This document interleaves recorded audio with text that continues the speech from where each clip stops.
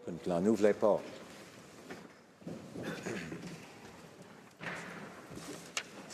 Tabling of documents. The Honourable Parliamentary Secretary to the Government House Leader.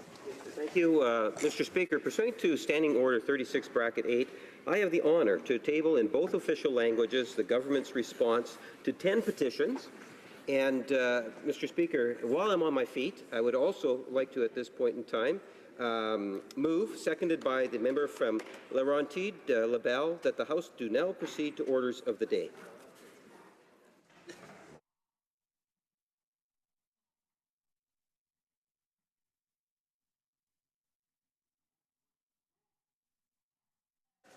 Mr. Lamoureux, seconded by Mr. Graham, moved that the House do now proceed to orders of the day. Is it the pleasure of the House to adopt the motion?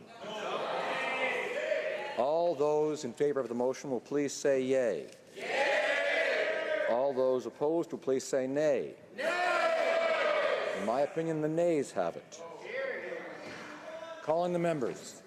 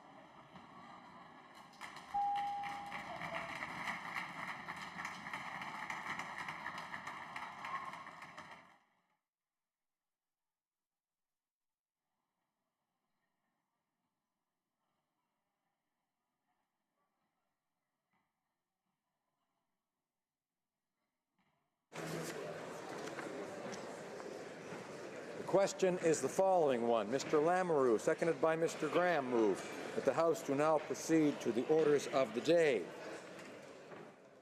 Tous ceux qui appuient la motion. All those in favor of the motion will please rise. Ms. Chager. Mr. Hare. Mr. Hare. Mr. Paltrow. Mrs. Qualtrough. Mr. Sajjan. Mr. Sajjan. Mrs. Philpott. Mrs. Philpott. Mr. Goodale. Mr. Goodale. Madame Joly. Madame Joly. Ms. Mahaichuk. Mahaichuk. Mr. Leblanc. Mr. Leblanc. Ms. Foote. Ms. Foote. Mr. Bryson. Mr. Bryson. Ms. Wilson-Raybould. Ms. Wilson-Raybould. Mr. Macaulay-Cardigan. Mr. Macaulay-Cardigan. Madame Le Boutillier. Madame Le Boutillier. Mr. McCallum. Mr. McCallum. Mr. Baines. Mr. Baines. Ms. Bennett. Ms. Bennett. Monsieur Poisson. Monsieur Poisson. Monsieur Paradis. Monsieur Paradis. Mr. Easter. Mr. Easter. Ms. Scrow. Ms. Scrow. Mr. Nault. Mr. Nault. Mr. Bagnall. Mr. Bagnall. Mr. Casey Cumberland-Colchester. Mr. Casey Cumberland-Colchester. Mrs. McCrimmon. Mrs. McCrimmon. Mr. McKay. Mr. McKay. Ms. Cara. Ms. Cara. Monsieur Picard. Monsieur Picard. Mr. Boissonneau. Mr. Boissonneau. Mr. Cuzner. Mr. Cuzner. Ms. Haidu. Ms. Haidu. Mr. Carr. Mr. Carr. Ms. Monsef. Ms. Monsef. Mr. Leslie. Mr. Leslie. Mr. Sohi. Mr. Sohi. Monsieur Garneau. Mr. Garneau. Ms. Duncan Etobicoke North. Ms. Duncan Etobicoke North. Monsieur Duclos. Monsieur Duclos. Ms. Fry. Ms. Fry. Monsieur Dubourg. Monsieur Dubourg. Ms. Murray. Ms. Murray. Ms. Gould. Ms. Gould. Mr. Varani. Mr. Varani. Mr. Wilkinson. Mr. Wilkinson. Monsieur Fergus. Mr. Fergus. Monsieur Lametti. Monsieur Lametti. Ms. Jones. Ms. Jones. Mr. Sims. Mr. Sims. Mr. Tansey. Mr. Tansey. Mr. Dollywall. Mr. Dollywall. Ms. Vandenbelt. Ms. Vandenbelt. Mr. Spengeman. Mr. Spengeman. Mr. Scarpalagia. Mr. Scarpalagia. Mr. Rota. Mr. Rota. Madame Mendez. Madame Mendez. Mr. Oliphant. Mr. Oliphant. Mr. Eiking. Mr. Eiking. Ms. Dillon. Ms. Dillon. Mr. Algabra. Mr. Algabra. Ms. Goldsmith-Jones. Ms. Goldsmith-Jones. Ms. Rudd. Ms. Rudd. Mrs. Cesar Chauvin. Mr. Cesar Chauvin. Mr. Lamoureux. Mr. Lamoureux. Ms. Young. Ms. Young. Mr. Champagne. Mr. Champagne. Mr. Beach. Mr. Beach. Mr. Duguid. Mr. Duguid. Mr. Casey Charlatan. Mr. Casey Charlatan. Mr. Blair. Mr. Blair. Ms. Alaslev. Ms. Alaslev. Mr. Holland. Mr. Holland. Monsieur Schiffke. Monsieur Schiffke. Mr. Vaughn. Mr. Vaughn. Ms. Hutchings. Ms. Hutchings. Mr. Jesnevsky. Mr. Jesnevsky. Mr. Pesky-Solido. Mr. Pesky-Solido. Mr. Aldag. Mr. Aldag. Mr. Amos. Mr. Amos. Mr. Anand Sangre. Mr. Ananda Sangari. Mr. Arsenault. Mr. Arsenault. Mr. Aria. Mr. Aria. Mr. Ayoub. Mr. Ayoub. Mr. Badaway. Mr. Badaway. Monsieur Bayless. Monsieur Bayless. Biddle. Mr. Biddle. Mr. Bossio. Mr. Bossio. Bertina. Mr. Bertina. Mr. Breton. Mr. Breton. Mr. Chen. Mr. Chen. Mr. Bruson. Mr. Bruson. Mr. Moff. Mr. Moff. Mr. De Courcy. Mr. De Courcy. Monsieur Diokio. Mr. Diokio. Monsieur Drouin. Monsieur Drouin. Ms. Zerowitz. Zerowitz. Mr. Assassi. Mr. Assassi. Ms. Pettipat-Taylor. Pettipat-Taylor. Monsieur El Khoury. Monsieur El Khoury. Mr. Ellis. Mr. Ellis. Mr. Erskine Mr. Smith. Erskine Smith. Mr. Ailson. Mr. Ailson. Mr. Fillmore. Mr. Fillmore. Mr. Finnegan. Mr. Finnegan. Mr. Fisher. Mr. Fisher. Mr. Fonseca. Mr. Fonseca. Mr. Fragascados. Mr. Fragascados. Mr. Fraser West Nova. Mr. Fraser West Nova. Mr. Fraser Central Nova. Mr. Fraser Central Nova. Mr. Fuhr. Mr. Fuhr. Mr. Gerritsen. Mr. Gerritsen. Mr. Graham. Mr. Graham. Mr. Gurwal. Mr. Grewal. Mr. Hardy. Mr. Hardy. Mr. Harvey. Mr. Harvey. Mr. Housefather. Mr. Housefather. Mr. Hussein. Mr. Hussein. Monsieur Yacono. Monsieur Yacono. Mrs. Jordan. Mrs. Jordan. Mr. Johari.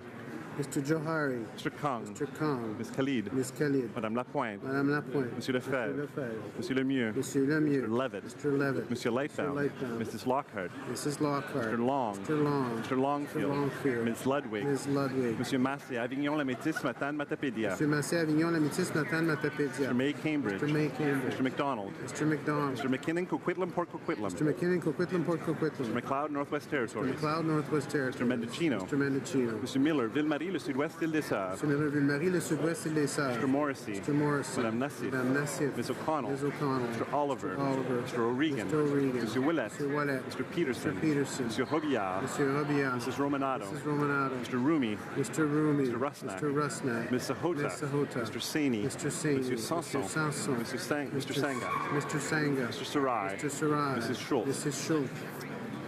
Monsieur Serre. Mr. Serre.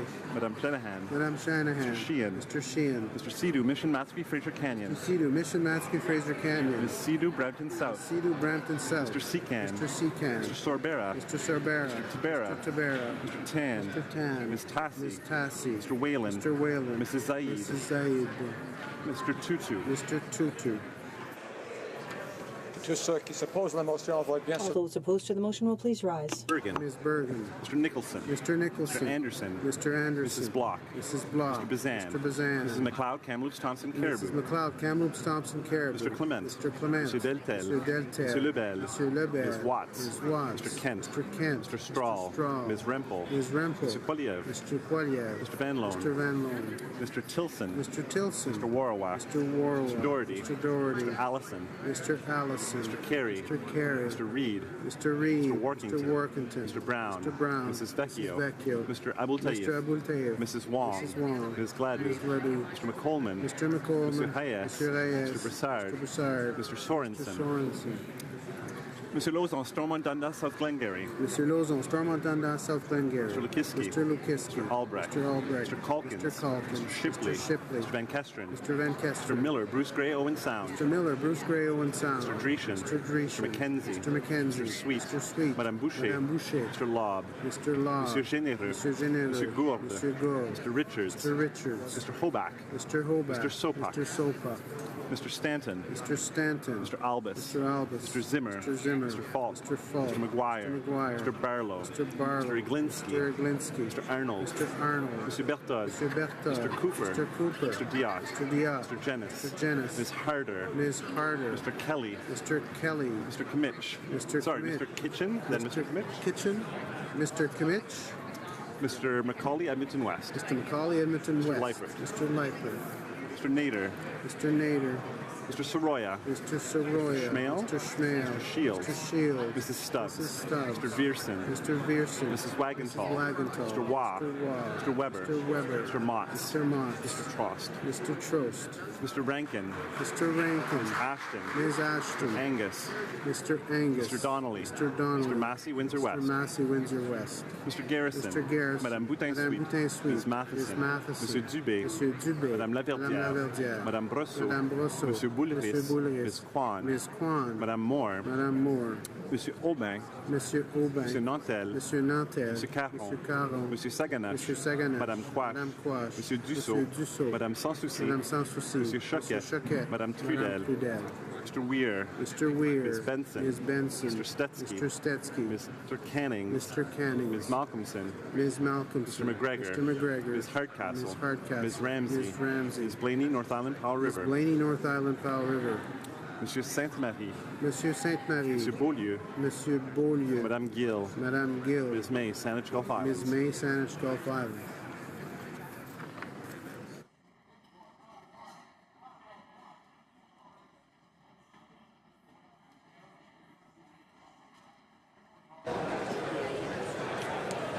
Yeas pour 167, 167. Nays contre 113, 113. Je déclare la motion adoptée. Because I declare the motion carried. James Bay. Mr. Speaker, I just wanted to clarify because normally in the morning is the opportunity for individual members to raise issues, for example, petitions from Sault Ste. Marie of people who feel their voices are not being heard in this Parliament. So is this procedural game by the Liberals erasing our right as parliamentarians to speak on behalf of the people that sent us here?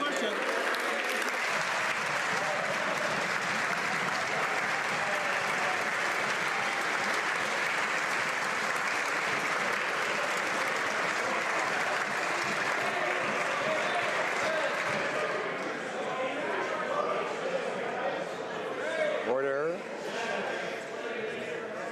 Order. Order. I think the honourable member is familiar with the situation. I'm not sure this is a point of order as much as a point of debate, but I think he's made the point that he wished to make. Orders of the day. The honourable Government House Leader. Speaker, I move, seconded by the Minister of Canadian Heritage, that in relation to Bill C-26, an act to amend the Canada Pension Plan, the Canada Pension Plan Investment Board Act, and the Income Tax Act, not more than one further sitting day shall be allotted to the consideration at second reading stage of the bill, and that 15 minutes before the expiry of the time provided for government orders on the day allotted to the consideration at second reading stage of the said bill, any proceedings before the House shall be interrupted, if required, for the purpose of this order, and in turn, every question necessary for the disposal of the said stage of the bill shall be put forthwith and successively without further debate or amendment. Thank you, Mr. Speaker. Excellent. That's really good.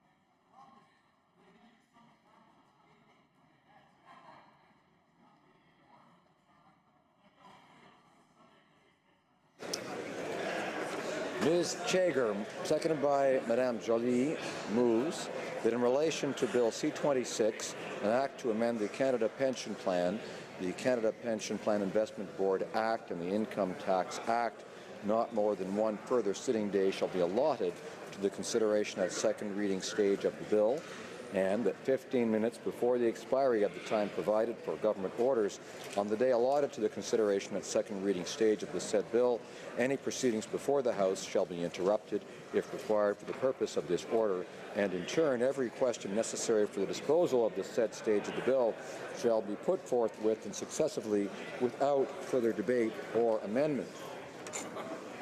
Conformément à l'article Pursuant to Standing Order 67-1, there will now be a question period lasting 30 minutes. I would invite the honourable members who wish to ask questions to rise so that the Speaker has an idea of the numbers of members who wish to participate in this period of questions. I see that the questions will be very short. The Honourable Member for Central Okanagan's Milkmain Nicola. Thank you, Mr. Speaker, and it's unfortunate that I rise to ask this question today. Simply, I'm going to ask the Minister for this.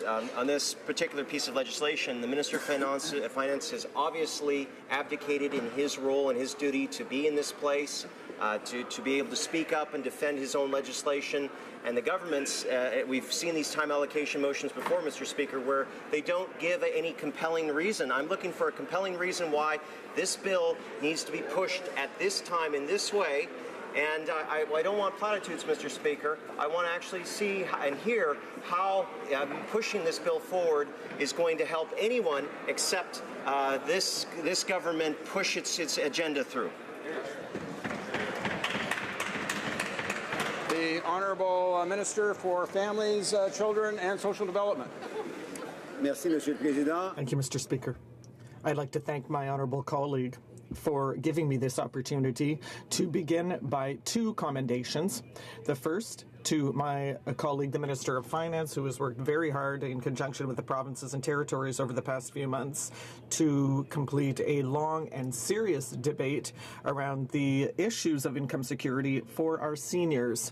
This was a debate that was held in a very serious fashion, and after a few weeks of work in June, all provinces concerned reached an agreement with the Government of Canada to enhance this CPP system. Will have tremendous impacts on the income security of our seniors and also on the possibility for all our workers of present and future generations to have broad open access to the labour market. I'd also like to commend 60 of my colleagues who worked very hard on this issue during the period in question. The Honourable Member for Belleuil-Chambly. Thank you, Mr. Speaker. This is very curious because yesterday we heard that the Parliamentary Secretary was very indignant.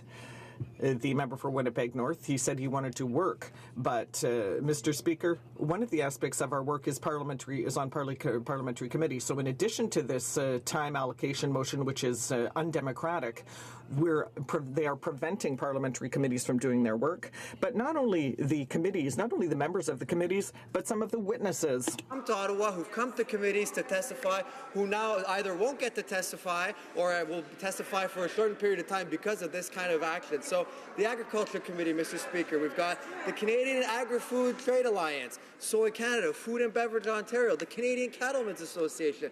At the Health Committee, we've got Alzheimer's Disease International, Canadian Society of Palliative Care Physicians, Council of Senior Citizens Organization of British Columbians. If they're not going to respect Parliament, can they at least respect those witnesses? The Honourable Minister of Families. Thank you, Mr. Speaker. I'd like to thank my colleague for having mentioned how important it is to hear from not only the members of this House, but also from all of those who want to speak up at parliamentary committees. This is a very important bill that we're talking about, Mr. Speaker, not only to bring major change in terms of improved income security for our seniors, but also for our workers, the most vulnerable workers, to be better included in the labour market. among other things, by having easier and more favorable access to a public pension plan in the long term.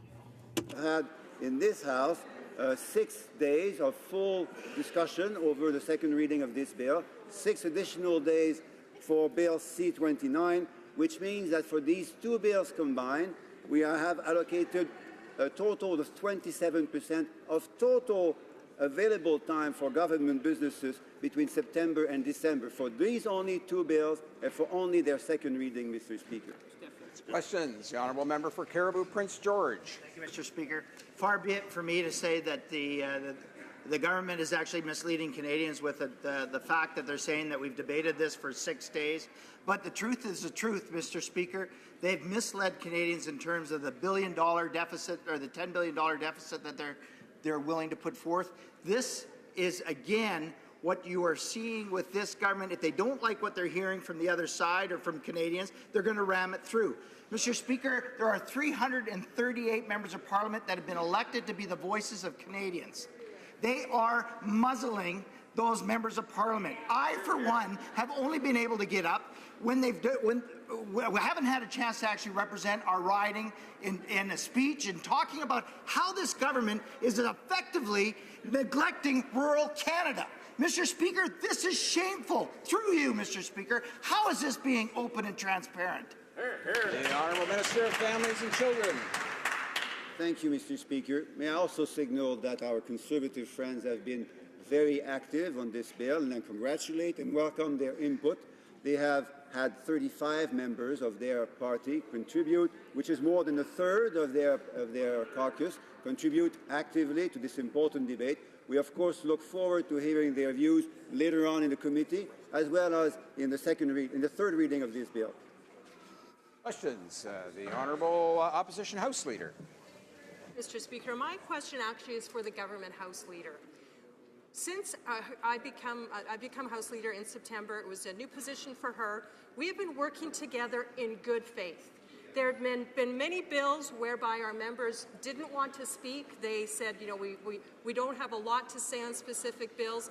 And bills have been able to get through, and the government has been able to accomplish things. And we negotiated those things and did this in good faith. But we asked the government that our members would be able to speak on these really important fiscal bills, on the budget bill and on the CPP bill. Less than a third, just over a third of our members have been able to speak on this bill. The government didn't say, hey, we're going to give 4 or 5 days. They didn't tell us, and they just sprung this on us twice in 1 week. Mr. Speaker, they have absolutely wrecked any goodwill we had. They've changed the tone. It's not a good tone that's going on right now, Mr. Speaker. The Honourable Minister of Families, Children and Social Development. Order. Thank you, Mr. Speaker, for this, and thank you to my colleague for this opportunity to provide further details on the important responsibility which us parliamentarians have, not only towards members of this House, but also towards Canadians. We want to have an open, constructive debate around the important issues that my colleague has signaled. We also want to fulfill the responsibilities and the expectations which Canadians have for us. And that means, Mr. Speaker, that it's time to allocate the important days that we have in discussing in this House. We need to do this in a very responsible manner. As I mentioned earlier, for the second reading, only the second reading of two important bills, we're allocating more than 25% of the total government business time available between September and December. Questions? The Honourable Member for Victoria. Mr. Speaker, here we go again for the second time this week. The Liberal government has invoked time allocation, and it's not as bad, I concede, as it was under the Harper government, where over 100 times they resorted to that. But the sledgehammer of time allocation, Mr. Speaker, is simply not available. There are other tools. Whatever happened to the cooperative, collaborative approach promised by the Prime Minister? Here's what the Parliamentary Secretary to the Government House Leader said not that long ago, quote, "The government, by once again relying on time allocation motions to get its agenda passed, speaks of incompetence. It speaks of a genuine lack of respect for parliamentary procedure and ultimately for Canadians, Mr. Speaker," close quote. That is what he said. This bill with which we are seized, Bill C-26, thanks to the excellent work of my colleague from Hamilton Mountain, is deeply flawed in discriminating against women and disabled people. So why, Mr. Speaker, are we rushing a flawed bill through by imposing time allocation? The Honourable Minister of Families, Children and Social Development. Merci, Monsieur le Président. Thank you, Mr. Speaker. I recognize that some people in this House did not have the opportunity to go through times where time allocation was a bit more frequent. I am a new member in this House, and I don't understand exactly, as well as my my colleague, how things were done under that government. But our government respects all viewpoints in this House, and we also respect the mandate of economic and social development that Canadians want to see fulfilled. And that's the purpose of this bill, to reduce the income or to improve the income security of 300,000 seniors, 6,000 low-income workers. Will see the vulnerability rate go from 24% from 18 to 18%. Those are ambitious objectives, and we intend to achieve them. Questions. The Honourable Member for Saanich, Gulf Islands. Thank you, Mr. Speaker. And I rise to pick up on the point of the Honourable Opposition House Leader, because when these debates about time allocation take place, the questions and the response are directed to the substance of the bill, in this case C-26, but the real issue lies beneath the surface, which is a deteriorating relationship between the larger parties in this place, which unfortunately bleeds into and contaminates other important work in committees and so on. The tone and the willingness to collaborate I've rarely found to be the fault of only one party. It generally reflects a lack of cooperation on the part of all parties. So my question is not really a question to the government, but a plea to all the House leaders in this place, whether the member for Victoria or the opposition party House leader and the government House leader, with all due respect, please do a reset. Whatever's gone wrong in your relationship, go out, find a bar somewhere, have a scotch, and figure it out. The Honourable Minister of Families, Children and Social Development. Order. Thank you, Mr. Speaker. I think these words from our respected, experienced colleague are well taken. I think we all feel this great responsibility which Canadians have given to us just a year ago. They know how much they expect us to work together in a full, respectful relationship, open, critical, but always respectful. And my colleague, our colleague, Mr. Speaker, is a good demonstration of not only the importance of doing this work individually, but the importance of doing this work collectively. Questions. The Honourable Member for Kamloops, Thompson, Caribou.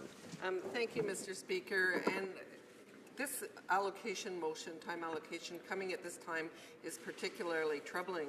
Not only have less than half of our members had an opportunity to speak, but since we last had an opportunity to debate this bill, things have changed quite significantly in Canada. We have an election to the south where we know that there's going to be a new plan that's going to impact businesses, it's going to impact trade, it's going to impact many of our small businesses up here in Canada. What I'm mostly concerned about is we have not had a chance to articulate how this plan at this time is particularly foolhardy given what's happening to the south. So, you know, the broken promises to our small businesses about their tax rates, the item after item where they have broken the promises, and now, of course, they are putting us in an incredibly difficult position compared to the south, and we have not had an opportunity to debate that point. De la famille et les enfants. Honourable Minister of Families and Children. Thank you, Mr. Speaker. I think that we all appreciate the viewpoint of our colleague. We certainly want to insist on the importance of continuing to debate. We can do so in the parliamentary committee, and that's when we can also hear the viewpoints of people who do not have the opportunity like we do to be here in the House of Commons. So we're eager to hear their viewpoints. We're also eager to come back at third reading to be able to read the report from the parliamentary committee and to hear the viewpoints that will be once again expressed very inclusively during the parliamentary committee. Member for Winnipeg Centre. Thank you, Mr. Speaker. I sit on the Finance Committee, and on November 16th, 2016, we had the opportunity to study the file. We also studied this on November 14th, November 15th, November 1st. We talked about the CPP Investment Board and Finance Department. And I think for me, it's time that this bill moves on in its next stage. It comes to the committee, that we have the opportunity to actually finally sit down and study it and get into the greater detail, clause by clause, and really trying to find out the matter of it. And I really hope this House can start moving on the work that we would like to be doing in the Finance Committee in a more appropriate way. the Honourable Minister of Families, Children and Social Development. May I express my gratitude to our colleague for being an important member of this important committee. He knows more than many of us in this House how important the work of the committee is and will be in guiding the next step of this important legislation. Again, we have very important responsibilities, Mr. Speaker. We are talking about inclusiveness of this generation and future generations of workers in the labour market. We're also talking about fighting economic vulnerability, economic insecurity for many of our seniors. Many of them are waiting for us for more help when it comes to living in retirement with dignity and security. Questions? The Honourable Member for Abitibi-Témiscamingue. Thank you very much, Mr. Speaker. When time allocation motions are used in a situation that is not urgent, well, often that demonstrates a failure of the parties to work together with other parties and to reach an agreement. So I'd like to know, since the government promised that they would work with the other parties, why is the government not able to sort this out, and why is the government obliged to have recourse to tools that they have actually condemned many times? The Honourable Minister. Thank you, Mr. Speaker. Well, this gives me the opportunity to come back to something that we heard recently, which is the idea of working together in this House, the respect for other people's points of view, and also the obligations that we have to Canadians to move our public and social agenda forward. Canadians know that they want us to help build a more prosperous and inclusive society, a society that leaves no one behind. They also want us to work on sustainable development. We know that our society is facing significant challenges in this regard. So all members in this House, on both sides, are perfectly aware of the importance of working together, not only here, but also for the well-being of all Canadians. Questions. The Honourable Member for Louis Saint Laurent. So I acknowledge my colleague from Quebec. This is essential to public debate because it directly affects taxpayers' pocketbooks. In the pocket of the people, around $1,000 for each person who worked.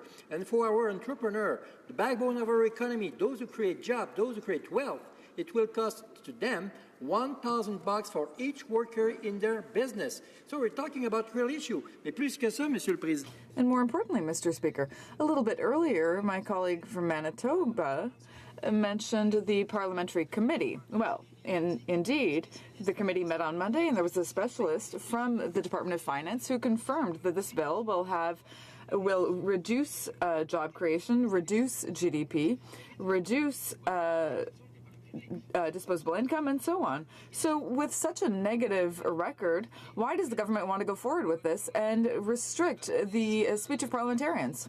The Honourable Minister. Mr. Speaker, I have a simple answer. We want to move forward because that's what Canadians want, and because Canadians know that this is good for this generation and for future generations. All provinces who are affected by the strengthening of the CPP completely agree with the Canadian government's decision to move forward with this. 75% of Canadians living in the 9 provinces affected also agree, according to surveys. They agree with the idea of strengthening the CPP. Mr. Speaker, it is extremely important to do this. Canadians have been waiting for the CPP to be strengthened for years. In Canada, there is a very high, very concerning rate of insecurity for seniors, and we need to find a reliable, low-cost, and easy way of strengthening the CPP. This is what Canadians have been waiting for. Mr. Speaker, we have the opportunity in this House to take part in a change that all Canadians will remember. It's an incredible opportunity, and this is something Canadians will celebrate for years. Thank you, Mr. Speaker. New Democrats want to get back to work on this. We don't want to be debating another closure debate. We do want to be debating the CPP bill. The debate already has identified serious flaws which would interfere with the access to CPP for persons with disabilities and for women who choose to stay at home and do unpaid work. So the debate has already raised important issues that we need to further discuss, and we need to hear that the government wants to resolve.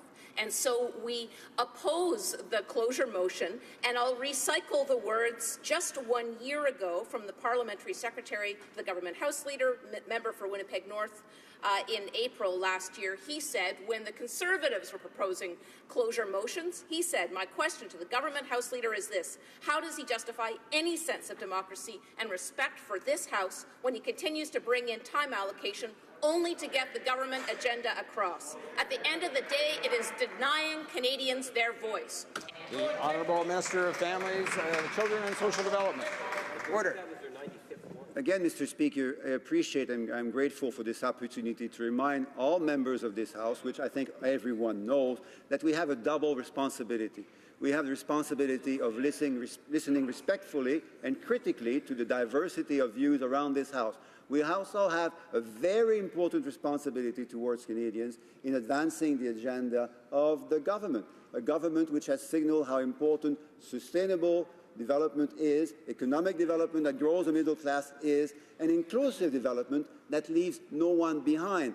And that combination of development objectives, Mr. Speaker, speaks very much in favor of this particular bill, which not only is going to grow the economy, make workers more integrated in the labour force, more able to engage in a fruitful and long-term relationship between employers and employees, but also in protecting the inclusiveness and the security of our seniors. Thank you. About 10 minutes remaining. I'm going to do my best to get all those who have been standing recently into the debate. The Honourable Member for Chilliwack Hope.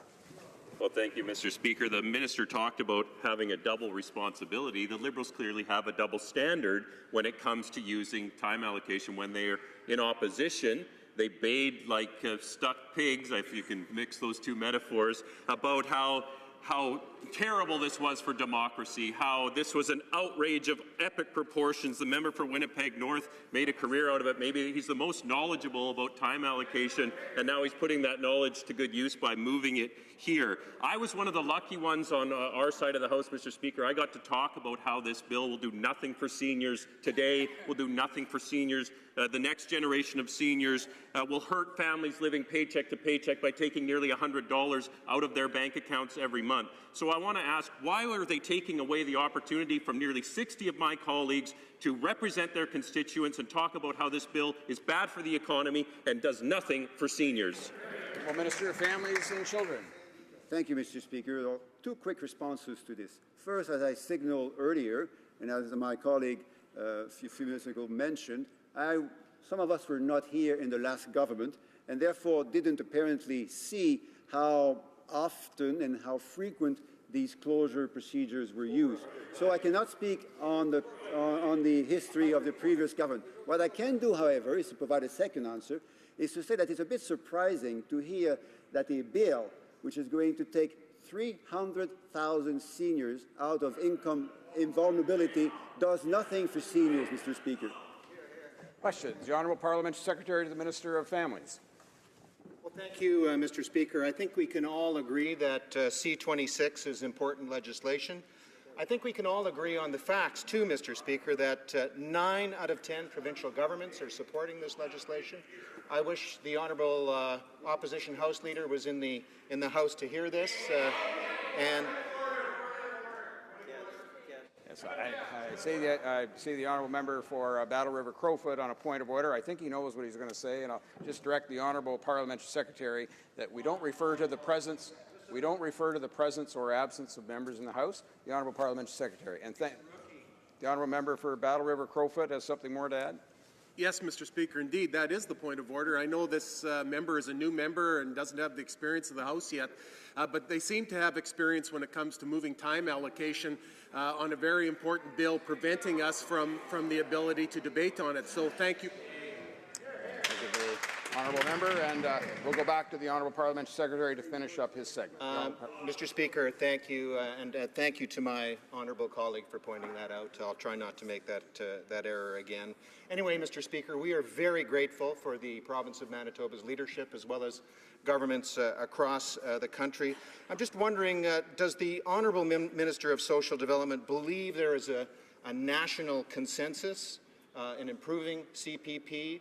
Not only among governments, but across the Canadian public, and should Parliament really reflect the will of Canadians and move this legislation to standing committee expeditiously?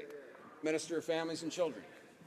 Thank you, Mr. Speaker. May I say how proud and privileged I am to work with my parliamentary secretary every day in advancing the needs, addressing the needs of seniors in particular. In the context of this particular debate, Mr. Speaker, we have seen over just 1 year a government which has been listening first to the vast majority of Canadian interest and views on this important matter. In a matter of few months, my colleague, the Minister of Finance, has advanced this discussion very quickly and has come out with a strong agreement with all provinces that have a link to the Canadian Pension Plan. This is, Mr. Speaker, not only a remarkable outcome in such a little time, but even more importantly, Mr. Speaker, this is a very important outcome for the current generation of workers and the future generations of workers, as well as all seniors in our country. Questions? The Honourable Member for Barrie Innisfil. Well, Mr. Speaker, one of the things that I find awfully distressing about this, and I'm sure the 33 new colleagues on this side of the House, I was sent to this place to extend my voice on behalf of the people I represent, Mr. Speaker. And it's awfully disappointing to hear this. And what's disappointing the most about it is the hypocrisy on the part of the government. You know, a year ago when they had the throne speech, they set this new tone. And I remind them again what they said. And to give Canadians a stronger voice in the House of Commons, the government will promote more open debate. One thing I've found as a new member, Mr. Speaker, is that my word is my worth in this place, okay? It means everything. Why do their words not matter? Why do they not matter in this situation with respect to the throne speech? Why did they not matter in terms of the direction that the Prime Minister sent on his ministers with the appendix in terms of conflicts of interest? Why are their words not worth anything, Mr. Speaker? Minister of Families and Children. Merci, Monsieur le Président. Thank you, Mr. Speaker. All opinions expressed in this House are important, including the opinions of the opposition, and I have the privilege of being able to listen to those opinions every day in this House. Members in this House have had the opportunity to hear from 35 Conservative Party members give their opinion on this matter, so that's more than a third of the Conservative Party caucus. And we do want to continue hearing their opinions and the opinions of all members. We are also looking forward to hearing or to looking at the committee's report. Honourable Member for Sherwood Park, Fort Saskatchewan. Thank you, Mr. Speaker. I think my colleagues have ably discussed many of the issues around time allocation. I do want to ask specifically on Bill C-26. Many people, when they put money aside privately, they're not just saving for their retirement. They're saving for interim priorities, maybe saving up for an education, then realize that value of that education to save up for a new home, realize the value of that home then to help them save for retirement. But the government, by pulling back on the eligible investments for tax-free savings accounts, taking more money away from people and having the government save, actually robs people of the ability to use their savings for interim projects, things like education, things like buying a home, things like investing in a business. Is this not another reason why we're much better off empowering people to save for their own futures, interim as well as long-term projects? We're better off doing it that way than the government's government knows best approach. Minister of Families and Children. Merci, Monsieur le Président. Thank you, Mr. Speaker. I thank my colleague for giving me the opportunity to talk about these very important issues concerning seniors in our society. In recent months, we've announced two important measures that will have a significant impact on the well-being of our seniors. First, the changing eligibility for OAS 265 that will help many seniors get out of extreme poverty. This will allow seniors to have, well, we will be imposing there will be an improvement of 40%. Then there's also the guaranteed income supplement that will help 900,000 seniors across the country get more money, and 13,000 of those seniors will be lifted out of poverty. Honourable member for Vancouver East. Very much, Mr. Speaker, and I just want to say this. So this is another way of shutting down debate. We call it time allocation in this Parliament. In different scenarios, we actually call it the guillotine, where you just literally shut down debate. I'm a newly elected MP here. Like so many, we were so happy and so honored and privileged to take our place in this seat. Part of that is to make sure that every single community have a voice in the House of Commons. But with shutting down of the debate, I will not have the opportunity to bring forward my constituents' point of view around this important bill. Impacts seniors, impacts families, and all of our communities. The government said that they would do things differently. I was so hoping and so looking forward to doing it differently. But now I see a pattern of behavior that's leading us down the road to show that we're not that different from the former Harper government. So why is the government doing this? And will the minister actually consider withdrawing this motion so that we can all do our job and bring up... The Honourable Minister of Families, Children and Social Development. Order. Well, may I start by congratulating my colleague, not only for her election, but also for her passion and the sense of pride that she feels, as I do and as we do, in belonging to this House. The pride which is attached to two things. First, the opportunity of spending fruitful and critical time with members of this House, all of them distinguished. But second, Mr. Speaker, also the responsibility to move forward in advancing the interests of all Canadians. Now, in that context, Mr. Speaker, may I repeat again that we are allocating 27% of the total available government business time between September and December to the second reading, just a second reading of two bills. So that's, I think, Mr. Speaker, a sign of the importance that we're allocating to this particular bill, and we're looking forward to further discussion at the parliamentary committee stage. Order. It is my duty to interrupt deliberations at this point and to vote upon the matter with which the House is now seized. The question is as follows. Ms. Chagger, seconded by Ms. Joly, moves that concerning Bill C-26, an act to amend the Canada Pension Plan, the Canada Pension Plan Investment Board Act, and the Income Tax Act, be subject to only one further day of debate, and that at second reading, and that 15 minutes before the expiration of the time,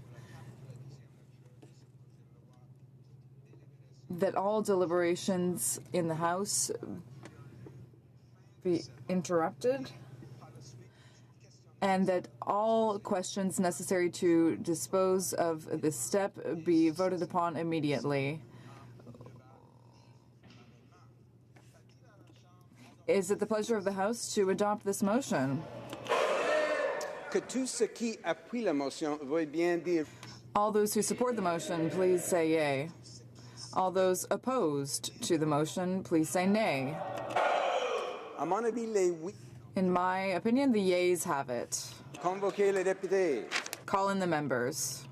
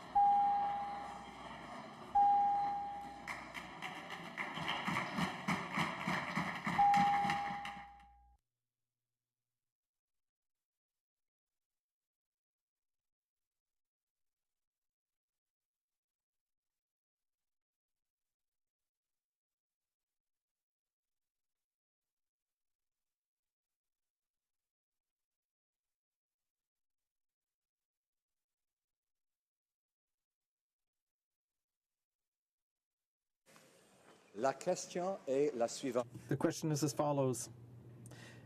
Ms. Chagger, seconded by Ms. Joly, moved that in relation to Bill C-26, an act to amend the Canada Pension Plan, the Canada Pension Plan Investment Board Act, and the income... Can I dispense? No. Okay. And the Income Tax Act, the Canada Pension Plan Investment Board Act. Not more than one further sitting day shall be allotted to the consideration at second reading stage of the said bill, and that 15 minutes before the expiry of the time provided for government orders on the day allotted to the consideration at second reading stage of the said bill, any proceedings before the House shall be interrupted, if required, for the purpose of this order, and, in turn, every question necessary for the disposal of the said stage of the bill shall be put forthwith and successively without further debate or amendment. All those in favor of the motion will please rise. Ms. Chagger. Ms. Chagger. Mr. Hare. Mr. Hare. Ms. Qualtrough. Ms. Qualtrough. Mr. Sadger. Mr. Sadger. Mrs. Philpott. Mrs. Philpott. Mr. Goodale. Mr. Goodale. Madame Joly. Madame Joly. Ms. Mahaicha. Ms. Mahaicha. Mr. LeBlanc. Mr. LeBlanc. Ms.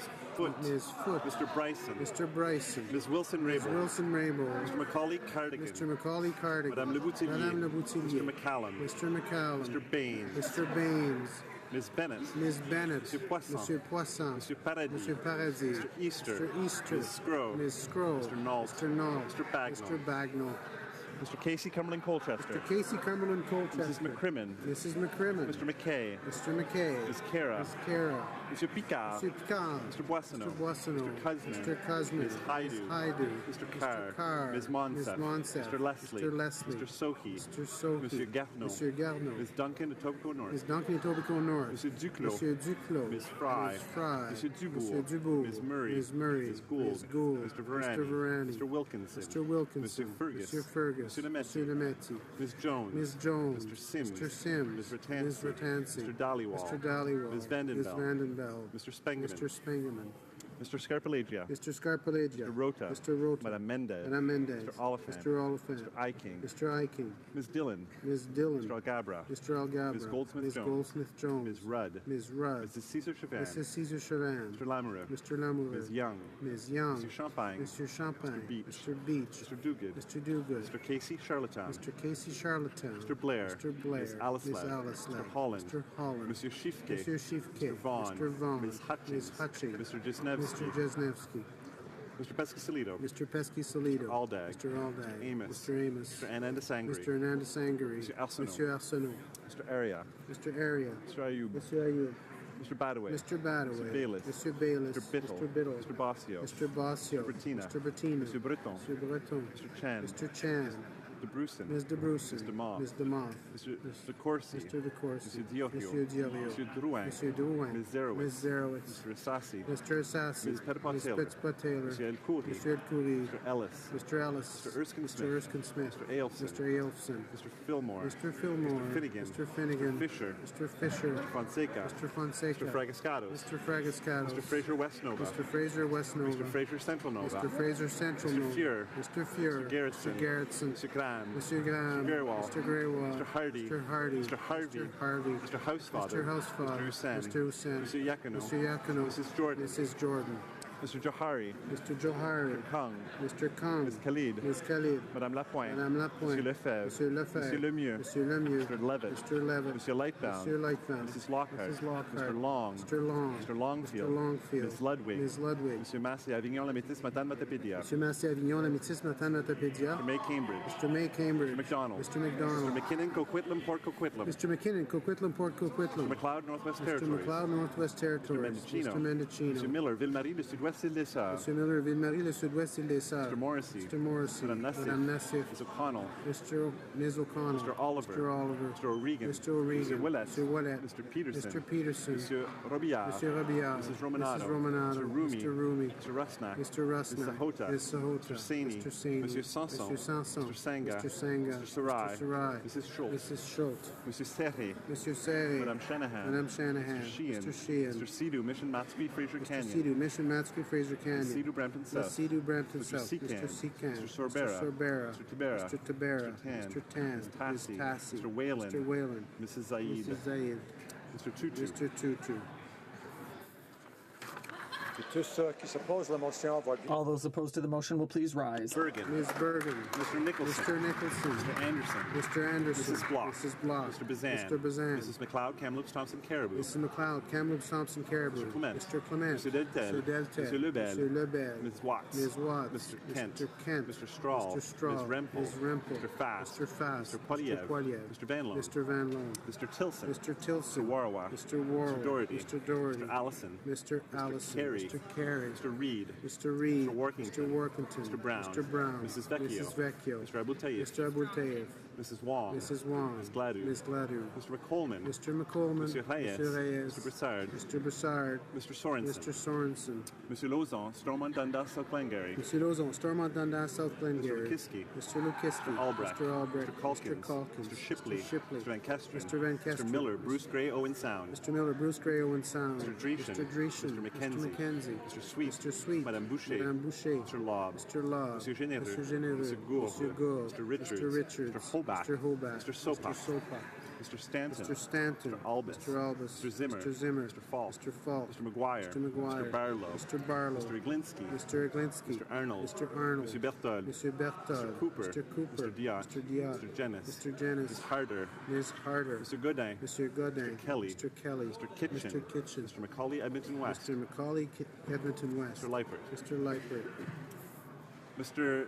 Nader. Mr. Nader. Mr. Soroya. Mr. Soroya. Mr. Schmale. Mr. Schmale. Mr. Shields. Mr. Shields. Mrs. Stubbs. Mrs. Stubbs. Mr. Vierson. Mr. Vierson. Mrs. Wagenthal. Mrs. Wagenthal. Mr. Waugh. Mr. Waugh. Mr. Weber. Mr. Weber. Mr. Moss. Mr. Moss. Mr. Trost. Mr. Trost. Mr. Rankin. Mr. Rankin. Ms. Ashton. Ms. Ashton. Mr. Angus. Mr. Angus. Mr. Donnelly. Mr. Donnelly. Mr. Massey, Windsor West. Mr. Massey, Windsor West. Mr. Garrison. Mr. Garrison. Madame Boutin-Suite. Madame Boutin-Suite. Ms. Matheson. Ms. Matheson. Monsieur Dubé. Monsieur Dubé. Madame Laverdière. Madame Laverdière. Madame Brosseau. Madame Brosseau. Monsieur Boulris. Monsieur Boulris. Ms. Kwan. Ms. Kwan. Mr. Julian. Mr. Julian. Madame Moore. Madame Moore. Mr. Duval. Mr. Duval. Monsieur Aubin. Monsieur Aubin. Monsieur Nantel. Monsieur Nantel. Monsieur Caron. Monsieur Caron. Monsieur Saganache. Monsieur Saganache. Madame Quash. Madame Quash. Monsieur Dussault. Monsieur Dussault. Madame Sans Souci. Madame Sans Souci. Monsieur Choquet. Monsieur Choquet. Madame Trudel. Madame Trudel. Mr. Blakey. Mr. Blakey. Mr. Weir. Mr. Weir. Ms. Benson. Ms. Benson. Mr. Stutsky. Mr. Stetsky. Mr. Canning. Mr. Canning. Mr. Johns. Mr. Johns. Ms. Malcolmson. Ms. Malcolmson. Mr. McGregor. Mr. McGregor. Ms. Hardcastle. Ms. Hardcastle. Ms. Ramsey. Ms. Ramsey. Ms. Blaney, North Island, Powell River. Ms. Blaney, North Island, Powell River.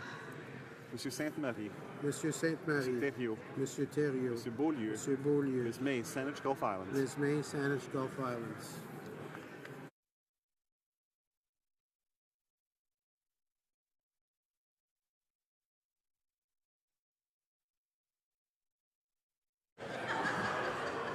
Yeas pour 167, 167. Nays contre 118, 118. Déclare la motion adoptée. I declare the motion carried. Orders of the day. Bill's comments, resuming debate on the amendment of Ms. Gladu of Bill C-26, an act to amend the Canada Pension Plan Investment Board Act, and the Income Tax Act.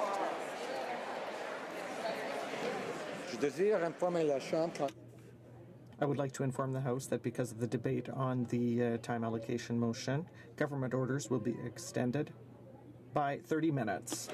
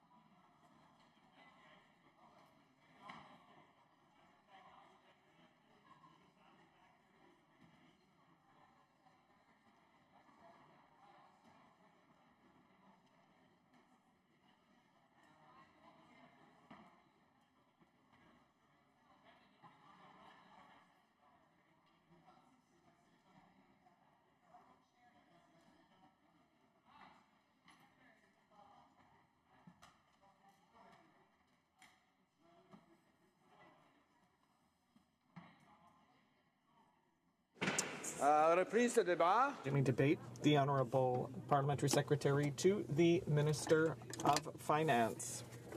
Speaker, I'm delighted that to start speaking on this very important bill today, Mr. Speaker. This is really transformational in our nation, and I'm delighted to be expressing that on behalf of this government. What we're doing, Mr. Speaker, is improving the life of future generations. People will be able to retire in dignity because of this government. The essence of what we're doing, Mr. Speaker, is very simple. We are going to move from 1/4 of pensionable earnings to 1/3 of pensionable earnings for generations to come. And I'm sure that people in this House will remember one day we will retire, Mr. Speaker, and they will look back at this great day where we have adopted the enhancement of the Canada Pension Plan with pride, because future generation will look at these members, will look at us and say, you did the right thing, not only for those who were there, but for future generation. So, Mr. Speaker, it's my privilege to rise today to speak about how this government is honoring our promises to Canadians, how we are helping to strengthen the middle class and all those working very hard every day to join it, and how through collaboration and partnership, as well as strong commitment to doing what's right, has brought us to the threshold of progress on a very, very important initiative for our country. Mr. Speaker, the promise of a dignified retirement is fundamental to the Canadian dream. Our country has long been a heaven for hard-working middle-class families who have been helped build this country to a modern, open, and cohesive country that we can all enjoy today. For decades, Mr. Speaker, people in Canada have believed that if you are willing to work hard, the goal of a comfortable retirement is well within reach. And that assurance is one of the reasons that our country has thrived. But lately, the goal of a secure retirement has come under threat. The world has shifted, and many of our citizens haven't seen the benefits of the tremendous economic growth we've achieved together over the last several decades. The soft underbelly of the world economy has revealed itself in unexpected and unexpected ways. Hard work doesn't always equal progress anymore. In many cases, a fundamental promise has been left unkept. Consider these facts, Mr. Speaker. We know that today, 1 in 4 families nearing retirement, that's 1.1 million families in this country, risk not having enough for retirement. In particular, middle-class families without workplace pension plans are at a greater risk of undersaving for retirement. 1/3 of these families are at risk. We also know that young Canadians in particular are facing the challenge of securing adequate retirement savings at a time when fewer can expect to work in jobs that will include a workplace pension plan. We knew we needed to act, Mr. Speaker, but we could not act alone. That is why, at the earliest opportunity, our government invited provinces to an inaugural discussion on enhancing the Canadian pension plan. This goes back to last December, mere weeks after we took office. We made excellent progress at the first meeting, so much that by June, consensus was achieved with provinces. The federal government, alongside participating provinces, reached an historic agreement to make meaningful changes to the CPP that will allow Canadians to retire with more money in their pockets and retire in dignity. That has truly helped to underscore the importance of partnerships and how serious we are about renewing the relationship we have with other jurisdictions so that we can work together on the challenges that affect us all.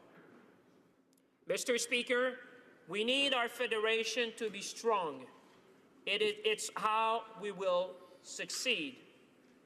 Just look at what we've done so far, Mr. Speaker. For the young worker in her early 20s, just starting out in her career, this will be a great benefit for her when she retires. In fact, young workers will see the largest increase in their retirement benefits. And I'm sure, Mr. Speaker, that members who are sitting in this House, every member is looking not only at the immediate term, but at the long-term future, whether it's their children, their grandchildren. And I can assure you, Mr. Speaker, as I went across this nation when we were looking at budget 2016, and I'm doing still for budget 2017, people want us to act for the immediate, but they also want us to act for the long term. That's why the Minister of Finance is called the long-term guy, because this is someone who's looking long-term to make sure that there'll be prosperity in our country for generations to come. By strengthening the Canada Pension Plan, workers will receive more money from their pension, from 1/4 of their eligible earnings to 1/3. This, Mr. Speaker, is a significant achievement. It is an historic agreement. It is a transformative agreement for this nation and for future generation. So let me get into the example. Say if a person makes $50,000 a year over their working life, they will receive about $16,000 each year in retirement instead of today $12,000. That's $4,000 more each year right into their pockets. This is money to save. This is money to invest. This is money that Canadian families and hardworking workers, when they retire, expect to have to be able to contribute to society. Mr. Speaker, what about those Canadians worried that this is nothing more than a new cost on their paycheck? And we've heard some members expressing that before. So let me give them a very straight answer. First, we made sure that the increase in contribution will be phased gradually so that people know in advance. When you're going to change policy, you need to tell people in advance. That's exactly what we've done, Mr. Speaker. So someone working with constant earning of $50,000 will contribute an additional $70 a year, Mr. Speaker. 70 per year, or $6 a month in 2019. So let me go back to the example. You get $4,000 more in benefit, and you're going to contribute in 2019 $6 a month more. I can assure you, when you go across this nation, people get it, Mr. Speaker, that this is in their best interest. And for the employee contribution portion of the enhanced CPP, we're also going to offer a tax deduction instead of a tax credit to ensure that new CPP contributions don't cut into the cost of savings. How will employers be affected? And we've heard members from the other side talking about employers. Well, let me answer them very straight, Mr. Speaker. They too, the employers, will benefit from a long and gradual phase-in starting in 2019. This is the responsible way to ensure that businesses and workers have time to adjust to the additional contributions associated with the enhanced program. But what about the low-income worker who was worried about the effect of increased CPP contribution on his paycheck, Mr. Speaker? How will enhanced CPP help him? Well, let me tell you very straightforward. I want to assure my colleagues and low-income workers in this country that an enhanced CPP will benefit all workers, including those with low incomes, in order to make sure eligible low-income workers aren't financially burdened as a result of the extra contributions. The government will also enhance the working income tax benefit. The proposed enhancement to the WITB is designed to provide additional benefits that roughly offset incremental CPP contributions for eligible low-income workers. So with this enhancement, there will be no impact on his disposable income, and when he retires, he will also get a larger retirement benefit payment. The bottom line is, if you're working in Canada and paying into the CPP and you plan to retire after 2019, you will have more money in your pocket from your CPP retirement pension benefit. Mr. Speaker, the time has come to restore Canadian faith in their government and to reward hardworking people having the audacity to dream of a secure retirement, like their parents and grandparents before them. After all, that was the deal. With these changes, Canadians can worry just a little bit less about having enough later in life and spend a little bit more time in the present raising kids, building their communities for the better. We feel this is a win-win, Mr. Speaker. I urge my honourable colleagues to support an enhanced CPP because they're going to do the right thing not only for this generation, but for future generation. And when they'll retire, they will look back in time and they'll say, I'm proud to have been in this House when we did the right thing for our children and grandchildren. Thank you, Mr. Speaker.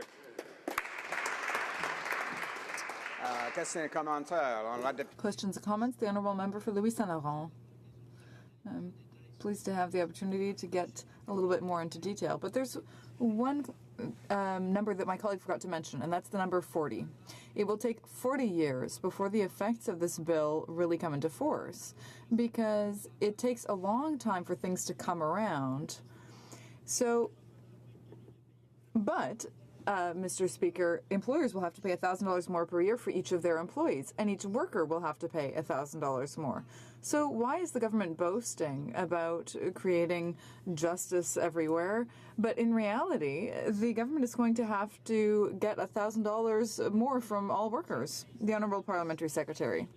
I thank the member for Louis Saint Laurent for his question and also for his contribution, because he makes a significant contribution to the Finance Committee.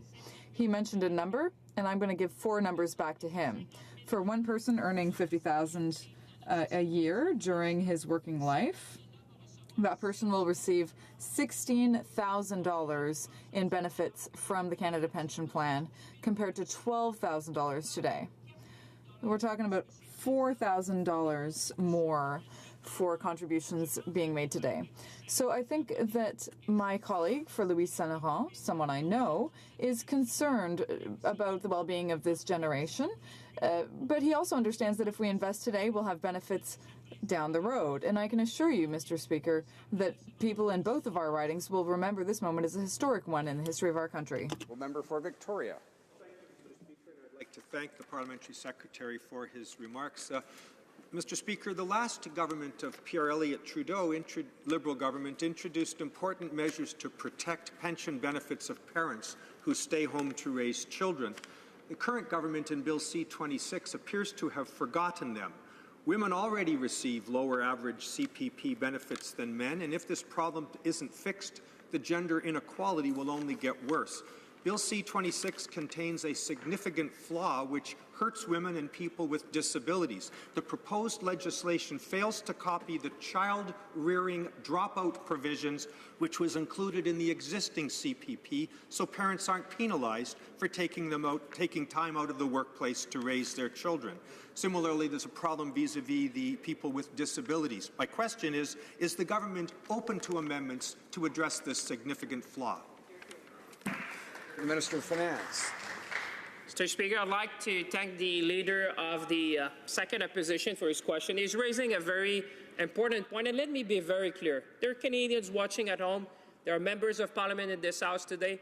What the CPP enhancement is going to do, Mr. Speaker, all Canadian workers will be better off. And to his point, I can assure him that when you look at the statistics, we know for a fact, Mr. Speaker, that those, when they retire, women tend to have less income than men in this country. So I can assure you, with the enhancement we're doing to CPP, those who are going to benefit more in our society are probably going to be women who will benefit from this enhancement, and we're very proud to provide additional income retirement for all Canadians, but particularly women who retire with less income than men in this country. Questions and comments. The Honourable Member for Edmonton Manning. Thanks for the speech from my colleague on the other side. I do enjoy also working with him on the Finance Committee. It seems like the $50,000 mark mostly is a point of argument that's favourable for him to start off on, showing that $4,000 increase. To be honest with you, $4,000 increase from 12 to 16,000 in a 4 years term with the inflation rate is very shy and is very short of reach. So this isn't going to benefit. And that extra investment that's going to be put in place by employee, and by the way, he never mentioned the contribution of the employer, which is a significant number in that fashion, and it will be more credible for him to mention that to Canadian public so they understand that the dollars that he's showing as the employee's contribution has to be also mentioning what the employer is going to pay and which is additional tax and that disadvantage for the employer. So the question is, how can you work the math properly to show Canadians the proper news when they're not going to see any of that benefit 4 years from now, and whether from financial position and investment position that will help Canadian and that will make sense of an investment, because I don't see it. It's not showing. And the Honourable Parliamentary Secretary to the Minister of Finance. The member on the other side, and I value his contribution to the Finance Committee. He's a man of numbers. Let me give him 6 numbers again, Mr. Speaker. So someone who makes $50,000 a year over their working life, they will receive $16,000 each year in retirement instead of $12,000 this year. That's $4,000 more per year, Mr. Speaker, when they retire. And what will they have to contribute to get that additional pension? If they make $50,000 over their lifetime in pensionable earnings, they will have to contribute a $6 a month starting in 2019 to get $4,000 more in additional benefit. Canadians get it, Mr. Speaker, and they want it. Resuming debate, the honourable member for Louis Saint-Laurent. Thank you very much, Mr. Speaker. I'm very happy to be able to speak on this issue, even if, unfortunately, we can see that the speaking rights of parliamentarians are being smothered by this government, who only allowed a little over a third of the Conservative caucus to speak on this bill. In the short term and the long term, this will have direct consequences. This bill will have direct consequences on taxpayers, and it will take 40 years before these so-called positive effects will actually take effect. So there are a lot of people here who will not be able to benefit from these so-called advantages of the bill. So there are two conflicting visions here. On the one hand, you have the vision of the Conservative Party, which prefers to give citizens the tools they need to save. And let's not forget, Mr. Speaker, that we invented the TFSA program. It's a very popular program which deserves to be maintained and which should be made more accessible. And so we like to give tools to people so that they can make better choices about their own saving. And on the other hand, you have the Liberal government, which says, we know what's best for people. We are going to take money out of the pockets of workers, and we are going to force employers to contribute even more to the Canada Pension Plan. So these are two different visions. You can see pros and cons in both of them, but for us, it's clear that workers, citizens, and entrepreneurs are able to make choices and should be able to make choices that are right for them rather than having the government choose for them. With this bill, what will we see? Well, we will see that from now on, workers will have to pay an average of $1,000 more per year to the CPP. And employers will have to pay an average of $1,000 per year per employee. That is a very heavy burden, Mr. Speaker. So let's look at the question of $1,000 per worker, first of all. Now, we all believe that it's always better to leave money in the pockets of ordinary people rather than giving it to the government. So having an additional contribution of up to $1,000 per worker is not the right choice. When it comes to employees and employers, we believe that jobs are not created by the government. Jobs are created by private enterprise. The government should do everything it can to help businesses and pave the way for them to do what they need to do. But it's not up to government to do the job of businesses. Businesses are the true job creators and wealth creators. They are really the central nerve of our economy. So we need to help them do what they need to do rather than imposing new charges on them. But the government is imposing new charges on them, $1,000 per worker. And Mr. Speaker, when we know that this government will be imposing even further charges on our businesses, well, that really doesn't bode well for the future. This government, for example, wants to impose the Liberal carbon tax, which will have a direct impact on our businesses. Let's remember that this government committed to reducing the corporate tax rate from 10.5% to 9%, but there's not even the slightest hint that this might actually happen. Let's also remember, Mr. Speaker, that this government was elected on a promise of running only a modest deficit of $10 billion, but the reality is 3 times worse. Today, we don't even know when we will be balancing the budget. And let's not forget, Mr. Speaker, that deficit is a tax that we are leaving to our children and grandchildren who will have to pay for it later on. So the path that the government is taking with this bill is not the right one. So let's look at the facts for a bit, Mr. Speaker. Of course, we all want to have a pleasant, a long retirement. Everyone wants to have that retirement and everyone wants to work hard for it. But let's recognize the reality.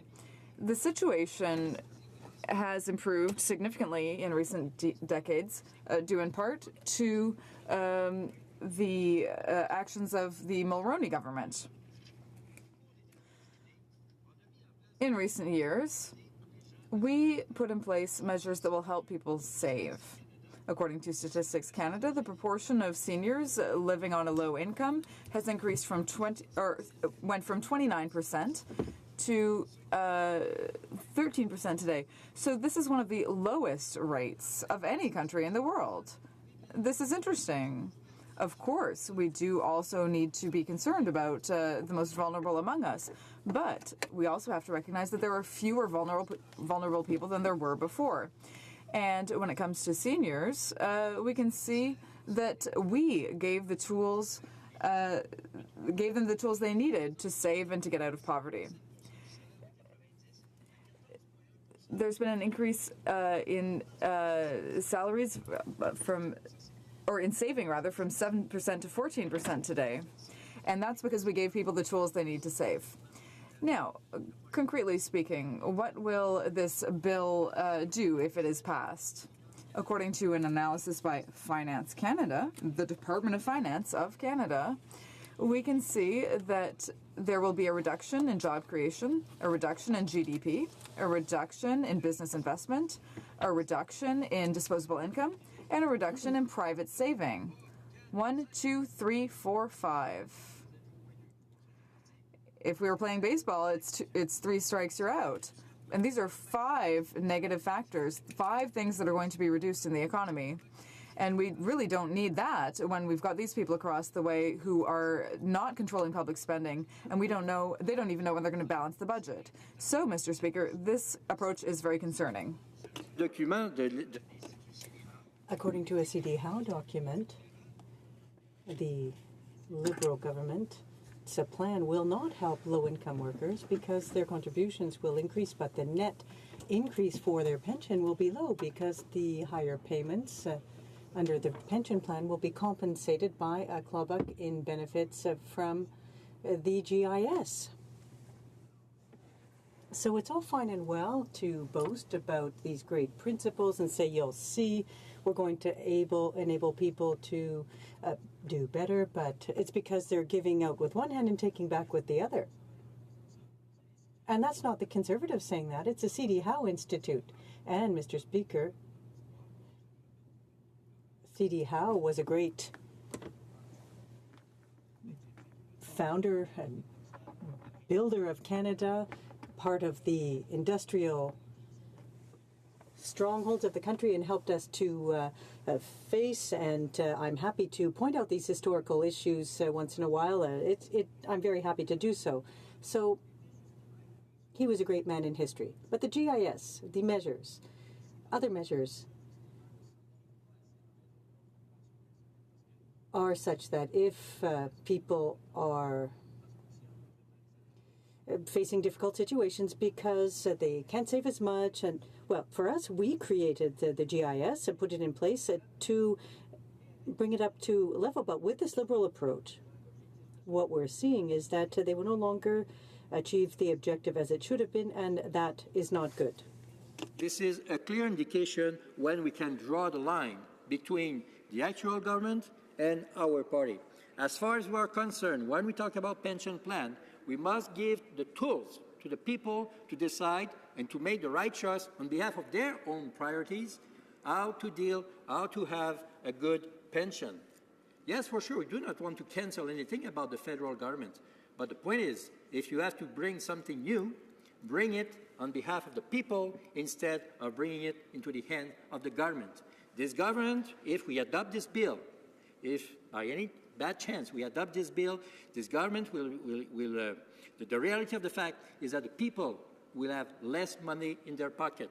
For every worker, this bill will provide the government the right to pick up $1,000 a year in the pocket of the people. But worse than that, Mr. Speaker, for the entrepreneur, for those who create wealth, for those who create jobs, the real backbone of our economy, well, for the entrepreneur, it will cost around $1,000 more for every worker in their business. So, Mr. Speaker, this is not good for Canadian economy. This is not good neither for the people who will work, because it will take 44 years before achieving anything good for the people. Alors, Monsieur le Président, j'invite tous les collègues. So, Mr. Speaker, I'd like to invite all members to vote against this bill. Questions and comments? The Honourable Parliamentary Secretary to the Minister of Finance. Mr. Speaker, the member for Louis Saint-Laurent knows that I have a great deal of respect for him, but I'd like to go back to what he said. Remember what we told Canadians and what they voted against. Let's remember that we said we were going to help the middle class. What is the first step that was put in place, the first measure?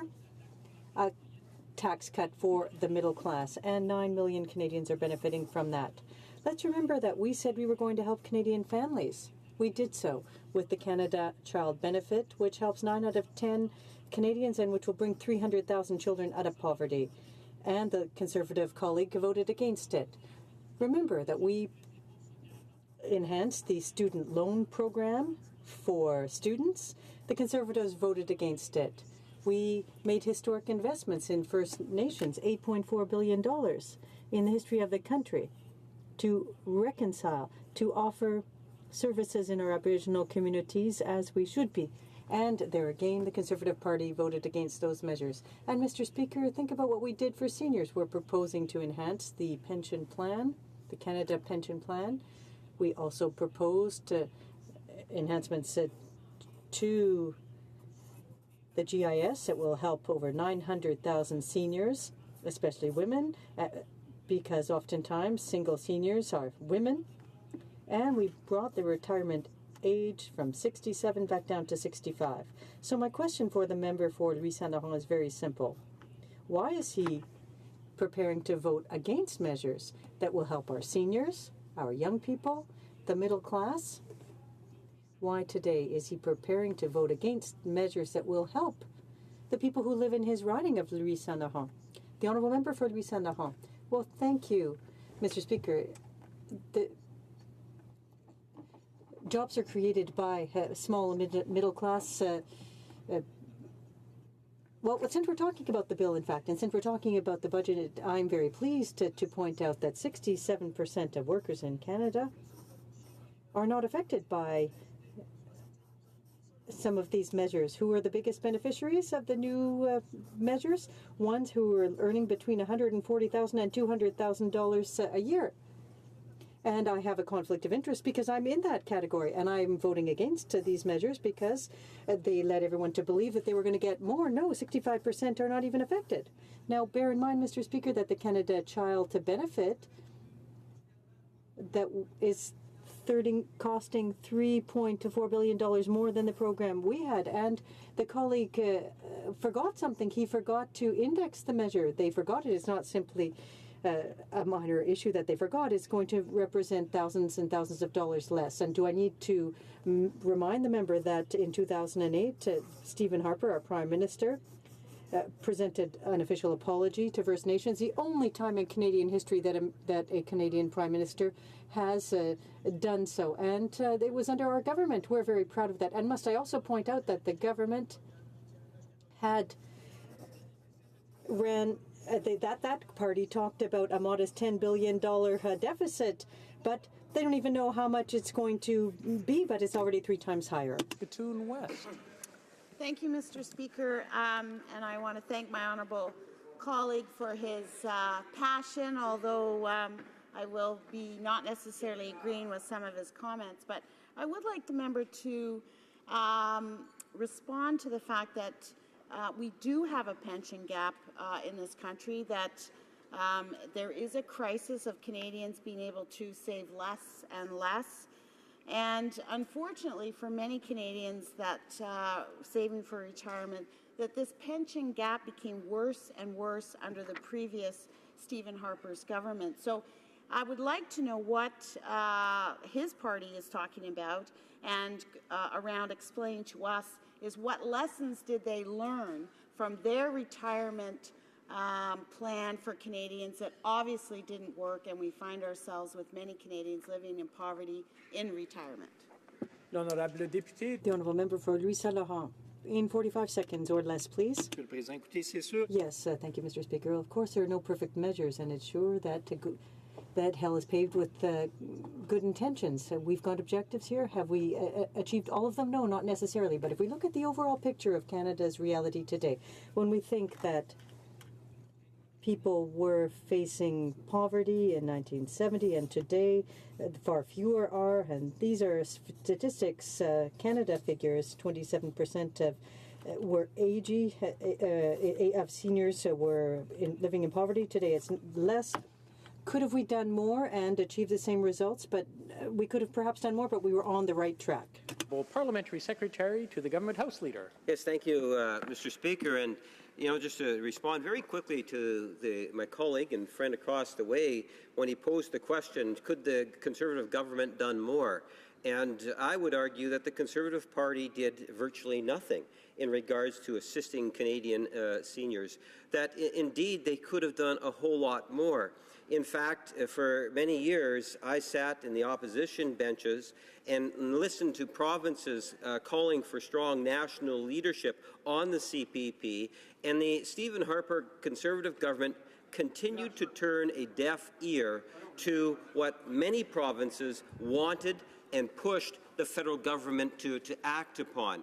There is no doubt in my mind that it was a very low priority of the Stephen Harper government, that they didn't see the pensionable incomes, at the very least. And if I was to give any grace, I would suggest to you, at the very least, they did not understand or appreciate, and I'm referring to the Conservative Party, the importance of the CPP to the Canadian population and to many of the jurisdictions that wanted to see the national government demonstrate leadership on the file. It's not until we had our current Prime Minister and this current government that has taken decisive action and has demonstrated strong leadership in terms of recognizing what it is that Canadians indeed wanted to see happen, Mr. Speaker. Now, before I get into that aspect, I want to make it very clear because, I'm a sensitive guy at times, and I hear members make questions or quotes, and maybe a little earlier quotes even about myself in regards to the issue of time allocation. And let me kind of address this issue because it is important for us to recognize. I think that the Conservatives might have hoodwinked or fooled the New Democrats across the way, but they haven't fooled the government members. What the Conservative Party really wants to do, and I don't think it's going to be any surprise, they want to kill C-26. They might be the only entity in our entire country that opposes C-26, but let there be no doubt, Mr. Speaker, they want to kill this bill.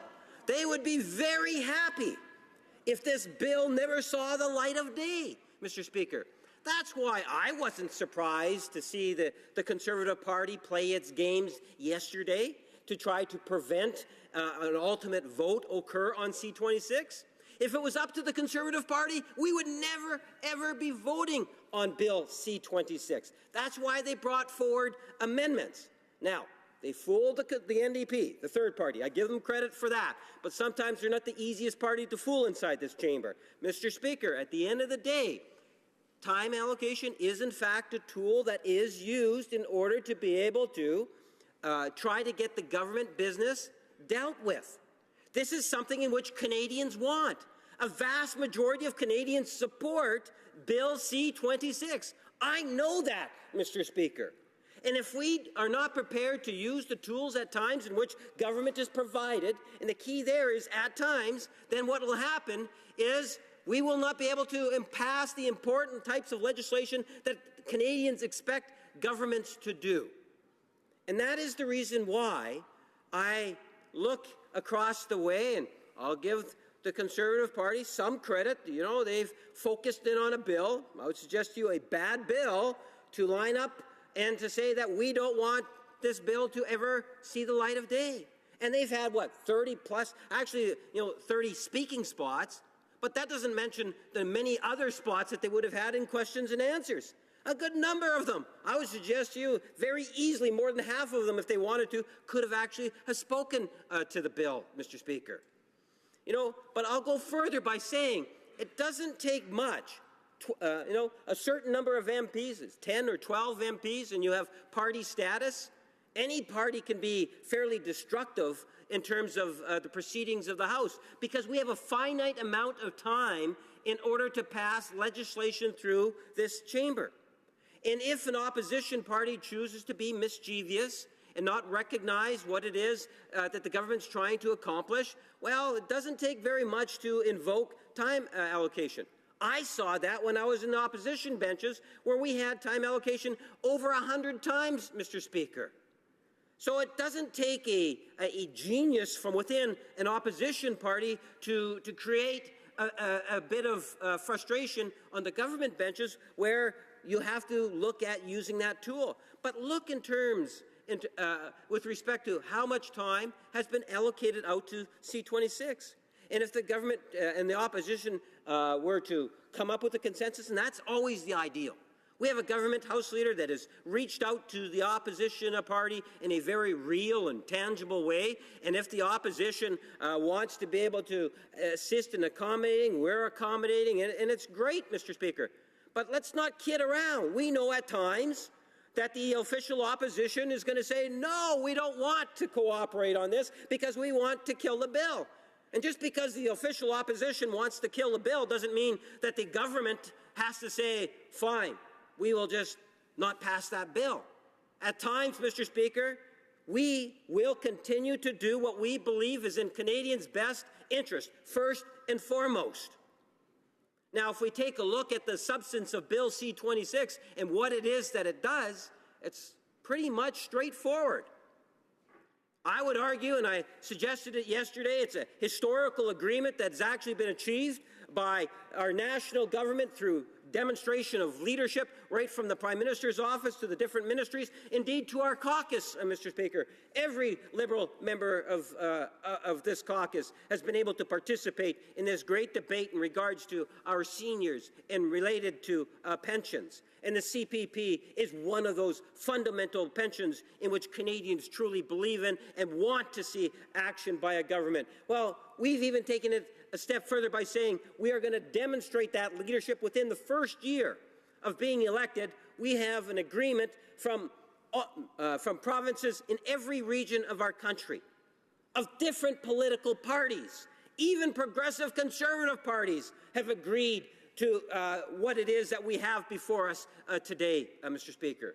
We have many different advocacy groups that are recognizing that, yes, this is the type of legislation that we want to be able to see. It's not just about today's seniors. The government hasn't ignored today's seniors, Mr. Speaker, and the best example I can come right offhand on that is the Guaranteed Income Supplement Program, which was substantially increased in this budget. That particular initiative is going to lift tens of thousands of Canada's most vulnerable and poorest seniors out of poverty. That's helping today's seniors. But, Mr. Speaker, let's not focus and say, well, because it doesn't help today's seniors in a very real and tangible way, that we don't need to have this bill before us today. If you talk to seniors today, they care about their children and their grandchildren, Mr. Speaker. They want their children and grandchildren to retire in dignity. They want, and this is a bill that is, in fact, all about the future. That means having a vision, Mr. Speaker. This is a government that has leadership that understands that. You know, if I was to take a bill so far to date, this would be the bill that I would focus my attention on as to why it is the Conservatives are no longer in power.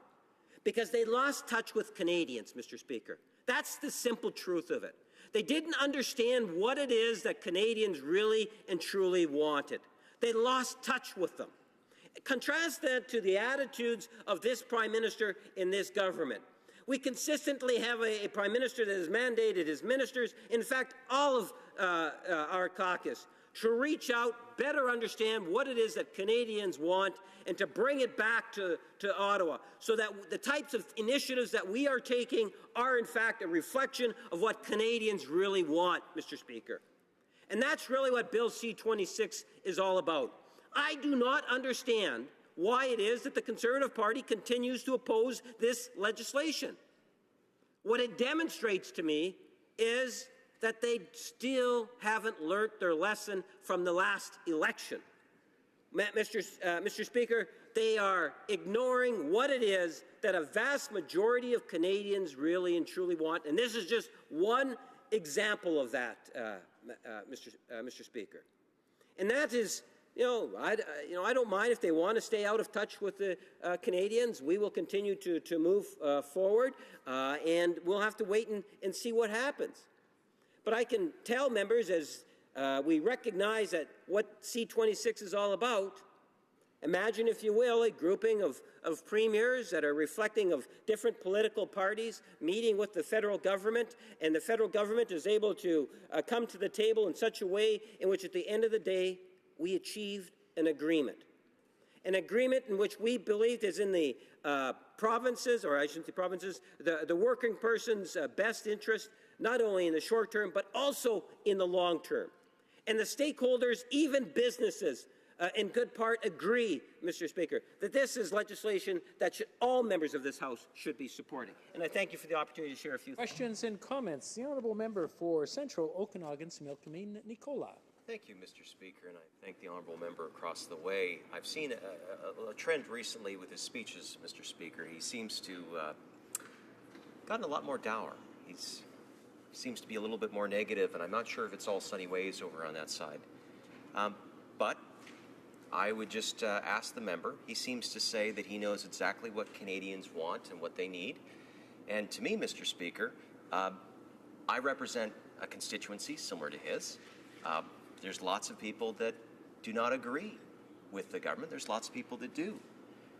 How does he try to say that the Conservative Party hasn't learned its lesson? How does it say? That's really a question up to the people, Mr. Speaker. Would he not agree that by making such generalized statements, it really shows that that in this chamber, if we're not willing to listen to other viewpoints, what's the point of having the chamber? The Honourable Parliamentary Secretary. Well, speaking, and the member makes reference to sunny ways. I'm an optimist. Maybe the Conservatives will change their position on this and vote in favour of it. That would be a wonderful thing to see. And if they did do that, I didn't say that every Canadian supports it. I said a vast majority of Canadians support it.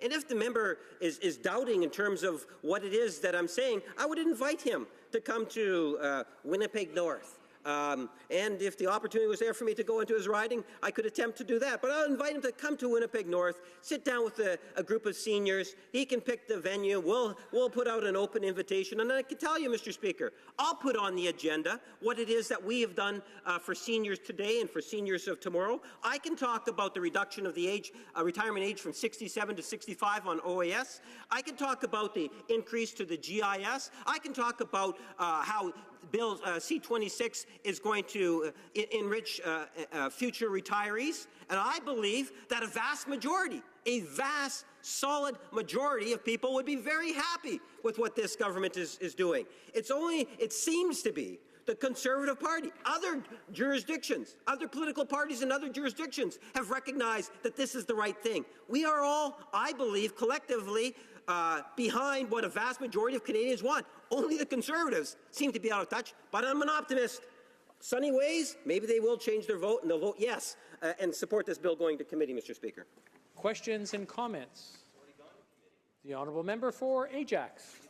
Thank you, Mr. Speaker. And I want to continue on that point. I think this is an incredibly important debate. We've had many, many days to discuss it, and yet it's a very focused matter. The reality is the time in this House to debate the matter has been fulsome. But I think the member brings up a good point, which is that the concern that the government has with Canadians not having the resources to be able to retire, not be able to retire with dignity, that this is but one part of a broader plan to make sure that Canadians have that safe and secure retirement in the future. And I think the member was beginning to speak on that, and I think it's such an important point. Can he illuminate how this fits into the broader picture of how we're trying to ensure that Canadians have the retirement they deserve? The Honourable Parliamentary Secretary. Yes, thank you, Mr. Speaker, and I very much appreciate the question from my colleague. You know, it is something that is really important for us to recognize.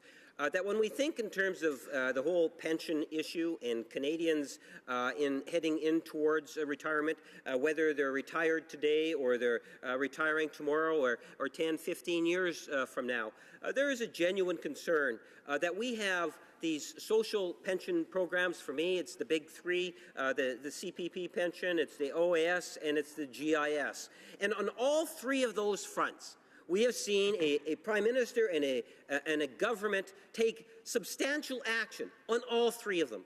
On the old age OAS, Mr. Speaker, we have now reduced the age back to 65. Canada can't afford that, Mr. Speaker. There are people that are looking forward to that retirement at age 65. So we've reduced it from 67 to 65.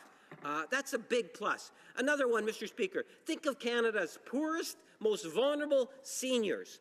We are going to be seeing through this budget a substantial increase, about over $900 for some of the poorest, Mr. Speaker, in a year. Well, that will literally lift tens of thousands of seniors out of poverty. Then we have, not only for the seniors of today, we talk about for seniors in retirement tomorrow, and that's really what Bill C-26 is all about. This is a government that's not only thinking about today, but it's also thinking about tomorrow. Contrast that to the former Harper government, and it's night and day. But hopefully, Mr. Speaker, we will see sunny ways soon approaching as the vote on this bill will come today. Resuming debate, the Honourable Parliamentary Secretary to the Minister of Democratic Institutions. Thank you, Mr. Speaker, and it's a pleasure to rise and speak on this bill that I think is so critical to the future of all Canadians. The reality is Canadians have not been saving enough for retirement. This has been a result of a changing workforce where pensions are less prevalent and where the provisions that are given in employment for retirement are becoming more and more meager. Oftentimes, Canadians are working contract positions or are working in self-employed situations where they don't have access to funds to be able to help support their retirement ambitions. And I can say, having lived through my 20s longer ago than perhaps I'd like to admit, talking to friends in that period of their life who seemed so far away. It's something that they didn't consider and they weren't saving appropriately for. And unfortunately, as they go and have families and their lives get busier, that trend continues, and they don't start saving adequately enough until often it's too late. And that means that the retirement funds that they have are insufficient to be able to fund their needs. And the reality of that is seniors who are left in low-income situations where they have limited opportunities to either expand their income or to be able to meet their basic needs.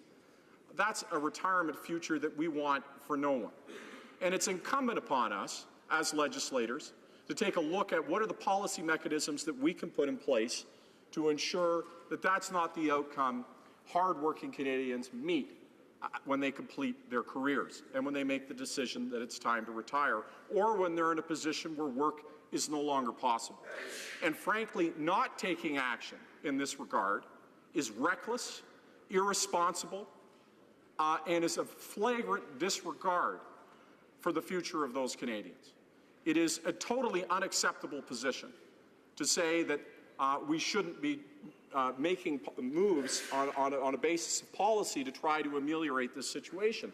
And what concerns me particularly about the position that's taken by the official opposition, by the Conservatives, is that there is no alternative that's put forward.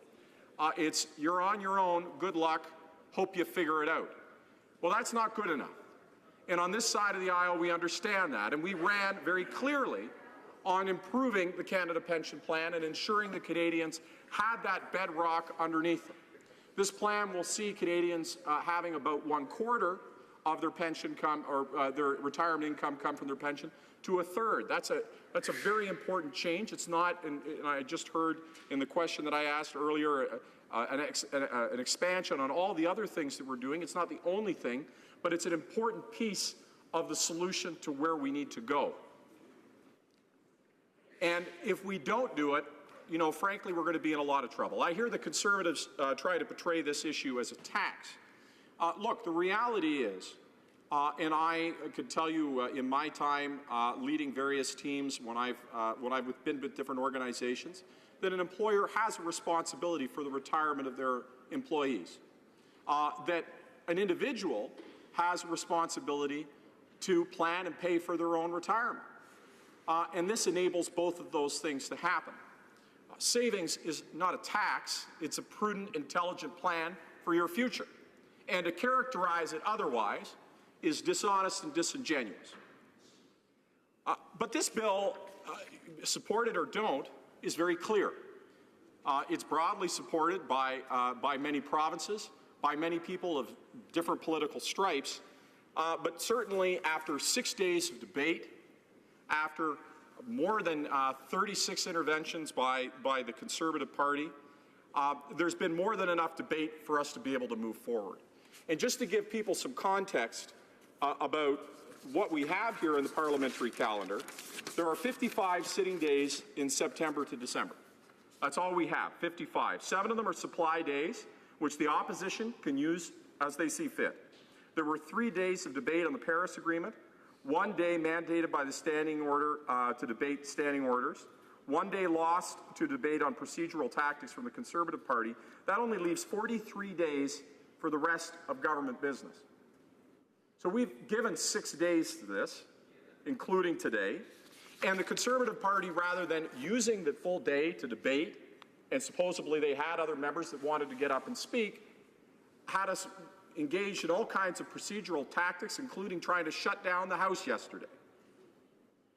It's disrespectful of this place.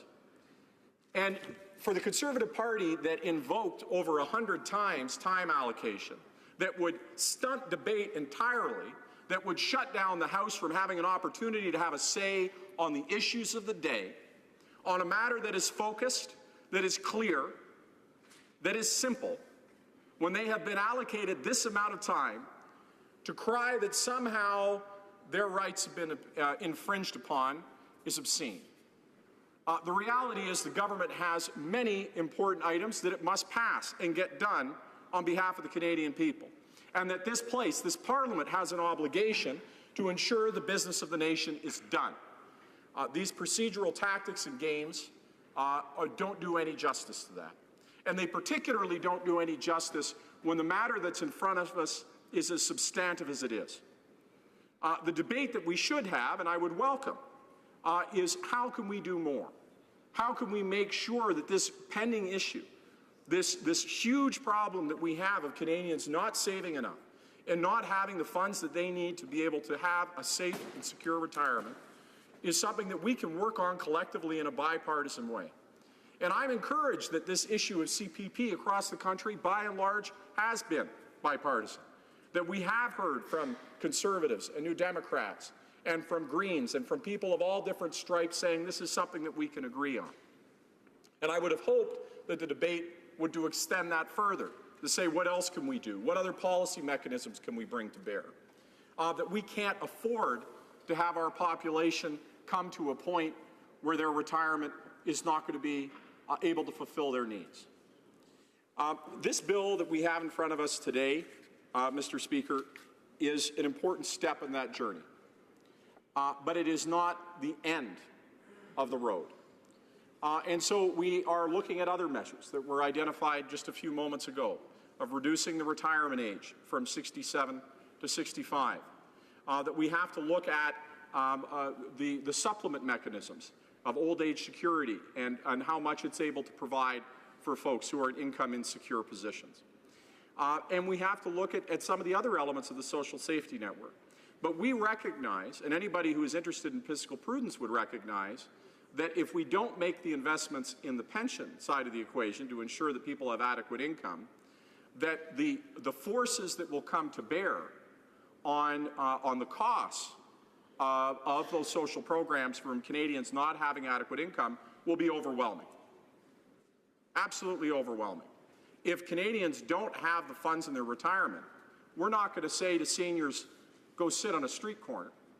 We're not going to say to them, sorry, you're not eating tonight. Sorry, your heat isn't going to be available. It's going to come to the doorstep of government. So this problem is going to land on our laps one way or the other. So we could put our hands over our eyes and ignore the problem and do nothing about it today, or we can pass on a debt to the next generation, or the terrible choice of either paying for it or having these people be in these terrible, awful situations. And what we're saying is the imperative is to act now. I would encourage us, and I know in the spirit of trying to move this forward, that we take the time that's remaining to us to have a dialogue on that basis of what more we can do. That we set aside the faux arguments and the faux indignation over this issue of time allocation, and acknowledge that we've had more than a sufficient time to debate this issue. That what we need to do is look at what more we can do. What we need to do is to get on to the business, the rest of the important business that this House has to undertake, and recognize that we don't have that much time in which to do it. So, Mr. Speaker, I look forward to getting to the vote. I look forward to seeing these measures implemented and making sure that Canadians are able to have the retirement that after a lifetime of working, they so richly deserve. Questions and comments? The honourable member for Edmonton Manning. Well, thank you again. Thanks, Mr. Speaker.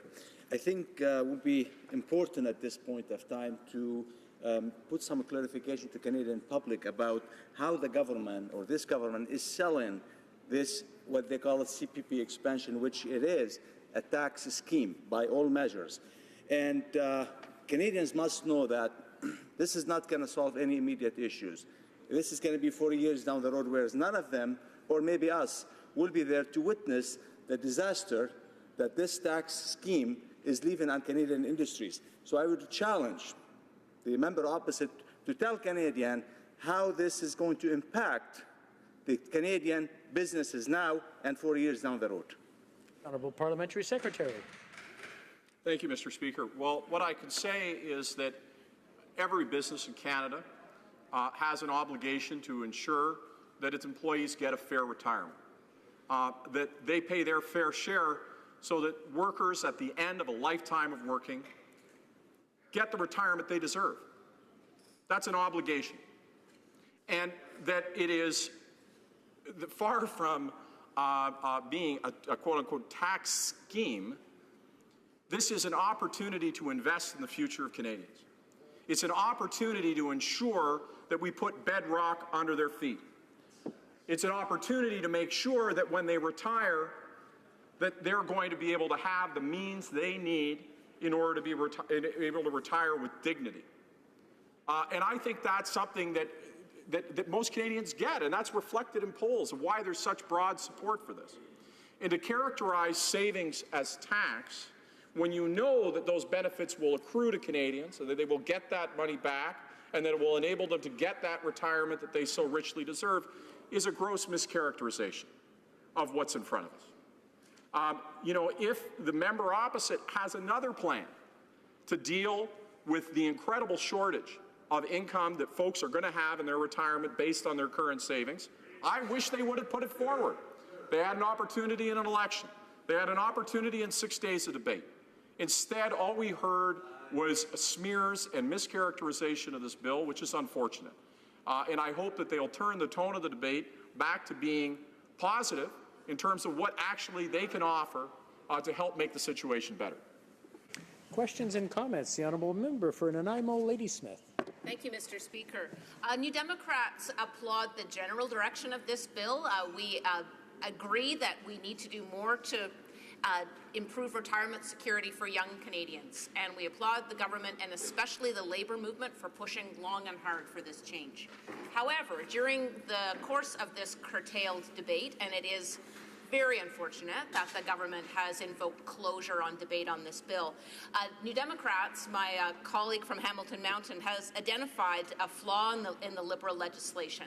It used to be that there was a child-rearing dropout provision in the old CPP legislation. Same thing for persons with disabilities. People that are receiving CPP disability benefits were protected so that their payments would not be clawed back. So 2 flaws in this legislation. I want to hear what the government is going to do. If we vote in favour of sending this to committee, will the government fix these two serious errors which are going to interfere with pension benefits for both women and for persons with disabilities? Honourable Parliamentary Secretary. Thank you very much, Mr. Speaker. And I thank the member for her question. I commend their party's support of the overall intent of the bill. Obviously, we haven't got to the bill. They have some questions. But I would say it highlights yet another point, which is that there's still a huge amount of time to go on this bill. Obviously, this is sending it to committee. There's going to be an opportunity for debate there. And then at third reading, there's going to be yet more time for debate. And so I think that the questions that are asked, which are fair and good questions, there's every opportunity to examine those in committee and be able to see how we can provide restitution for those issues or get answers to those questions. So I think that the important thing is that we agree in principle with the direction of this bill. If there are some remaining questions on actually how the rubber hits the road and how that's going to help Canadians get the retirement they deserve, then that's precisely what the committee process is about. And then it comes back to the House for third reading again. But I just want to point out again, Mr. Speaker, that we're down to about 44 days after all this washes out to do the entire business of the government, including, by the way, finishing this bill, and that the disruption that was caused as a result of this happening has been incredibly problematic. Resuming debate, the honourable member for Central Okanagan, Similkameen Nicola. Thank you, Mr. Speaker. And certainly it's an honour to join in with this debate on this piece of legislation. I'd certainly like to go through some of the past, some of the present issues, Mr. Speaker, with this, but also I'd like to talk about some potential possibilities in the future.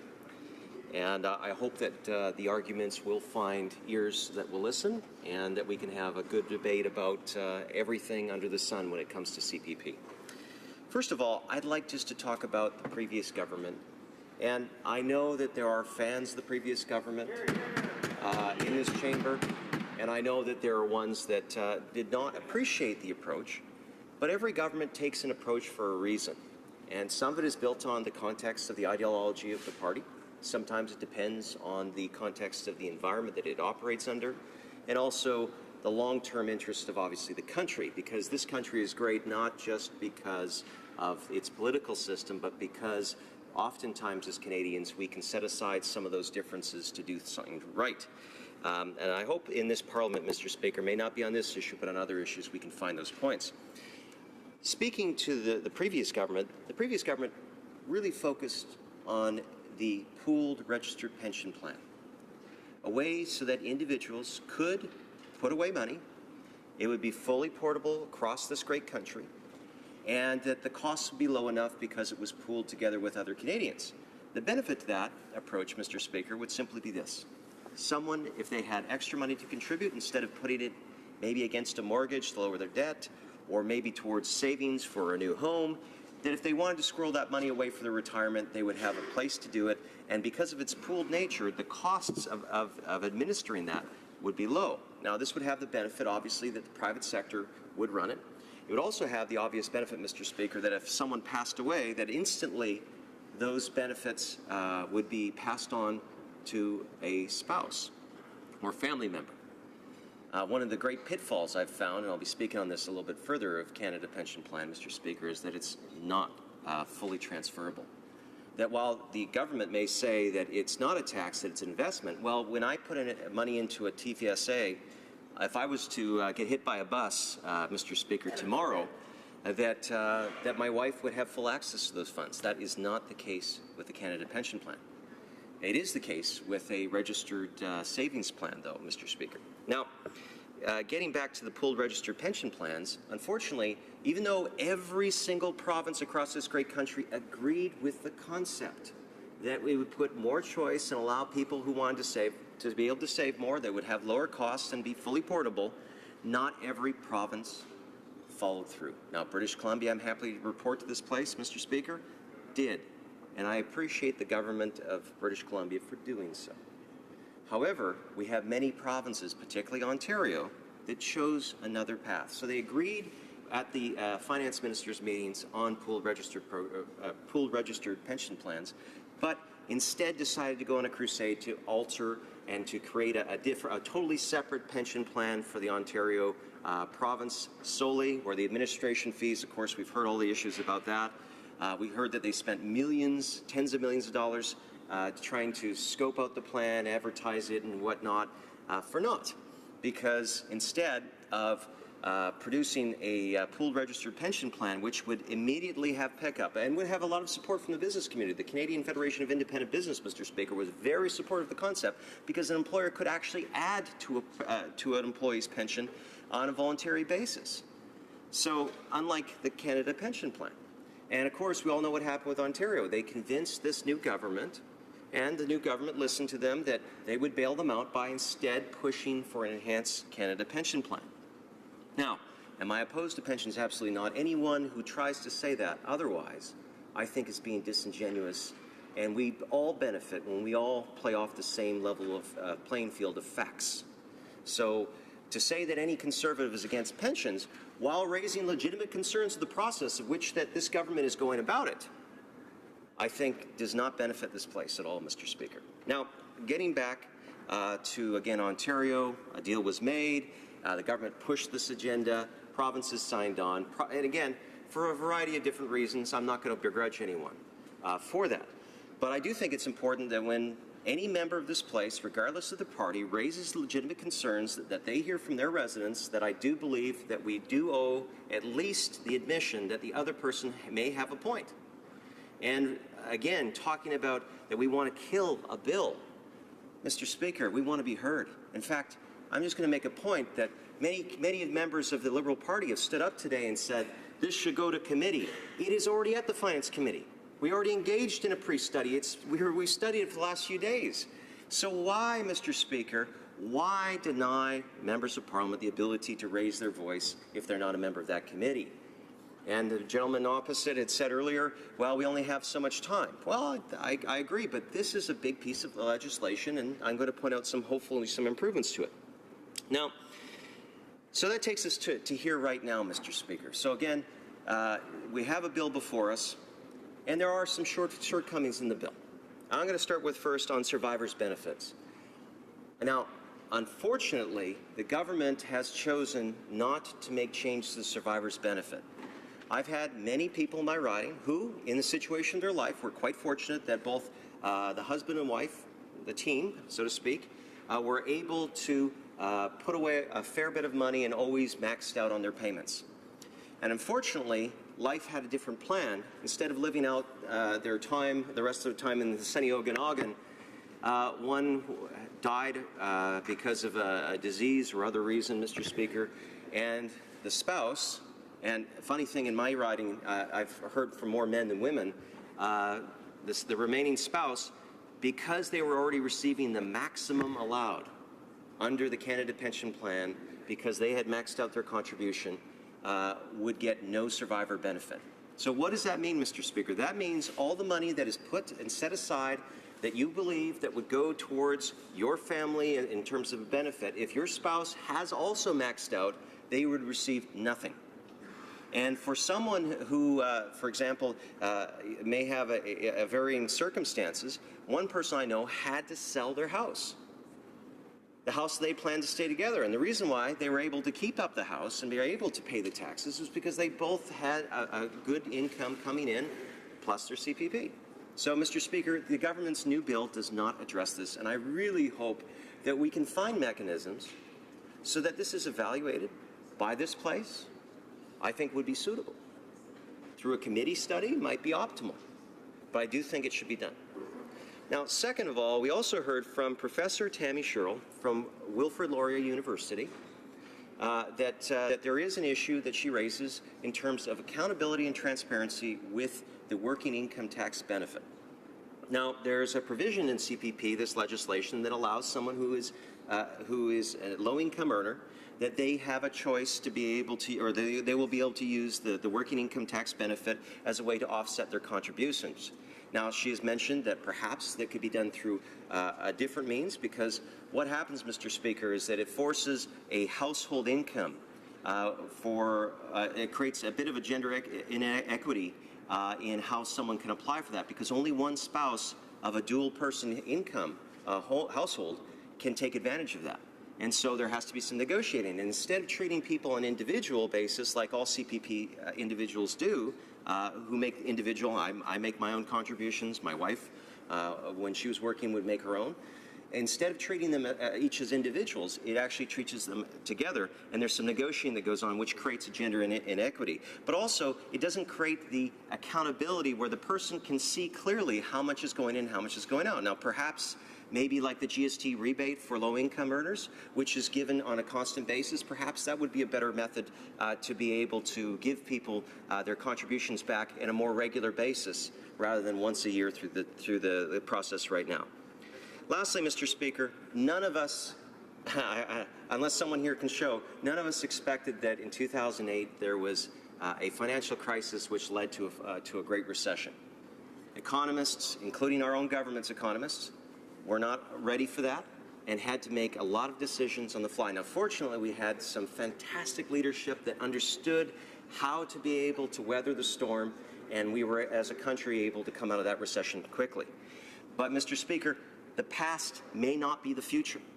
And if we cannot predict these kinds of things, perhaps the finance minister should consider some method within the bill that if enough provincial counterparts ask along the same lines of 6 out of 10 of the provinces and territories contributing 2/3 of the population, representing 2/3 of the population, Mr. Speaker, ask for a deferment or even a pause to the schedule, perhaps that's something we should consider, because in the heat of the moment when there are difficulties, it's better to know you have options and flexibility. Mr. Speaker, I hope that I've been able not only to present some of the challenges here, but hopefully some of the opportunities that members on both sides can consider, and hopefully that will make for a better debate. Thank you. Questions and comments? The honourable member for Niagara Centre. Thank you, Mr. Speaker. Just a quick question, and I do appreciate the comments from the member opposite.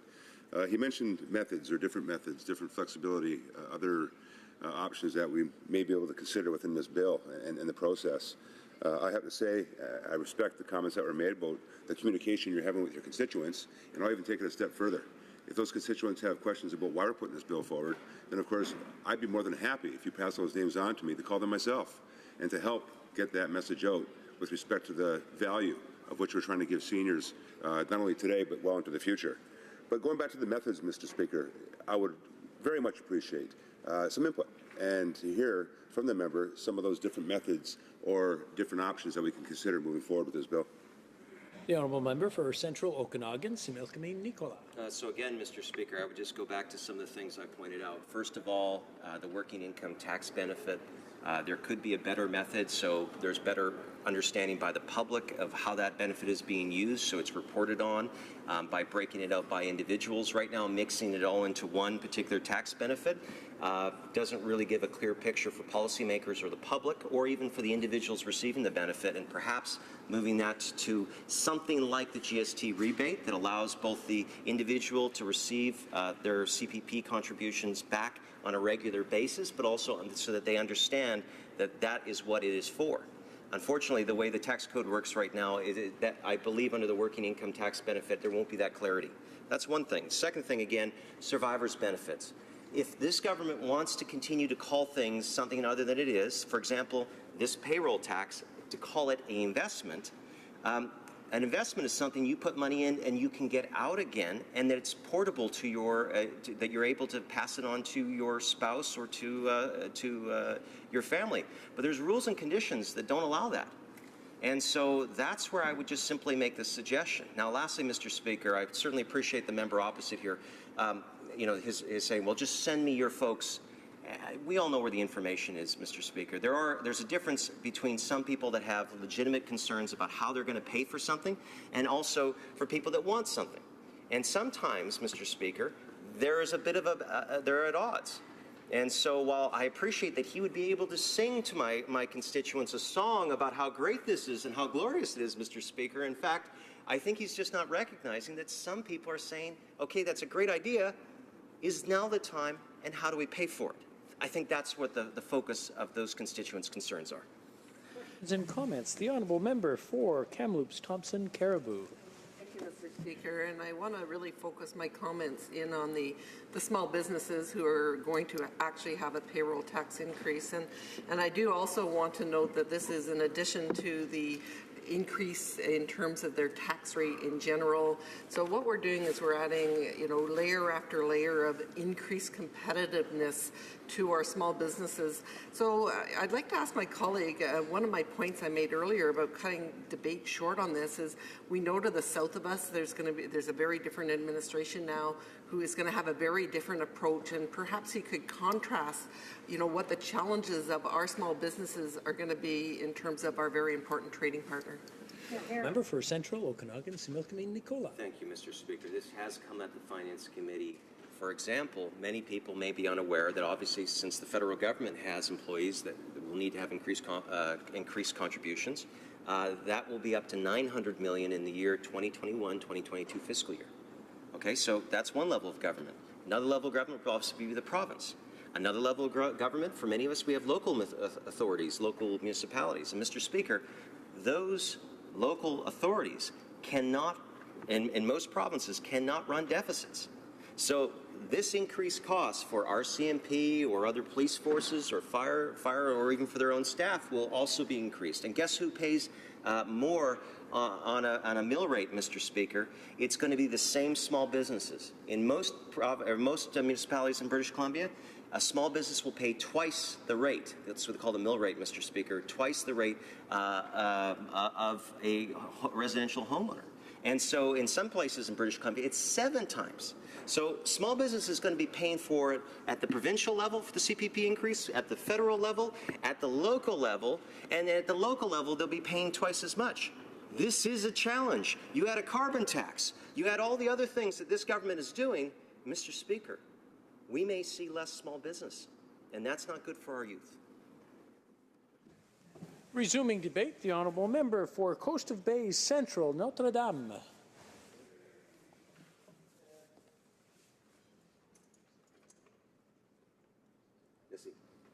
I just want to thank all my colleagues here for allowing me this opportunity to speak. Quite frankly, since taking office about 12 years ago, I would have to say that if not at the very top, it is certainly close to that when it comes to issues brought to my constituency offices. I have 2 in my riding in Newfoundland and Labrador. I have one in Gander and the other in Grand Falls, Windsor, and formerly I had one in Bonavista, of course. It was part of my old riding. It is without a doubt that seniors' poverty is one of the greatest issues I've ever seen. Every year, calls come in about how much the increase will be this particular year. How does the formula work? What's going to be on their GIS? How does it affect their ability to receive the provincial drug card in order to receive medications? Because as you know, medications is one of the largest expenses of any senior at this point, no matter where they are. So we engage in this debate, and we certainly talk about how we hope to bring seniors to a higher level of income security. And to do that, we have talked to the provinces, because as you know, in shared jurisdiction, we do this. And on June 20th of this year, we were able to arrive at a compromise for the entire nation that allows us to increase that level of support for our seniors. There are, of course, 3 main ways in which Canadians can save through tax measures and the like. One, of course, would be through CPP, which we're debating here today. We also have several tools available for tax deductions, tax breaks when it comes to buying a home. Also, of course, through RRSPs or RPPs, we're able to use tax incentives when we voluntarily put money into those. They're on a voluntary basis. And, of course, the third, which would be other tools that we use to save for retirement, including equity, home equity, business equity, and the like. So now we look to what we are dealing with here today, and we're talking about the Canada Pension Plan. And, of course, we're talking about how the contributions, as many people have said in this House, contributions will rise. We acknowledge that. But think about the benefits that will ensue because of all this.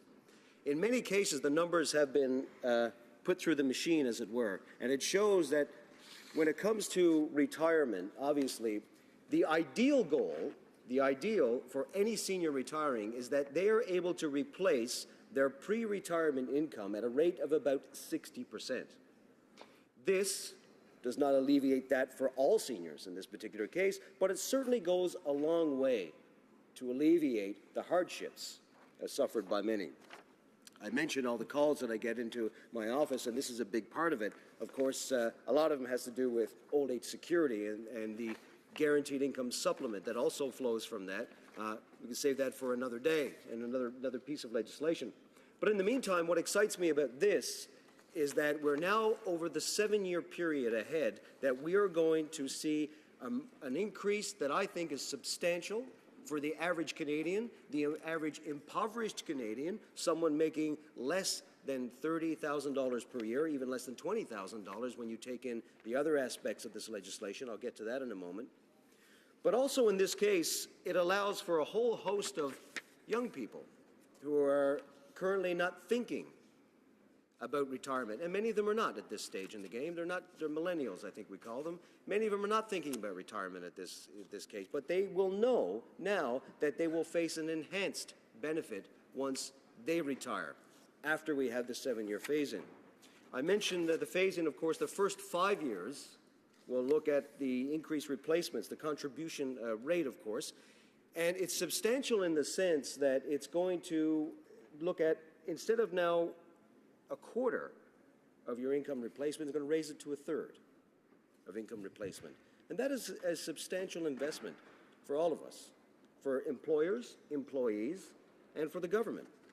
The maximum earnings, the upper earnings limit on the back end of that 7 years and the final 2 years, 2024, 2025, or 23 to 25, of course, that increases by about 14%, and that too is substantial, especially when it comes to the middle class. So that would put the rate up to about $83,000 at that stage, and that is substantial considering now it's into the lower $50,000 range. So that, in essence, when we look back at the last 10 years, I'll say, given the fact that prices have gone up substantially in many sectors. And I think of the many sectors in Newfoundland and Labrador where seniors find it hardest to struggle, and that'll be around energy prices, medications that I spoke about earlier. Travel expenses in rural areas are also a substantial expense. Many seniors, Mr. Speaker, live in their homes yet still, and many of them, of course, the energy bills that they face are incredible. So with a small lowering of energy prices over the past little while, certainly it's still a substantial part of their day-to-day lives. Many of them are forced to abandon their own homes, not because they're unable to look after themselves, but because they just can't afford it anymore. And many of these people do not have workplace pensions to rely on. Now, many people currently in the ages of 60 to 65 will have workplace pensions that they've accrued through defined benefit programs, which are substantial. It goes a long way towards replacing income, certainly even above the 60% level. But in this particular case, let's consider for a moment that, well, let me consider a moment for my family. I have a father who worked over 40 years in one mill. He was able to attain, through the good work of his union, he was able to attain a defined benefit package, which means he received the government old age security, which was regular at 65, but he was able to supplement that with a fairly large and generous defined benefit package from the company that he worked for. At the time was Abitibi Consolidated, a mill in central Newfoundland. No longer exists, unfortunately, but it certainly did at the time. And through the work of his union at the time, the International Brotherhood of Electrical Workers, they were able to negotiate a generous pension package. But let's take a look at the workforce today. Not a lot of young people are able to work in one place for more than 40 years. That pool is very small, which means what's so important here, that what they do not get the benefit from, like my father did, was being able to have a defined benefit package because they've moved around from place to place and job to job. So in other words, my father's package his pension package was generous only because he was there for 40 years. If he was moving around from job to job, he wouldn't have had that. simply because that particular pension was not portable. And portability is going to be a major issue in over the next 20, 30 years. When you think about the fact that the CPP is 100% portable, no matter where you go in Canada, that's what's key here. That's why we have to create a benefit here, increase the benefit for those who need it to get even close to fulfilling their dream of replacing their pre-retirement income of 60%. And that's what we hope to do to get closer to that goal over this 7-year period. Yes, contributions will rise for employees and employers, and we've all accepted that. Certainly I have. But when it comes to the benefits we're talking about here, we're trying to put this in line for those who need it at the time they retire. Going back to my example, a lot of people will be moving around from job to job, and they may have private savings that are portable with them, such as a myriad of RSPs or RPPs or things of that nature, RRIFs for that matter. But there are a lot of people that don't. And this is a way for us to keep that base level of income for Canadians when they retire, not 67, but at 65. So I look forward to this going to committee, looking at amendments as they go forward. And I want to say that I want to congratulate the provinces in this, who have come a long way in helping us create what we think will help alleviate poverty for seniors. Again, it is the #1 issue in my riding, and I'm not alone in that. There are many, especially rural ridings, where it has become quite crippling with the price that they have to pay on just basic goods. Thank you, Mr. Speaker, for this time. Questions and comments? The Honourable Member for London Fanshawe. Thank you, Mr. Speaker, and thank you to my colleague for his remarks. And I found it particularly interesting that his family was the beneficiary of a progressive pension system, and would that every Canadian had such an advantage and a benefit. Now, my question is in regard to the fact that the current proposal will not be fully realized for another 49 years. In other words, the young people of today, those who are 16 years old, will benefit. But we have an increasing number of seniors who are living in poverty, and the levels of poverty are increasing. And so while we're waiting for these benefits, these enhancements to take effect, what is the government proposing to do for those poor seniors who are suffering? And is there any effort or thought being given to ensuring that the GIS is not clawed back so that seniors, even if they do get more federally, are still disadvantaged? Honourable Member for Coast of Bay, Central, Notre Dame. Yes, and I thank her for her comments, and she's absolutely right. I mean, obviously we've got legislation here that where the young persons of today, certainly less than 25, will be the principal beneficiaries of this. To alleviate the situation today, I highlighted in my speech several aspects that I currently have to deal with seniors, and she's right on that. And I hope there'll be more legislation coming, obviously, and ideas, even private members' bills for that matter, regarding GIS and other tools by which we can help seniors get out of poverty. I have no doubt about that. I'm focused on this right now because I see us becoming that much more progressive down the line when it comes to a Canadian pension plan system. Yes, as she points out, my father was a principal beneficiary of a hard-fought progressive pension plan between basically him and his union and the company that he worked for. But that's a situation where that was not portable. That was for him in that workplace. I'd like to see something more generous for the population at large, and I think this goes a long way towards alleviating that. And I want to thank her for her comments. Questions and comments. The Honourable Member for Sherwood Park, Fort Saskatchewan. Thank you, Mr. Speaker. And I asked this question earlier to a minister and don't think I got an answer, so I'll try again. We have a choice here between private savings and the private savings vehicles that we strengthened as a previous Conservative government, and on the other hand, what the government's proposing to do, which is take away more of people's money and essentially to save it for them. We believe in the importance of savings, but one of the advantages of private savings is that individuals can save up for interim projects. It's not just retirement. They can save money for a home, then they can buy a home, then they can realize the value of that home in their retirement. They can save for education, put that money into an education, which then will give them increased earning potential in the future. Now, our approach, which emphasizes private savings, allows people to pull out of those savings for interim investments, which then will pay dividends in the long run. The government doesn't allow them to do that. It forces them to save for retirement, doesn't allow them to use those other savings vehicles for important interim projects. So I wonder, recognizing the advantage of private savings and of incentives for private savings over this model, would the member not agree with us that a better approach would be the changes that we brought in and they reversed tax-free savings accounts, perhaps further reforms to RRSPs to make the home buyers plan more flexible? Wouldn't that be a better way to go rather than the direction the government has gone? Good job. For Coast of Bay, Central Notre Dame. It's better. It's not better. It's good, but it's not better, is what I'm trying to say. I understand what he's saying about the tools that he's putting forward, about RSPs, about the investments to receive that. I understand that. But again, I go back to the point. These are good measures. I don't think they're better ones, and here's why I think that. Because in many cases, you have to take on a large element of risk as an investor to do that. And in many cases, that does not always unfold the way it should.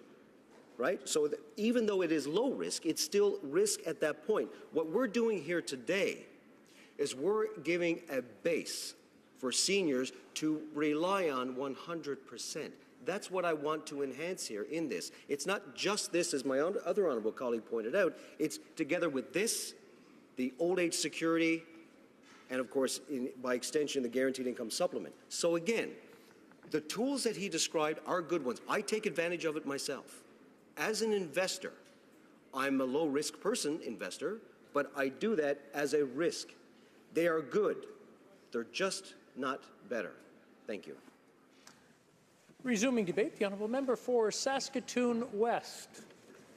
Thank you, Mr. Speaker, and it is a privilege to be able to rise here today and talk about a very important bill, Bill C-26, a very important issue, and that is the security of people in Canada when they retire.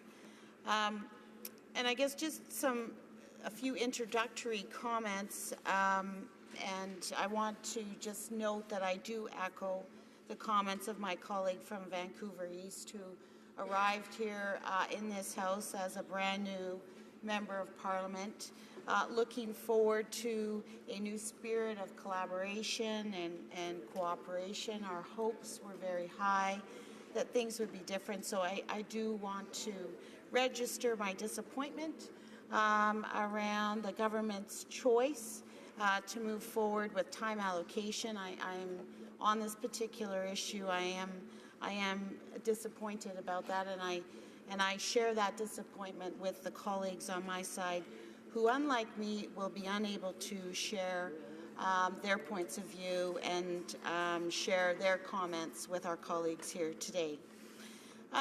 So, as I said, I'm honored to be speaking about Bill C-26, and of course this bill is going to amend the Canada Pension Plan Act and to incorporate recent agreements we've had that the government's been able to reach with the provinces to be able to actually enhance the Canada Pension Plan. And I think a couple of comments very quickly, although the effect of the changes will not be felt for many years, for 49 years. This enhancement is a very important first step in improving retirement for young Canadians.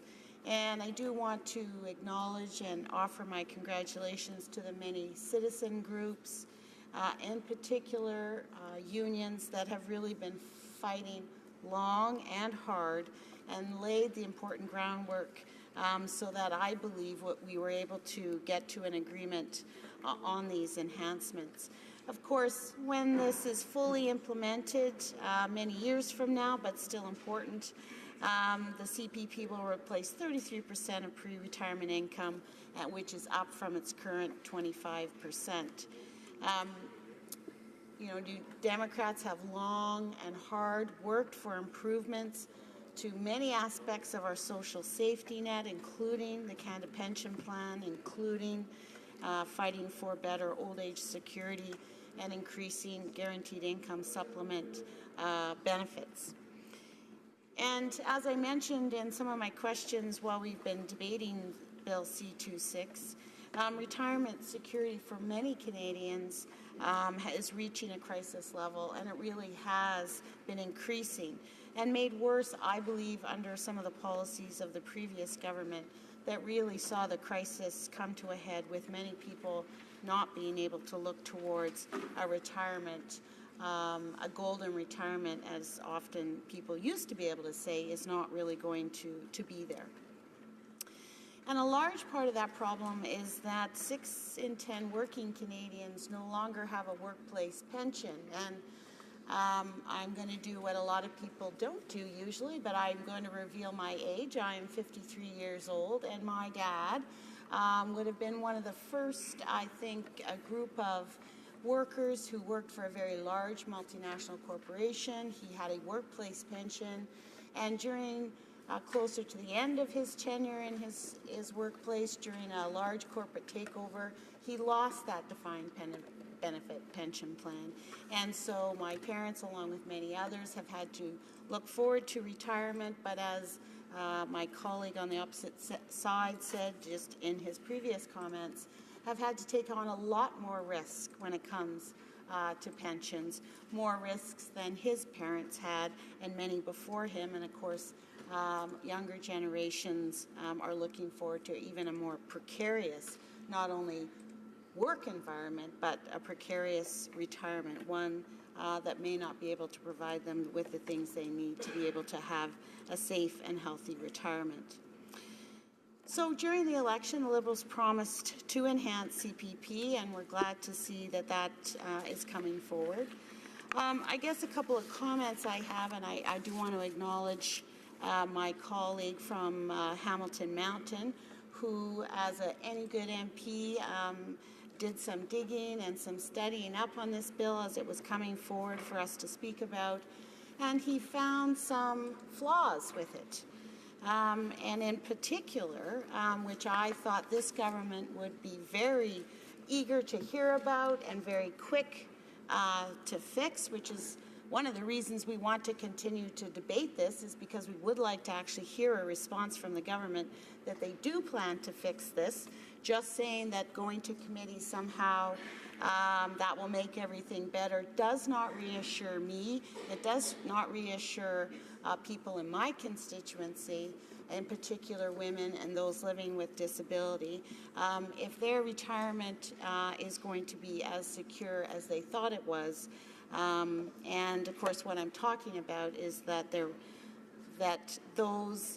the changes that have been made to enhance the Canada Pension Plan will actually not afford women and those with a disability the same increases.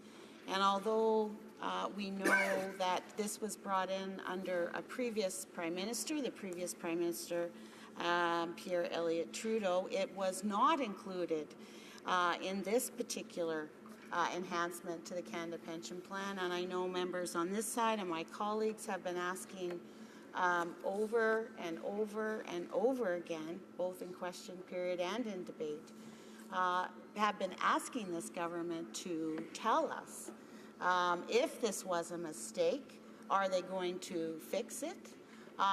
Or if it wasn't a mistake, why is it not included? And of course, if it was not a mistake, then some of their claims about really being sincere about addressing some of the inequities and issues, particularly when it comes to retirement for those two groups of people who will be most vulnerable, those living on some type of disability, CPP, and women who have chosen to, or the primary caregivers of children have had to leave the workforce and therefore have had to were not contributing to their Canada Pension Plan, and therefore from what we can see and what we know and from the research from my colleague, these folks are not going to see the increase as others have. So, you know, one reason to continue a debate, I understand the government has just recently, within a month, done some great work and brought our provinces together and got agreements. but sometimes in your haste you might overlook things. And I guess what I'm saying is this is one aspect I hope they just overlooked, and I hope they are going to try to fix, because it's extremely important to me. My riding of Saskatoon West, when I was campaigning to be the Member of Parliament, one of the key issues in my riding was income, was the affordability. And for seniors, it was being able to afford housing. And if they were lucky enough to be able to scrape together and be able to afford housing, they weren't able to afford medication.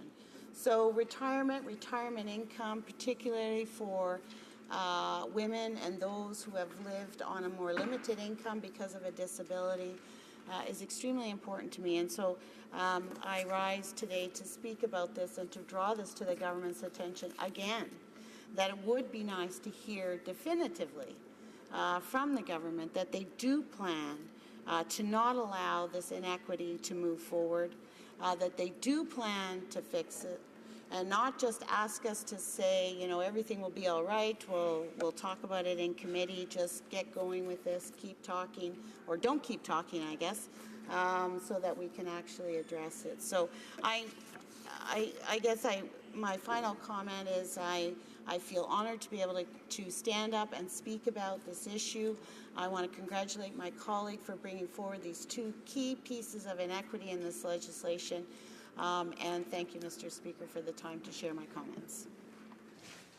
Questions and comments? The honourable member for Winnipeg North. Thank you, Mr. Speaker, and I appreciate the comments from the member, and maybe we just ask her to whether reflect, or she can take it as a question, that in coming up with what we have today, there was a great deal of dialogue and discussion amongst the different provinces and territories in Canada. And as a result, that's why we have this piece of legislation. I'm not too sure. I wasn't sitting at the table. I don't know if the points that have been raised by the New Democrats was an issue that was actually raised at the table. I do know that there would have been New Democratic governments, Conservative governments, Liberal governments that all participated in that discussion. So we'll hopefully see the bill go into committee soon, and the NDP can continue to raise that particular issue. At the beginning of the speech, the member made reference to the issue of why it is that we have to move forward with the time allocation motion. Recognizing that the government would like to see this bill ultimately pass, and given the Conservative opposition, which literally wants to kill the bill, would it be the NDP's approach to ultimately allow the bill to die on the order paper if it meant that every Conservative and the Conservatives applaud, of course they would applaud it, if the Conservatives continued to move amendments and chose to debate this thing indefinitely for literally hundreds of hours, something in which an opposition party could do unless you use some form of tool. Would the NDP not put this as a high enough priority that as a government and looking at what Canadians want, that we should in fact move forward, and now is a good time to do so? The honourable member for Saskatoon West. I want to thank my honourable colleague for his comments and speaking about the two issues that I raised in my comments. One is around bringing time allocation to the discussion, the debate on this bill, as well as what I felt was the most important point of my comments, and that was the inequities that have been built into the enhancement to CPP that won't see women who have left the workforce to raise children or people living with disability get the same enhancements. And I guess to his comments, I would say that what I would like to hear from the government is definitively if they're going to fix it. And we haven't heard that. So I don't think bringing up the fact that it might have been missed in very high-level conversations with very smart people, but it is ultimately the federal government who brings forward the CPP enhancements, the CPP regime that they are asking the provinces to sign on to. So our due diligence at this level and the due diligence of those at the table from the federal government, I believe, should have realized this and made those changes then. And so I guess I leave my comments there, hoping that we'll get a definitive answer, yes or no, on that question. Questions and comments. The honourable member for Sherwood Park, Fort Saskatchewan. Thank you, Mr. Speaker, and I thank my colleague for her speech, but it's very clear that in our party we have a very different view of these issues, just in terms of the level of control that individuals should have over their own lives. Certainly when it comes to people's financial decisions, this government and the NDP are clearly very anti-choice. Their view seems to be that caring means controlling, that if we care about people's retirement, it means we have to control it for them. And I ask the honourable member, isn't there a way that we can care very much about people's retirement, about them having a strong and well cared for retirement, while still believing that people can have control over their own retirement? And we can enhance savings vehicles, whether that be tax-free savings accounts, whether that's RRSPs. We can make some of the changes with respect to RIFs that I know my colleague proposed. We can make those changes to give people more control over their own retirement, while also ensuring that they have the resources to retire well. The honourable member for Saskatoon West in 45 seconds or less. Thank you. Thank you, Mr. Speaker. I think what I would like to say is that I believe the member is sincere in believing the suggestions or the efforts of the previous government that came forward. Tax-free savings and pooled registered pension plans were an attempt to help people with retirement. Unfortunately, they didn't work. That's why we are in the crisis we are. And that is why we need to be a part of something larger in order for people to look forward to a retirement that in fact can cover their quality of life, and people can actually look forward to retirement. Thank you, Mr. Speaker. Reprise du débat, resuming debate. The honourable member for Brampton East.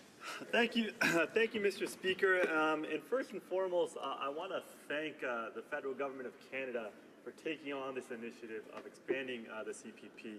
I mean, it's no small task to get 7 to 10 of the provinces that represent 2-3/2/3 majority of the Canadian population to sign on to CPP enhancements. Governments from these provincial friends represent all parties, the Liberal Party, the NDP Party, and the Conservative Party. So this is very much a Canadian solution that is not only important but very much needed to expand the Canada Pension Plan. We know that today, 1 in 4 families nearing retirement, that's 1.1 million people, risk not saving enough for retirement. In particular, middle-class families without workplace pension plans are at a greater risk of under-saving for retirement, and 1/3 of those families are at risk. To address this historic agreement was reached with the provinces in June to make meaningful changes to the CPP. These enhancements will be phased in over a 7-year period, starting in 2019. Once fully in place, the CPP enhancement will increase the maximum retirement benefit by about 50%. Enhanced benefits will accumulate gradually as individuals pay into the enhanced CPP. And to fund these enhanced benefits, annual CPP contributions will increase modestly over 7 years, starting in 2019. I want to remind the House that our contribution rates in Canada are much lower than those in other countries with public pension plans. In fact, the CPP contribution rate is about half the average rate among 25 countries in the OECD, which have such public pension plans. This remains true even with our CPP enhancement. But what does this mean to Canadians at the end of the day? A young worker in her 20s or a worker nearing retirement will all benefit from this enhanced CPP. For the young worker in her early 20s, just starting out in her career, this will be a great benefit for when she retires. By paying her or his portion of the CPP contributions, which are then matched by their employers, they will be building towards a safe, secure retirement for their own future. The modest increases in contributions will be phased in over 7 years. So someone working with constant earnings of $50,000 will contribute an additional $70 per year or $6 a month in 2019. By the end of the phase-in period, that same person will be contributing $475 per year or $40 per month. By strengthening the Canada Pension Plan, workers will receive more money from their pension, from 1/4 of their eligible earnings to 1/3. So, for example, if a person makes $50,000 a year for their working life, they will receive about $16,000 each year in retirement instead of today's $12,000. That's $4,000 more a year in their pockets. In addition, the enhancement will increase the point at which a person stops making contributions by about 14% in 2025. Now, I know that some people are concerned about the increased contributions and what they will mean to their bottom line, their paycheck. We thought about this and designed a gradual phase-in so that contributions will increase modestly over the 7-year implementation period. We also thought about employers in designing this enhanced CPP. We specifically designed a slow phase-in process with the express purpose of minimizing the impact and giving employees and employers the time to adjust to these changes. The great news is that our young workers will see the largest increase in their retirement benefits. In fact, we know that young people in general find it difficult to save. Many are working in jobs that don't have company pension plans, which makes them have to save for their retirement on their own. The other fact is that a tax deduction instead of a tax credit will be provided to the employee contribution portion of the enhanced CPP. This will avoid the new CPP contributions increasing the cost of savings. For the worker in the middle of his career or nearing retirement, he will still benefit from an enhanced CPP, as the increased contributions that are made in 2019 and later will go towards an enhanced retirement pension. But what about the low-income worker who was worried about the effect of increased CPP contributions on his paycheck? How will the enhanced CPP help him or her? I want to assure my colleagues and low-income workers all across this country that an enhanced CPP will benefit all workers, including those with low incomes. In order to make sure eligible low-income workers aren't financially burdened as a result of the extra contributions, the government will also enhance the working income tax benefit. The proposed enhancement to the working income tax benefit is designed to provide additional benefits that roughly offset the incremental CPP contributions for eligible low-income workers. So with this enhancement, there will be no impact on disposable income. And when he or she retires, he will also get a larger retirement benefit payment. The bottom line is, if you're working in Canada and you're paying into the CPP and you have planned to retire after 2019, you will have more money in your pocket from your CPP retirement pension benefit. Mr. Speaker, in my riding of Brampton East, day in and day out, I speak to constituents who call me personally about the issues they or their families are facing. I hear often that young Canadians have a hard time finding permanent, stable employment with a reliable pension plan, often being way out of reach. I hear from young families and established families alike who are thinking of retirement and realizing they do not have adequate savings. This concerns me. This should concern every member in this House. The Canadian Association of Retired Persons estimates there are roughly 600,000 seniors living in poverty in Canada. 600,000. That's more than the population of Brampton, and that is, frankly, Mr. Speaker, unacceptable. Our government is doing its part in ensuring that in the future, no seniors will be living in poverty.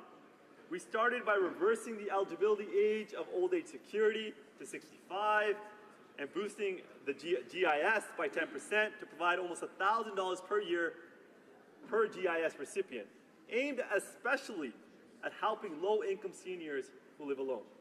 However, that is not enough. Associations like CARP have been calling for a CPP expansion for years, and it's about time we deliver. We feel this is a win-win, Mr. Speaker, and I urge my honourable colleagues to support an enhanced CPP that will help further Canadians contribute to a safe and secure retirement. Thank you, Mr. Speaker. Questions and comments? The honourable member for Sherwood Park, Fort Saskatchewan. Thank you, Mr. Speaker. And I do know this member is very concerned about small businesses in my riding, whether they be olive importers or other ones. And I want to ask him specifically about the impact that this proposal is going to have on small business. We've heard studies done, concerns raised by the Canadian Federation of Independent Business. We do know that a survey was done in Ontario related to the ORPP about the negative impact this would have in terms of small business. Now, if this proposal leads to a loss of jobs, fewer jobs created, cutting back on wages, I say, wouldn't it be better to use a private savings model where individuals can earn just as much but save more of their own money? Wouldn't that be better for small businesses in my riding and his?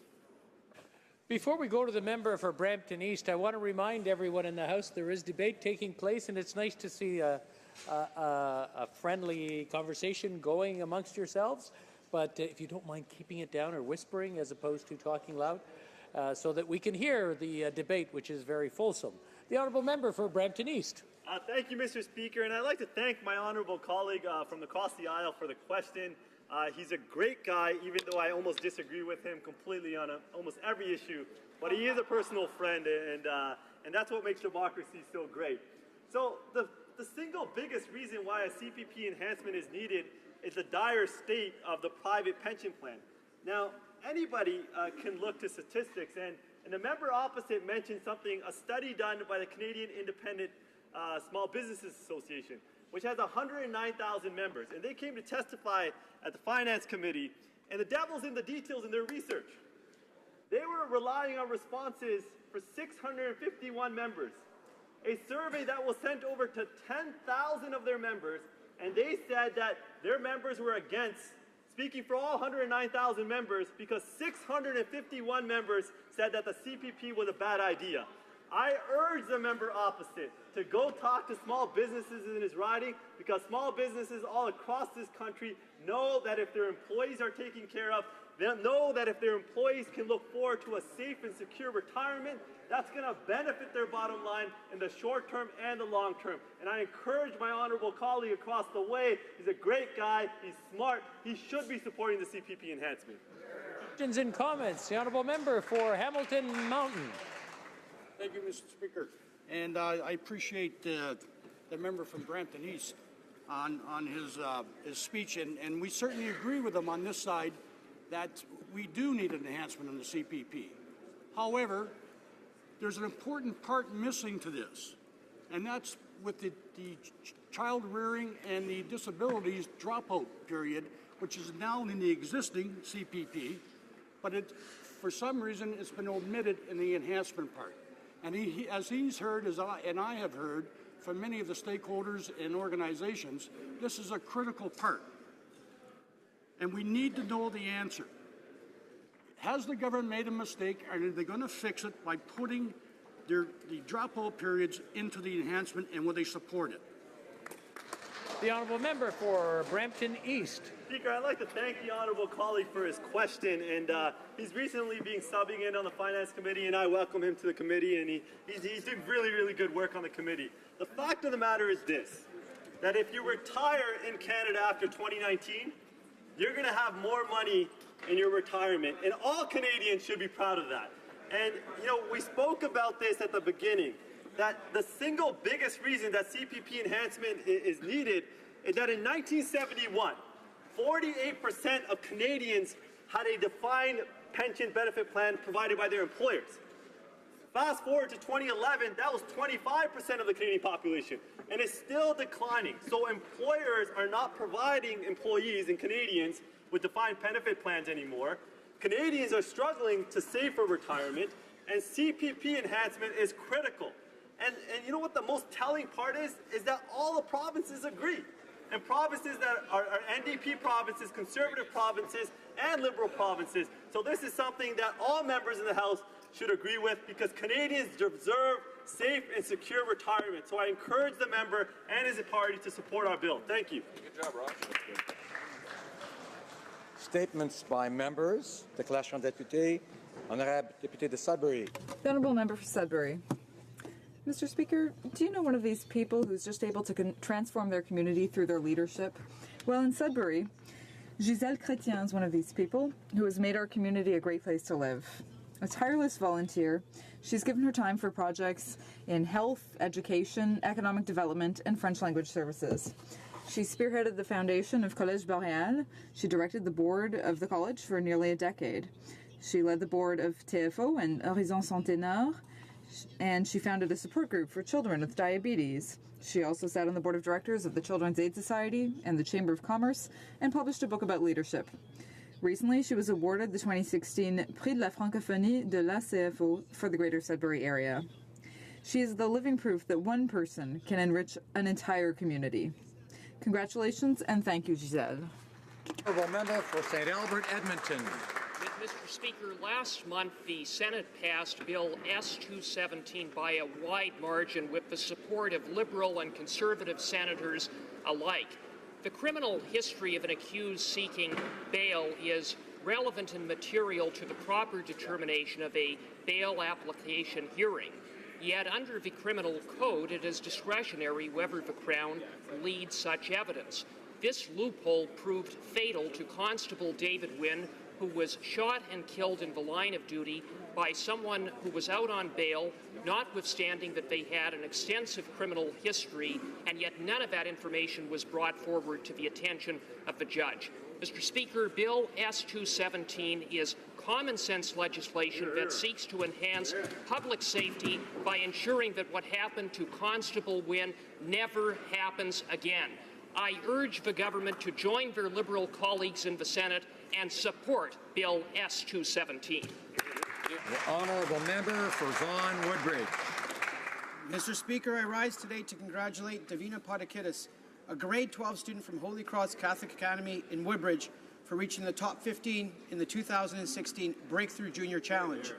Founded by Facebook creators Mark Zuckerberg and Sergey Brin, the challenge is an annual global competition celebrating excellence in science.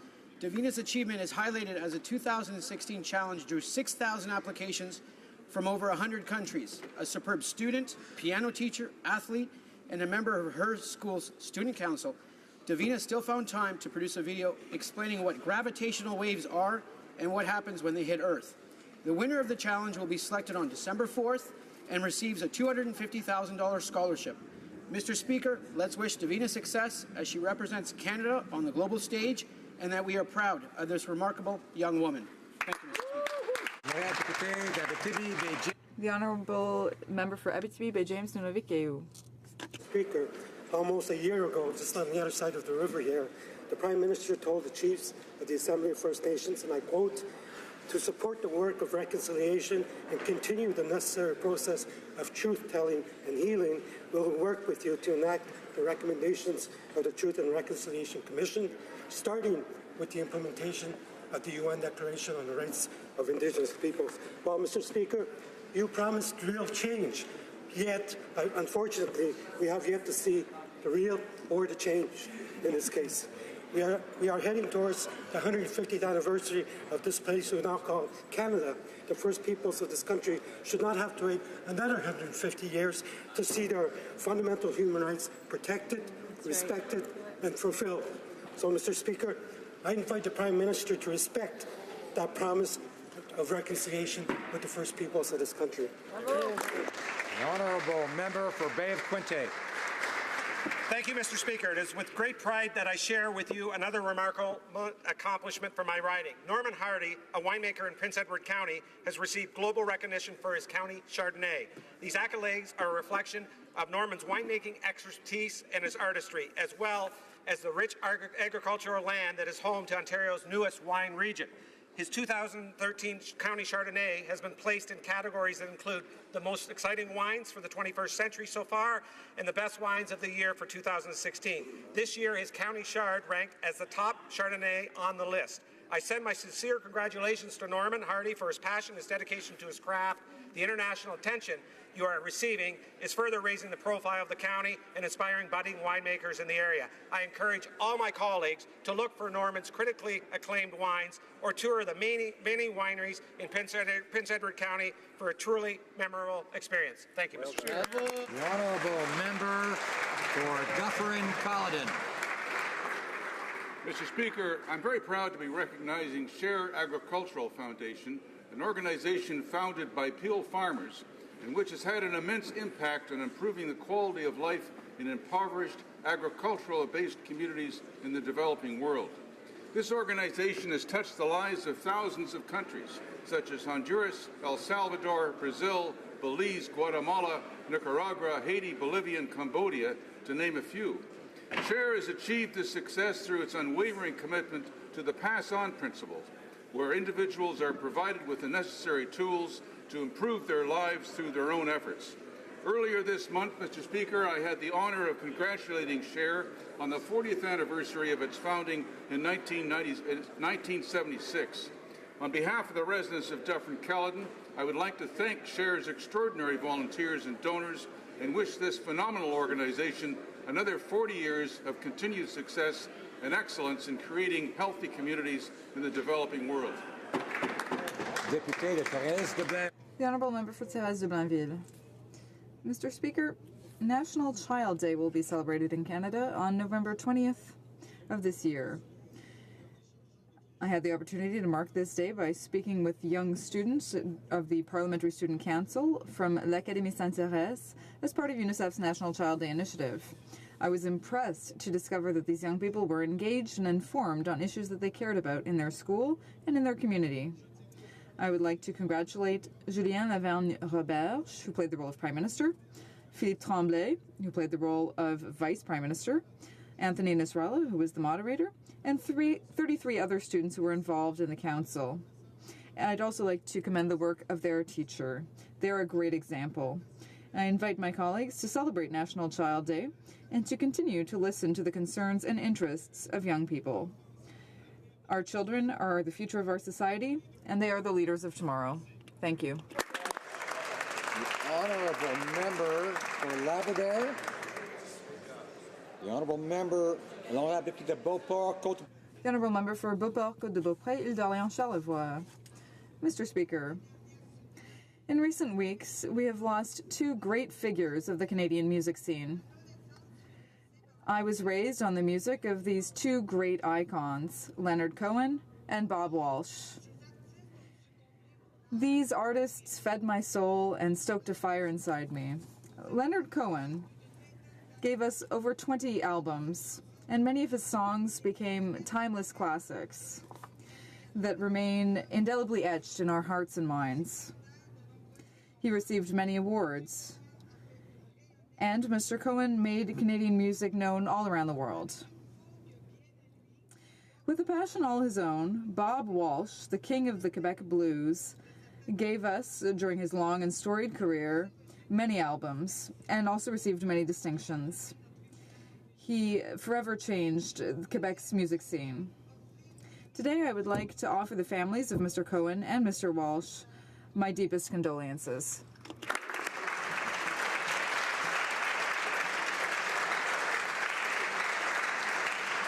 The Honourable Member for New Brunswick Southwest.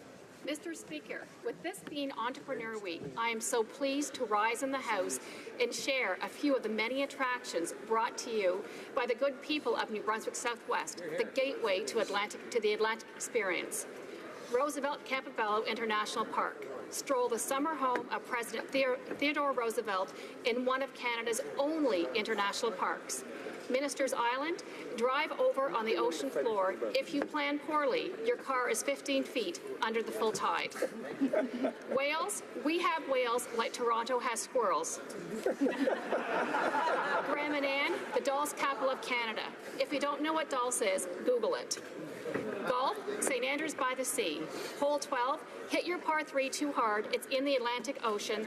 Next stop, Ireland.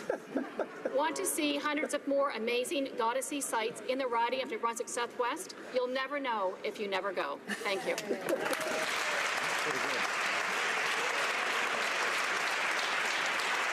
The Honourable Member for Vancouver Centre. Mr. Speaker, this is Transgender Awareness Week.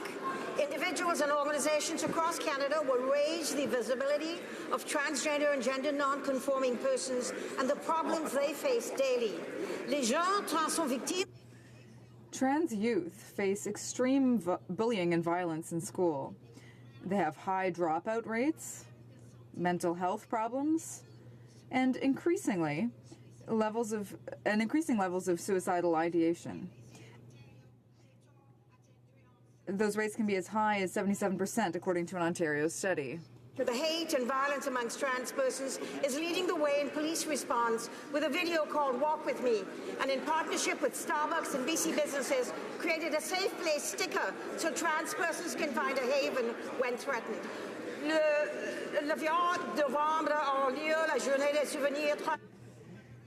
On November 20th, we will observe Transgender Day of Remembrance for those who lost their lives due to bigotry, violence, and suicide. Park, Fort Saskatchewan. Mr. Speaker, the Prime Minister has refused to answer a very simple question I submitted about whether or not taxpayer-funded nanny services he receives qualify as a taxable benefit. This government promises transparency but has delivered the exact opposite. Canadians have a right to know about the benefits that elected officials receive. And when it comes to these benefits, whether or not a benefit is taxable is not a matter of discretion. It's a matter of law. And this Prime Minister has to follow the law just like anyone else. If he receives a taxable benefit from his employer, in this case from the taxpayer, then he has to pay tax on it. Now, the Liberal talking point on these nannies is that the Prime Minister has different needs because he has a young family. Well, I would say to him, he is not the only person in this House or in this country with a young family. When most people need outside childcare, they pay for it. Now, the Prime Minister should be prepared to answer simple questions about the benefits he receives. The Prime Minister should not expect to receive free childcare at taxpayers' expense. The Prime Minister should follow the law, and the Prime Minister should pay his taxes. The honourable member for Winnipeg North.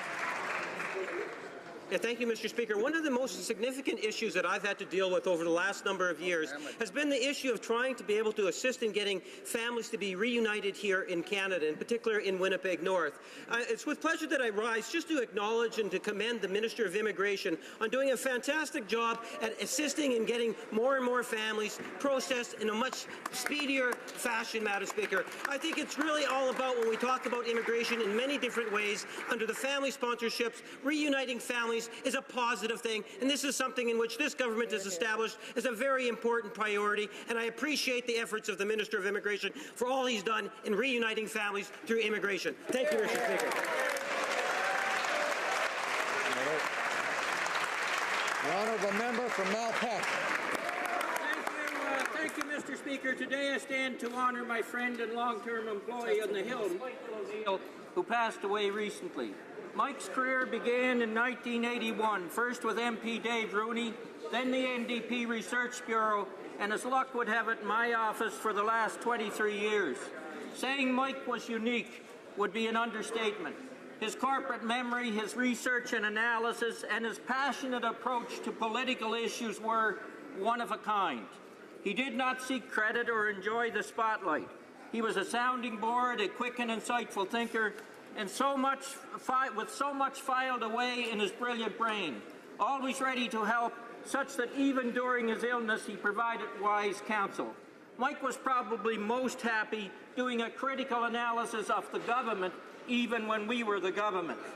To his wife Anne and daughter Erin, our heartfelt sympathies. Michael O'Neill made this place a better place. His efforts improved the decisions. For Canada, his loyalty was absolute. Our thanks to Mike and his family.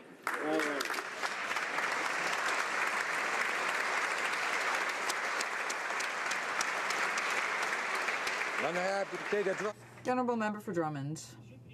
Mr. Speaker, I'm proud to rise in the House today to announce that on the weekend of November 25th and 26th, Operation Red Nose will be kicking off its 33rd season of ride-home services in the Drummond area. I'd like to congratulate Eric Stetzkal, General Director of the company Bois et Frères, and Honorary President of this 2016 edition. I would also like to congratulate Julie Dubois, the Coordinator of Operation Red Nose in Drummondville, and Dominique Villeneuve, Head of the CEGEP Foundation in Drummondville. All proceeds will go to the CEGEP Foundation of Drummondville in order to support student athletes of the intercollegial teams in Drummondville, les Voltigeurs. I invite citizens of Drummond to take part in this 33rd season of Operation Red Nose and to use their services if they've had an extra drink. Thank you, Mr. Speaker. From Medicine Hat, Cardston Warner. Mr. Speaker, I'm honored to rise in the House today to say thank you. Thank you to the great people of Medicine Hat, Cards and Warner for their support, trust, and hard work to bring us here. Thank you to my amazing campaign team and the hundreds of volunteers for their commitment and tireless efforts. Thank you to my wife Sue and our family for the sacrifices they have made and will continue to make. As their elected MP, I look forward to holding the Liberal government to account on issues facing my riding, including the economy, job creation, pipelines, and keeping taxes low in support of families. Residents of my riding also expect this government to ensure that our agricultural community remains strong and competitive. On October 24th, the residents of Medicine Hat, Cards and Warner sent a very strong message to the Liberal government that their policies are failing Alberta and Canada. And I'm here to deliver that message, Mr. Speaker.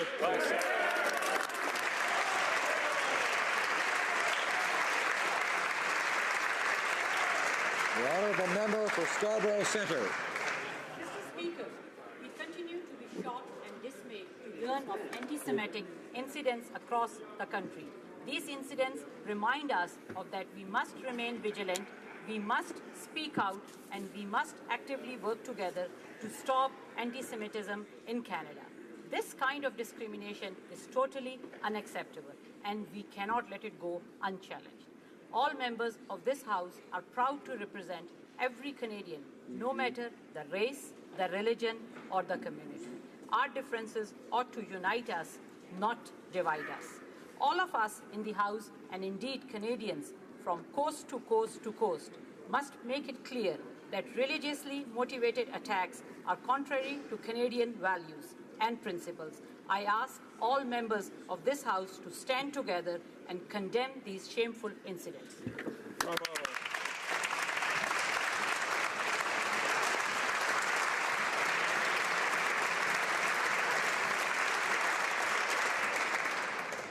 Oral questions, questions orales. Honorable député de... The honourable member for Lac-Saint-Jean. Monsieur le Président. Mr. Speaker, no full-time jobs created during the first year of their mandate, but the Prime Minister can do worse yet by publicly talking about his ideas about renegotiating NAFTA. The Prime Minister naively showed his cards. How can he reassure Canadians that he will be in a position to protect jobs here in Canada? The Honourable Minister. Mr. Speaker, our Prime Minister has been very clear from day one that he will advance Canada's national interest. The North American Free Trade Agreement is important to Canada, but it's also important to the United States. As I mentioned yesterday, there are 9 million U.S. jobs that are directly connected to the Canadian economy. 35 U.S. states that depend on Canada as their #1 customer. So we recognize the importance of NAFTA. We'll focus on good quality Canadian jobs, and we will engage with them in a manner that advances our national interest, Mr. Speaker. The Honourable Member for Lac-Saint-Jean. Mr. Speaker, it's bad enough that this Prime Minister has failed to create a single additional full-time job in first year. Now, without being asked, he is offering to renegotiate NAFTA with the new U.S. President, putting thousands more Canadian jobs at risk. Mr. Speaker, now that the Prime Minister has naively shown his cards to the Americans, how does he plan to protect and save Canadian jobs, not the 9 million American jobs, Canadian jobs? The Honourable Minister of Economic Development. Mr. Speaker, under the leadership of our Prime Minister, GM Canada has brought in 1,000 engineers here to Canada. These are engineering jobs that will create more jobs in Canada. With respect to NAFTA, the member opposite should know that when it came into effect, our collective economies were around $8 trillion. Today, our collective economies stand at $20.6 trillion. So we recognize the importance of trade. We will engage with the United States. We'll work with them to make sure we advance Canada's interests, that will create good quality jobs here in Canada and grow the economy. The Honourable Member for Lac-Saint-Jean. Yes, and the Conservative Party that you have signed this agreement because that would have been very good for the country. That's what happened. Monsieur le Président, Mr. Speaker, this transition raises a number of concerns today with, of course, respect to the softwood lumber agreement. American protectionism will, in fact, lead to greater insecurity questions. How are we going to face this protectionist movement? We hope that we will be able to honor Canadian workers' rights. Economic development. Mr. Speaker, our government has engaged and worked very closely with the U.S. on the softwood lumber file. The softwood lumber agreement expired with the previous government, and our government is absolutely engaged with the current administration. We'll work with the new president-elect, the Congress, to address and advance this issue, Mr. Speaker. Our government understands the importance of good quality jobs in the forestry sector. We'll advance this and beef and other contentious issues as well, because our Prime Minister has been very clear. We're open to ideas, open to people, and open to trade. That's how we'll grow our economy. Of Opposition House Leader.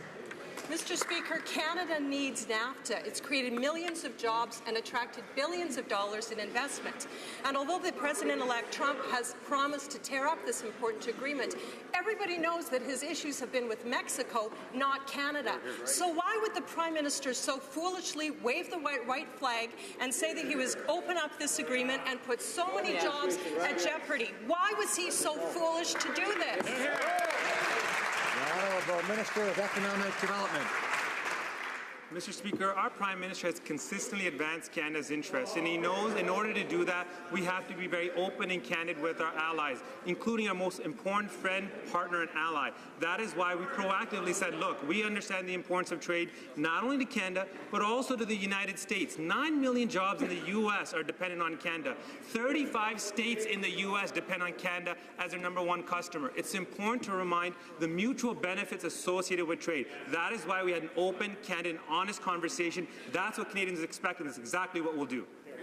Opposition House Leader. Mr. Speaker, it was an incredibly foolish and naive move on the part of the Prime Minister.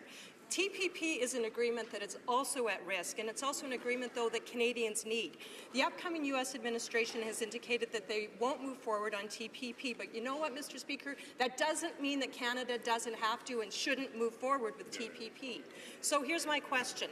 Will the Prime Minister commit to standing up for Canada's economic interests and at this weekend's APEC summit aggressively and persistently act to keep the TPP moving forward? Or is he going to do something foolish again? The Honourable Minister of Economic Development. Mr. Speaker, it was the government opposite that negotiated the TPP in secret. It's our government that's been very open and transparent with Canadians. That is why we're engaging with all sectors of the economy, all Canadians on this very important issue. It's important that we bring people in, because if you don't, Mr. Speaker, you see the challenges of protectionism on the rise. That's because when you have governments that do stuff in secret, that really undermines the trust that Canadians have. We've been very clear we'll engage with them to gain their trust, to advance our national interests, to promote trade, and when it comes to TPP or NAFTA, we'll always make sure Canada's interest is first and foremost. Honourable Member for Skeena-Bulkley Valley. Thank you, Mr. Speaker. In their campaign platform, in the throne speech, and dozens of times in this House of Commons, Liberals have said it's time to get rid of the out-of-date and unfair first-past-the-post voting system. But today, under the guise of consultation, we see the Liberals engaging in decision-based evidence-making, apparently designed to maintain the status quo. Well, here's a little bit of real evidence for the government. Almost 90% of those who testified in front of the Multi-Party Electoral Reform Committee said it's time for proportional representation. Canadians want their voices to be heard. They want their votes to count. So will the government respect Canadians and keep their promise to make 2015 the last election under first-past-the-post? Honourable Minister of Democratic Institutions. Mr. Speaker, it's a great privilege for me to stand here on this traditional Algonquin land. Members of the committee who've worked so hard and so diligently to hear from Canadians and work together to provide this House with a report. I look forward to receiving that report on December 1st and coming back to this House with a thoughtful plan forward. Member for Skeena-Bulkley Valley. Okay. The Democrats are doing everything in our power to achieve one of the hardest things in Canadian politics, actually have Liberals keep Liberal promises. I know. Yeah, almost 70% of MP town hall reports, 88% of expert witnesses, and 87% of Canadians who testified in front of the committee want a fair, proportional voting system. But apparently that's not enough for the government. A report out today says the Liberals are actually spending $2 million on a pop psych survey to argue against electoral reform. So will the minister at least agree that the facts are overwhelmingly in support of a proportional voting system? Yes or no? The Honourable Minister of Democratic Institutions.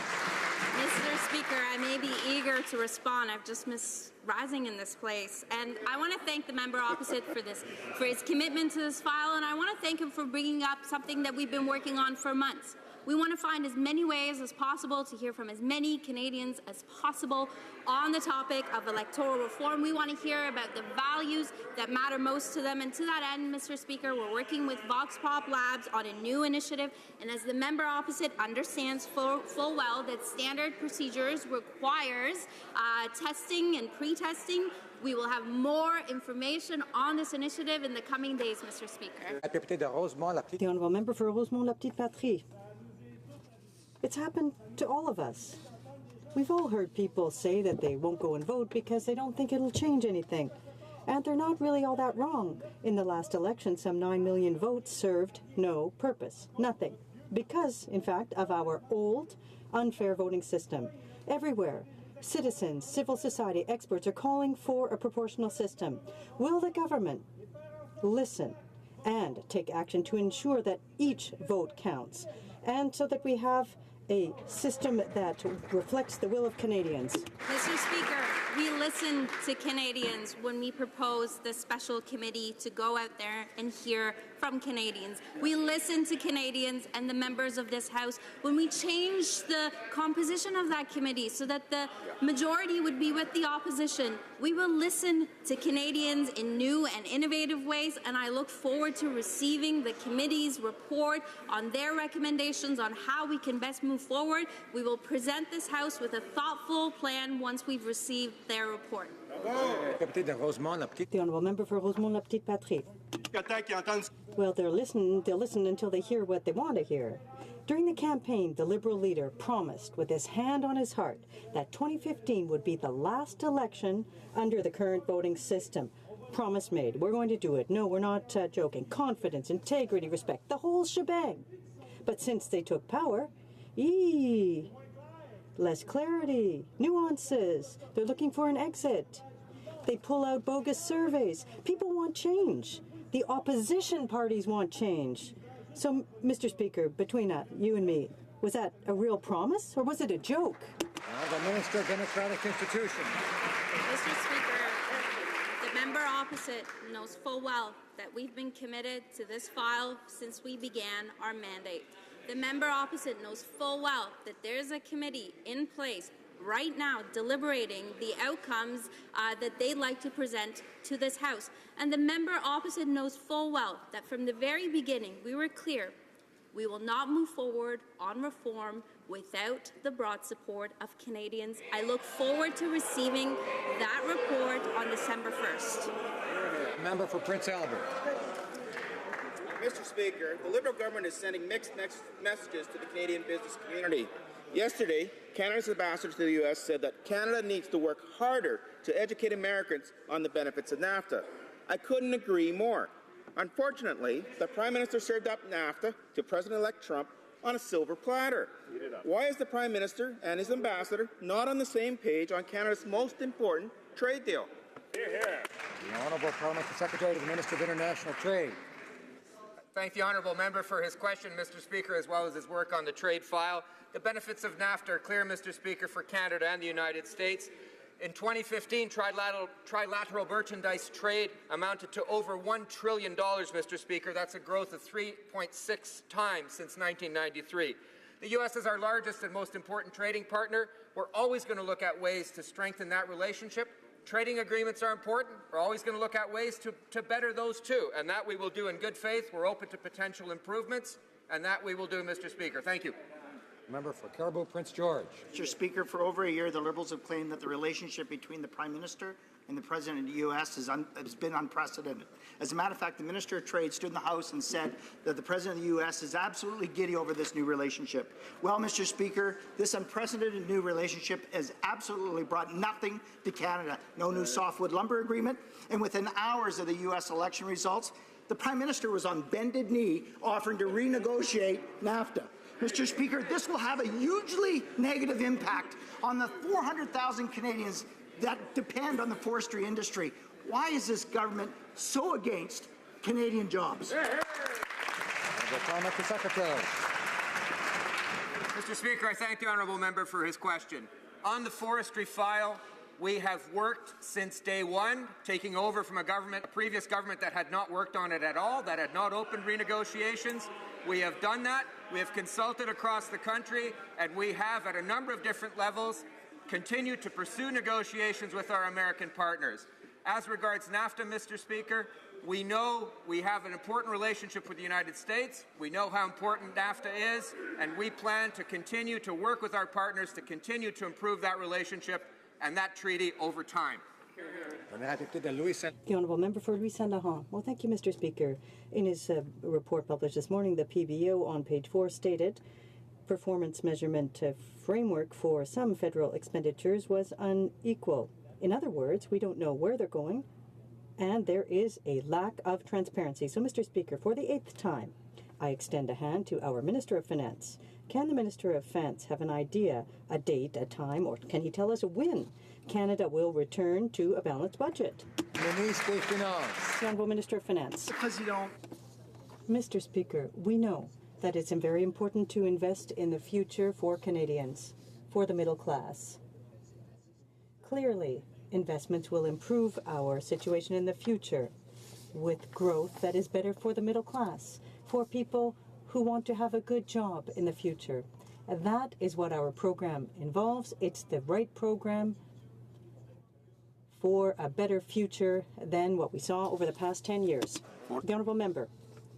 No single idea when we'll get back to zero deficit. But I have a cue to the Minister. Zero deficit will be achieved under the next Conservative government.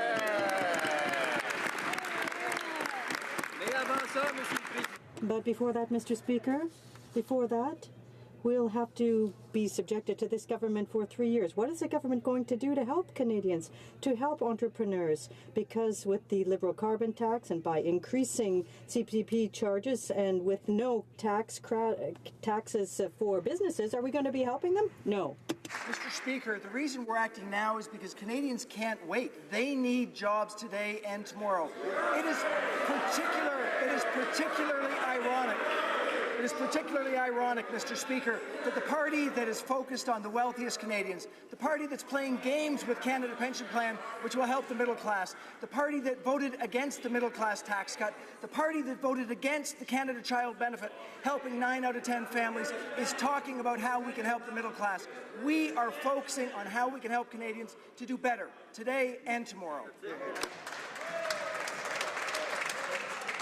I had no trouble hearing the question. I had some trouble hearing the answer. Let's all listen. The Honourable Member for South Surrey White Rock has. Well, thank you, Mr. Speaker. And Canadian communities have lost $15 billion in infrastructure funding in order to finance the Liberals' new bank.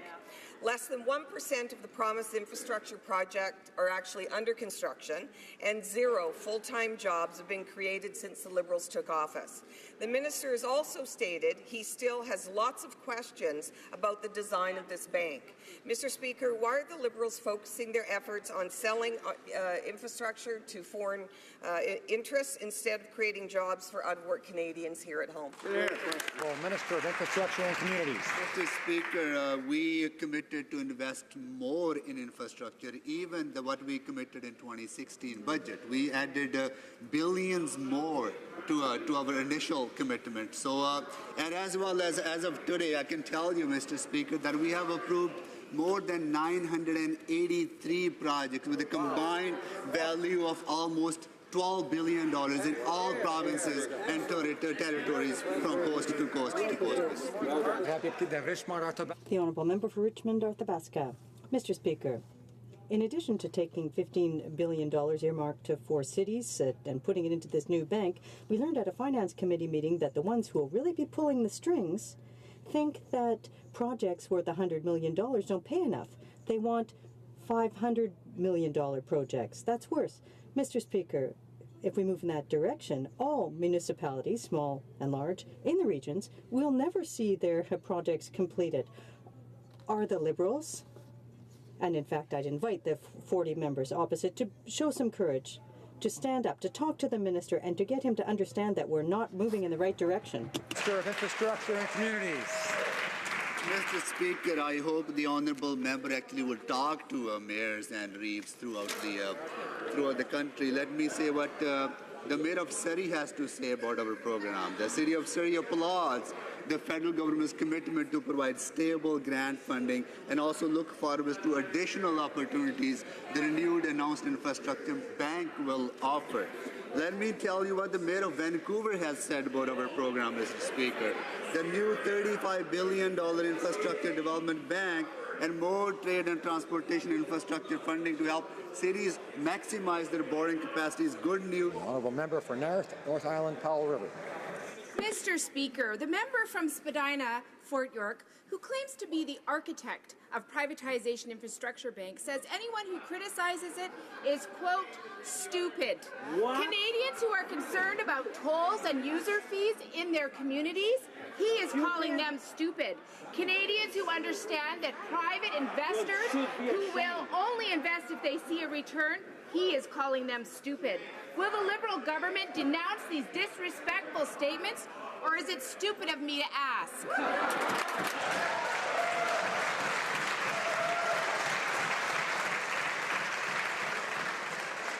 Order. The Honourable Minister. Order. The Honourable Minister of Infrastructure and Community. To invest historic investments in infrastructure, more than $180 billion over 12 years. We are doing that in partnership with provinces, municipalities, and territories, as well as we will engage the private sector to build more infrastructure that our communities need, to build more transit system, to build more affordable housing, to build more wastewater and water facilities so the Canadian people have safe drinking water to drink from coast to coast to coast. That is our goal, and that's the commitment we made, and that's the commitment we're delivering on, Mr. Speaker. Thank you. The Honourable Member for Rimouski-Nejet-Témiscouata-des-Basques. Mr. Speaker, the Minister is pretending to not understand. The Liberal platform says, and I quote, "We will establish a Canadian infrastructure bank to provide low-cost financing for new infrastructure projects." But instead of thinking of borrowing at 1.3% as they can do now, the Liberals are preferred to line the pockets of their Bay Street friends by guaranteeing them returns of 7 to 9%. Is that the Liberal priority? Charging Canadians 5 times more than they should, and in addition to that, yielding control over infrastructure to their friends at BlackRock? Well, Minister of Infrastructure and Community. Mr. Speaker, I hope that the honourable member actually listens to what mayors and reeves across the country are saying about our historic commitment to invest in infrastructure, as well as the creation of the infrastructure bank to build more infrastructure. They're excited about this plan. We are excited about this plan because we understand that infrastructure is the foundation of strong communities and to grow our economy, create jobs for the middle class, and create opportunities for Canadians from coast to coast to coast. Thank you. I know the Honourable Member for Timmins, James Bay, wants to hear the answer, so I encourage him to listen. The Honourable Member for Carleton Trail, Eagle Creek. Mr. Speaker, yesterday the Transport Minister didn't have a clue about the need to approve the required export permits for wood fibre LNG, so he sat in his chair rather than answer my question. The fact is, it is Transport Canada and not Environment Canada that's holding up this LNG project and the jobs that go with it. The Liberals keep saying maybe to resource development, but hope these questions will just go away. When will the Transport Minister do his job and approve the export permits for wood fibre? Exactly. Minister of Transport. Mr. Speaker, yesterday I didn't want to embarrass my colleague when she asked her question. What she needs to know is that the way the process works is that wood fibre LNG needs to submit an application to the government, at which time we will look at it and decide on whether a permit will be issued. That application has not been submitted. For Carleton Trail, Eagle Creek. Order. Enough. Order. The Honourable Member for Carleton Trail, Eagle. The Honourable Member for Carleton Trail, Eagle Creek. Well, Mr. Speaker, the fact is LNG is an economic driver in the province of British Columbia and will benefit the entire company. If wood fibre doesn't get export permits from Transport Canada, it cannot proceed regardless of whether it received the Environment Minister's approval. There is no point in building this facility if they can't export their product. We know the Liberal talking points about working to grow our economy and create jobs. So, when will the Minister of Transport get out of the way, sign the export permits, and get this job-creating project underway? Minister of Transport. Order. Mr. Speaker, talk about rubbing it in here. My answer has not changed. I think that my honourable colleague needs to do her homework before she asks a question that shows that she is clearly ill-informed. When Woodfibre LNG submits its application, we will review it under the Navigation Protection Act, and we will then make a decision. That's the way the process works. Member for Chilliwack Hope. Mr. Speaker, the Natural Resource Minister has said that Keystone XL pipeline not that important, and the Liberals are more focused on getting oil to Asian markets. I guess his Liberal colleagues didn't get the memo. Two of his own MPs from British Columbia have now said that the government should not support Kinder Morgan pipeline no matter what. The minister's advisory panel delayed the decision on the pipeline by 7 months and was supposedly done to foster social license. If the minister's panel didn't even convince Liberal MPs to accept the science, how was it anything but a complete waste of time and money? The Minister of Natural Resources. Well, actually, Mr. Speaker, we have said repeatedly all week that we do support the Keystone XL pipeline. We also gave Canadians an opportunity to express themselves on the Trans Mountain expansion, and they expressed themselves in 35,000 opinions that were sent to a website. And those opinions came from Canadians from coast to coast who have a real interest in this national project. We, unlike governments that came before us, will take those opinions seriously. Member for Chilliwack Hope. Well, Mr. Speaker, the minister's panel had no real powers and delayed the decision on this job-creating project by months. And in the end, it made no recommendations. The minister won't respond to it. And surprise, surprise, they found out that some people support the project and others oppose it. Glad we waited for that, Mr. Speaker. If the minister's new and improved panel process can't even convince Liberal MPs to support an independent, scientific, evidence-based process on pipelines, wasn't this public relations exercise just a huge waste of time and money? Honourable Minister of Natural Resources. Mr. Speaker, the reason that more than 35,000 Canadians responded to our request to hear their opinions is because for 10 years, nobody asked them. And now it's the job of the Government of Canada to take in all of that opinion from coast to coast to coast, to look at the work of the ministerial panel, to take very seriously accommodation and conversation with Indigenous groups, which was so insufficient by this government, but courts of appeal had to throw their cases out. We think that we're going to learn from the mistakes of others and do a better job. Member from Nanaimo, Ladysmith. Tuesday, we asked Liberals to take real action to prevent violence against Indigenous women. 70% of Inuit communities have no access to shelter. Amnesty International says the scale and severity of violence faced by Indigenous women and girls in Canada is a national human rights crisis. Yesterday, the Native Women's Association called government inaction a breach of human rights. Will the government take responsibility so no woman is ever turned away from a domestic violence shelter? Well, Minister for the Status of Women.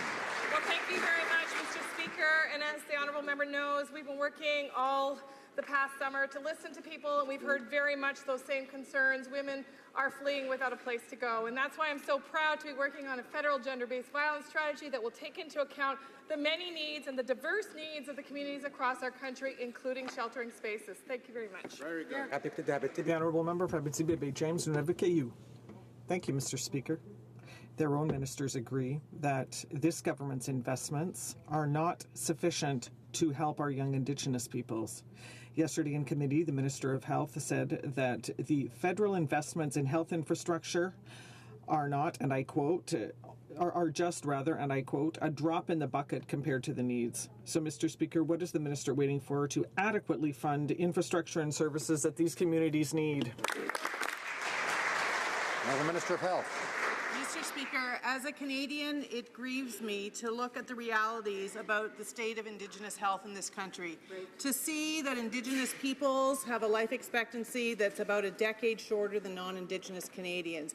To see the rates of diabetes, the rates of tuberculosis, the rates of suicide in Indigenous communities. We are determined to work with our Indigenous leaders in this country, to work with the people on the ground in communities to find solutions, to support them. We will make sure that we build a new relationship and that people, every Canadian in this country, enjoys good act. Member for Oakville. Mr. Speaker, there is a health crisis in Canada. The number of opioid-related deaths are skyrocketing across the country. This is not just a mental health and addictions issue. From our children experimenting at parties to addiction from prescription opioids for pain control, all Canadians are at risk. In my home province of Ontario, 663 people died in 2014 from opioid overdoses. Over 800 are projected to die in British Columbia this year. It's a national issue. We need to act now. Mr. Speaker, what will the government do to address this crisis? Minister of Health. Mr. Speaker, I thank the member from Oakville for this important question. We are in this country facing a public health crisis. It is a crisis of opioid overdoses and deaths. People die every day as a result, and that is one of the reasons why I am co-hosting a conference tomorrow and the following day, bringing together stakeholders from across the country, people with lived experience, health experts, governments, regulators, educators. We are going to make progress in this when we work collectively, when we develop a comprehensive plan, and I look forward to taking further steps on that. Member for Thornhill. Mr. Speaker, Canada must not forget Palestinian refugees.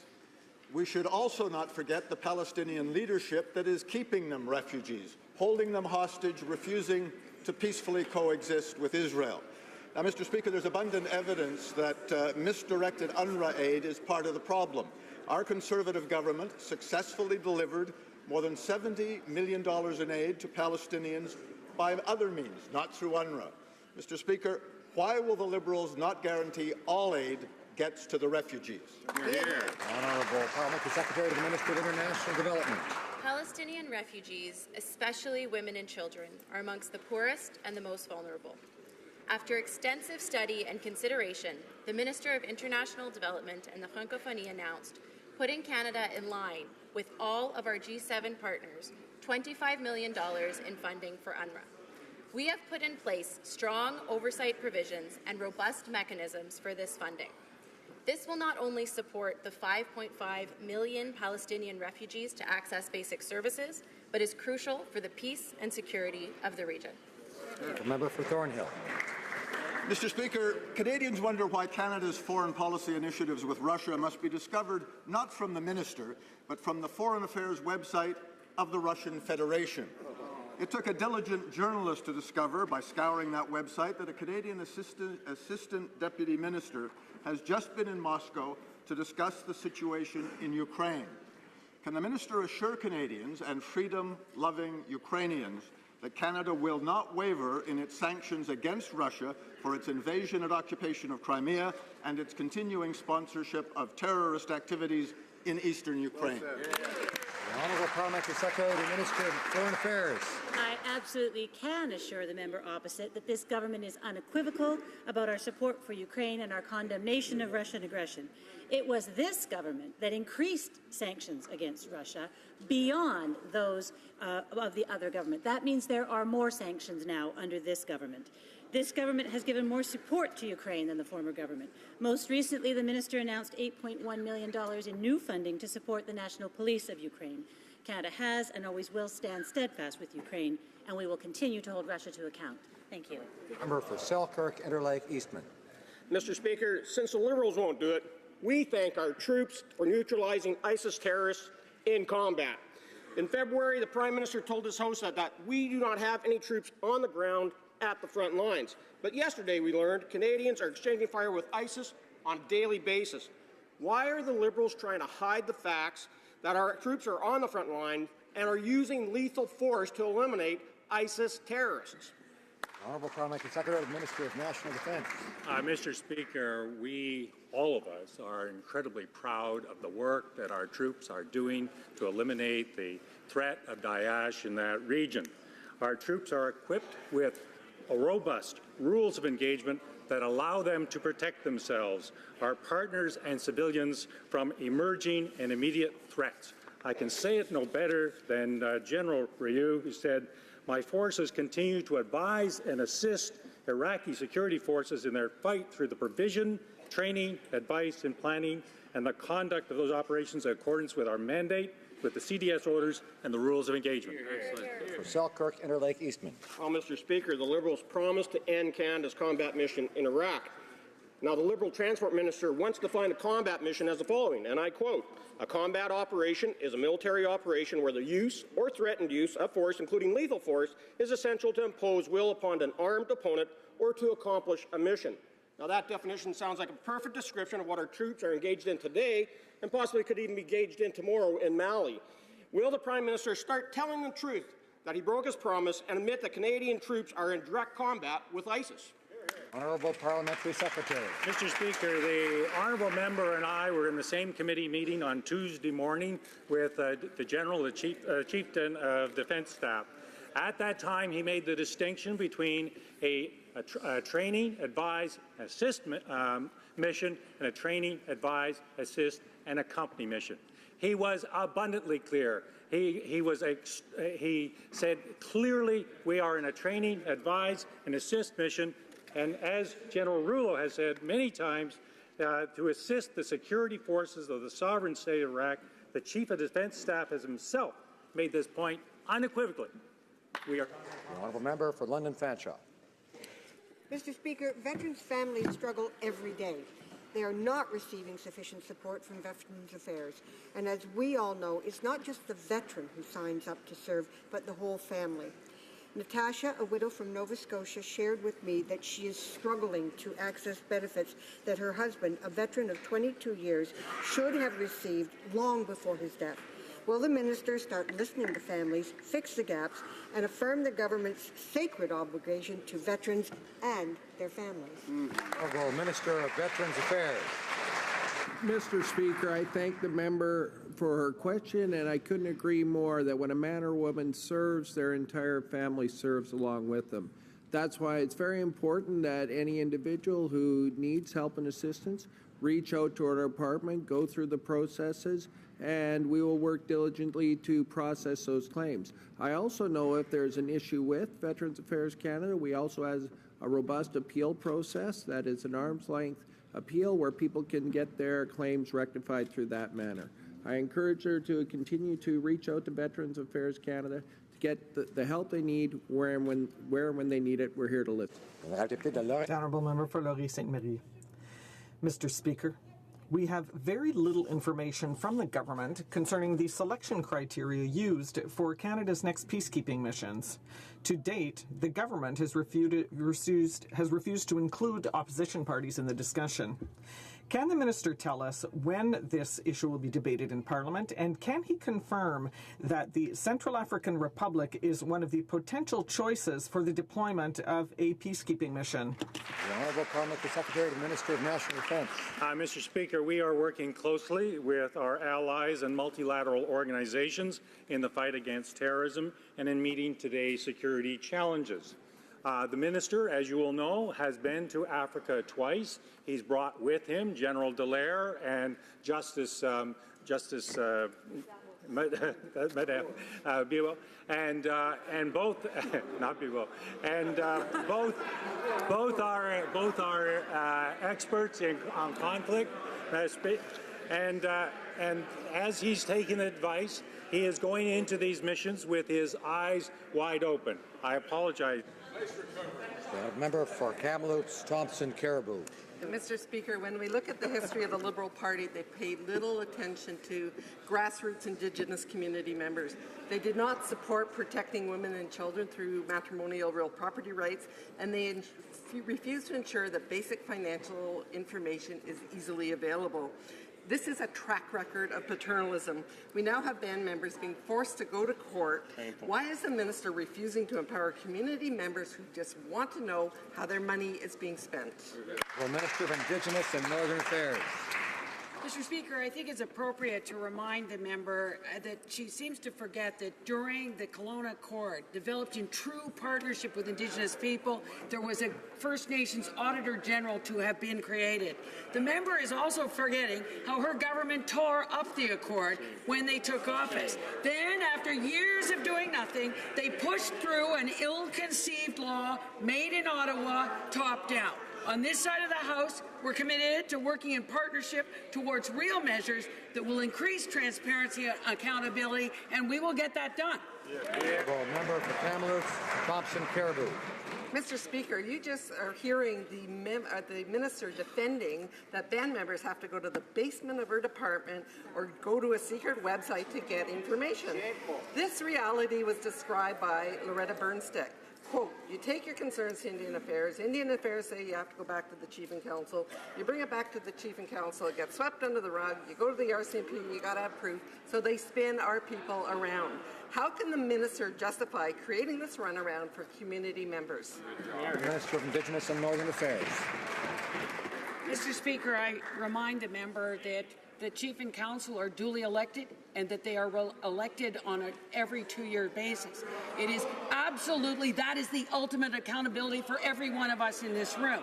We insist that Chief and Council report to their members and to my department, and that's the way it is, and we will review any additions or reviews with First Nations as we go forward. The member for Medicine Hat, Cardston Warner, order. Mr. Speaker, our Conservative government introduced an act which empowered First Nations communities by giving them tools that they need to hold their leadership accountable. In my riding, the minister's blatant disregard of the First Nations Financial Transparency Act has made it nearly impossible for members of the Blood Reserve to access the most basic of information. Community members are in the dark and have no clue if funds are being distributed properly for health care, housing, and other essential needs. When will the minister stop enabling this lack of transparency and start enforcing the law? Exactly. The Minister of Indigenous and Northern Affairs. Mr. Speaker, we take all allegations of fraud very seriously. Under the previous government, work on the audit for the Canadian Reserve was stopped in July of 2015, while the department sought a legal opinion on the jurisdiction of the matter, particularly with own source revenue in that reserve. It was determined that the department does not have jurisdiction to investigate own source revenue. As a result, the audit was not completed and there is no report. In accordance with the department's usual practice, all... The honourable member for Tobique-Mactaquac. Mr. Speaker, in August I held a stakeholder roundtable on rural economic development in my riding of Tobique-Mactaquac with business leaders from across the riding from various sectors and have just presented this report to the minister. As one of 32 Atlantic MPs who believe strongly in this government's approach to rural economic development and the Atlantic First strategy, could the minister please update us on the good work the government is doing to move the rural economic development agenda forward? Thank you, Mr. Speaker. The Honourable Minister of Economic Development. Mr. Speaker, I'd like to thank the member from Tobique-Mactaquac for his question and his report highlighting issues faced by small and medium-sized enterprises in his riding. Of course, we welcome these issues raised in this report around immigration, skills development, and of course, technology adoption. This is very consistent with the work that we're doing around the Atlantic Growth Strategy. And the Minister of Immigration put forward a pilot project to advance the immigration challenges in that region. And I look forward to working with the member and all 32 MPs from Atlantic Canada to advance the Atlantic Growth Strategy. Thank you very much. The member for Lakeland. Mr. Speaker, the Liberals' attack on rural Canada is insulting. The Immigration Minister's edict on Vegreville could be just the start. If it's done in Alberta, who's to say it won't be done to the exact same office in Sydney, Nova Scotia, or the Pay Processing Centre in Miramichi, New Brunswick, where towns and hundreds of workers depend on those jobs. These are the kind of federal public service jobs that are sustainable in rural towns. Removing these 280 jobs from Vegreville is like cutting 55,000 jobs out of Edmonton. Why is the minister against against rural Canadians and against rural jobs. The Honourable Minister of Immigration. Mr. Speaker, I thank the member for her question, and I understand people in Vegreville are upset, but I am saying that the business case for a move was very, very strong, that our first commitment is to have better standards in service and processing times in immigration, and that every individual currently working for my department, whether part-time or full-time in Vegreville, will have work in Edmonton, and indeed that there will be a net increase in total jobs in Alberta. Member for order. Member for Saskatoon West. Thank you, Mr. Speaker. Thousands of Canadians are diagnosed with cancer every year due to exposure to asbestos. And every single day action is delayed, more lives are put at risk. Yesterday, I tabled a bill for a complete ban on asbestos. The Canadian Cancer Society, labour groups, as well as millions of Canadians are calling for a ban now. The minister has said the science is clear, so what's the holdup?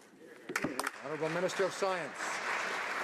Mr. Speaker, ensuring the health and safety of Canadians is a top priority for our government. When it comes to asbestos, the science is clear.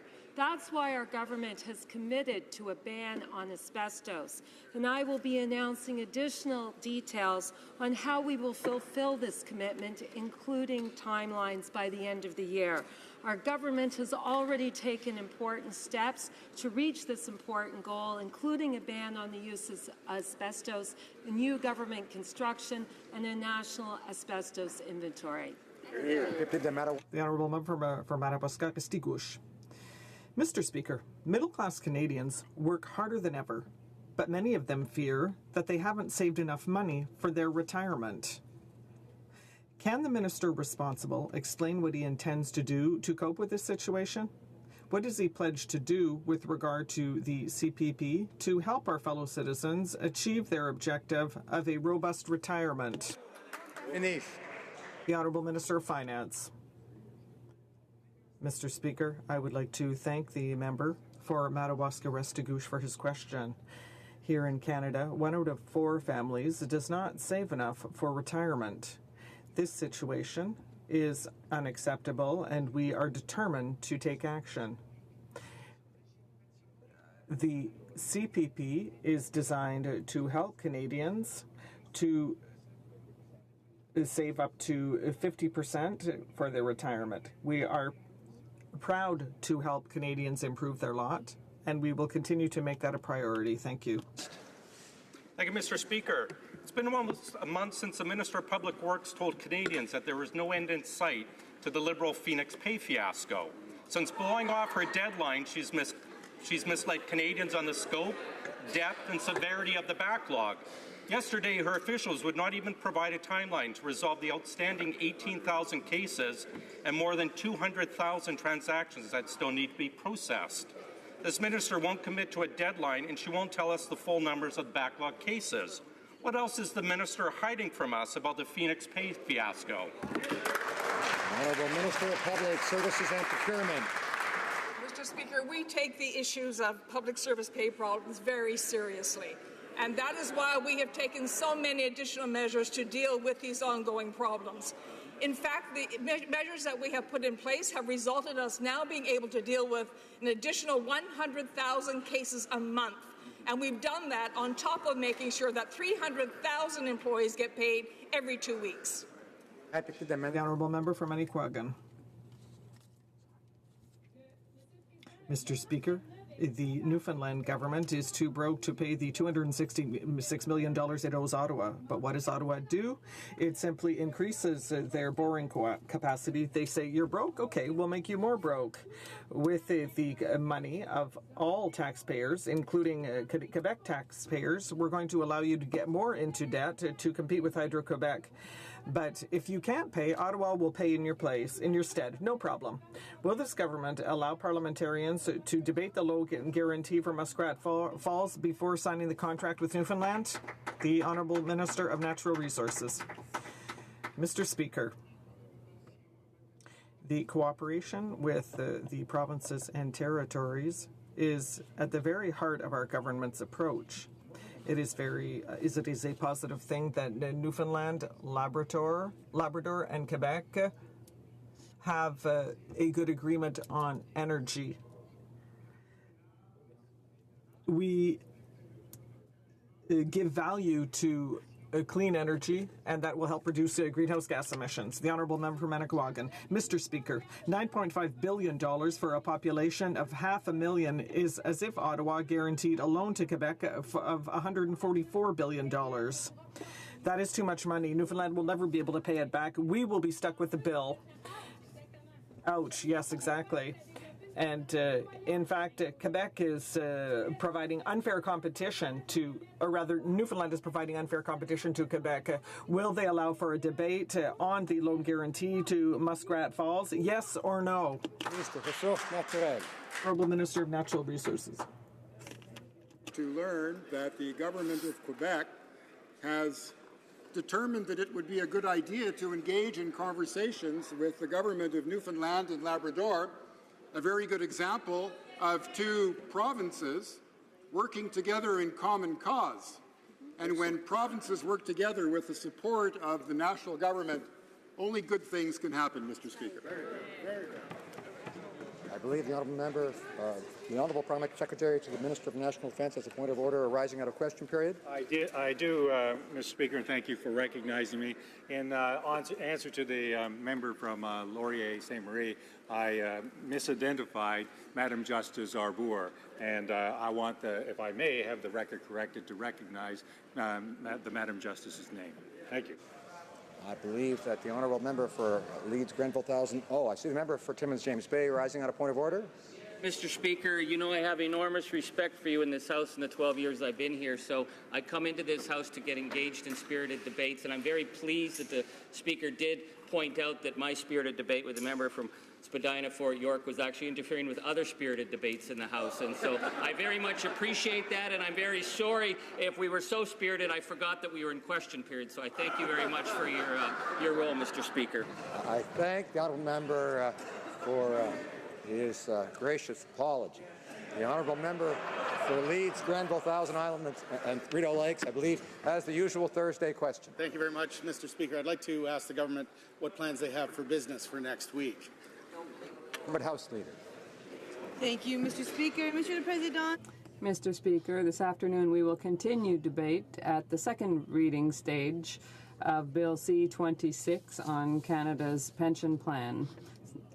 Tomorrow we'll resume debate on Bill C-16 concerning gender identity. If time allows, we will also move on to studying Bill C-25, which deals with the Canada Business Corporations Act. C-30, the CETA implementation legislation for consideration at second reading.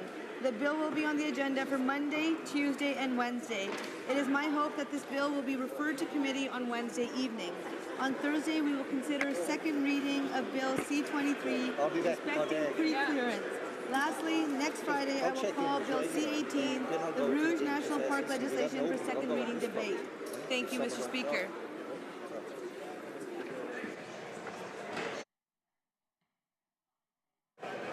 Orders of the day.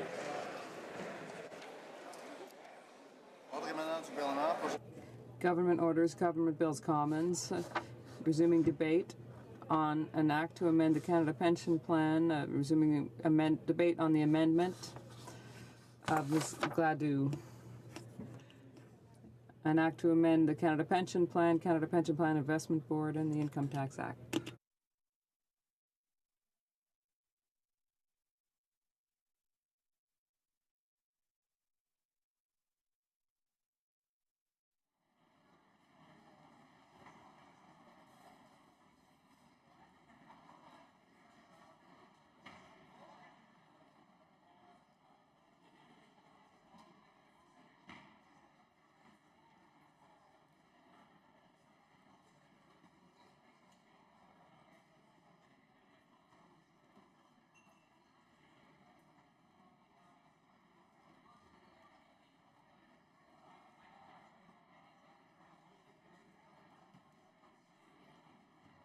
Alors, Jean Order.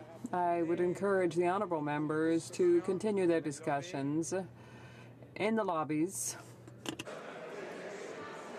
If you can hear my voice, say shh. Merci beaucoup. Thank you very much. Resuming debate, the honourable member for Mégantic-l'Érable.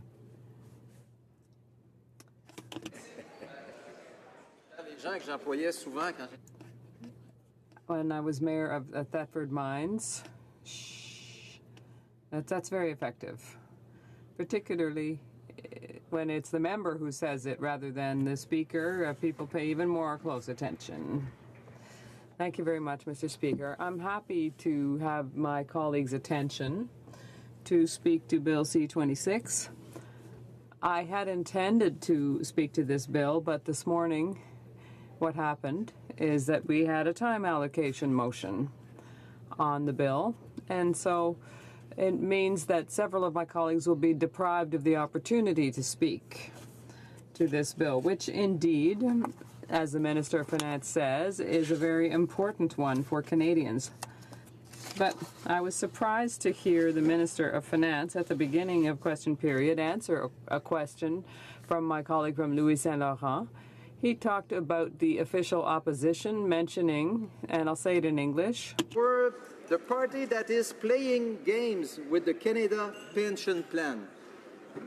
Monsieur le Président. Mr. Speaker, I think that the people who are playing games with Bill C-26 is the government. I think that they are playing a game with Canadians on Bill C-26.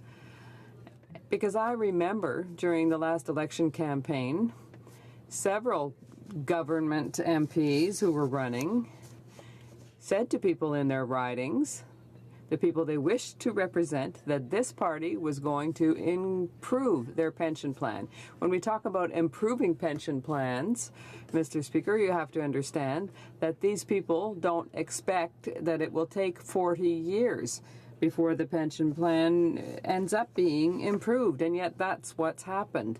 That's what Bill C-26 is putting before us, and therefore I believe that Bill C-26 means or rather misleads Canadians. And so once again, this government strategy to continually make commitments and then wait until other people will have to carry out the work, because this isn't for 40 years. The investments in infrastructure are for 10 years down the road, and in short, there's nothing for the next 10 years.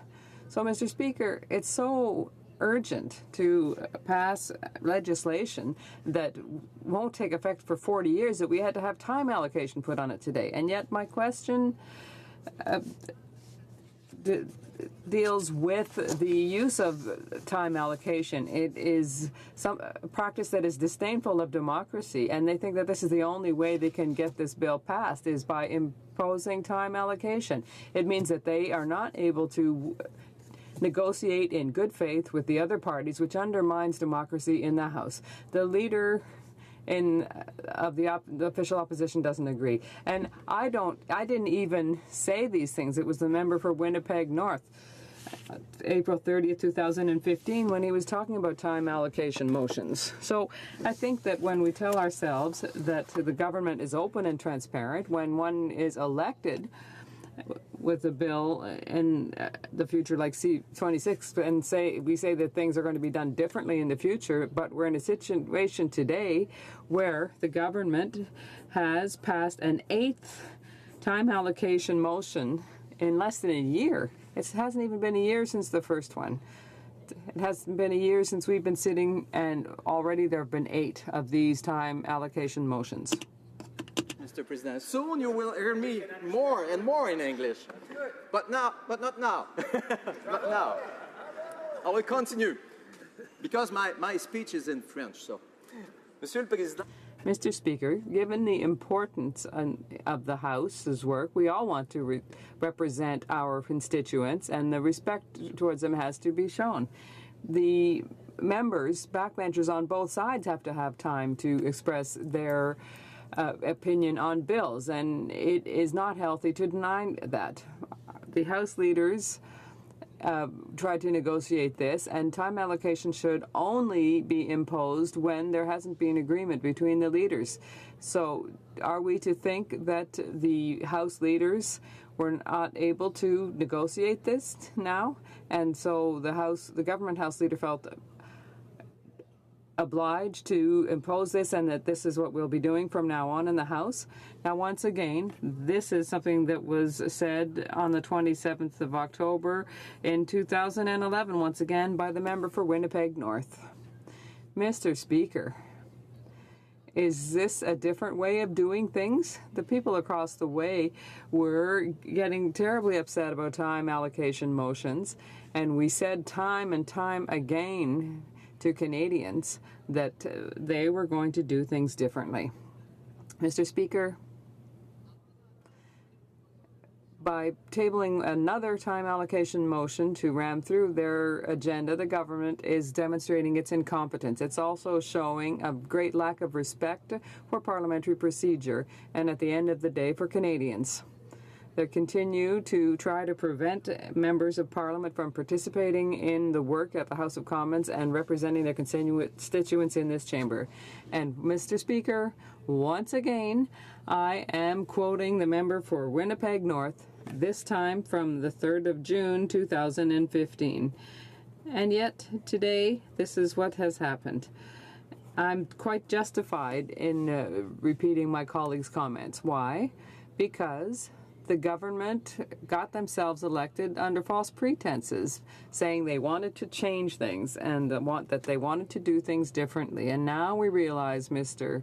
Speaker, that where they're headed very soon, Canadians will realize that this government will have used even more time allocation motions than our previous government.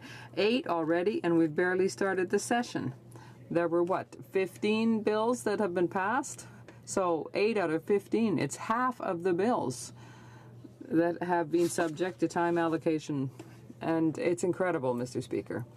But let me come back to the Canada Pension Plan. I had the opportunity when I spoke about the Canada Pension Plan to refer to the degree to which the government had talked to Canadians during their last campaign about this, and I had the opportunity to discuss this with people in my riding following C-26 being tabled, and I asked them directly about it. When you're told that your pension plan is going to be improved, when you are asked, and it's part of a political platform, and you are told that you will have more money in your pocket, what does that mean to you? Well, the people I spoke to said, well, we'll have that money next year. We'll have it soon, in 6 months, maybe a year, maybe 2 years. We understand that sometimes Parliament doesn't act as quickly as we might like. But 40 years, Mr. Speaker, 40 years.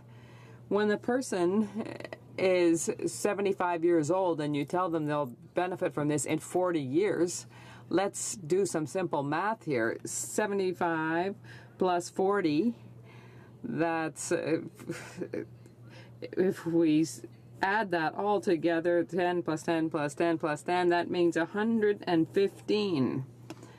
So, the people in my riding who are 75 years old today will therefore have 115 years, or be 115 years old when these measures come into effect. And yet, Mr. Speaker, the small businesses will have to quickly face the increases in these payments, these contributions, and that is really hard on the business. So I don't know if you realize this, but last week something happened in North America. There was something that happened next door with our American neighbors, something that many of us really didn't expect. It was something huge. Thank you. Mr. Speaker, I love when my colleagues help me with my English. I think I'll be perfectly bilingual at the end of this session because of the cooperation and collaboration of my excellent colleagues. So I'm going to try and do the same thing with my French, with my colleagues. But in conclusion, just to come back to this bill, C-26, I think that the government should seize the opportunity today to back down a bit, look at what's happened in North America, look at the negative impacts that these new taxes will have in our small and medium-sized businesses on jobs at home. We know that over at least the last year, this government hasn't had much success with job creation. So today they have an opportunity to act. And I think that they did not want to hear our members repeating this constantly, but I'm very pleased to say it once again. Take the time you need. We can't impose new taxes on our businesses. We don't have the means to do so. Thank you, Mr. Speaker. I hope that I also will be bilingual in 4 years' time. Questions and comments? The Honourable Member for Laurentides-Labelle. Thank you, Mr. Speaker. I'd like to tell my colleague from Mégantic-l'Érable that over the last 10 years, the middle class has felt forgotten by the government. We are planning for the future, but I have a question for him, for the member for Mégantic-l'Érable. If he's so worried that his colleagues won't have time to speak to this bill, why did he take a second slot? So it's the second time he's spoken to on this bill. He spoke on it a few months ago. So thank you very much. The Honourable Member for Mégantic-l'Érable. Thank you very much, Mr. Speaker. I'm really surprised that my colleagues are questioning why I want to speak. It seems to me that I was elected by the people of Mégantic-l'Érable to rise in the House as often as necessary to defend the taxpayers of Mégantic-l'Érable. That's what I'm doing. And I will continue to do so every time it's necessary. The Honourable Member for Trois-Rivières. Questions and comments. Thank you, Mr. Speaker. I think I may move to my colleagues' riding if people really live to 115 there. But there's one point we do agree on. 40 years to improve the system is disastrous, to say the least, and that does not meet immediate needs. But when I look at the Conservative proposal in the former Parliament, it was collective pension plans. And that approach favors people who have higher incomes and sometimes very high incomes. So what solution does my colleague propose for people with low incomes who need to increase their retirement earnings in the short term? The Honourable Member for Mégantic-l'Érable. Mr. Speaker, I thank my colleague for his excellent question. You know, I come from a region which for years lived on the asbestos industry. I'm the living proof that asbestos kills. Yes, people do live to a ripe old age because we learn to live safely and use asbestos in a safe way. And my NDP colleagues should understand that and defend that to protect the health and safety of Canadians who work with asbestos. But to conclude on this issue, I also understand that my dear colleague misses the days where the Conservative government was in power and made good decisions for Canadians. Questions and comments? The Honourable Member for Mont-Royal. Mr. Speaker, I'd like to congratulate my colleague for his English. I've seen a clear improvement since he was elected. My question is about the fact of a 75-year-old retiree who will not get an increase in CPP. It seems to me that means we should do something faster for the Canada Pension Plan, but it'll cost money. If he's not happy with the amount being increased gradually, how does he see we could have money right now for somebody 75? The Honourable Member for Mégantic-l'Érable. If it is not possible to pay for something, don't promise and don't make false Don't raise false hopes among these people to whom you're making promises.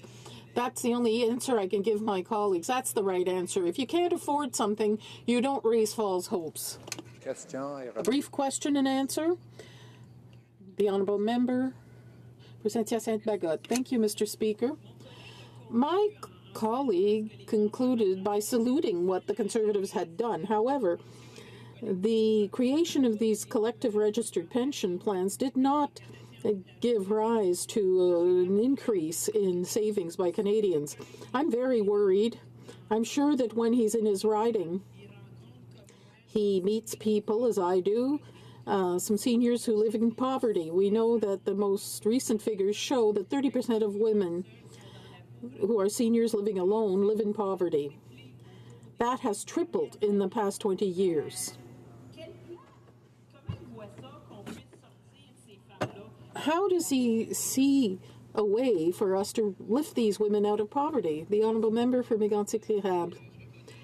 I do recognize the involvement of my colleague when it comes to poverty. She was personally involved in community organizations for a very long time. She's seen poverty up close. She's helped women out of poverty. And I think that this is a topic that requires a great deal more attention than simply talking about improving the retirement system. I think all Canadians should be concerned by the poverty of women and Canadians in general. One of the solutions we Conservatives have put forth is to make sure that these people have access to jobs first and foremost. When they're young, older, men, women, poor or not, the first thing to do is to enable people to earn a living. There are situations where that's not possible. If the member wants to cooperate with me to find solutions, I'm always available. Resuming debate. For Newmarket, Aurora. Well, thank you, Mr. Speaker, and I'm pleased to rise today and to talk about the enhancements to the Canada Pension Plan found in Bill C-26. But, Mr. Speaker, if you'll indulge me, I want to take a few moments to just talk procedurally about what's going on here today. My friend opposite had some concerns, I think, but let's make sure we get some facts here, Mr. Speaker. Today would have been the 6th day of debate on Bill C-26, a bill that will help Canadians achieve a secure, safe, and dignified retirement. The Conservative Party had requested more time for debate on this bill. They could have debated the bill today as scheduled.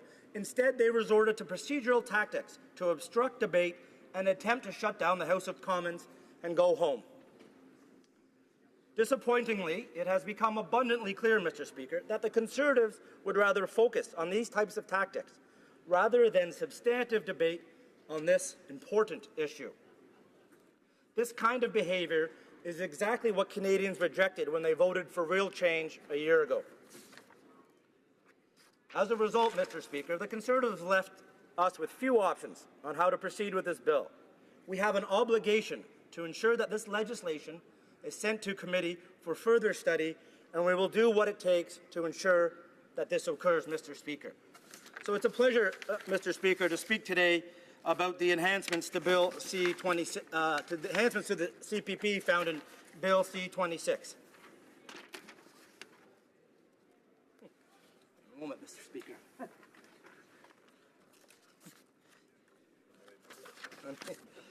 Today, Mr. Speaker, middle-class Canadians are working harder than ever, but many are worried that they won't have enough money for their retirement. Chaque année, des mois et Every year, fewer and fewer Canadians are part of a private pension plan. To address this, Mr. Speaker, we made a commitment to Canadians to strengthen the Canada Pension Plan in order to help them achieve their goal of a strong, secure, and stable retirement. Earlier this year, Canada's finance ministers reached an historic agreement to make meaningful changes to the CPP, an example of federalism at its best.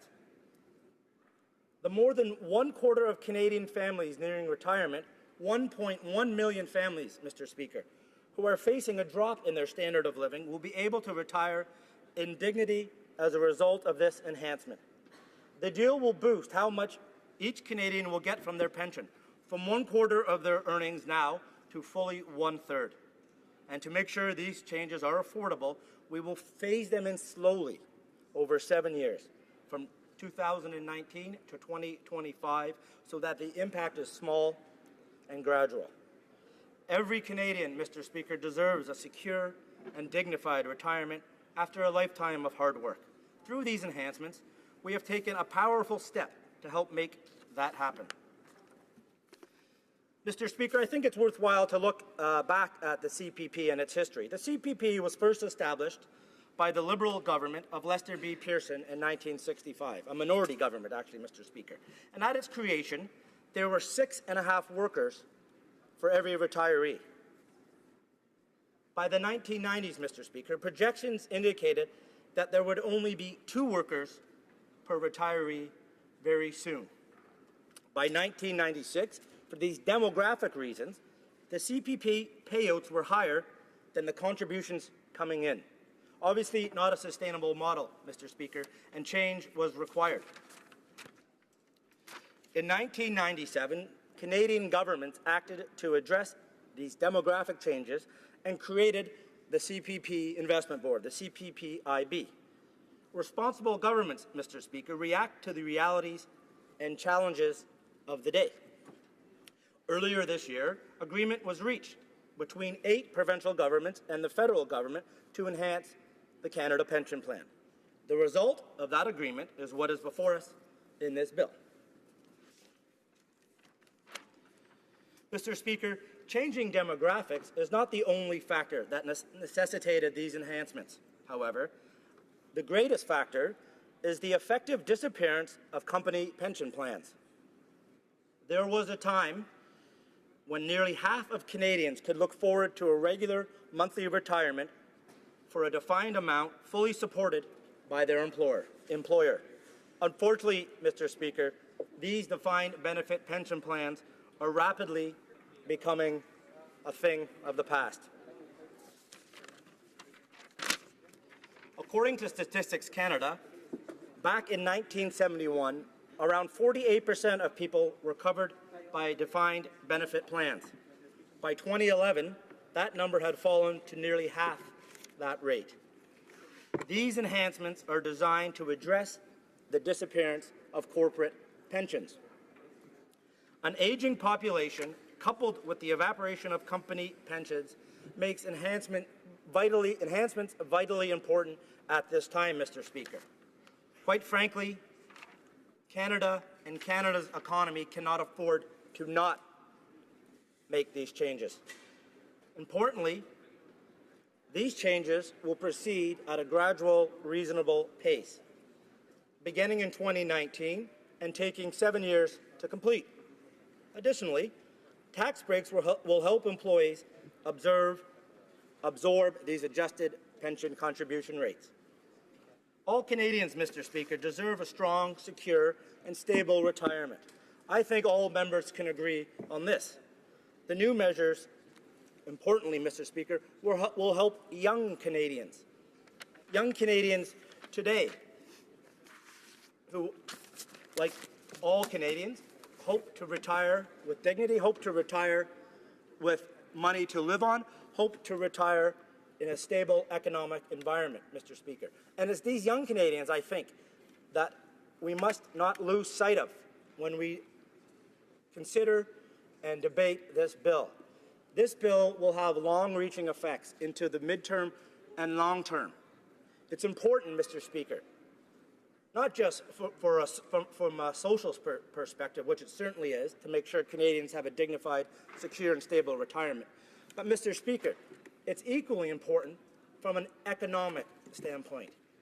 Canadians are living longer. There's no doubt about this, Mr. Speaker. Canadians are going to live in their retirement years longer. This trend will continue, Mr. Speaker. To keep Canada's economy economically sound and viable and strong, we need people that have money to afford retirement. People with money, Mr. Speaker, of course, buy things. This consumption is what drives economic growth. As our population ages, if there was a corresponding decrease in the amount of income that they had, thereby resulting in a corresponding decrease in the amount of disposable income, our economy, Mr. Speaker, would screech to a halt.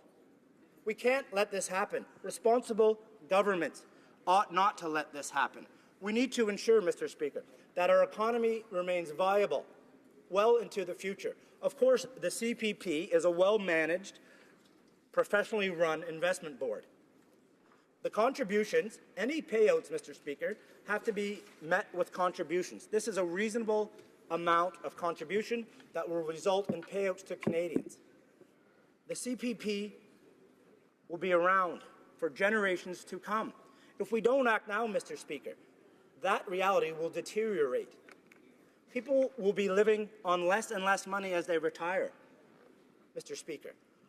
We need to increase the retirement income of Canadians to make sure they have a secure retirement, to make sure they can pay their bills, but also, Mr. Speaker, to make sure they can enjoy the retirement they've earned after a life of hard work, after a lifetime of contributing to the great Canadian economy, after a lifetime, Mr. Speaker, of raising children, Mr. Speaker, of working hard, of perhaps putting their kids through school or paying for trade skill training, Mr. Speaker. A lifetime of growing our great country. We look, Mr. Speaker, at the CPP and we think of retired people, of course. But I want us to take a step back, Mr. Speaker, and also think of the young people that this will definitely help well into the future. Maybe some of us in this very chamber, maybe our children. We need to make sure Canada and Canadians will be able to retire in dignity, not only today, not only tomorrow, but well into the future, Mr. Speaker. And I can think of no better way to make sure that happens than these enhancements found in Bill C-26. And I urge all of my colleagues, for those social reasons and for the economic reasons, to support these changes to the CPP. Thank you, Mr. Speaker. Good.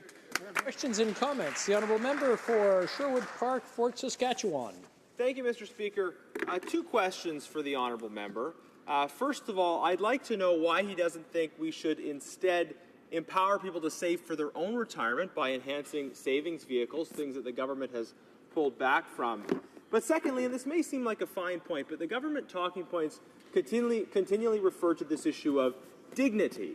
Now, we're talking about a quarter to a third here, and I'm just curious what the word dignity means in this context. I think maybe we could speak about a secure retirement, a financially stable retirement, and we would disagree about how to get there.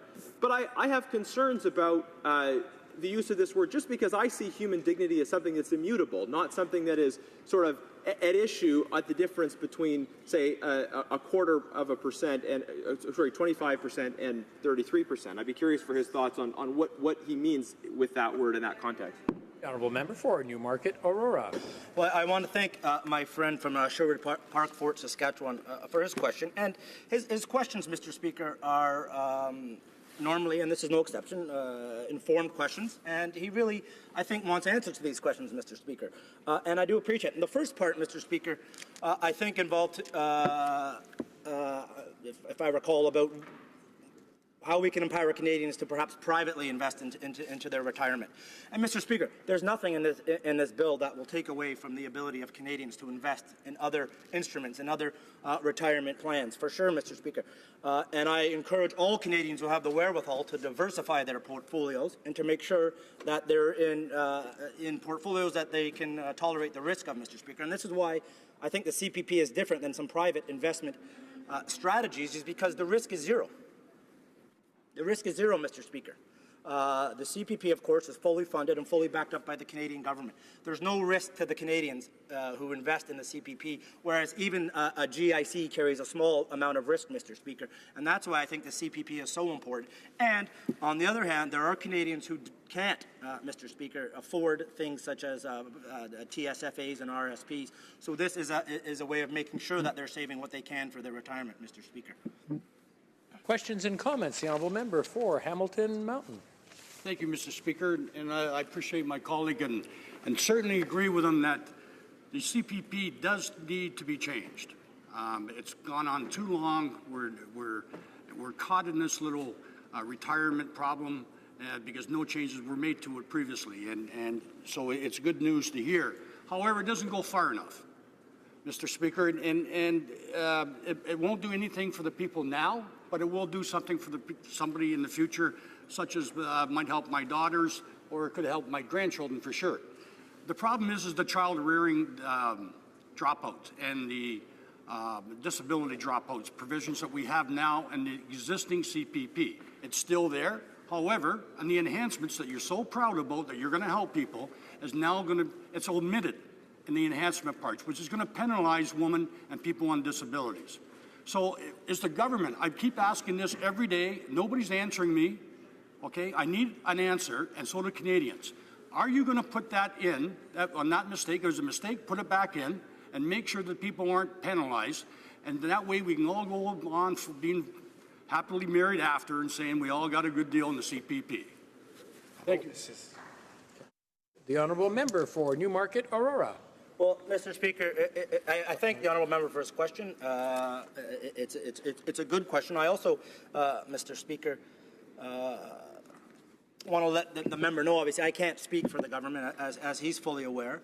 I also can't guarantee that he'll stay happily married if the CPP comes into force. But what I do share, of course, I want to make sure the CPP is fair, and I want to make sure it's there for everybody and everyone who is entitled to the payouts get them. I hope that if any errors were made, that they are corrected. But I, of course, can't speak for the government. But we want to make sure the CPP is fair, like we do with all of our legislation, and any changes we make, we want to make sure that they're fair to all Canadians, Mr. Speaker. So I do share my honourable colleague's question about that. Resuming debate, the honourable member for Pitt Meadows, Maple Ridge.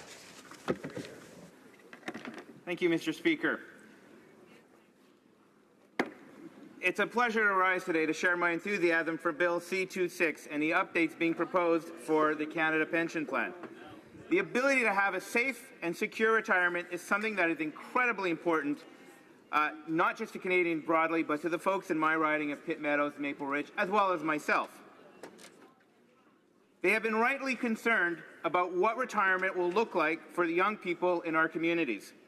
This is an issue I overwhelmingly hear from constituents, and it is wide Canadian consensus that this very real issue for millions of Canadians. And by taking action now, we are securing a future Canadians can count on. When the CPP was introduced in 1965 by then Prime Minister Pearson, it took both courage and fortitude to introduce a program that had a long-term, not just a short-term vision for this nation and its workers. Millions of Canadians today benefit from the Liberal government's bold action at that time.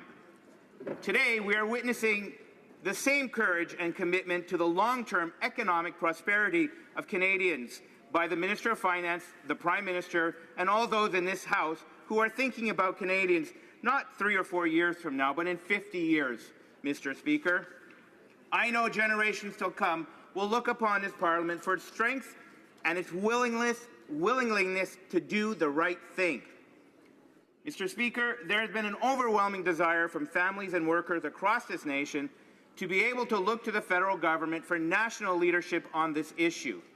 For far too long, this leadership was lacking, and I am so proud to stand in this chamber and be a part of a government that is listening and responding not just to the short-term needs of Canadians, Mr. Speaker, but to the long-term success of our nation. I'll say that again, the long-term, Mr. Speaker. Canadians, glad you heard it. Canadians today are working harder than ever to not only be able to keep up with the financial demands of today's economy, but to save for their futures. The enhancements to the CPP are part of a comprehensive and multidimensional approach our government is taking that is about investing, again, that word investing, in Canadians for today and for the future. The improvements to CPP in Bill C-26 is an investment with returns, not only economically, but perhaps more importantly, in the confidence that when it comes time for Canadians to retire, they can do so with dignity. I've heard a lot over the last few days of how Canadians are supposedly, 85% of Canadians are supposedly ready for retirement. Well, I don't see that in my community, Mr. Speaker. When I talk to seniors in my community, they are struggling, not just not having the CPP and GIS and OAS, they are still struggling. It's not enough for them today. But today, we're looking to the future. We're looking to our youth to make sure that they're in a good position. When I knock on doors and meet people in my riding, it's no secret that the hardworking families in my riding are worried what they and their children won't have enough set money aside for their retirement. I've had countless conversations with a wide variety of constituents, and it's clear this concern is present across all demographics. Mr. Speaker, youth in my community in particular are facing many challenges to ensure that they are saving enough for retirement. Young people understand the realities that they face with them today and in their futures. They know that fewer of them will work in jobs that will guarantee a workplace pension like perhaps most parents have in the past. There are a lot of factors to this: a shifting economy, a change in culture, a boost in entrepreneurial spirit. But ultimately, the reality is that in this era, fewer young Canadians can expect to have a single employer throughout their career as many once did decades ago. In addition, Mr. Speaker, fewer employers are providing these opportunities to save. Studies found that in 2011, just 11.1% of the workforce was covered by private workplace pension plans, down from 28.6% in 1982, and at that same time, only a quarter of Canadians who earned between $40,000 and $60,000 contributed to an RSP. Mr. Speaker, as I previously noted, the CPP was established in 1965, and I know the members opposite will like to joke about what year it is, but really, Mr. Speaker, it is 2016, and the labour market simply is not what it once was. The CPP needs to be enhanced in order to reflect the realities of today and the anticipated changes of tomorrow. It's the responsible thing to do in response to a very big challenge facing Canadians today. The enhancements to CPP are well thought out and responsible too, Mr. Speaker. CPP contributions will increase modestly over 7 years, starting in 2019, and when fully implemented will significantly reduce the number of families at risk of not saving enough money for retirement. In my riding again, when I talk to my constituents, I ask them, are you saving money? From 20 years old up to 50 years old and plus, everybody is struggling to save money. Without the CPP that we have today, where would our seniors be? It's a struggle already. The enhancements will boost how much Canadians will get from their CPP pension by increasing the earnings range covered by the plan, resulting in an increase of up to 50% in benefits. As a result, these enhancements will increase the maximum CPP benefit by about 50%. The current maximum benefit is $13,110. In 2016 terms, the enhanced CPP represents an increase of nearly $7,000 to a maximum benefit of nearly $20,000. Seriously, if we look at the children that this is going to affect, are they really going to be able to survive off $13,000? Is that where we want to put our children? Down in struggling at that point? We need to be doing this today for the future. Numbers aside, Mr. Speaker, there's a reason that there is support on both sides of the House for enhancements and across the nation. All the provinces have agreed to do this. It is because it's what Canadians have been calling for. Canadians know that a secure retirement means secure access to healthy food, an ability to afford adequate housing, and the capacity to be able to travel and see their children, if their grandchildren, if need be. I would also like to emphasize, Mr. Speaker, that as a small business owner myself, all politics aside, I support the enhancements to CPP outlined in Bill C-26 because it's the right thing to do. Bill C-26 will ensure the financial security of many employees down the line. It will help those who each and every day put their hard work into the success of my business and all businesses. Not only is it the right thing to do, Mr. Speaker, but the enhancements to CPP are being slowly introduced over 7 years in order to reduce the impact on small business. This is smart policy making that has rightfully gained the support of many small business owners like myself. When seniors like middle-class families have money. They get to spend that money in the local economy. Quite simply, Mr. Speaker, as a small business owner and as a member of Parliament and as a member of my community, I do not wish to see any seniors living in poverty and without the dignity they deserve. The much-needed enhancements to CPP proposed in Bill C-26 are something I can be proud of to have voted in favour of. Something I know will ensure millions of Canadians have a retirement that they deserve down the line.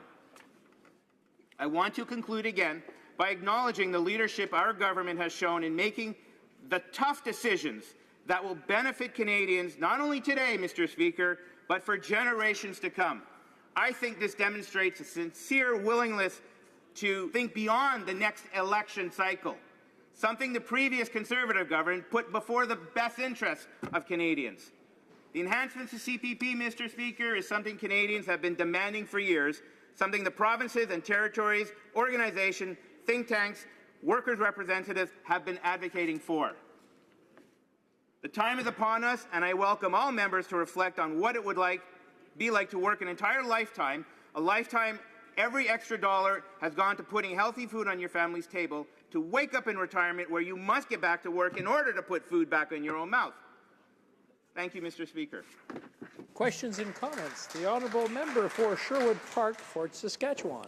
Thank you, Mr. Speaker. And we've seen pretty clearly today that this government thinks that the only way to care is to control, that if you care about people's retirement, you have to take their money away and save for them instead of giving them the means to do so themselves. Now, in response to my question earlier, another member said that there's nothing here that takes away people's ability to save for themselves. But the reality is, of course, that this means more money off people's paycheck. The cost to employers will make it much harder to hire people and harder to raise wages. But also the government has cut back on tax-free savings accounts. Tax-free savings accounts which we know are disproportionately used by people with relatively modest incomes, simply because of the relative value of that as a savings vehicle compared to RRSP. So why is the government cutting back on savings opportunities specifically for Canadians of relatively modest means?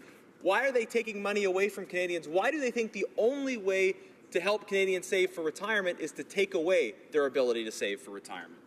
Member for Pitt Meadows, Maple Ridge. Thank you to my colleague from across the way for his questions and his comments. What's really interesting to me, the opposition say that we only look at it that way. If there was a better way, then our seniors right now would not be in the situation that they're in. What would you have us say when seniors come in right now and they get CPP, OAS, GIS, and they're still struggling? This is not where it's supposed to be. If we don't act now for the future, what is that saying for our young people? This is not stopping the people who are in a better situation from saving money, but it's the unfortunate ones. How do we help them down the line? Thank you. Questions and comments. The honourable member for Hamilton Mountain. Thank you, Mr. Speaker, and thank you to my colleague. And I'm very, very happy to listen to his comments, and I was really very happy making the changes to the CPP because it's the right thing to do. I agree with him. However, in the existing plan, Mr. Speaker, we have what they call a dropout period for raising children, and with people that are living with disabilities, when they're collecting their disability, they will not be penalized, and it's a knockout period that when they go to average their pension, they won't be penalized for that time. That's there to protect them. However, in the enhancement that we're talking about, it's been omitted. And this is going to penalize women and people with disabilities even further when it goes down the road. So I've heard other members have talked about they're not going to speak for the government. They've been very silent on it. But I'd like to have his comments for himself to make sure that it is put into the enhancement, the dropout period, because it's the right thing to do. The honourable member for Pitt Meadows, Maple Ridge. Thank you for the comments from my honourable colleague on the other side. I think I'm going to be one of those that are going to have to say, I can't speak for the government. But what I can say is this takes courage to get to where we are. If back in 1965 they did not do this, where would our seniors be today? What kind of economy, what kind of environment would our seniors be in? Because they're struggling today. And that's something that we as a government will have to figure out. How do we continue to help them today? But one thing we can do is move forward and make sure that our children down the line are taken care of. And this is a great way to make that happen. Thank you. Resuming debate, the honourable member for North Okanagan-Shuswap. Thank you, Mr. Speaker. I rise today to speak to Bill C-26, an act to amend the Canada Pension Plan, the Canada Pension Plan Investment Board Act, and the Income Tax Act. Mr. Speaker, I must say that this bill proposes drastic intervention in the form of increased payroll taxes for every working Canadian in our nation. It is not just Canadian workers who will pay for this bill. Canadian employers will likewise be required to increase their CPP contributions for each and every employee. At a time when there are already clouds of uncertainty over our economy and unemployment insecurity for too many Canadians workers, this Liberal government proposes to take more cash from the pockets and books of Canadians workers and employers. Why, Mr. Speaker? Why? Canadian economists, Canadian business owners, and even the Department of Finance have told the Liberal government that this proposed tax hike will hurt Canadians. Analysis from Finance Canada shows that this proposed tax hike will reduce employment. It's a nice way of saying it kills jobs. It will reduce our national GDP. It will reduce business investment. It will reduce Canadians' disposable income, and it will reduce Canadians' private savings. Mr. Speaker, the Liberal government's own Department of Finance has warned the government of the harms that this bill will inflict on Canadian workers, Canadian employers, and Canada's economy. And yet the Liberals want to steamroll this bill through Parliament. Again, Mr. Speaker, I would ask why. What is the impetus driving this tax hike? Where is the crisis? Finance Canada has reported that the median Canadian senior earns 91% as much as the median Canadian, well above the OECD average of 84%. A study by McKinsey and Company found that 83% of Canadians are on track to maintain their living standards into retirement. It seems Canadians are saving for their retirements already. This Liberal government could take a lesson from Canadians who are saving at a rate of 14.1% of their pay, a marked increase from the 1990 level of 7.7%. Canadians understand the importance of personal responsibility, the importance of living within one's means, the importance of fiscal prudence, and it is too bad this Liberal government cannot achieve these same understandings.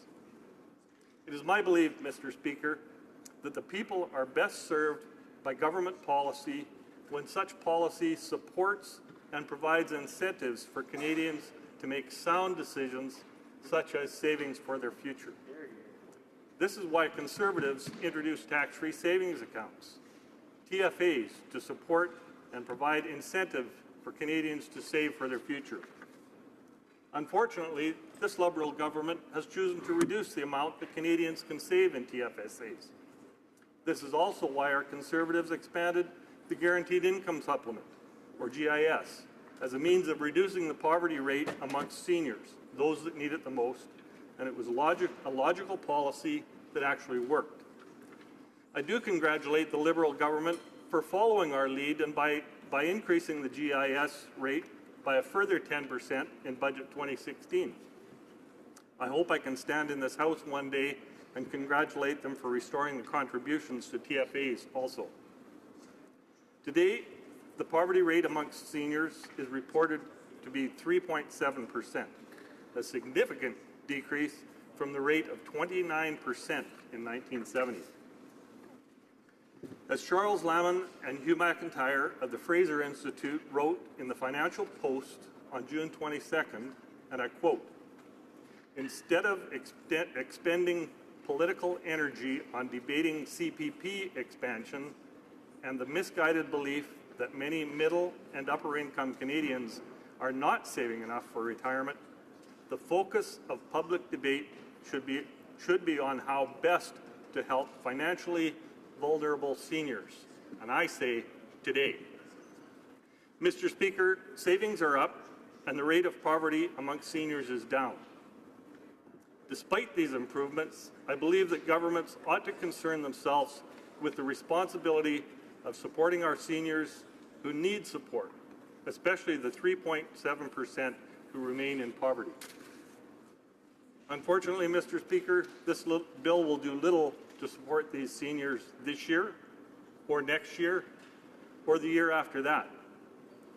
This bill proposes to complete an increase in CPP benefits and wait a little longer, and wait a little longer yet. In 40 years, Mr. Speaker. If the prevailing trend is that Canadians are saving more and more and investing themselves in their own planning and strategizing for their futures, why isn't the government supporting those responsible decisions? Canadians are speaking with their actions when it comes to planning for their retirement, and this bill before us today will undermine that ability of Canadians to plan for their future by saving. The Finance Department's own analysis projects a 7% reduction in private savings can be expected over the long run if higher CPP contributions are imposed upon Canadians. Mr. Speaker, in 1964, the Liberal minister who was tasked with establishing the CPP, the Honourable Judy LaMarche, stated of the CPP, and I quote, "It is not intended to provide all the retirement income which many Canadians wish to have. This is a matter of individual choice and, in the government's view, should properly be left to personal savings and private pension plans." End quote. Mr. Speaker, who in this House can disagree with that logic? Allowing Canadians their individual choices seems a natural conclusion, but not for this Liberal government. This Liberal government remains bent on steamrolling this bill through Parliament and right across every paycheck, every Canadian worker, and the bottom line of every Canadian employer. Mr. Speaker, Canadians are not comfortable with the proposals in this bill. 70% of employed Canadians oppose a CPP expansion if it means a wage freeze. This begs the question of whether wage freezes could result from this tax hike. Well, according to the Canadian Federation of Independent Business, and I quote, "2/3 of small firms say they will have to freeze or cut salaries, and over 1/3 say they will have to reduce hours or jobs in their businesses in response to a CPP QPP hike." Also, according to the CFIB, a full 70% of small business owners disagree with the notion that the proposed CPP increase is modest and would have limited impact on their businesses. The CFIB also found that 90% of small businesses think it's important to have public consultations before any deal is finalized. The C.D. Howe Institute has also issued a report showing that the Liberal CPP plan will not benefit low-income workers. Low-income workers will see their premiums go up, but their net increase in retirement benefits will remain low. And this is because higher CPP payments will be offset by clawbacks in GIS state benefits. Surveys have shown that over 1/3 of employed Canadians say the proposed tax increases are unaffordable. Mr. Speaker, Canadians know the proposed Liberal hike is going to hurt them. Furthermore, over 80% want the government to further consult before making their decision, according to another public survey. Mr. Speaker, Canadians deserve to be trusted. They deserve the freedom to make their own choices in where and how they save their hard-earned money for their retirement. Canadians also deserve to be heard on this matter. This Liberal government seems motivated to launch consultations on everything under their paper sun. Why not consult Canadians on this tax hike? Thank you, Mr. Speaker. Questions and comments. L'honorable député. The honourable member for Laurentides-Labelle. Colleague speech, I'm reminded of the work that we've had to do in the past year to fix retirement and improve retirement for Canadians who were abandoned by the Conservatives for the past decade. In the first months, we had to restore the age of retirement from 67 back to 65, where it rightfully belongs. We had to increase the GIS for 10% for those who need it the most. And now we're trying to fix the CPP, which is a long-term plan. We need to fix it. So the Conservatives have opposed this with more vigor than anything else we've brought forward. What do the Conservatives have against retired people? Thank you, Mr. Speaker. The honourable member for North Okanagan-Shuswap. Thank you, Mr. Speaker, and I appreciate the question from the member opposite. Our Conservative government did many things to assist seniors. The number one thing is we created jobs that kept people working, that kept them in good-paying jobs so that they could afford to retire. This government has done nothing in 1 year to create one solid job. Thank you, Mr. Speaker. Questions and comments. L'honorable député de Trois-Rivières. Trois-Rivières. Thank you, Mr. Speaker.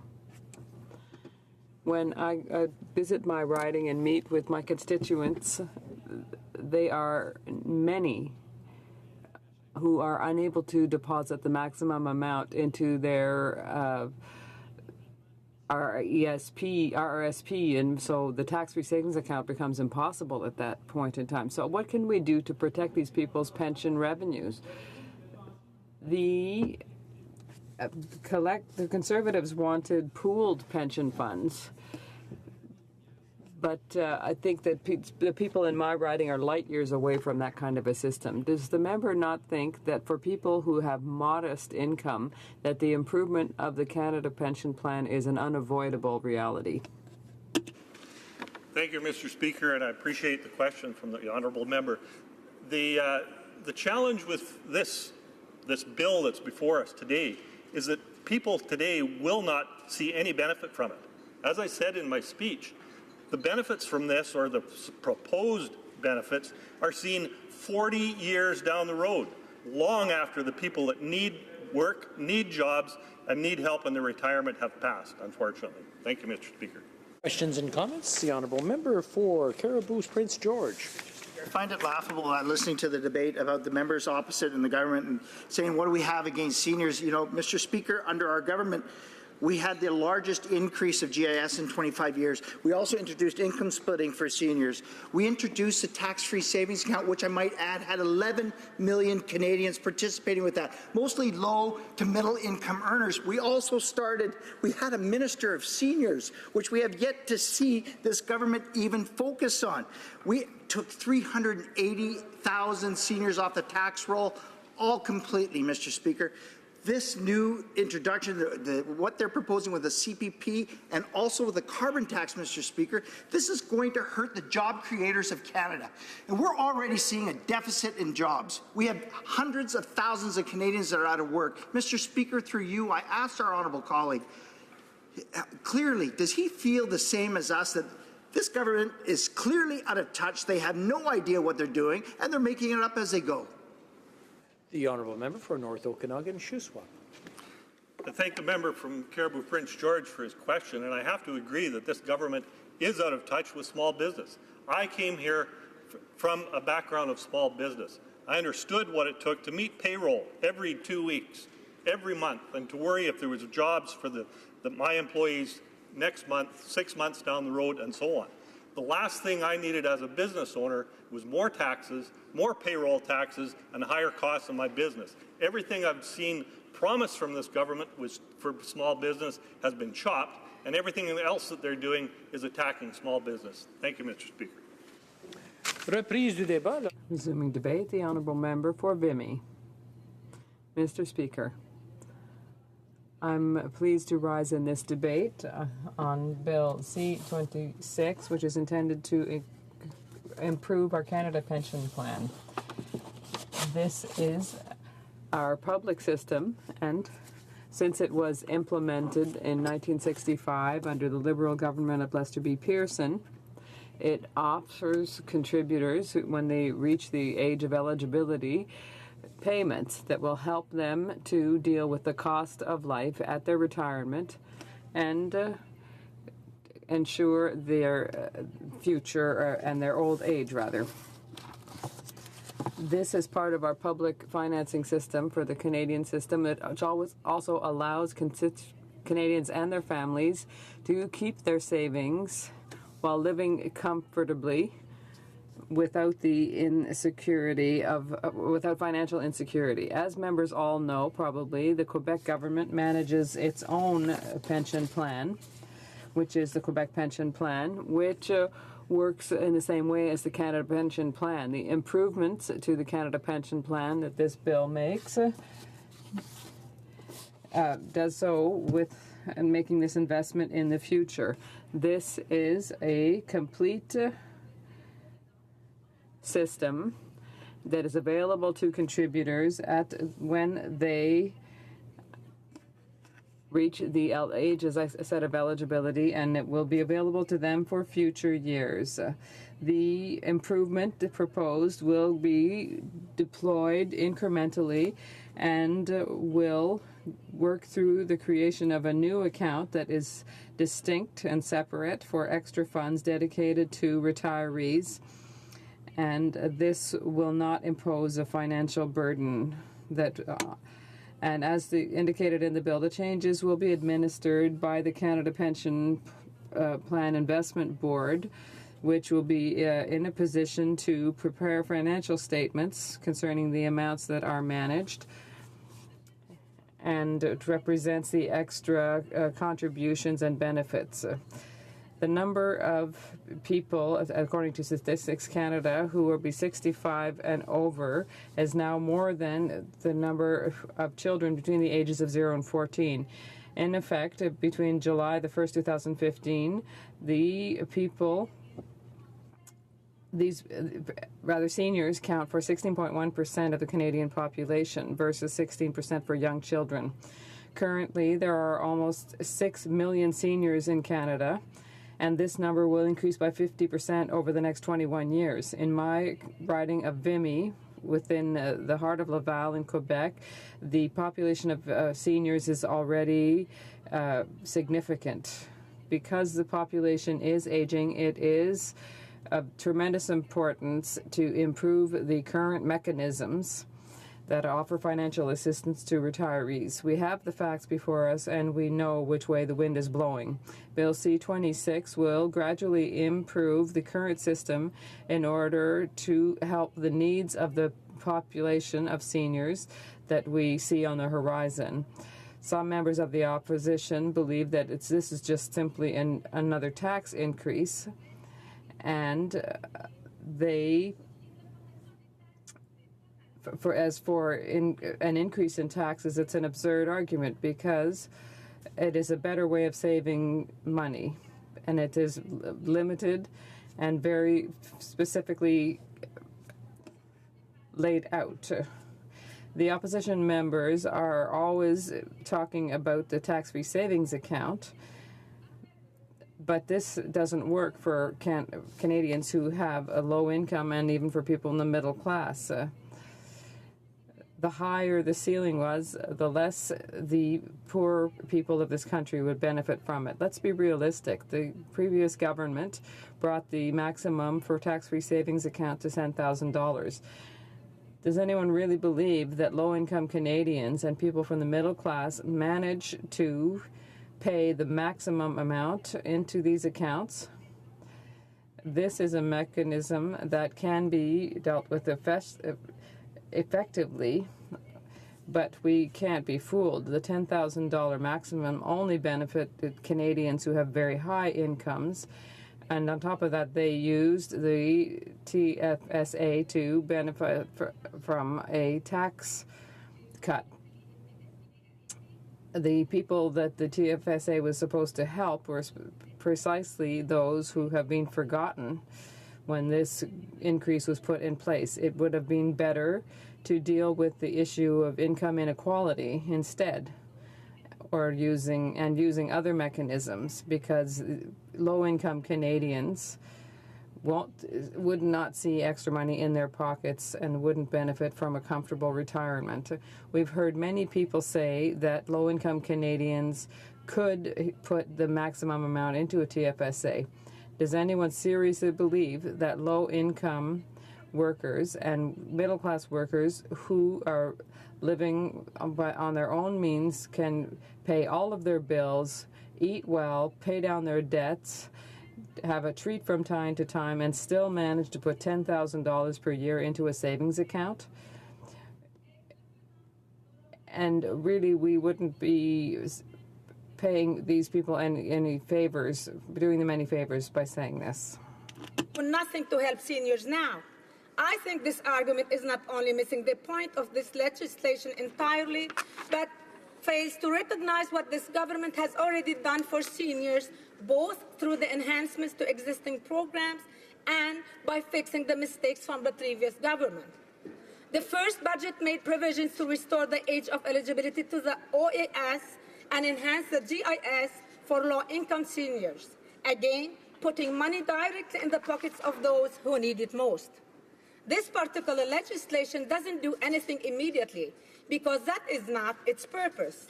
We have already made changes for the interim to help offset the rising cost of living for our most vulnerable seniors. So to say C26 does nothing for seniors now has very little to do with the nature of this debate to begin with. This is a long-term project that will ensure financial security for our seniors for decades. That has nothing to do with other adjustments to Social Security we have already made. The realities are a significant decline for a large percentage of employees in Canada who have access to a registered pension plan through their jobs. It is the shortfall in middle-income retirement planning that is opening up as a result of disappearing corporate pensions. CPP reform is designed to address these shortcomings. The current maximum amount of income covered by the CPP is $54,900. An enhanced CPP will see that maximum raised to $82,700 by 2025. It will also raise the annual payout target from 25% of pre-retirement earnings to 33%. For retired Canadians, this could represent thousands of dollars in take-home pension income. Monsieur le Président, Mr. Speaker, with Bill C-26, we are preparing for the future. We are looking to the well-being of our seniors and retirees, and we're giving them a means to save some money, and especially for those who don't have private pension plans. We are dealing with the rising cost of living, and we are preserving a certain standard of living for all families so that everyone will be able to retire in dignity. And more than anything else, we are proceeding with an affordable way and viable way of allowing us to have this kind of prosperity. Thank you, Mr. Speaker. Questions and comments? Mountain. Thank you, Mr. Speaker. And I thank my colleague for excellent speech. And we certainly agree there has to be a change on the Canada Pension Plan. I certainly support that. However, Mr. Speaker, on the last couple of questions I've been asking, it seems the members over there are saying they can't speak on behalf of the government. But I got a news flash, they are the government. I guess what really bothers me is that we are agreeing with them with the enhancements, that it needs to be done, and it needs to be done for our future, it needs to be done for our children. Okay, however, there's a dropout clause on the existing CPP pension, and it affects the women that are raising their children, and it also affects the people with disabilities, so they're not going to be penalized. So we call it a dropout rate. However, it's omitted in the enhancements, and now that will cause a penalty for something that we've always looked after, and it's either an honest mistake or it's just omitted purposely. So I'm asking the member if she will solely support of our amendment that will be coming forward, okay, at committee, that they will support bringing those drop-in periods into the enhancement. It's a simple yes or no. It's not, I can't speak on behalf of the government. I would appreciate that, Mr. Speaker. Honourable member for Vimy. Mr. Speaker, I'd like to thank my colleague across the way, and I'd like to say to him that just as an example, in my riding of Vimy, I have more than 21% of my population that is aging, and that lives in poverty. And what we've done is something that hasn't been done with the other government, that wasn't done through the 10 years they were here. They never consulted the Minister of Finance. They never thought to improve the Canada Pension Plan, which goes back to 1965, Mr. Speaker. So what we're doing now, Mr. Speaker, is really something that is looking to the future, thinking of our seniors, thinking of our youth as well. How are they going to live their retirement? They will have a dignified retirement, and I would invite the member across the way to support this bill and to bring any changes he sees fit through committees.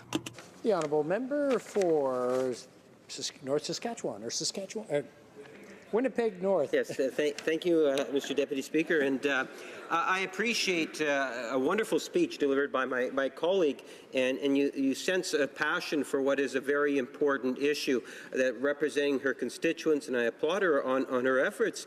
Madam Speaker, or Mr. Speaker, I'm wondering if the member can provide some further thought in terms of just the significance of what is indeed a historical agreement. We've seen through the Prime Minister and this government enter into a wonderful agreement with provinces and territories of all political stripes to be able to deliver on something that Canadians truly want. And I'm wondering if she just might want to just provide some further comment from her perspective in terms of just how good it is to see that strong national leadership working with provinces. The honourable member for Vimy. I'd like to thank my colleague for his question and for his enthusiasm during the debate in the House. Our approach, Mr. Speaker, with regard to this improvement or enhancement in the pension plan is historic. It's one of the reasons why the population elected us. We listened to the citizenry. We are really proud to do better, as the Prime Minister tells us. There's always a way to improve things. Of course, this bill is not 100% perfect, but we consulted widely with the provinces, all the provinces, and other levels of government. The former government never tried to do that. Resuming debate, the honourable member for Laurentides-Labelle. Thank you, Mr. Speaker. I'm particularly pleased to take the floor on an issue that's so important for our seniors, for retirees. This is Bill C-26 to amend the Canada Pension Plan, the Canada Pension Plan Investment Bureau Act, and the Income Tax Act. There are many reasons for this.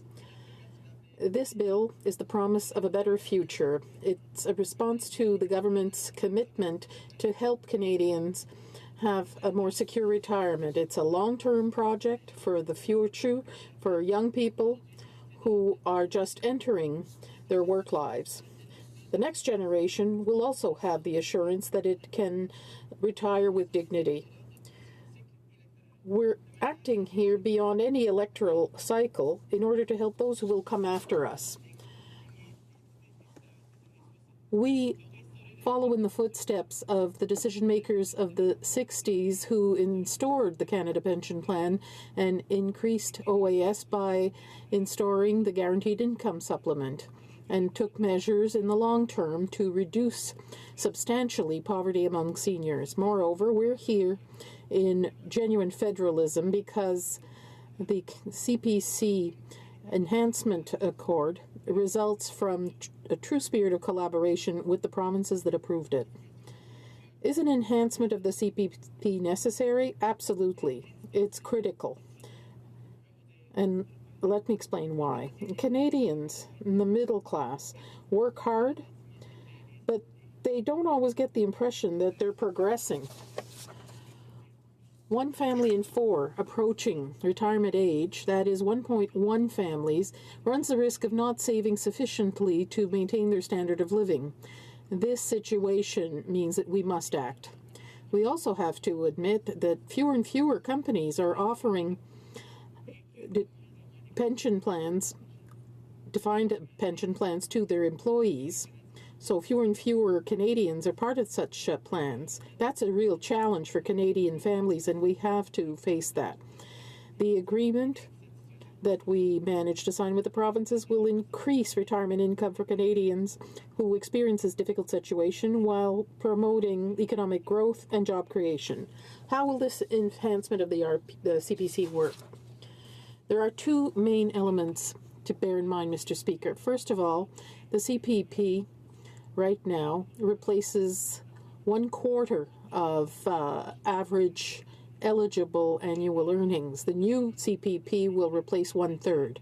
So if you take a mother who's earned an average of $50,000 a year during her work life, under the current regime, she will get about $12,000 when she retires. Under the new plan, she will get a little over $16,000. It will increase the ceiling by 14% by 2025. This means that the maximum annual CPP benefit, which is currently $13,110, will go up to $20,000 in current dollars. So that's an increase of almost 50% of the maximum benefit. It's quite clear that this enhancement will improve the situation of working Canadians when they retire and ensure that they have a secure and solid and stable retirement. You're wondering how much this will cost. For most Canadians, their premiums will increase by only 1%. Let's take someone called Kevin, who earns about $55,000 a year. His premiums will increase by $6 a month in 2019. At the end of the progressive implementation period in 2025, Kevin's additional contributions will be about $43 a month. That's a minor increase that will be broadly compensated by the increase in his retirement income. Because of this enhancement, Kevin will receive approximately $17,500 in CPP benefits in current dollars. That's about $4,400 more than under the current situation. It should also be pointed out that the contributions of wage earners like Kevin will be tax deductible, and that a tax credit will continue to apply to the contributions of CPP employees. Moreover, the low-income workers' budget will not be affected because the tax benefit for wages will be increased to compensate for the increase in contributions. I'd add that the government decided to give everyone enough time to prepare for the new provisions. This plan will be implemented progressively over 7 years from 2019 to 2025. This is a responsible way of doing things to make sure that employers and employees can adapt. We're taking into account the difficulties that may occur at the provincial or national levels. We discussed this with the provinces and continue to do so, and look at the specific situation of each. We made sure that we could implement these measures without harming corporations, because we want all business owners of every size to have confidence in the system. As I said in my introduction, Mr. Speaker, the government is trying to come up with a better future for Canadians, especially the middle class, and this will have very broad repercussions for the entire population. We have to look at the long term. Higher CPP benefits will lead to higher domestic demand, which will stimulate the Canadian economy. Since there will be more savings under this new CPP, available funds for investment will be higher. We expect that in the long term, the GDP will increase from 0.05% to 0.09%, which represents the creation of 6,000 to 11,000 jobs. That is the enhancement of the CPP, more savings and better retirement. Middle-class Canadians will be able to emphasize what really counts, such as spending quality time with their loved ones and not worry about making ends meet. In my riding, Laurentides-Labelle, Mr. Speaker, we have a higher number of seniors than almost any other riding. The average age was about 49 and a half. This is a riding where senior issues are extremely important. I'm very aware of the needs of retirees. It's not riding that's very wealthy. Workers in the region don't have a lot of money, so we need all tools necessary or available to help seniors and help them plan in the longer term. I'm tired of seeing all this planning over just 4 years. Life doesn't end in 4 years. It continues. This country continues. Society continues. If we only think of 4 years, we'll never solve anything. We have to plan for 40 years. We have to think 7 generations ahead, as Aboriginal people say. If we don't do that, we'll never improve society. So I strongly support C26. I think it's a very important step. It's not a solution to every problem. There's a lot that remains to be done, but it's a minimum for the future for our retirees and for the society at large. Questions and comments? The Honourable Member for Montmagny, Lillet, Kamouraska, Rivière-du-Loup. I'm glad to take this opportunity to put an important question to my colleague about TFSAs. The government had implemented TFSAs and over 11 million Canadians decided to put money in those. Most of them were people who didn't have a fortune, but it was a form of savings that they were allowed that was tax sheltered, and those savings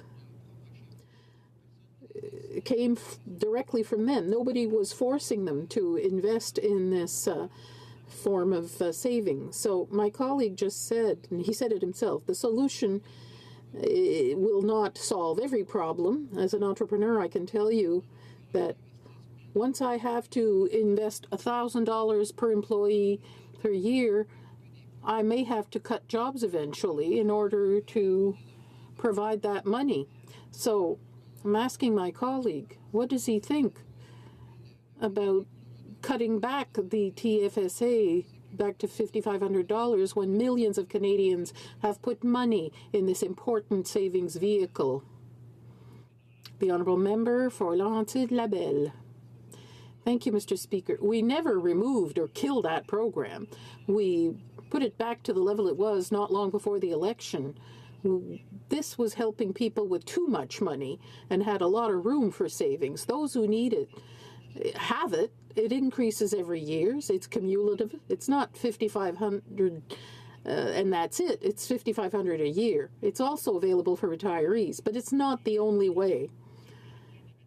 And giving an opportunity to people who can save up $10,000 a year does not help the whole society. It only helps those who have that surplus of $10,000. I think it's important to help the entire society, not just those with the most resources. Questions and comments? The Honourable Member for Rosemont-la-Petite-Patrie. Thank you, Mr. Speaker. I think it's quite clear that from the NDP standpoint, increasing public retirement plans is a good thing. That's a necessary step. However, and here the government forgot something, and this is truly embarrassing. There was a clause in the retirement plan that protected parents who took a year or two off so they wouldn't be penalized. This was introduced by Pierre Elliott Trudeau. The government just had to cut and paste, but it forgot How could it forget such a thing? You're going to penalize people who used to be protected. Are you going to correct that error, yes or no?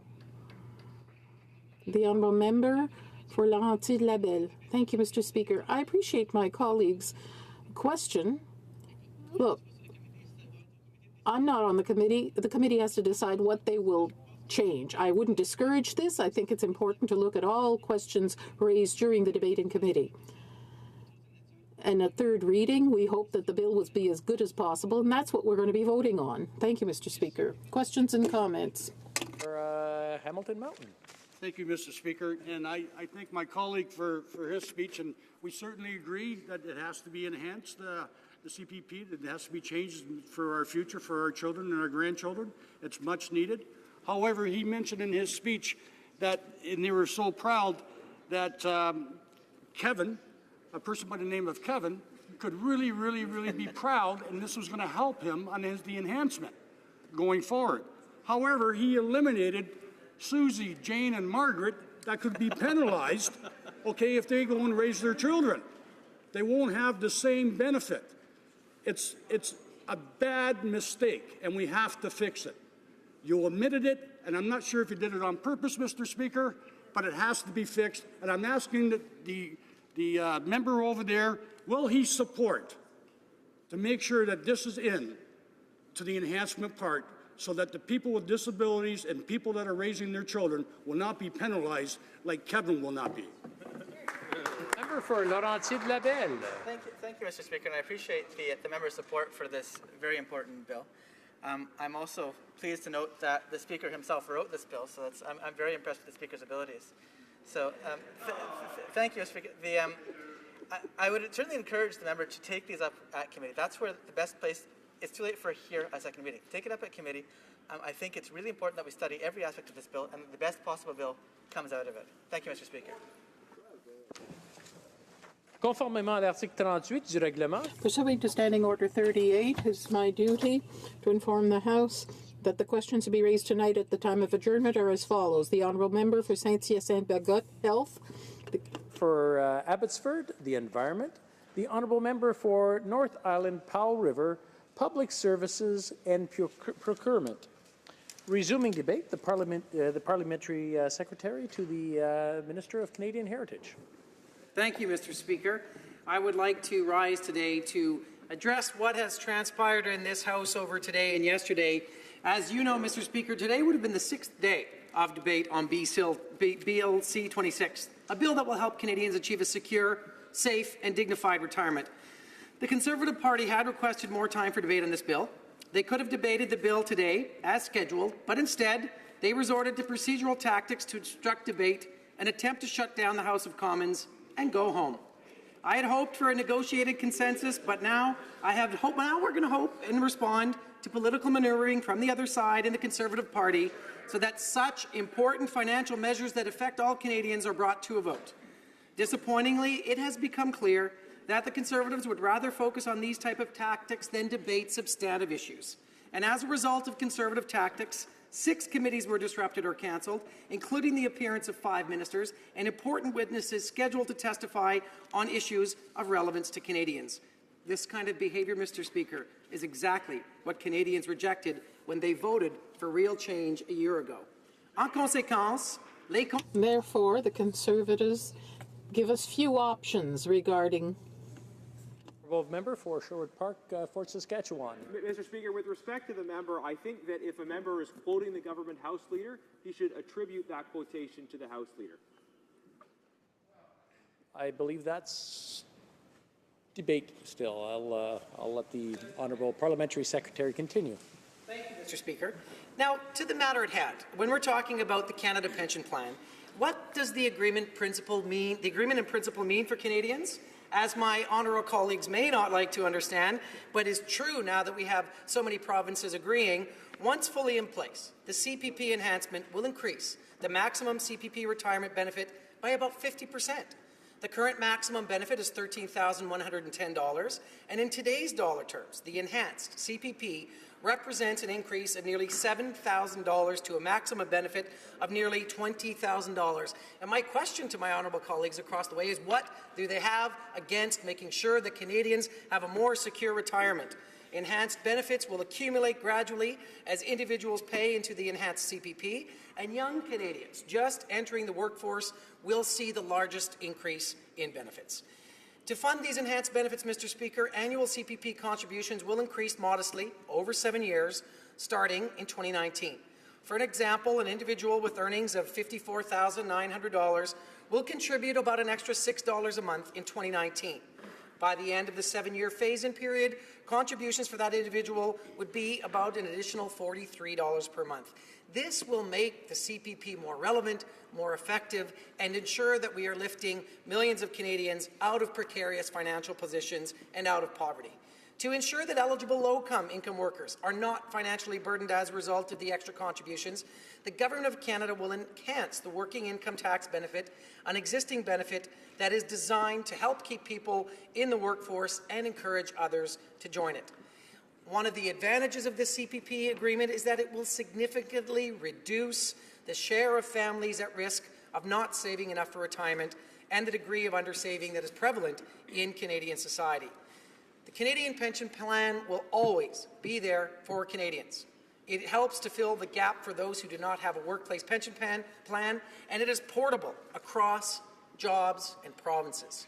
I think it's important also to make a comment on survivor benefits, which is a monthly benefit that will be provided to the surviving spouse or common law partner of a deceased contributor, and a monthly benefit to their dependent children. And it's also important to mention the death benefit, Mr. Speaker, a one-time lump sum benefit usually paid to the estate of the deceased. I must congratulate my colleagues in the government benches and to their colleagues in the provinces as stewards of the CPP. These changes are very important for the future of Canada and for Canadians. Now, I think it's also important to share with this House why it is important for us to take these bold moves and to enhance the CPP. 1.1 million families approaching retirement are not saving enough. Mr. Speaker, my mother recently turned 65, and she is fortunate enough to have saved enough with my father over time, and the CPP adds to that income.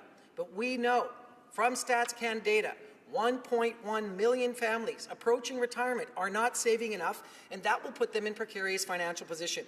And so it is very important for us to respond so that the CPP would not simply drift into irrelevance over time. Middle-class Canadians, as we know, are working harder than ever, and many are worried that they won't have set aside enough money for their retirement. Young Canadians in particular are facing the unique challenge of securing adequate retirement savings at a time when fewer can expect to work in jobs that historically would have paid pensions over time. The question remains, how do we close that gap? And that is what the Minister of Finance and colleagues in government and provincial colleagues have come to agree to with this agreement. The Department of Finance has examined whether families near retirement are adequately preparing for retirement based on household income and wealth data from the 2012 Survey of Financial Security.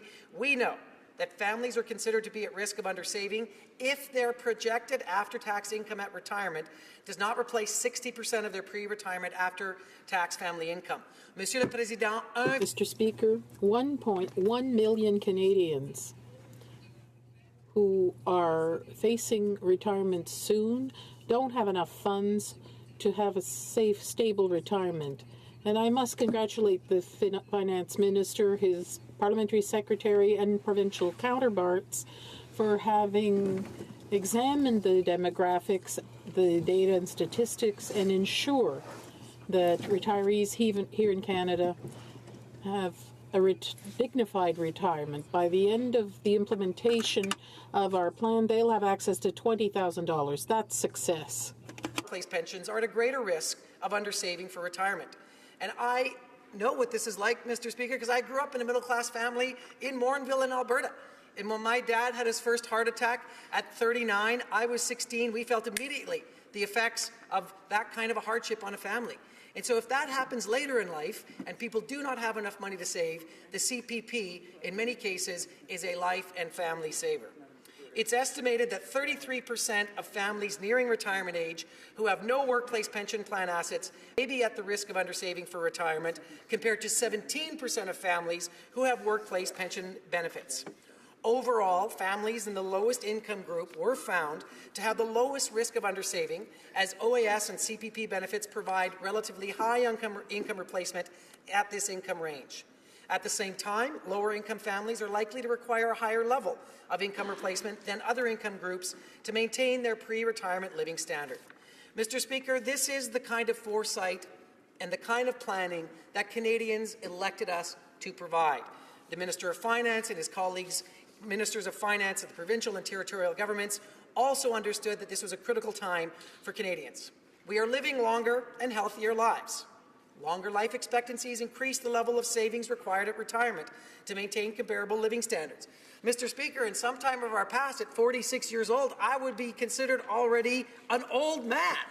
And I feel very young, and the statistics say that I will live well into my 80s. If I maintain a healthy lifestyle and I understand what the consequences of other behaviors are, I want to be able to live a long life. And Canadians are living longer lives, so we have to make sure that our social programs, like the Canada Pension Plan, provide for this longer life expectancy.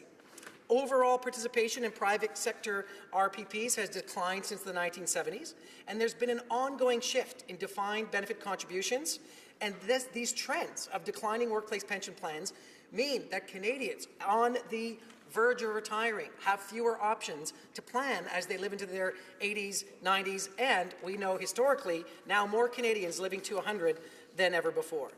Economic conditions since the 2008-2009 recession pose a particular risk that younger Canadians may be moving from job to job and not have the kind of safety net that other Canadians in past generations enjoyed.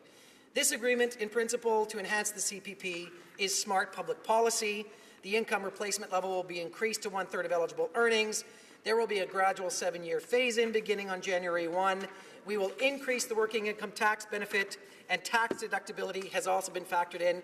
Mr. Speaker, this is why Canadians voted for real change. This is the kind of work that within the first year of a mandate we can all be proud of, because we have ensured dignity and retirement savings for millions of Canadians, and I know I am proud to represent the residents of Edmonton Centre and to stick up for this kind of smart public policy. Merci, Monsieur le Président. Questions and comments? The honourable member for Sherwood Park, Fort Saskatchewan. Thank you, Mr. Speaker, and I thank my friend for his speech. I know he comes from the greater Sherwood Park area, as do I. And I do want to just respond and ask him on the process question, though, because he talked at the beginning about some of the back and forth that has happened, and I think we recognize that this is an important debate. The fact that we're significantly increasing payroll taxes for Canadians, for Canadian businesses, is going to have a major impact on our economy. And that's why I think it's important that every member who wants to address this vital debate has an opportunity to do so. The government has pointed out that 1/3 of Conservative MPs have spoken to this bill as if it's enough. Clearly, there's still government members who want to speak to this bill, and yet they are shutting down debate. And this is what we have been working to oppose. We've been working to oppose their effort to shut down debate on something that is so vital and so fundamental to this country. So I asked the member to maybe just correct the record, because he claimed that we were trying to shut down the House today. In fact, it was the government who shut down routine proceedings. It was the government who called 2 votes today. We didn't call any votes today. So if he wants to at least correct what he said to some extent, because I know it's exactly the same statement that other members, including the House Leader, have read out, but it simply is not factual. This is an important issue. This is going to have very negative impacts on job creators, on employees in my riding, and I know in his riding, a riding that very much is hurting as a result of the policies of this government, as many Alberta ridings are. So could the member clarify that and recognize the importance of this debate and explain why this government is shutting down debate on this important measure? Well, Parliamentary Secretary. Mr. Speaker, I thank the honourable member for his question. I think what's important to note is the important and smart math that is in the plan to make the Canadian Pension Plan more robust. And by my math, 60 MPs have already spoken to this bill, including almost 35 Conservatives, almost one-third of their caucus, and we have had a robust debate on this matter, and procedural tactics are not going to stop this government from getting work done on behalf of Canadians. We're talking about 1.1 million Canadians, many of whom live in Strathcona County, in Morinville, in Edmonton, and that is important work that we need to do now. We cannot wait for endless debate on a matter that is so important when we have to get work done on behalf of Canadians. Questions and comments. The honourable member for Hamilton Mountain. Thank you, Mr. Speaker, and I thank the member for his speech and certainly agree with him that the CPP has to be changed. It's due time, and we got to make sure that our future, our children are looked after. However, when the CPP started, they found there was a flaw in there when it first started out that back in the 70s, I believe, when legislation was changed, that women were being penalized for leaving the labor market to raise their children. And when they go to collect their pension, it was used against them because they weren't paying into it. So at that time, the Liberal government under Pierre Trudeau fixed this and made sure there was a dropout provisions that they wouldn't be hurt. And it's been working ever since. And they did the same for the people with disabilities because they were out of the work market and of no fault of their own, and they could not work, but they were going to be penalized too. So it's been working well. However, on any enhancements, we've been asking for the last 3 days why this part was omitted in the enhancements. So I'm asking the honourable member, why are they so proud of bringing a bill that's going to help a lot of people in the future, but taking another step backwards on women's rights and people with disability going in with this enhancement? That's a step backwards, Mr. Speaker. The Honourable Parliamentary Secretary. Mr. Speaker, I thank my honourable colleague for his question and his clear interest in this important set of amendments to the Canadian Pension Plan and what it's going to do to workers, to people with disabilities, for working women and men. I think what's important to note, Mr. Speaker, is that the Minister of Finance, in negotiating with his colleagues across the country, also has an NDP government from the province of Alberta on board. And as a member of this House, I would like to see robust discussion of this plan at committee, and this is the opportunity we have to take a look at these kind of issues so that they can be on the official record and that we can advise colleagues from coast to coast on changes that can be made in further agreements, Mr. Speaker. Resuming debate, the honourable member for Saskatoon Grasswood. Thank you, Mr. Speaker. Thank you, Mr. Speaker, for this opportunity. I should say it's my first opportunity to speak to Bill C-26. So if I am one of 36 on this side, I am privileged here to extend the debate here today in the House. Thank you very much.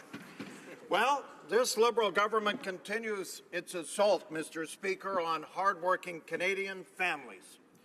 It is not the carbon tax, it's the CPP tax hike, increasing from 9.9 to 11.9%. So what actually does this mean for hard-working Canadian families? You know what it means, Mr. Speaker? It means they will have less money in their pockets today. They will have less money in their pockets to maybe purchase their first home, to maybe go on that trip this winter. They'll have less money in their pockets. So the economy will suffer because of this, Mr. Speaker. This increase, as we all know, could put thousands of jobs at risk, and I'll go further on that. It's another tax on small businesses, and the Liberals have broken their clear promise to small businesses to proceed with their small tax rate reduction to 9% in 2019. So this decision clearly will cost small firms over $900 million per year as of 2019, according to the CFIB. Now businesses will have to pick up the added increase of these CPP premiums. The increase in these premiums will rise up to $2,200 per worker. That could be split between the employer and the employee. 70% of small business owners disagree, totally disagree, Mr. Speaker, with this notion that the proposed CPP increase is what this government calls modest. 90% of small businesses think it's important to have public consultations before any deal at all is finalized. Now, this Liberal government talks about being engaged with Canadians. Then why don't they sit down with the business community of this country first before going ahead with this? Yes, they have said before they've consulted with the territories and the provinces, but perhaps they should do first talk to the businesses that will be most affected by this CPP increase. Even the low Canadian dollar, the Liberals have generated 20,000 fewer manufacturing jobs in the country. In my province alone, Mr. Speaker, of Saskatchewan, we lost 4,000 jobs this August over the same period last year. The trend continued, 6,000 fewer people working in my province this year than they did the year before. And the October numbers are out, and they don't paint a pretty picture. 10,000 less people in my province working today than they did in 2015. Our previous government led the way for Canadians to save for their future. The Canada savings rate has climbed, as we all know, to 7.7% of pay back in 1990 to almost double today, 14.1%. And according to StatsCan, the share of Canadian seniors living on low income has dropped. It's dropped from 29% that we had in 1970 to 3.7% today. 3.7 is still too high, Mr. Speaker. We would all love it to see at zero. But that is still among the lowest in the world today. 83% of Canadian households are on track to maintain their current living standards for retirement. And let's be honest, each and every family has different views on retirement, and that too is up to the family. TFSAs put in by our previous government was simply a fantastic tool for investing for retirement. Or even today, if you're laid off, if you're one of those 10,000 in my province that were laid off now. Many Canadians are enjoying these benefits. We wanted to increase it to 10,000, knowing this would give Canadians an incentive to save for the future. But this little Liberal government, as you all know, rejected that idea. I believe the CPP tax hike, it's an insult. It's really an insult on hard-working Canadian families. Our previous Conservative government believed Canadian families were able to manage their own money. We had confidence. Obviously, this Liberal government doesn't trust the Canadian family. What is concerning to me is my province of Saskatchewan, since we've had this downturn in the economy, is more than half the people are on the verge of not paying their bills. A report by Myers Norris Penny shows that 64% of people in my province are now living within $200 a month of not being able to pay their bills or pay their debts. So this government can talk about starting at $6 a month and increasing to $33 or $43 a month in CPP investment. Think about these families that today are on the verge of $200 a month making their payments. 34% of people say they already don't make enough money in my province to cover their bills, and 57% of people are concerned about their current level of debt. Again, a jump of 14%. And may I remind this government, laid-off workers, their families aren't the only ones hurting. The slowdown has trickled down to everybody in my province, including the retailers, the restaurants, and virtually every business in every sector in our province. This is why the CPP tax will have a major effect on everyone in my province, the 1.2 million. This is why the CPP tax, as we see for small and medium businesses, we all know they drive the healthy economy, but this tax added to them, it could have major impact on their hiring. And we've already seen that in the past year. They haven't actually had created one full-time job in this country. We wonder about this. The millennials now are upset in this country, and they should be about this anyways. We had the finance minister recently talking about the job churn, saying don't expect any at all long-term employment. We've witnessed massive increases in part-time jobs at the expense of full-time employment. This will further erode the middle class in our country.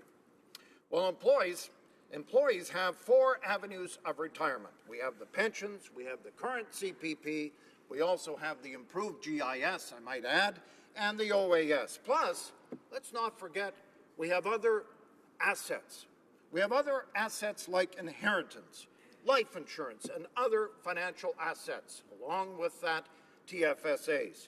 The value of housing has certainly gone up over the last 10 years, more so, I guess, in Vancouver and Toronto markets. So actually, when the baby boomers simply die off, their inheritance, we should also add, will give many millennials a healthy financial backing. So we've talked about the CPP tax increase. I'm going to go to the carbon tax now because it's another tax on employees and employers. In my province of Saskatchewan, we've been very vocal about this carbon tax, and I'm going to invite the politicians in this House to fly over my province, especially fly over Beaulieu, Saskatchewan. They have a message for any federal politician that flies over the province and their area. On the field, they have created circles with the letters CARBON, TAX. And then these farmers have got together in their fields, they've drawn a circle around those letters and a line through it saying no to carbon tax. I hope all our farmers in our province do the same for the CPP tax increase. We do not need it. We do not need this in our country at this time, Mr. Speaker. We all want to have money for retirement, and increasing the CPP premium rate from the 9.9% to 11.9% starting in 2011 will have a big effect not only in my city, not only in my province, but the entire country. Thank you, Mr. Speaker. Questions and comments. The honourable member for Fleetwood Port Kells. Well, thank you, Mr. Speaker, and I always enjoy sportscasters' view of the world and topics as they are. But I wanted to just actually focus in on the putting a price on carbon. As he may know, that fine old socialist Gordon Campbell brought in a price on carbon in British Columbia in 2007. And cleverly, he said, what we'll do is we'll take the revenue and we'll give it back to the people in terms of tax cuts. Well, what that did is it provided a couple of incentives. First, people, if they wanted to avoid paying more in taxes, would just simply use or put out less carbon. Smaller car, take transit more. He also exempted the agriculture sector so that there was the flexibility there that there would not be an impact on the cost of food. Today, British Columbia has the lowest tax rate in the country and the best growth record. Can he not see that applied properly, a price on carbon could produce very good results for Saskatchewan? The honourable member for Saskatoon Grasswood. Thank you, Mr. Speaker. My Premier of the province has been the most vocal of any Premier or territory in this country. He does not want this carbon tax. And he doesn't want it for several reasons. It's going to cost each and every one of 1.2 million citizens in my province money. Up to $2,600 per family, Mr. Speaker. That is not revenue neutral. When you see the gas prices, I have a brother actually in British Columbia, they have seen the gas prices go up and up and up. And that is because of the carbon tax. So no, I think this is very bad news for the province of Saskatchewan, and you have seen it from our Premier on down. Questions and comments. The Honourable Parliamentary Secretary to the Minister of Justice. Thank you very much, Mr. Speaker, and I want to thank the member opposite for his speech, but I also wanted to seek, through you to him, some clarifications on his comments regarding the efficacy of the TFSA. And he mentioned, quite passionately about the number of families in his area, and I think this is a concern across Canada, who are living very close to the line of poverty, and we're within only $200 of being unable to pay their bills each month. And quite frankly, by my simple calculation, it would take such families nearly 50 years to raise the money to make a contribution to the maximum of the TFSA limit. We've also heard from other speakers today about the fact that nearly 10 million, or almost 11 million Canadians use the TFSA. Now, Mr. Speaker, it has been my experience in this House that sometimes statistics are used not unlike a drunk uses a lamppost, more for support than illumination. But I would like to take the opportunity to just add a few more statistics so that we might have greater clarification around the use of the TFSA. Mr. Speaker, 28 million Canadians were eligible to make a contribution, but in fact, only 1.9 million Canadians were able to make the maximum contribution. That's less than 7%, and so I would ask the member opposite, what about the other 93% of Canadians who were unable to take advantage of the maximum in the TFSA that you proposed? The honourable member for Saskatoon-Grasswood. Order.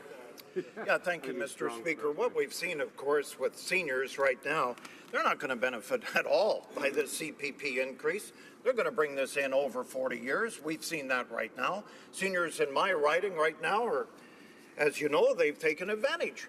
They've taken advantage of income splitting. They took advantage of the TFSAs.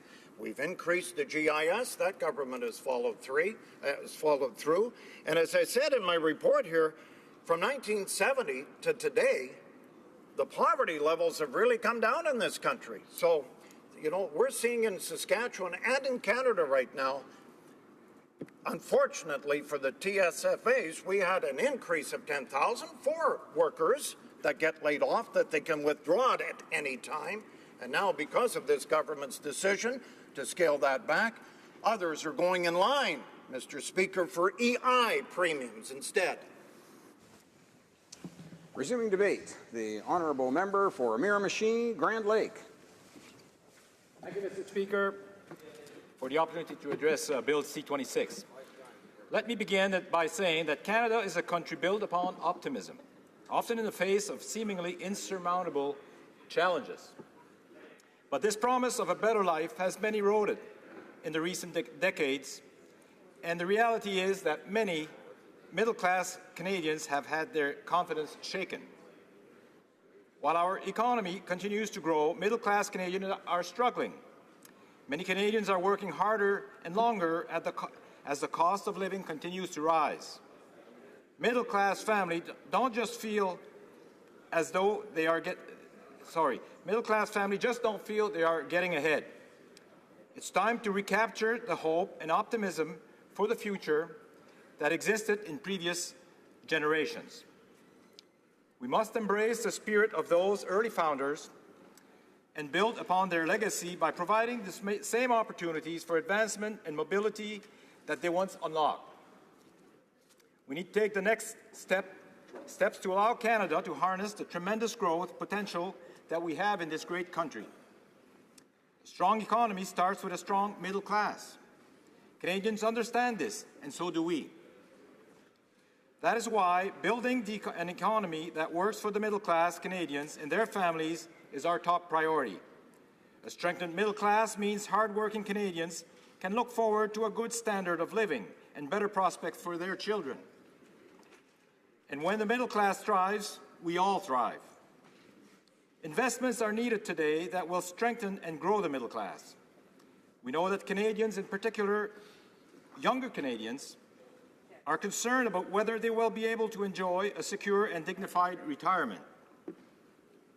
That is why our government committed to working with all provinces and territories to enhance the CPP to ensure the future generations of Canadians can count on stronger public pension system in their retirement years. In June, the Minister of Finance met in Vancouver with provincial and territorial finance minister, and they reached an agreement to strengthen the Canada Pension Plan. First, the agreed-upon plan will increase the share of their annual eligible earnings Canadians will receive in retirement through CPP from 1/4 to 1/3.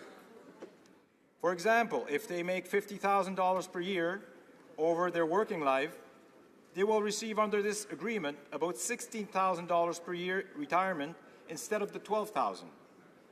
Second, it will increase the point at which this new 1/3 replacement rate max out by 14% in 2025. For most Canadians, these significant increases in Canada Pension Plan retirement benefit will come from only a 1% increase in their premiums.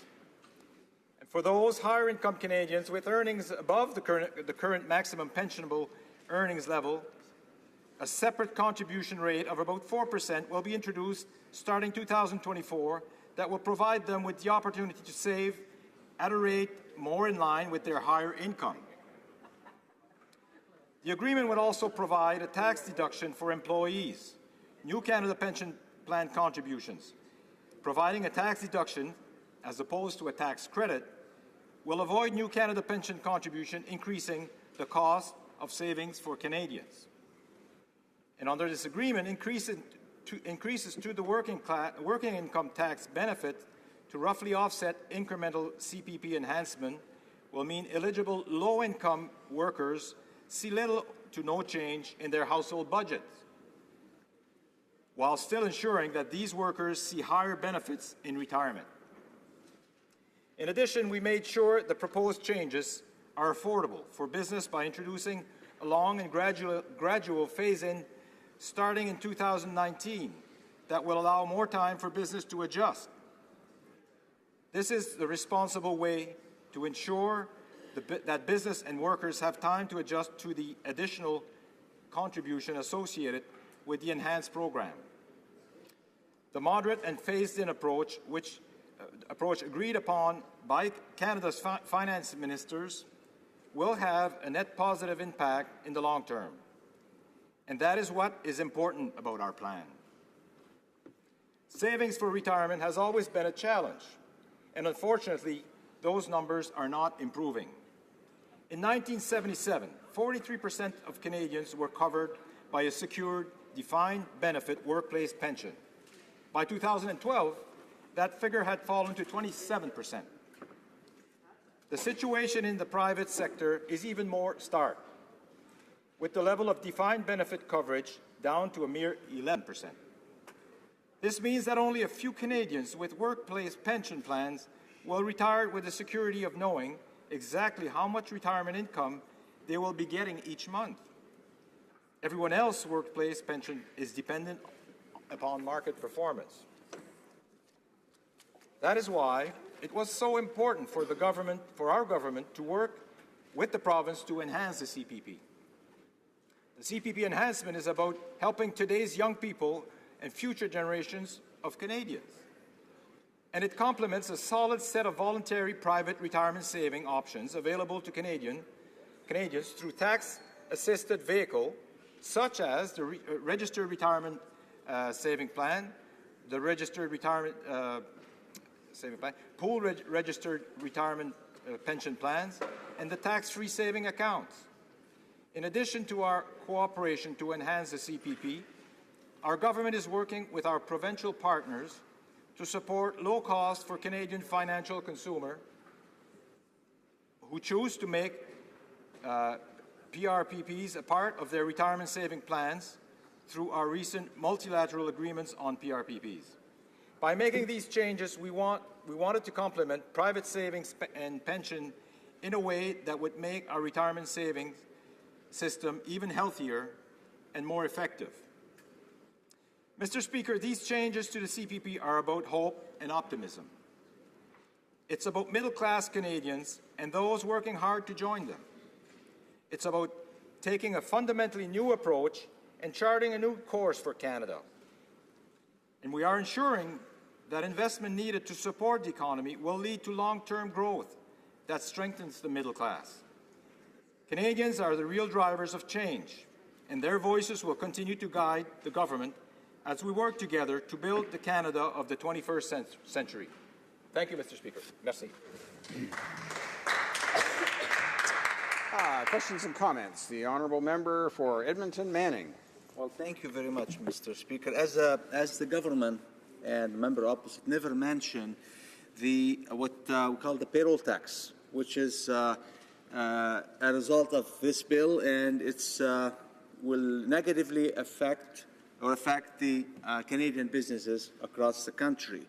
The question is in two folds. First, does the member opposite knows how many full-time employees there in Canada right now, and have he made the calculation? If yes, Have you made the calculation how much money will be collected on an annual basis as a result of what they call the expansion and what it is tax in fact? The honourable member for Miramichi Grand Lake. Thank you, Mr. Speaker, and I thank the honourable colleague across the way. As a small business operator myself, I can understand, I can see when my staff retires, I can see that the income that they will be getting for the next few years will not be sufficient. And I really welcome this. It's going to be an even spread out contribution by not only the employee, but also the employer. And I think it's a fair way to do it. Our forefathers had the vision 40 years ago so that we can retire now today.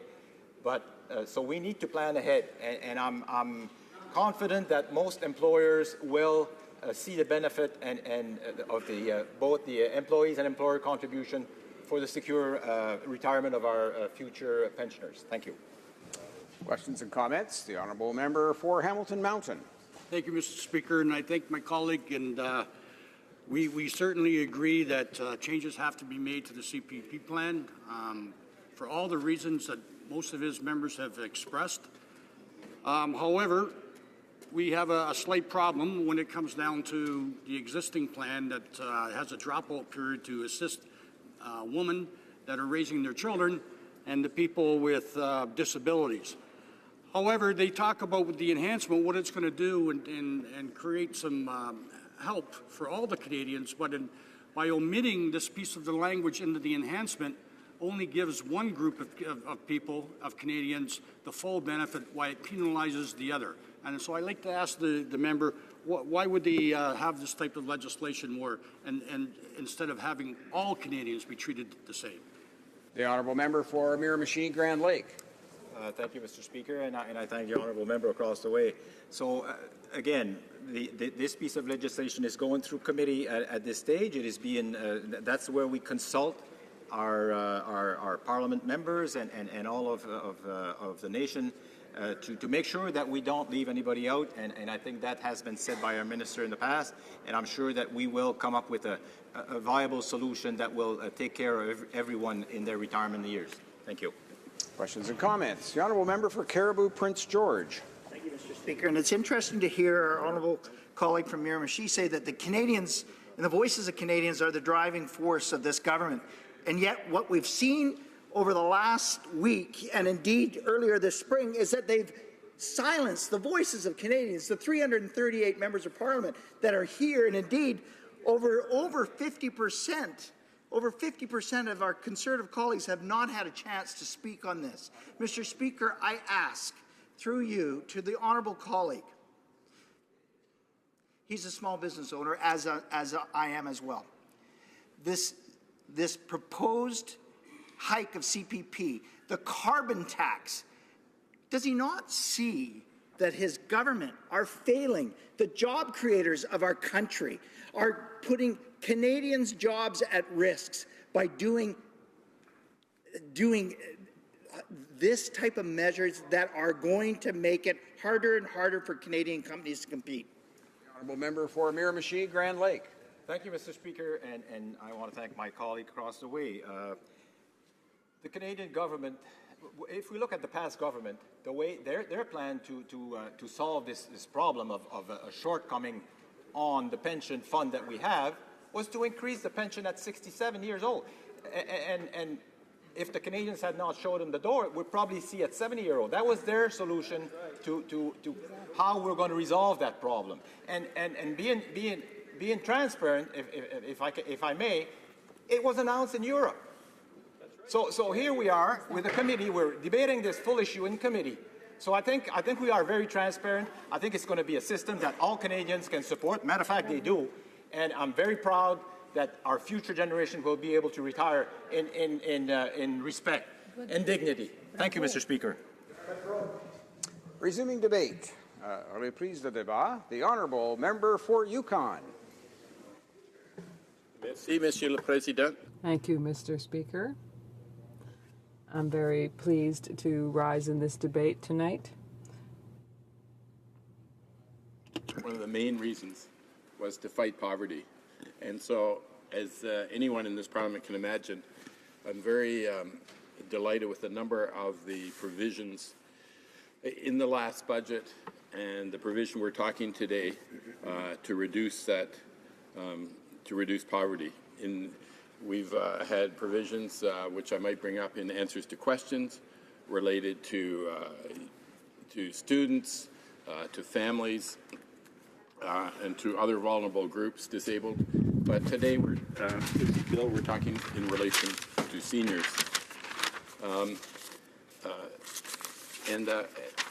I think anyone can imagine, it may be hard if you're not in the elderly range to think about it, but everyone, I think, can understand how much costs of everything are going up. Just when you pay your monthly bills and wondering at the end if you can pay off all your credit card, the oil bill, the electric bill, the cable bill, the telephone bill. It's increasingly difficult for everyone. But it's hard for us, those who are not retired, to imagine what tension this brings, what stress this brings to a senior person that can no longer work.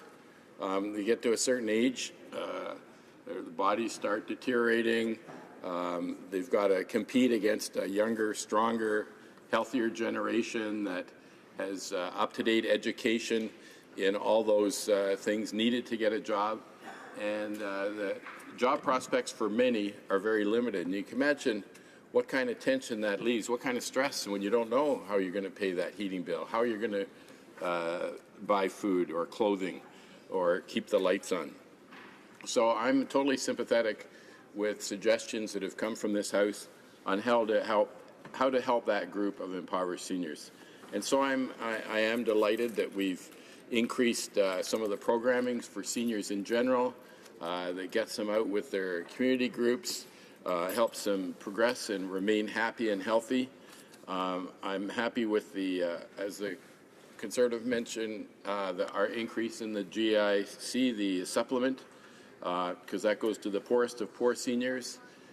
Some of those seniors that have more middle-class income. Of course, we've got the middle-class income cut. And then there's other provisions that we put in that indirectly help these seniors, or will, as they come into play. The biggest social infrastructure fund in Canadian history that will allow things like affordable housing, the increase in our homelessness strategy, and a number, it's sad to think about. I'm sure everyone in this House thinks it's sad when you think of a senior, of all people, being being homeless. You just have to go by the Tim Hortons at Queen and I think it's Kent or Lyon, which I go by on the way home from my office often at 2 or 3 in the morning. And the people there's always 3 or 4 people there, homeless people that have nowhere else to go, and some of those are seniors. The elements that we're putting into renewable resources that will decrease the cost of energy, the fund that we're putting in for storage, there's ways of storing energy during the day or at night so that it's cheap. You can take your energy at cheaper times of the day. So all these things are a piece of the puzzle, a piece of the bigger picture to help people that are really in need. And I can't imagine there's anyone in this House that does not want to help seniors in need. So for that reason, I consider this another part of that puzzle, the increase in the Canadian pension plan. And this is a significant change, not as big as the child tax credit, which is huge, but this is big. It allows you to take, instead of getting 1/4 of your income, moving it up to 1/3. Now, some people would say this is a massive increase if people are critical of this change, but I want all of us to imagine right now, if tomorrow we only got 1/4 or even 1/3 of our present income, how we would live. I don't think there's many Canadians that could live even on that. So there may be people that are asking for other increases, but this in itself is a major change, and just so that it's not too disruptive as things financially could be, it's being phased in over 7 years from 2019 to 2025. And so it affects 3 acts, at least 3 acts. First of all, to do this, to make this change, nothing's easy legislatively. So first of all, it affects the Canada Pension Plan Act. So first of all, that will increase the pension you're allowed. These are pensions that I talked about to get you up, to get people up eventually to 1/3 of their incomes from 1/4. It increases the survivors' benefits too, and you can imagine that survivors are even sometimes in a more desperate situation. Imagine an elderly woman who is left as a survivor. If she can't work, if she hasn't spent most of her life caregiving, taking care of family, doesn't have the skills, may not have the health. Obviously, in today's costs going up, she needs increased funding. So this will increase the survivor's benefit. Also, the same helplessness, of course, is taken for people with disability. Once again, some of them have limited opportunities, so they would get this increase as well. So the Canada Pension Plan Act also has to change so that the maximum level of pensionable earnings can be put in. I'm sure all of us have heard people that say, I'd like to donate more to my pension, but there's a limit. So this will increase it to 14% as of 2025. It'll also allow for the required additional contributions beginning in 2019. It also sets up, for the purpose of implementing this change, the additional Canada Pension Plan account and the accounting required to manage that account.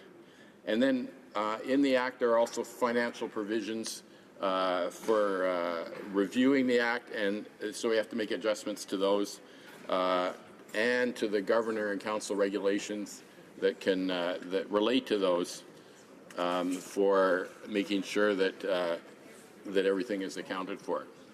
So the second Act that we have to deal with is the Canada Pension Plan Investment Board Act. And once again, a lot of these are just administrative changes to get this simple goal of more contributions and more salary. But the investment board that deals with these, that invests these funds, it comes under an act, and of course we have to adjust that so it can take into account the funds from these new funds and can provide them to the Canada Pension Plan amount. And finally, there's a couple of changes to the Income Tax Act. First of all, to increase the working tax benefit. And I think most people understand the benefit of a working tax benefit. You don't want to get penalized for going to work. People that are in desperate situations that weren't at work are getting some assistance. Of course, it's barely enough to scrape by, and they have a disincentive to go to work. So the working income tax benefit, I think everyone here probably agrees, this is a big incentive to allow people to work and still keep at least some of their benefits. So that has to be changed in the income tax to increase that as well. And then a deduction for an additional employee contribution. So in all these things, it is a momentous, I think, change agreement that the premiers came to. I'm sure all of us here understand how difficult it is to get all the provinces together to agree to a change like this. It's a shared provincial and federal responsibility, so none of us can do it alone. We have to have an agreement, and it's kind of, I think it's a good grassroots type of feeling of understanding of record of the country, that all the premiers would be on side and that the federal government would be on side, and I think that's what will lead to a greater prosperity for the seniors that we see that are otherwise having to make a decision between buying food, or at least buying nutritious food, keeping their heat at a reasonable rate, or even having cable television, when they're home much of the day because they have health problems and some of them aren't able to work. So for that reason, Mr. Speaker, I personally am supporting this bill. Merci. Questions and comments. The honourable member for Hamilton Mountain. Thanks, Mr. Speaker, and I thank my colleague, and he's absolutely right that the changes have to be done. And I thought it was very interesting that one of the comments that he made is for the people that are how they're living today and in poverty. Apparently, unfortunately, this bill will not do anything for the people today. It will only do something for our future. Because now the people of today, they're in such a hardship that whatever CPP some people are receiving on a monthly basis doesn't even pay for their hydro bill in Ontario. So we want to make sure that doesn't go forward in the future. But, Mr. Speaker, I'd like to ask the member about the dropout period that we have existing right now for women that are raising their children that have to leave the workforce to raise the children, and the people with disabilities because they can't work. And it's a piece of legislation that's in there now. But however, with all these good little enhancements that we're trying to say that it's so good for our future, it's been omitted in that part of the legislation. And so I like to ask the question, the minister, will he support making sure that's in there? I don't want to say that you don't, talking on behalf of the government, and I certainly don't want another answer of saying, go to the committee. Order. Order. Okay. The honourable member for Yukon. Thank you. That question's been raised and answered a number of times, so I won't get into the technical details. But what I am glad he raised was the child tax benefit and how some of these various programs. He mentioned that this isn't going to help. He was very right in mentioning that this isn't going to help today's present seniors. So that's why I started out with, I think it was 7 items in my speech that will directly or indirectly help today's seniors.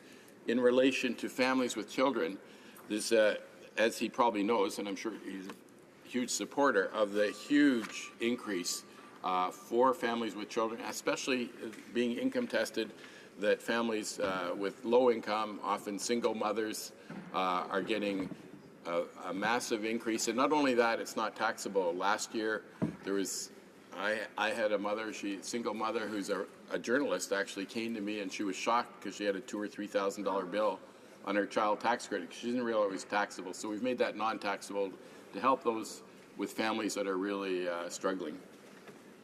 Questions and comments. The honourable member for Sackville, Preston Chesapeake. Thank you, Mr. Speaker, and thank you, my colleague, for your presentation. I thought you touched on some very important topics, and talking personally about you, your family, and your community is extremely important. And when you mentioned, I really liked the part that he mentioned about how our government was successful in collaborating with all provinces to make this happen. This doesn't just happen out of the air. This is because of hard work and our Prime Minister and our Minister of Finance. It's impressive how they pushed forward, didn't waver, and got it done. And then I hear my colleague that I like very much from Saskatoon Grasswood, who talks about inheritance. I don't know what that means because I didn't get one. Pension, that's what it's all about, young people. So my colleague, can you share a little bit of information about the young people today that get a job? There's no pension for them. This is what you call investing in your future. Can you expand on that, please? Honourable member for Yukon. Thank you for the for the question. And first of all, I'm glad you used the word investment because I was astonished to hear some people suggest this was a tax. I mean, if I put money in my savings account, I don't really call it a tax.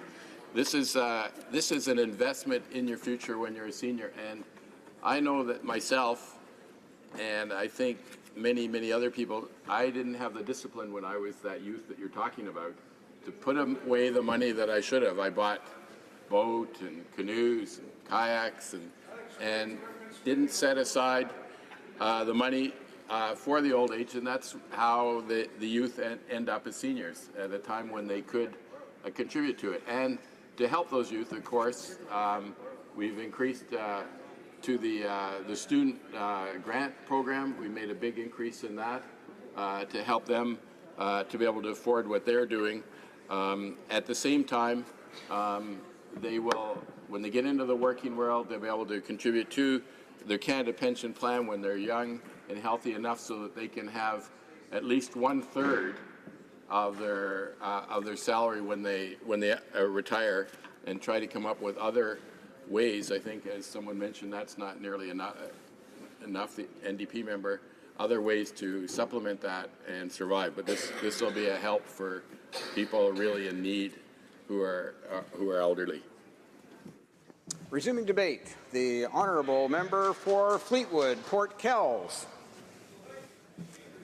Members, we've all heard the stories that middle-class Canadians are trying to work harder than ever, but they're worried that they won't have enough to put away for this month's bills, much less their retirement. Our whole economy, in fact, over the last 15 to 20 years has been based on consumer spending, and we've run up the credit card. So putting that little bit away each month or even in the course of a year for a retirement is becoming extremely difficult.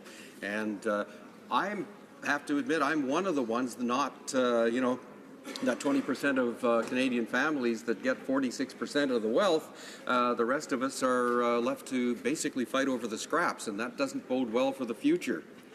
So we have 1 in 4 families approaching retirement, about 1.1 million families at risk of not having enough.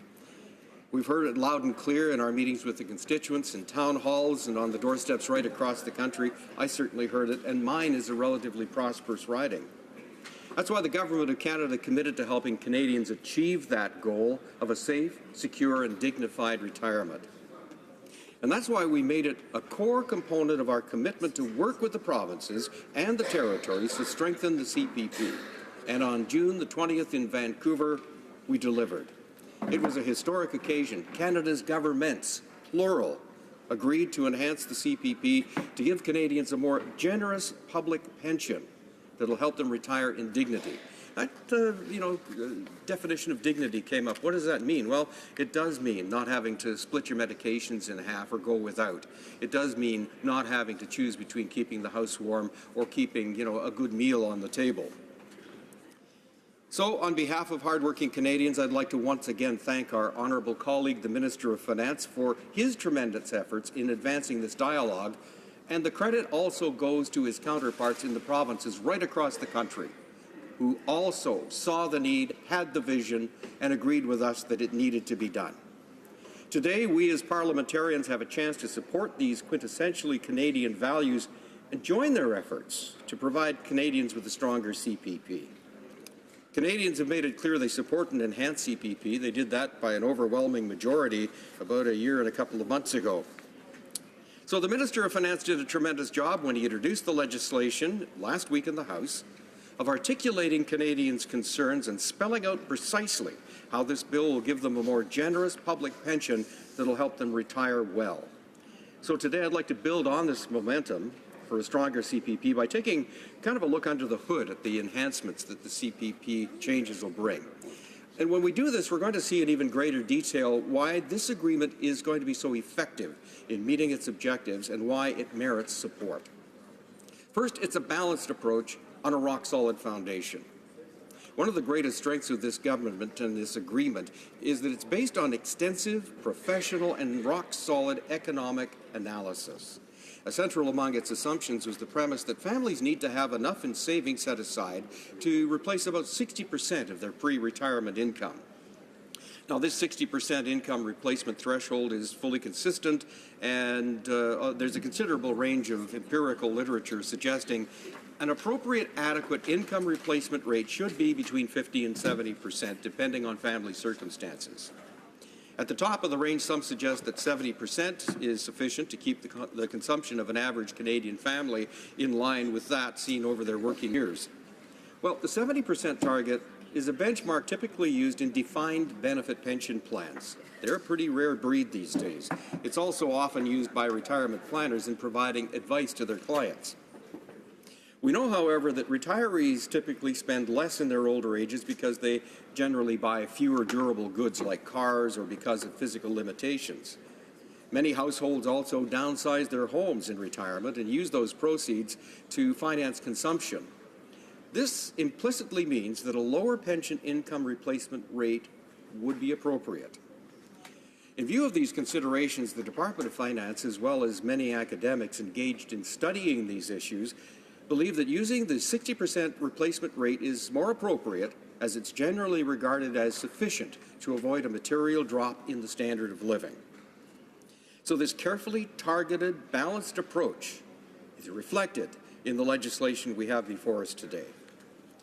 Now, had finance ministers tried to make the enhancements more dramatic, they would have, actually, as the fears expressed by the other side, placed too much of a burden on workers and their employers as a result of the correspondingly higher increases in contributions that a dramatic enhancement would have entailed.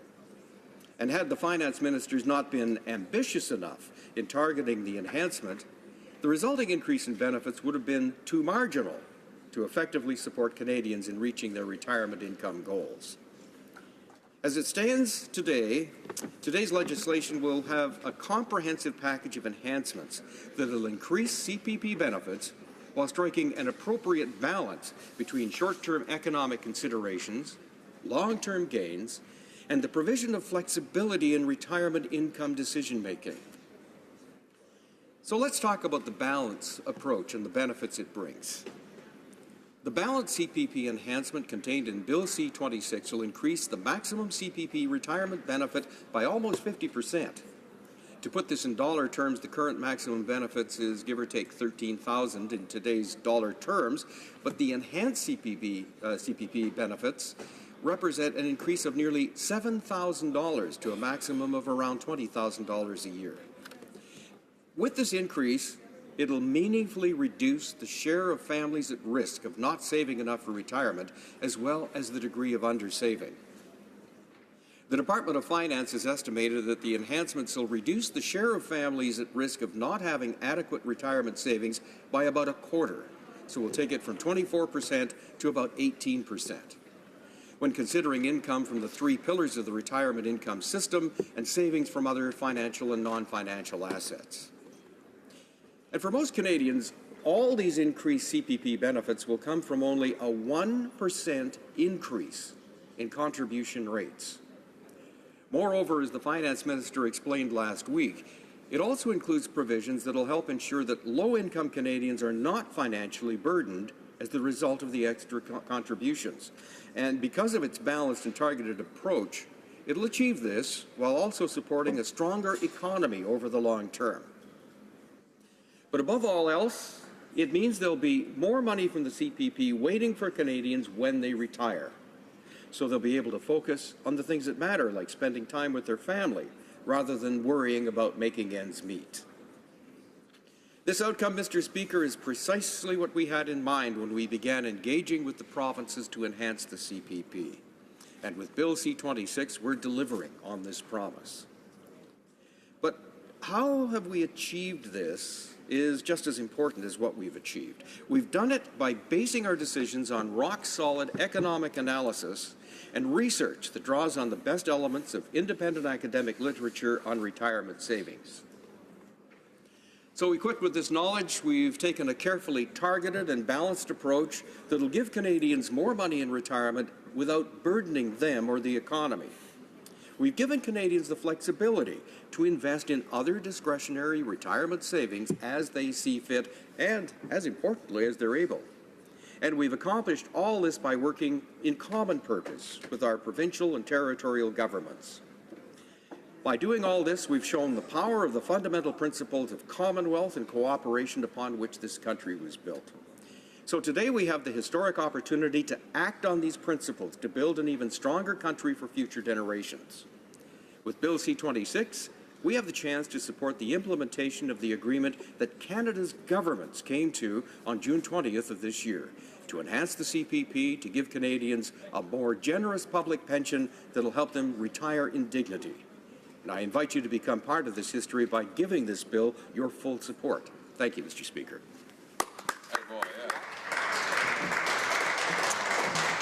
Questions and comments. The honourable member for North Okanagan, Shuswap. Thank you, Mr. Speaker. I appreciate the ability to stand and pose a question to the minister to the member from Port Kels.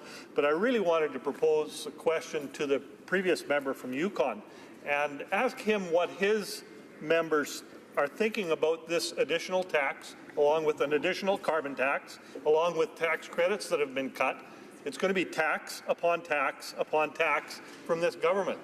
And I'm wondering if the member from Port Kells can explain or say that if he's had consultation with the member from the north who is going to be severely impacted by these increased taxes, and what kind of impact he's hearing about these northern communities, these remote communities that are going to be incredibly impacted by the increased taxes. The honourable member for Fleetwood Port Kells. Well, I appreciate my friend's question. I think that as a resident of British Columbia, he knows. We've had a price on carbon now for almost 10 years. It was used to reduce personal income tax rates to the point that we have the lowest rates in the country and the strongest economy.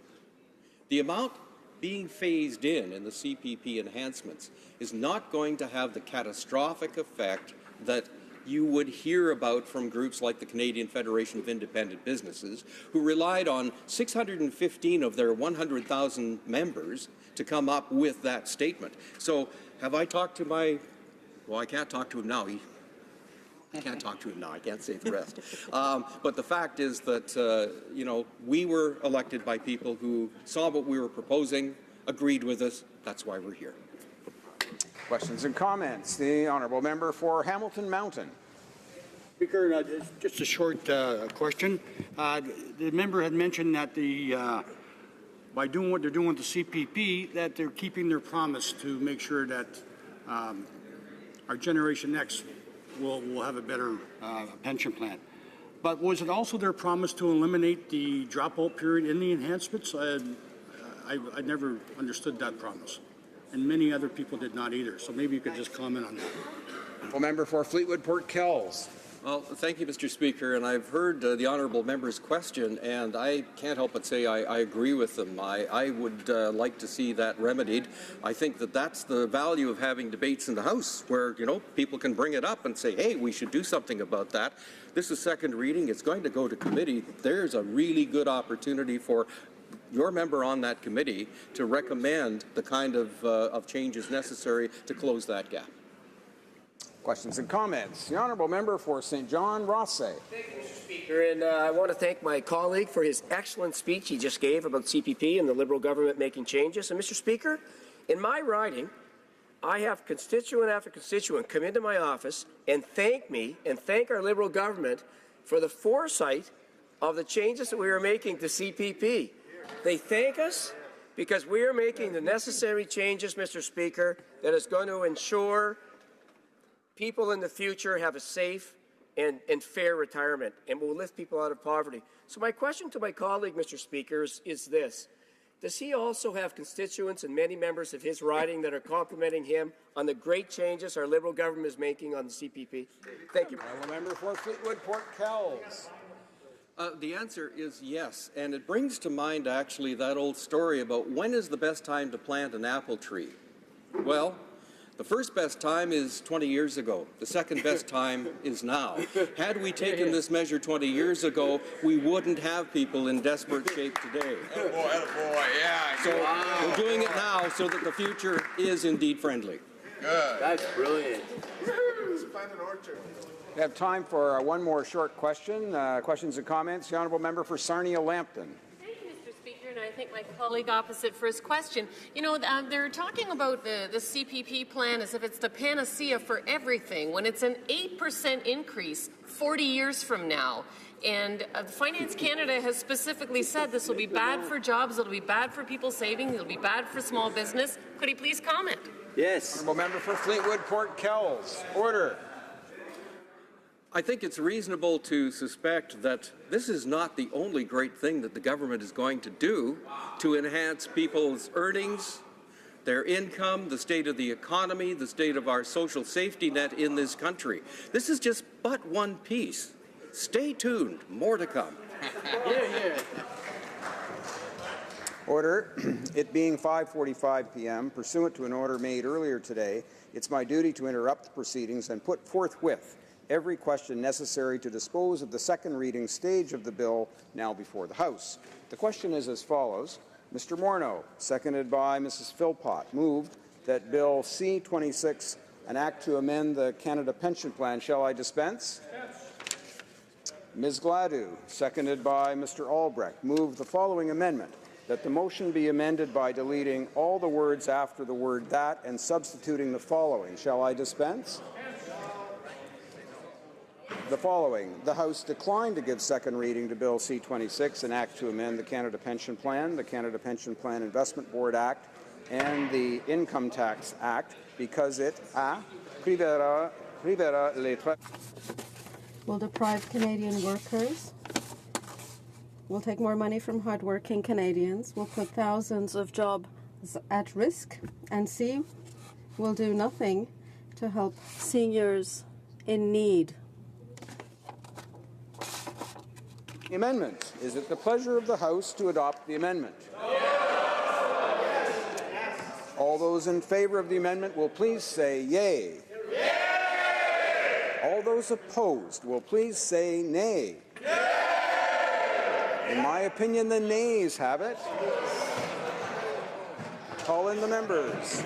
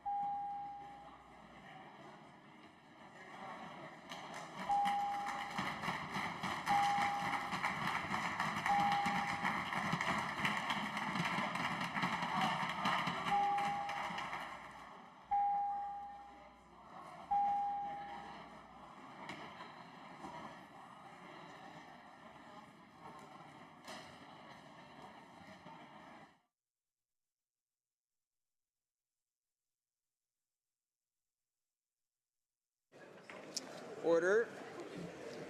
La question est la suivante. The question is as follows. Mr. Morneau, seconded by Mrs. Philpott, moved that Bill C-26, an act to amend the Canada Pension Plan, the Canada Pension Plan Investment Board Act, and the Income Tax Act, be now read a second time and referred to the Standing Committee on Finance. Gladue, seconded by Mr. Albrecht, moved the following amendment, that the motion be amended by deleting all the words after the word that and substituting the following. Shall I dispense? No. The House declined to give second reading to Bill C-26, an act to amend the Canada Pension Plan, the Canada Pension Plan Investment Board Act, and the Income Tax Act because it, A, will take more money from hard-working Canadians, B, will put thousands of jobs at risk, and C, will do nothing to help seniors in need. The question is on the amendment. All those in favor of the amendment will please rise. Ms. Bergen. Ms. Bergen. Mr. Nicholson. Mr. Nicholson. Mr. Bazan. Mr. Bazan. Mrs. McLeod, Kamloops, Thompson, Caribou. Mrs. McLeod, Kamloops, Thompson, Caribou. Mr. Deltel. Mr. Deltel. Ms. Watts. Ms. Watts. Mr. Kent. Mr. Kent. Ms. Rempel. Ms. Rempel. Mr. Fast. Mr. Fast. Mr. Poiliev. Mr. Poiliev. Mr. Van Loan. Mr. Van Loan. Mr. Doherty. Mr. Doherty. Mr. Carey. Mr. Carey. Mr. Reid. Mr. Reid. Mr. Brown. Mr. Brown. Mr. Abul Taif. Mr. Abul Taif. Mrs. Wong. Mrs. Wong. Ms. Gladue. Ms. Gladue. Monsieur Reyes. Monsieur Reyes. Mr. Brassard. Mr. Brassard. Mr. Sorensen. Mr. Sorensen. Monsieur Lauzon, Stormont, Dundas, South Glengarry. Monsieur Lauzon, Stormont, Dundas, South Glengarry. Mr. Lukiski. Mr. Lukiski. Mr. Shipley. Mr. Shipley. Mr. Van Kesteren. Mr. Van Kesteren. Mr. Dreeshen. Mr. Dreeshen. Mr. McKenzie. Mr. McKenzie. Madame Boucher. Madame Boucher. Mr. Lobb. Mr. Lobb. Monsieur Généreux. Monsieur Généreux. Monsieur Gourde. Monsieur Gourde. Mr. Richards. Mr. Richards. Mr. Hobach. Mr. Hobach. Mr. Albus. Mr. Albus. Mr. Falk. Mr. Falk. Mr. Iglinski. Mr. Iglinski. Mr. Arnold. Mr. Arnold. Mr. Berthold. Mr. Berthold. Mr. Cooper. Mr. Cooper. Mr. Diot. Mr. Diot. Mr. Jennis. Mr. Jennis. Ms. Harder. Ms. Harder. Mr. Godin. Mr. Godin. Mr. Kelly. Mr. Kelly. Mr. Kitchen. Mr. Kitchen. Mr. Macaulay, Edmonton West. Mr. Macaulay, Edmonton West. Mr. Leipert. Mr. Leipert. Mr. Nader. Mr. Nader. Mr. Soroya. Mr. Soroya. Mr. Schmale. Mr. Schmale. Mr. Shields. Mr. Shields. Mrs. Stubbs. Mrs. Stubbs. Mr. Vierson. Mr. Vierson. Mrs. Wagenthal. Mrs. Wagenthal. Mr. Waugh. Mr. Waugh. Mr. Motts. Mr. Motts. Mr. Trost. Mr. Trost.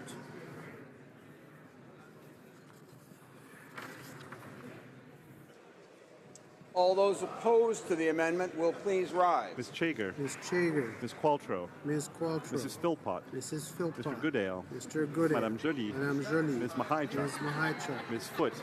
Ms. Foote. Mr. Morneau. Mr. Morneau. Mr. Bryson. Mr. Bryson. Ms. Wilson-Raybould. Ms. Wilson-Raybould. Madame Le Boutillier. Madame Le Boutillier. Mr. McCallum. Mr. McCallum. Mr. Baines. Mr. Baines. Ms. Bennett. Ms. Bennett. Monsieur Poisson. Monsieur Poisson. Monsieur Paradis. Monsieur Paradis. Mr. Easter. Mr. Easter. Ms. Scrow. Ms. Scrow. Mr. Nault. Mr. Nault. Mr. Bagnall. Mr. Bagnall. Mr. Casey Cumberland Colchester. Mr. Casey Cumberland Colchester. Mr. McGinty. Mr. McGinty. Mrs. McCrimmon. Mrs. McCrimmon. Monsieur Lauzon, Argentin, La Petite Mr. Nation. Lauzon, Argentin, La Petite Nation. Mr. McKay. Mr. McKay. Ms. Cara. Ms. Cara. Mr. Picard. Mr. Picard. Mr. Boissonneau. Mr. Boissonneau. Mr. Cuzner. Mr. Cuzner. Ms. Haidu. Ms. Haidu. Mr. Carr. Mr. Carr. Ms. Monsef. Ms. Monsef. Mr. Leslie. Mr. Leslie. Mr. Sohi. Mr. Sohi. Monsieur Garneau. Monsieur Garneau. Ms. Duncan and Etobicoke North. Ms. Duncan and Etobicoke North. Monsieur Duclos. Monsieur Duclos. Ms. Fry. Ms. Fry. Monsieur Dubourg. Monsieur Dubourg. Ms. Murray. Ms. Murray. Ms. Gould. Ms. Gould. Mr. Varani. Mr. Varani. Mr. Wilkinson. Mr. Wilkinson. Monsieur Fergus. Monsieur Fergus. Monsieur Lametti. Monsieur Lametti. Ms. Jones. Ms. Jones. Mr. Sims. Mr. Sims. Ms. Ratansi. Ms. Ratansi. Mr. Dhaliwal. Mr. Dhaliwal. Ms. Vandenbeld. Ms. Vandenbeld. Mr. Spengeman. Mr. Spengeman. Mr. Scarpelagia. Mr. Scarpelagia. Madame Mendez. Madame Mendez. Mr. Oliphant. Mr. Oliphant. Mr. Eiking. Mr. Eiking. Ms. Dillon. Ms. Dillon. Mr. Algabra. Mr. Algabra. Ms. Goldsmith-Jones. Ms. Goldsmith-Jones. Ms. Rudd. Ms. Rudd. Mrs. Caesar Chauvin. Mrs. Caesar Chauvin. Mr. Lamoureux. Mr. Lamoureux. Ms. Young. Ms. Young. Monsieur Champagne. Monsieur Champagne. Mr. Beach. Mr. Beach. Mr. Duguid. Mr. Duguid. Mr. Casey Charlottetown. Mr. Casey Charlottetown. Mr. Blair. Mr. Blair. Ms. Allislev. Ms. Allislev. Mr. Holland. Mr. Holland. Monsieur Schiffke. Monsieur Schiffke. Mr. Vaughn. Mr. Vaughn. Ms. Hutchings. Ms. Hutchings. Mr. Jesnevsky. Mr. Jesnevsky. Mr. Pescasolido. Mr. Pescasolido. Mr. Aldag. Mr. Aldag. Mr. Amos. Mr. Amos. Mr. Anandasangri. Mr. Anandasangri. Monsieur Arsenault. Monsieur Arsenault. Mr. Area. Mr. Area. Mr. Badaway. Mr. Badaway. Mr. Bayless. Mr. Bayless. Mr. Biddle. Mr. Biddle. Mr. Bossio. Mr. Bossio. Mr. Bettina. Mr. Bettina. Mr. Chen. Mr. Mr. Chen. Bruson. Ms. DeBruson. Mr. Moff. Ms. DeMoff.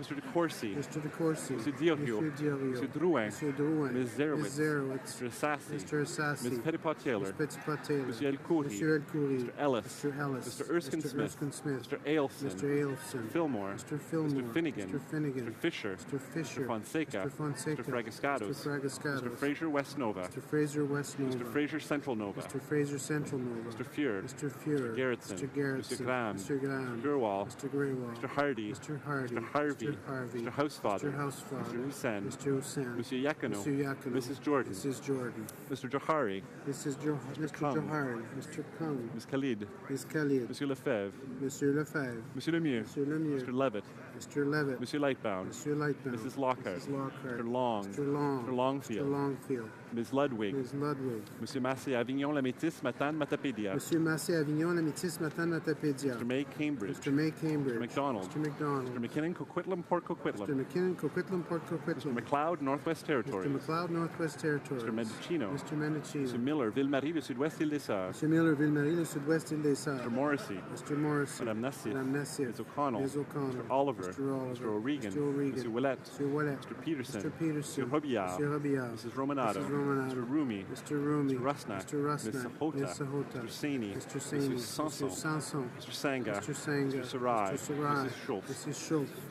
Monsieur Serre, Mr. Say, Madame Shanahan, Madame Shanahan, Mr. Sheehan, Mr. Sheehan, Mr. Sidhu, Mission Matsby, Fraser Canyon, Mr. Sidhu, Mission Matsky, Fraser Canyon, Ms. Sidhu, Brampton South, Mr. Sidhu, Brampton South, Mr. Secan, Mr. Secan, Mr. Sorbera, Mr. Sorbera, Mr. Tabera, Mr. Tabera, Mr. Tan, Mr. Tan, Ms. Tassi, Ms. Tassi, Mr. Vandal, Mr. Vandal, Mr. Whalen, Mr. Whalen, Mrs. Zaid, Mrs. Zaid, Mr. Rankin, Mr. Rankin, Ms. Ashton, Ms. Ashton, Mr. Angus, Mr. Angus, Mr. Garrison, Mr. Garrison, Ms. Matheson, Ms. Matheson, Monsieur Dubé, Monsieur Dubé, Madame Laverdière, Madame Laverdière, Madame Brosseau, Madame Brosseau, Ms. Kwan, Ms. Kwan, Mr. Julian, Mr. Julian, Madame Moore, Madame Moore, Mr. Duval, Mr. Duval, Monsieur Aubin, Monsieur Aubin, Madame Quash, Madame Quash, Monsieur Dussault, Monsieur Dussault, Madame Sanssouci, Madame Sanssouci, Monsieur Choquette, Monsieur Choquette, Mr. Blakey, Mr. Blakey, Mr. Weir, Mr. Weir, Ms. Benson, Ms. Benson, Mr. Stetsky, Mr. Stetsky, Mr. Cannings, Mr. Cannings, Mr. Johns, Mr. Johns, Ms. Malcolmson, Ms. Malcolmson, Mr. McGregor, Mr. McGregor, Ms. Hardcastle, Ms. Hardcastle, Ms.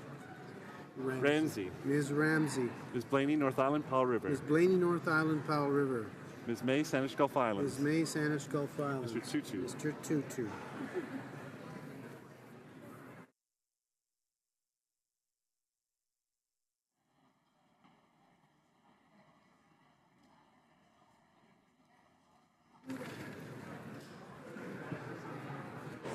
Yeas pour 57, 57, nays contre 192, 192.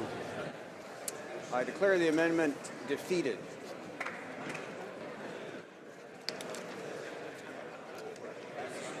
The next question is on the main motion. The question is as follows. Mr. Morneau, seconded by Mrs. Philpott, moved that Bill C-26, an act to amend the Canada Pension Plan, the Canada Pension Plan Investment Board Act, and the Income Tax Act, be now read a second time and referred to the Standing Committee on Finance. Is it the pleasure of the House to adopt the motion? All those in favor of the motion will please say yea. All those opposed will please say nay. In my opinion, the yeas have it. All those in favor of the motion will please rise. Ms. Chager, Ms. Chager, Ms. Qualtrough, Ms. Qualtrough, Mrs. Philpott, Mrs. Philpott, Mr. Goodale, Mr. Goodale, Madame Joly, Madame Joly, Ms. Mahaichuk, Ms. Mahaichuk, Ms. Foote, Ms. Foote, Mr. Morneau, Mr. Morneau, Mr. Bryson, Mr. Bryson, Ms. Wilson-Raybould, Ms. Wilson-Raybould, Madame Le Boutillier, Madame Le Boutillier, Mr. McCallum, Mr. McCallum, Mr. Baines, Mr. Baines, Ms. Bennett, Ms. Bennett, Mr. Poisson, Mr. Poisson, Mr. Paradis, Mr. Paradis, Mr. Easter, Mr. Easter, Ms. Scrow, Ms. Scrow, Mr. Knoll, Mr. Knoll, Mr. Bagnall, Mr. Bagnall, Mr. Casey Cumberland Colchester, Mr. Casey Cumberland Colchester, McGuinty, Mr. McGuinty, Mrs. McCrimmon, Mrs. McCrimmon, Monsieur Lauzon, Argenté, La Petite Nation, Monsieur Lauzon, Argenteuil, La Petite Nation, Mr. McKay, Mr. McKay, Ms. Kara, Ms. Kara, Mr. Picard, Mr. Picard, Mr. Boissonneau, Mr. Boissonneau, Mr. Cusner, Mr. Cusner, Ms. Haidu, Ms. Haidu, Mr. Carr, Mr. Carr, Ms. Monsef, Ms. Monsef, Mr. Leslie, Mr. Leslie, Mr. Soki, Mr. Soki, Mr. Garneau, Mr. Garneau, Ms. Duncan Etobicoke North, Ms. Duncan Etobicoke North, Mr. Duclos, Monsieur Duclos, Ms. Fry, Ms. Fry, Mr. Dubourg, Mr. Dubourg, Ms. Murray, Ms. Murray, Ms. Gould, Ms. Gould, Mr. Varani, Mr. Varani, Mr. Wilkinson, Mr. Wilkinson, Monsieur Fergus, Monsieur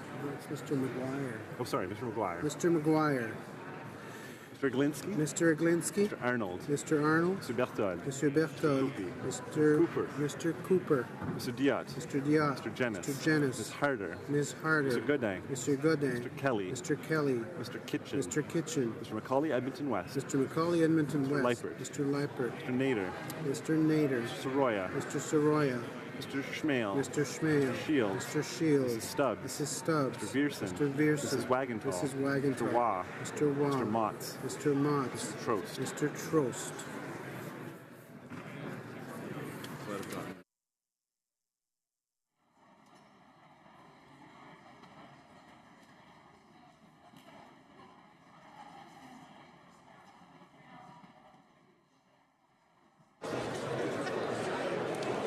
Yeas pour 192, 192. Nays contre 58, 58.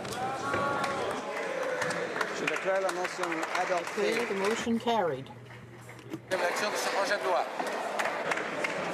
En conséquence, Therefore, this bill is referred to the Standing Committee on Finance.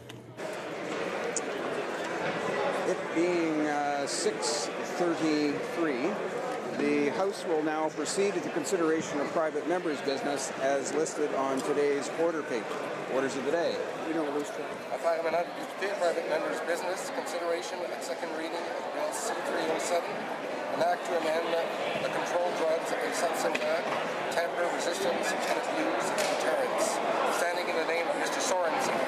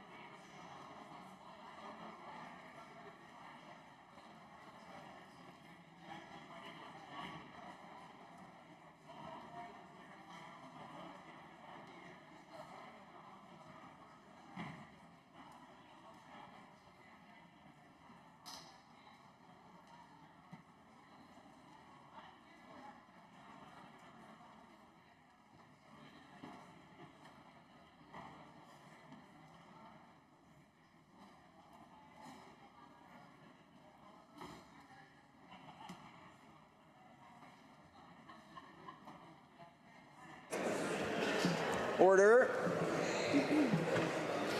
Mr. Sorensen, seconded by Ms. MacLeod, moves that Bill C-307, an act to amend the Controlled Drugs and Substances Act, tamper resistance and abuse deterrence, be now read a second time and referred to the Standing Committee on Health. Debate. The Honourable Member for Battle River, Crowfoot. Well, thank you very much, Mr. Speaker. Thank you. It's indeed a pleasure to rise in this House. Thank you. Indeed a pleasure to rise in this House and debate my private member's bill 307. Let me say that to all members of Parliament that many times you can go many, many years, even over a decade, before you have a private member's drawn. And so, obviously, when you do have an ability to debate your own private member's bill, it's a real honor in this place. This is an act to amend the Controlled Drugs and Substance Act, tamper resistance and abuse deterrence. Mr. Speaker, the issue of prescription drug and illicit drug use has touched every riding in this country.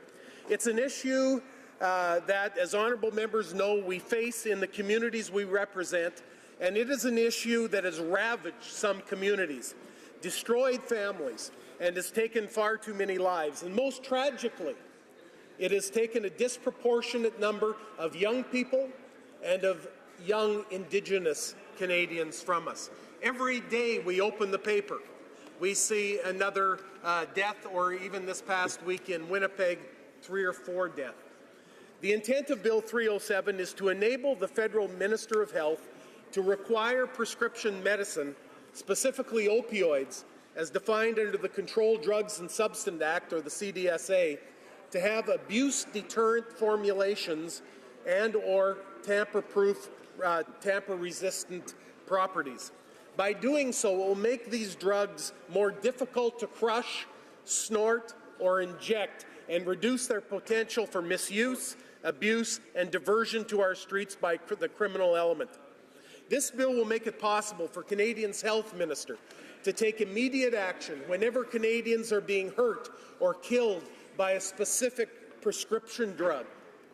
We have all heard about the crisis of illicit fentanyl wreaking havoc in our communities, and the health minister, the public safety minister, and our law enforcement agencies across Canada are addressing part of the problem.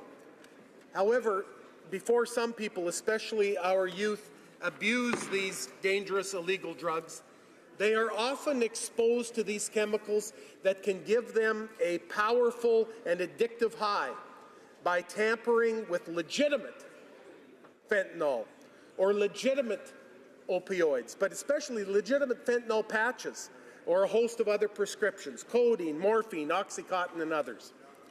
Mr. Speaker, some people who abuse opioid pain relievers, for example, do so by tampering with prescription opioid products by crushing the pill, snorting, liquefying, injecting, or ingesting these crushed and altered substances.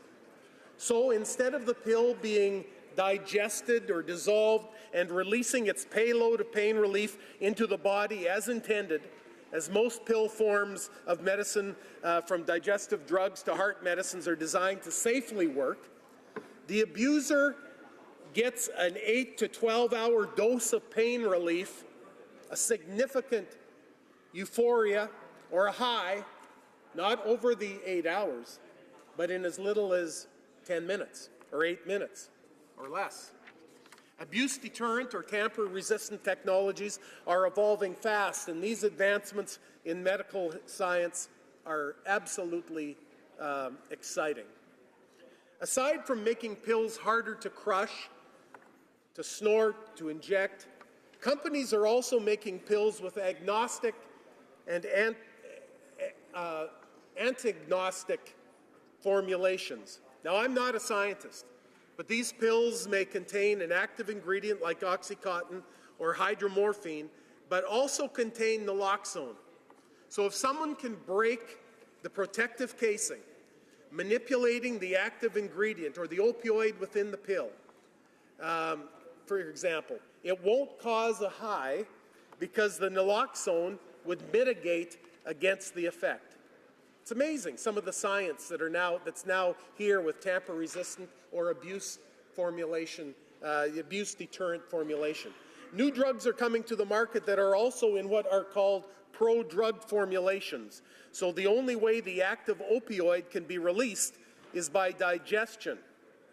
If the fill is manipulated beforehand, its active ingredients are encased in a way that it makes them almost impossible to extract from the formulation or from the pill. Moreover, some companies are investing in technology to stop patients from pill popping these medications.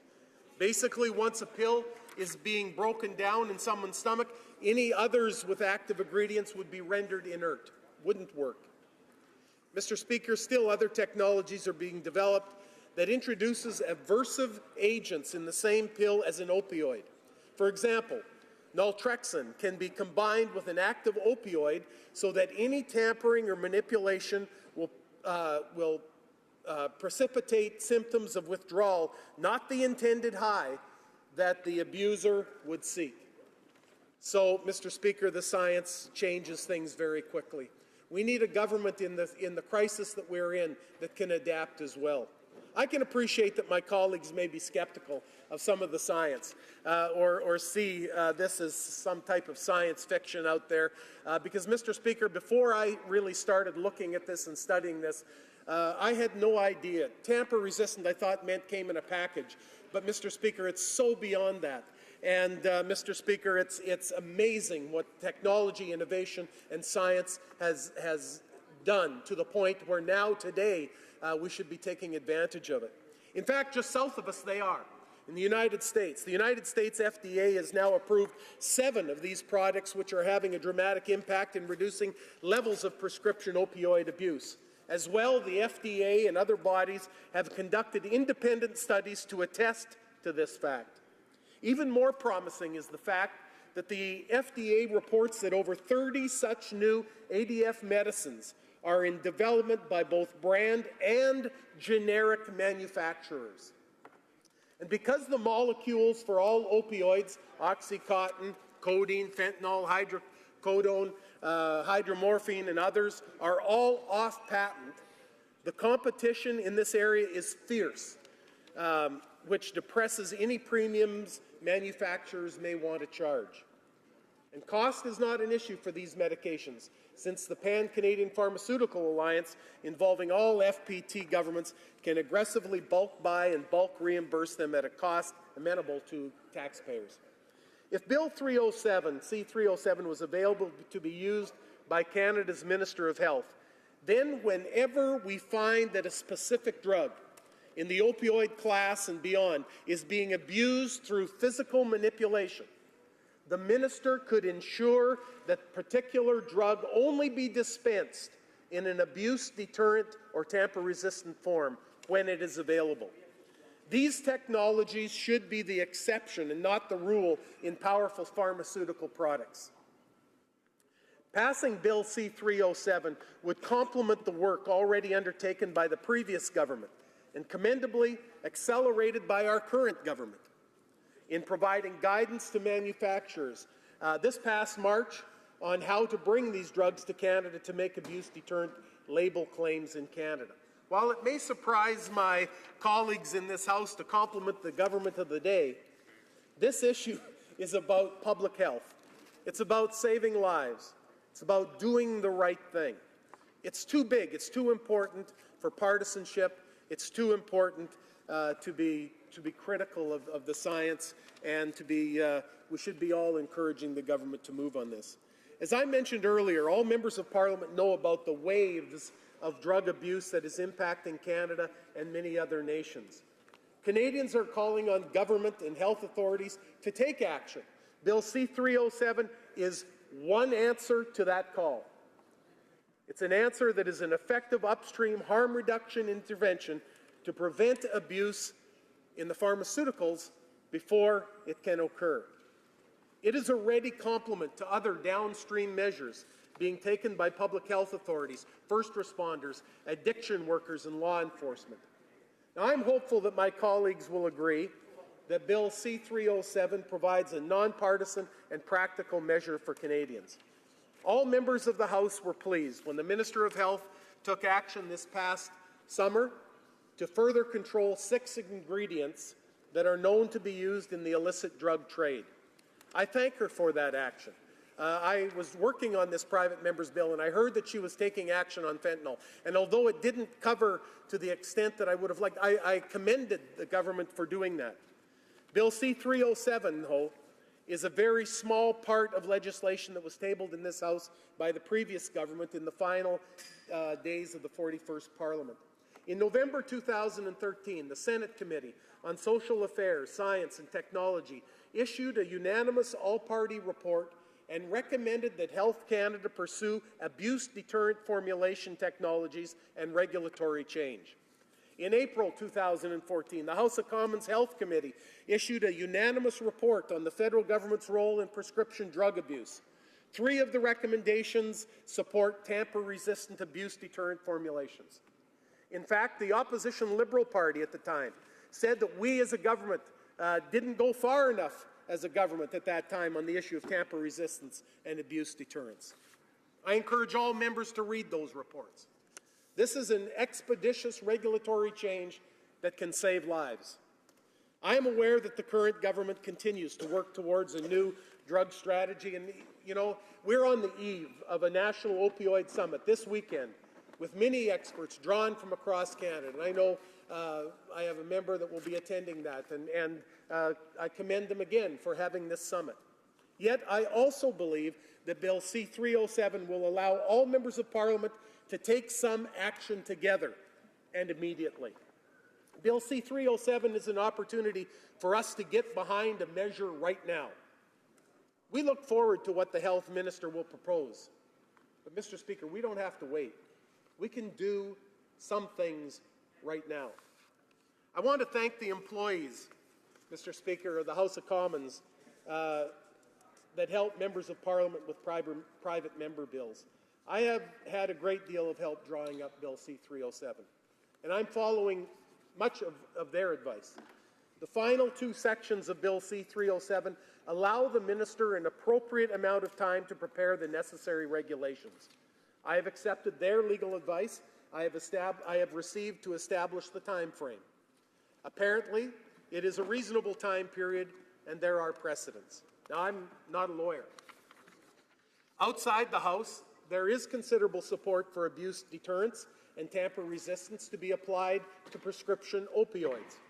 Many companies, brand generic and startup with both United States and Canadian roots, are in various stages of research and development of their own products.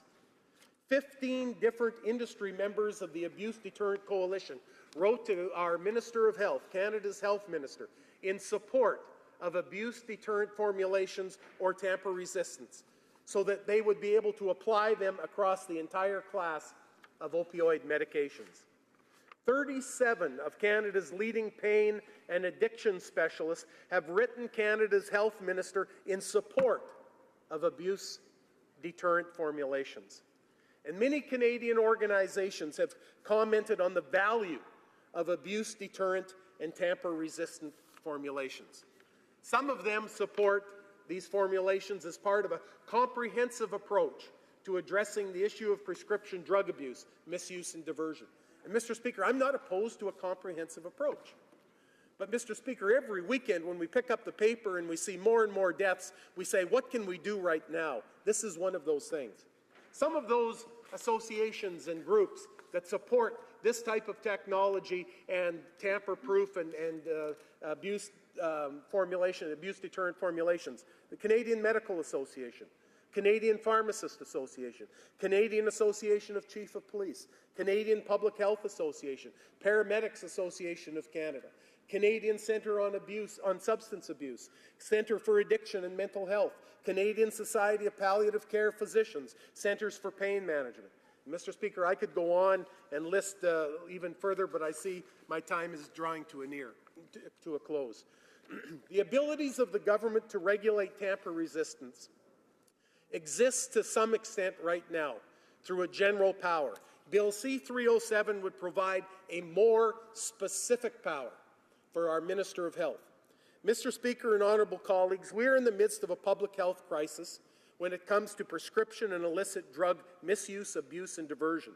My time in this place has taught me, 16 years, has taught me that in the life of each Parliament there are rare occasions when we come together to support a worthy private member's initiative. And I've been encouraged even this term here as I've seen many of those happen. I believe Bill C-307 affords us this opportunity to confront, combat, and curtail prescription opioid abuse in a meaningful way while not impacting patients who benefit from these medicines. Let's do the right thing, Mr. Speaker.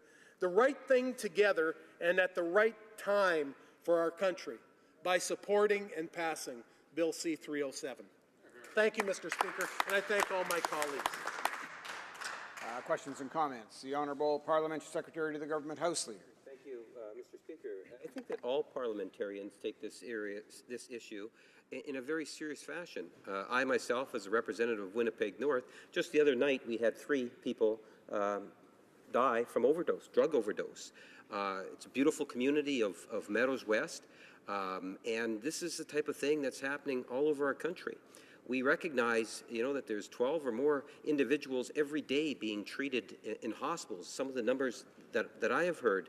The Minister of Health has acknowledged this. Other ministries have acknowledged this. The government is aggressively pursuing what it is that we need to do as a national government, meeting with the different provinces. In fact, I believe the Minister of Health in my own province is going to be in Ottawa tomorrow to talk about this very important issue. I think what's really important for all of us to appreciate, we all recognize that there is a crisis situation there.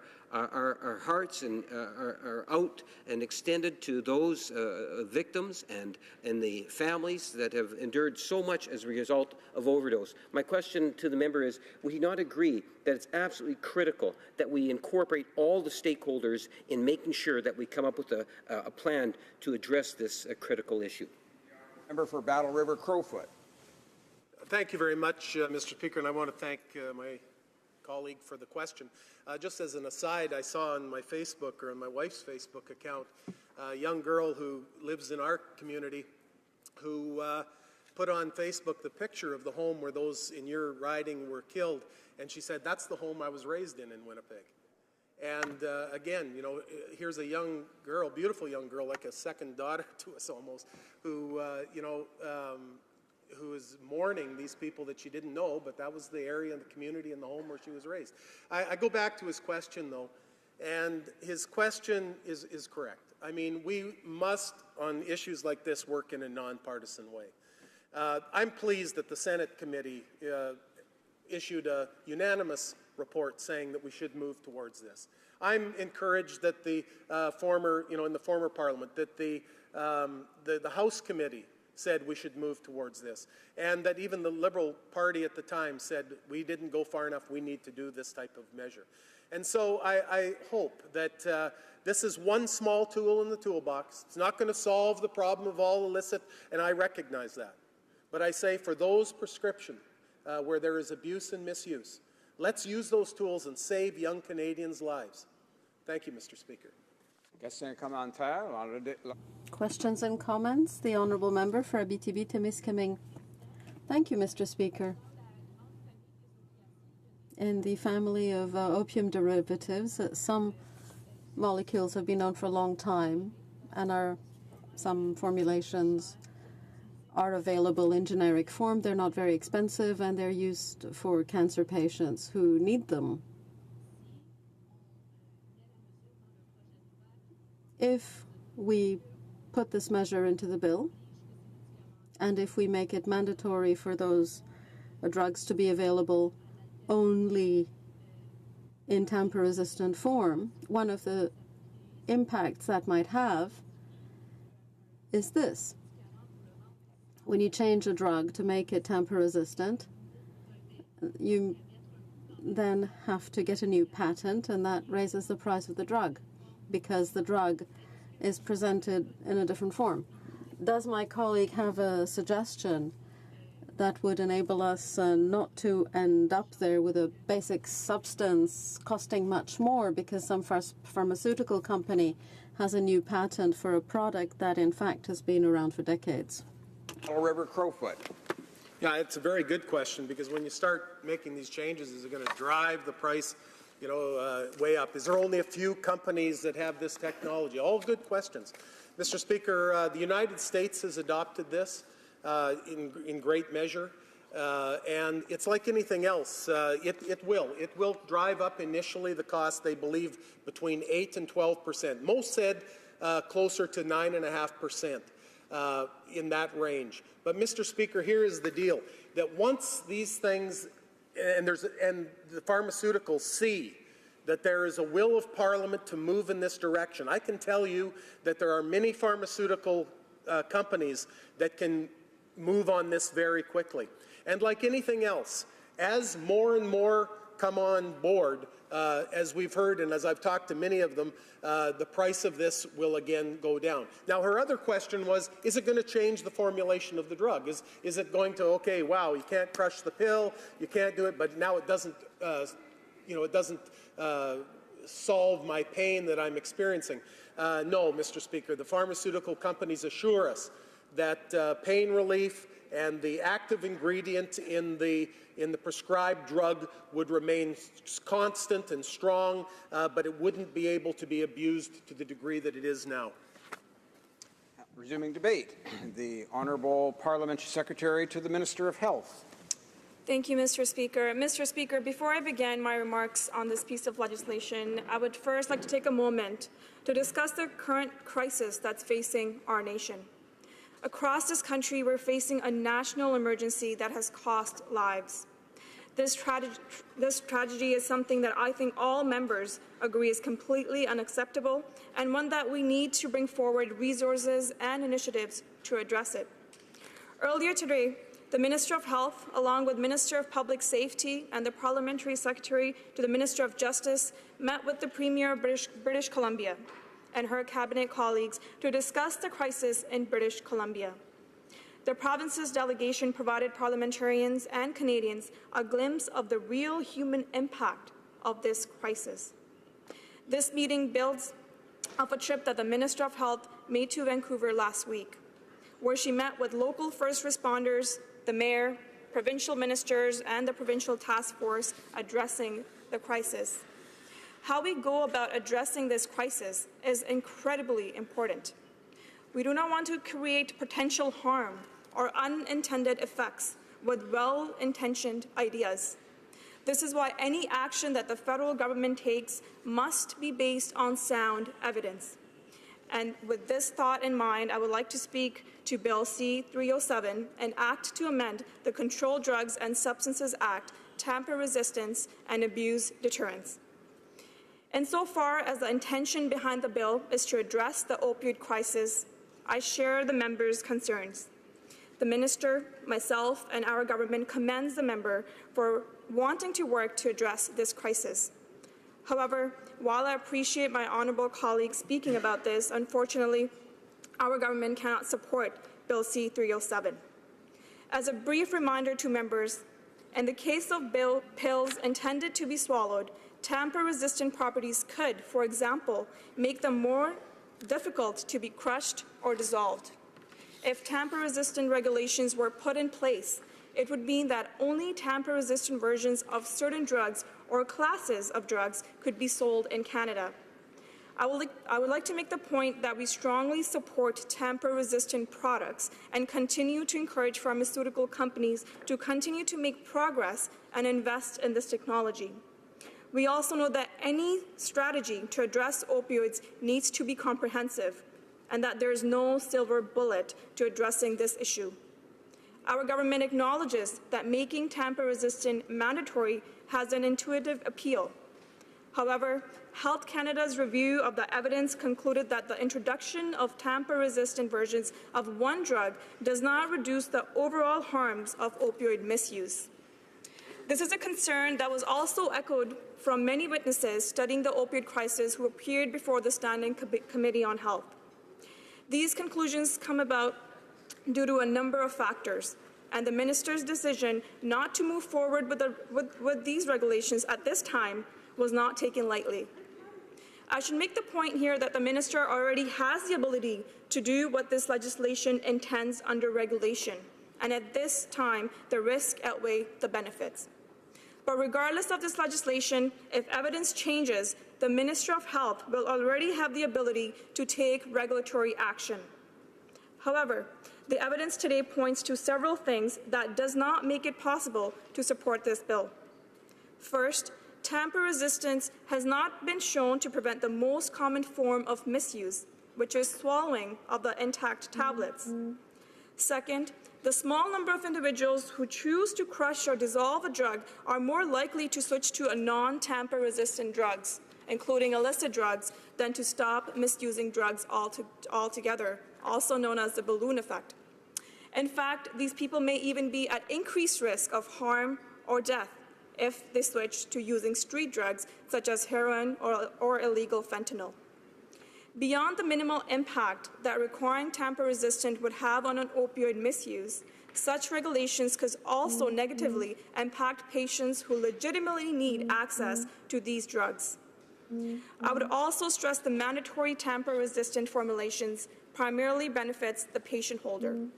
New tamper-resistant formulations can be patented and sold at substantially higher costs than their generic equivalents. Passing regulations requiring pharmaceutical companies to only produce tamper-resistant forms of their products would increase the cost to patients and provincial governments, who in many cases pay for the prescription drugs. These extra costs are estimated to run into millions of dollars if only one drug, OxyContin, is legally required to be tamper-resistant. Therefore, the minimal potential benefits simply do not outweigh the risk and the cost. I would also like to note that tamper-resistant technology is not sufficiently developed to cover the entire class of opioids, some of which come in forms of patches, sprays, or injectable liquids. As members can see, it simply is not the public interest to move forward with regulations requiring drugs to have tamper-resistant properties. This is not to say that Health Canada isn't supportive of drug companies voluntarily including tamper-resistant features in their products. That is why Health Canada released a guidance document for all opioids manufacturers that will help guide them in making their product tamper-resistant should they desire to do so. Mr. Speaker, as I said earlier, over the next 2 days, the Minister of Health will be hosting a summit on opioids to bring together experts, patient groups, governments, and regulators to discuss the current crisis and identify actions for moving forward, building on our 5-point plan announced earlier this year. And other actions to save lives have also been taken, including switching the status of naloxone and improving a user-friendly nasal spray version of naloxone following an expedited review.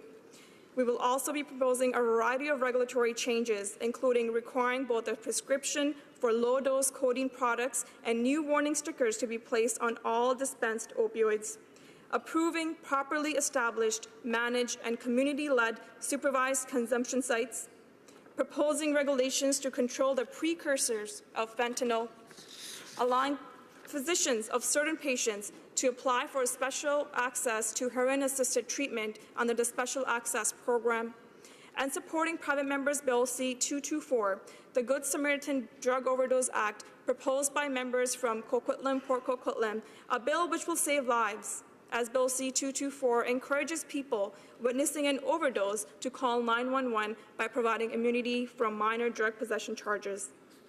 Mr. Speaker, in conclusion, I would like to once again reiterate our government's support of any measures grounded in sound evidence that will help address this troubling public health crisis. And once again, I want to thank the honourable colleague for raising this issue. As previously stated, if forthcoming evidence demonstrates that there would be a positive net benefit impact from requiring drugs to be tamper-resistant, there are already existing authorities within the Controlled Drugs and Substances Act to move forward with regulations. Thank you, Mr. Speaker. Reprise de débat. Resuming debate, the honourable member for Abitibi-Témiscamingue. Thank you very much, Mr. Speaker. I'm very pleased to rise in this debate, particularly following the two colleagues who spoke before me. Personally, I have already referred to this in a question to my colleague who is the sponsor of this bill. But I'm going to support this, nevertheless, because I think it's important that changes in the regulations would allow Health Canada to be resistant to abuse and alteration. And it wouldn't be mandatory for them to do so, but it gives them the opportunity to do so.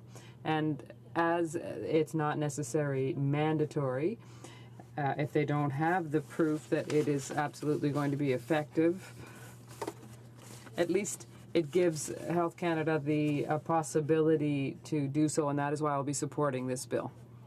Now, you have to understand that the bill that has been moved by my colleague flows from a problem that we are really experiencing nowadays, which is substance abuse, particularly with fentanyl, which is a substance that is very powerful comparatively with other drugs in the same family. When you take the analgesic families and the opioids, there are some that have been on the market for a long time and that are generally more used than fentanyl. And as some of you know, I was a nurse, and I think that in the great majority of cases, when a doctor prescribes medication for people who are at home, they'll use Dilaudid, which is a hydromorphone, and morphine, which are drugs that have been known for a long time. It's very rare that fentanyl would be prescribed for someone who's at home. It's mainly a medication that would be used within the hospitals. It's very rare that it is prescribed for use outside of a hospital. And very often, the two forms that are the most common are given through injection.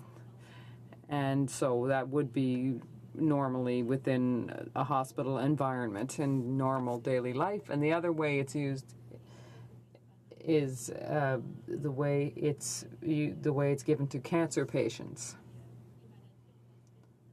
and people who are in the terminal phase of life.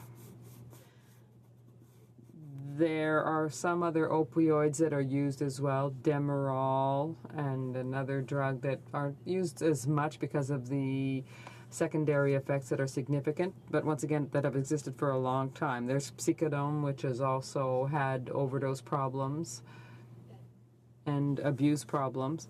There's codeine, of course, which is an opioid that is less powerful, so that will be used often for less significant pain than something that would be relieved by morphine. So most people, when they are prescribed medication, will go home with either hydromorphone or morphine, which are medications that are available in a generic form. And they that are rather available at a reasonable cost, perhaps 40 to 50 cents per pill. When we talk about other long-acting pills, the cost can be much higher. Or if they're drug tamper resistant, it can be up to $20 a pill. So that can have quite a significant effect if people are obliged to use those products. They're much more expensive. And often they're also protected by copyrights, and so it's difficult to obtain those medications. So these drugs,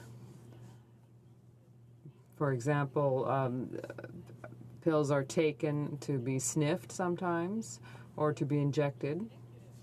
And I'd say that most of the time, it's not the patients themselves who have a legal prescription that are going to do that. It's people rather who go and steal them from patients that they know, and so they look at Granny's medicine cabinet to see what looks interesting, and unfortunately they steal things.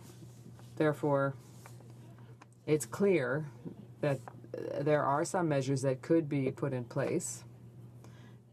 And for example, in terms of prescribing customs and in pharmacies, we could make sure that patients have a minimal amount of the drug with them, for example, not give them medication for a full month at a time, but maybe only for a week at a time. Just trying to find ways in which we can avoid having significant amounts of medications and drugs within a home, and that these people would less likely suffer as victims of theft. But the other thing, too, is to advise these patients. I think that they should advise the patients not to leave them out, say, on the kitchen table or something, if it's a drug that someone might be interested in abusing. So these are measures that are not always taken. In terms of skin patches, I have seen people use syringes to withdraw the liquid that's within those patches, and that's extremely dangerous because it's pretty much guaranteed that you're going to overdose if you get the fentanyl out of one of those patches. So that's another danger. So I think it's quite appropriate to want to have drug-resistant medications, but my only fear is the increase of cost to patients, particularly if we're talking about cancer patients who are in the terminal phase of their lives. They might find themselves in a situation where they can't afford to pay for their medications.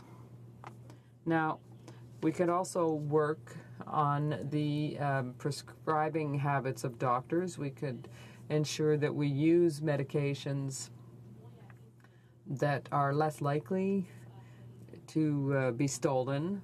So oxycodone should be used as a final choice. There's an overuse of that medication, and obviously I think that we have to wonder if we're using an injectable form of a drug at home. Well, maybe if it's an issue of palliative care at home, and that doesn't usually last for an extended period of time, so we should maybe try and limit the use of injectable forms, and also, as I said, ensure that drugstores only provide small quantities at a time in order to avoid having too large quantities at home, but also so that after someone passes away, someone might be tempted to take these. We need to be more proactive. When a patient passes away, the pharmacy could perhaps ask that the drugs be brought back to the pharmacy rather than leaving them in the house, which would perhaps result in somebody discovering them later on. So there are many small measures that can be taken. And now also within the list of medications, there are some that are reasonably priced in terms of pills that also limit problems because, for example, there are long-acting morphine capsules, and when you open up the capsule, it's little tiny beads. It's really impossible to crush that. You can't sniff or inject that. And so those kinds of pills are available at a quite reasonable cost compared with some of the other ones that are more expensive, more of the tamper-resistant ones, so they could be used. So, as I said, many steps can be taken, and I find it interesting, particularly for the molecules that are likely to be used in the cases of substance abuse. We should move towards more and more tamper-resistant forms, particularly, as I said, when there are molecules that are protected by rights. But we cannot violate a patient's right to medication. So I feel that my colleague's bill is balanced. It allows Health Canada to do this, but it doesn't oblige the department to do it either. So the department would be free to assess the benefits and costs of it, and they would decide on a case-by-case basis whether they want to move ahead with it. So, and on that score, I feel that it's very balanced. It's cautious, and it leaves some margin and some maneuvering room. So it also gives us the ability to act in time if the benefits have been judged to be better than the disadvantages. Oh, my time is up. Okay, thank you for letting me speak to this. Resuming debate, the honourable member for Kamloops, Thompson Caribou. Thank you, Mr. Speaker, and I'm truly honored to stand up today and talk about this Bill 307, and I want to thank the member from Battle River Crowfoot for allowing me to second this bill, supporting me in terms of the debate, and for bringing forward this incredibly important issue. And I think he did a really excellent job in terms of talking about what the bill is, what it'll do, and why he's moved it forward. So I'm going to talk about a few areas that I don't think have been covered in this debate yet. We have a record. Often when you hear your number one or two, it's something that you're very proud of, but we are not and should not be proud of this particular record. Canada and the U.S. are the world's heaviest opioid users, with the rate of our overdoses and death is increasing absolutely dramatically. In British Columbia alone, in 10 months, I wrote these notes, I think it was yesterday, we had 622 deaths. I had to revise that. It's 623. This is in British Columbia alone. And 322 of those have been related to fentanyl. And they've handed out over 2,000 naloxone kits, which is the antidote. So potentially there was 2,000 overdoses where death might have been prevented with the use of the naloxone kit. But, you know, Mr. Speaker, when we spoke, it was back in September, I spoke in favor of the member for Coquitlam, Port Coquitlam's bill. It was 244, the Good Samaritan Act. And at that time, I talked about a young man and his wife who I knew who both died from an overdose, leaving a young baby.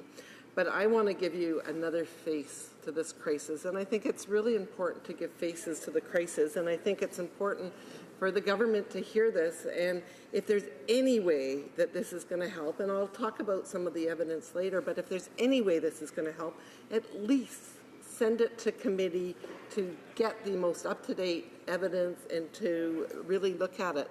So I'm going to talk about this young man who lived in Kamloops. His name was Paul.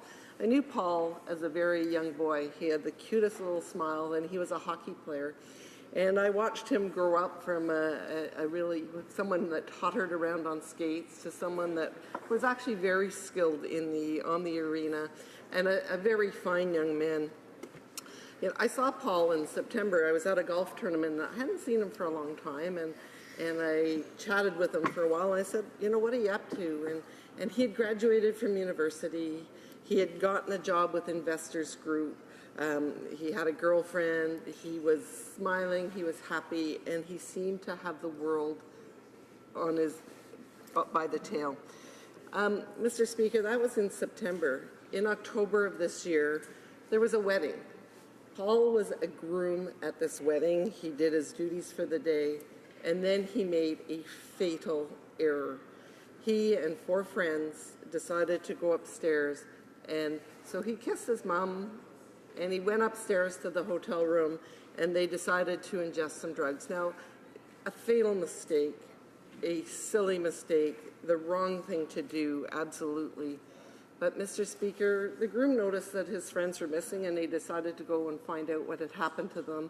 He goes upstairs, and there was 5 of them that had overdosed on fentanyl.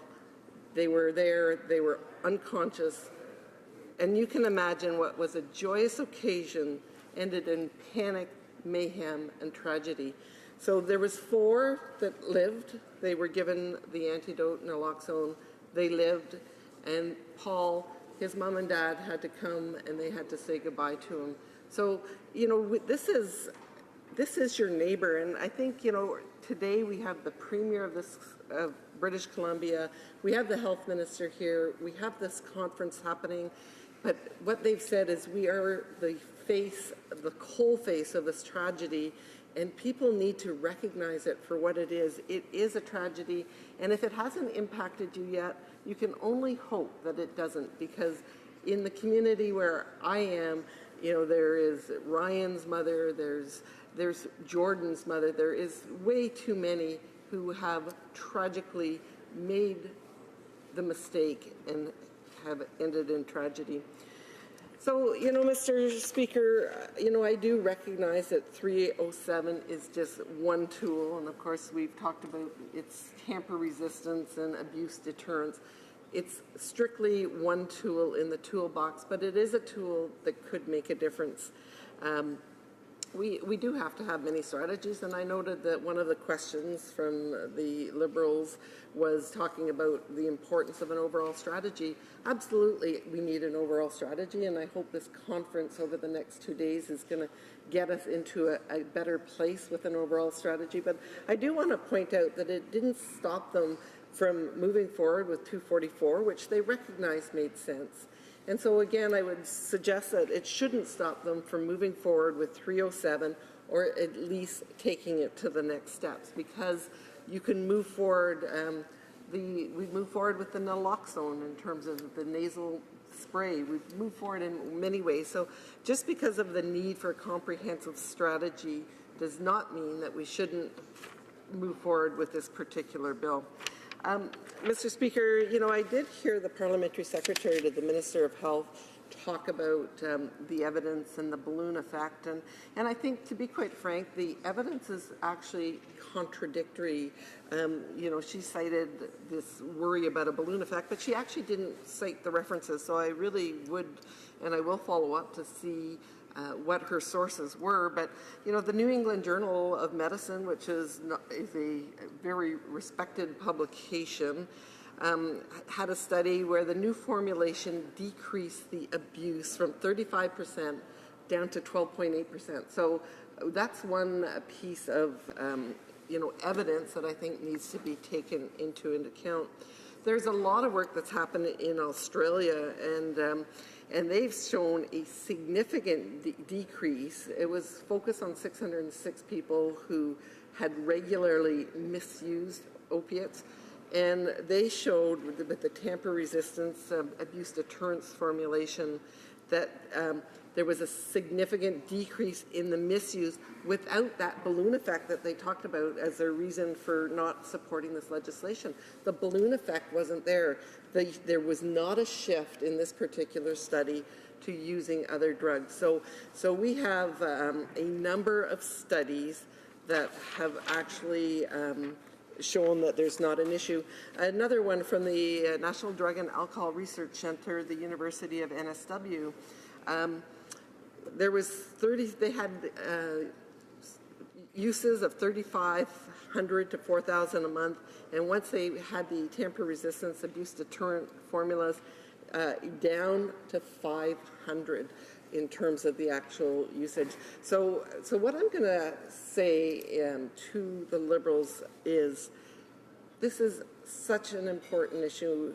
What you need to do is you need to look at this very, very carefully, and you need to say, listen, I'm going to vote for it, at least second reading, because I know when we get to committee, we're going to be able to maybe review the evidence. I mean, I don't think the Americans, when they made their decision, they had a lot of evidence, they moved forward. The province of Ontario, the Minister of Health has been asking for this, or had asked, the previous Minister of Health had asked regularly for Canada to move forward with this. So, you know, I think we would be missing an opportunity to review what is the latest evidence, what is, there's been concerns that have been expressed around pricing. I think things, again, have changed over the last couple of years. We would have a chance. The studies that were done by the House of Commons and the Senate, where they recommended we move forward, are a couple of years old now. It would give us a chance to review it in light of the increased the new evidence, what's changing. So, Mr. Speaker, to sum up, you know, this is not the be-all and end-all, and I'm hoping the conference tomorrow and much of the other work that's going to be done is going to help us at least get a handle on these. But it does, abuse deterrence and the tampering does, I think, have a very, very important role to play, and we shouldn't miss this opportunity in terms of, this is for Jordan, it's for Hardy, it's for Ryan, and the Premier that was here today with one of the mothers, they laid out 54 pictures for the minister to see. These are 54 of the 600 plus faces that have died in British Columbia in the last few years, deaths that could be prevented. So please support this bill. Let's check the research, let's check the evidence, and have it into committee to see where we're at. Thank you, Mr. Speaker. Before we resume debate and the Honourable Parliamentary Secretary to the Government House Leader, I'll let him know there are only about 7 minutes remaining in the time allocated for private members' business this afternoon. Of course, he'll have his remaining time when the House resumes debate on the question. Resuming debate, the Honourable Parliamentary Secretary to the Government House Leader. On this, yes, thank you, Mr. Speaker. I believe my colleague was going to be replacing me in terms of adding some comments. I had the good fortune of being able to ask a question. People are aware in terms of my thoughts on it, and I'll let my colleague continue on. I thank the Honourable Parliament Secretary, and I did happen to notice just in my peripheral vision here, the Honourable Member for Pierre Fondalard was on his feet, and my apologies for not getting that queued up. So I believe he heard the same instruction there, about 7 to 6 or 7 minutes. My honourable colleague has a magnetic ability to pull your eye and pull the woman's eye, so he's going to stand out more than me, and I appreciate that, but thank you for recognizing me as well. Perhaps it is force of habit. Yeah. L'honorable député, the Honourable Member for Pierre Fondalard. Merci, Monsieur le Président. Thank you, Mr. Speaker. And this is a very important issue with regard to opioids. A lot about this field because prior to becoming a politician, I have a medical device company, and we spent a lot of time developing pain management products. But pain management devices, many times people confuse devices with pharmaceuticals. I did not do pharmaceuticals, I did devices. And in that light, I had the opportunity to travel around the world, meet pain management specialists from many countries, and understand the challenges that are faced by people who suffer from pain. What we strove to do is give people an alternative to opioids. Specifically, when you come to palliative care issues, you could have opioid problems where someone is going to die. This happens a lot with some types of bone cancer, for example. It can be excruciatingly painful the last 6 months. And people then are in a position where they spend their lives drugged up, or could they be offered alternative tools? This is something that, as an electrical engineer specialized in biomedical products, we work to develop, and I'm happy to say are very successful around the world, offering people alternatives to being on opioids. However, the danger of becoming addicted to opioids is very real. It is very real, and we should be, and we are searching for solutions. In fact, as we speak, tomorrow and the next day, our minister is having meetings with stakeholders. And what often happens with these issues is we think there's a simple solution, and it does look simple at first glance. But there are challenges within that, and these need to be listened to. So my concern with moving forward, first of all, without hearing the stakeholders, without hearing from the other ministers of health, without hearing from the physicians that I know, the experts, people that are even working with the United Nations to make pain management a universal right, the right to avoid pain. So there is a lot of work that's being done in this area, and it warrants us listening to those experts before we undertake any bill. So I don't criticize the concept. I don't criticize the concept of this idea. In fact, the overall objective is a good one, and it's one our government takes extremely seriously. How do we help people not become addicted? And if we're going to take actions to stop certain people from not becoming addicted, we need to make sure that we don't inadvertently push up the price or take off the market or make difficult people that truly need these medicines to get access to them. And this is an important challenge, a very dangerous challenge if not done right, because what happens, addiction is a disease, and that should be understood. Many times we tend to think of the person that's addicted as being weak-willed, not having strong character, and that's incorrect. It is an addiction, and it is a problem, and I stand here lucky enough not to suffer from pain. So I don't feel I'm in any position ever to criticize someone who inadvertently does become addicted because they've been in chronic pain for a long time. I've seen that. I've had people talk to me that have undergone procedures at our company from devices I've designed, and tell us how it's changed their entire life. For them to know what it's like not to live in pain. So I say that to let people know that never should we criticize the person that becomes addicted to pain. But on the same token, when we take actions to help them, we need to make sure that those actions are going to give us the results we want. And in life, unfortunately, many times we have what's called the law of unintended consequences, where we set out to do something and inadvertently we cause another problem. This is why, on such an important issue, I do believe our Minister of Health is taking the proper holistic approach.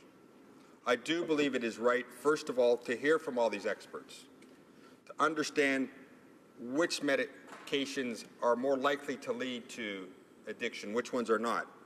What are the dangers involved? What type of approaches, technological and psychological, should be taken?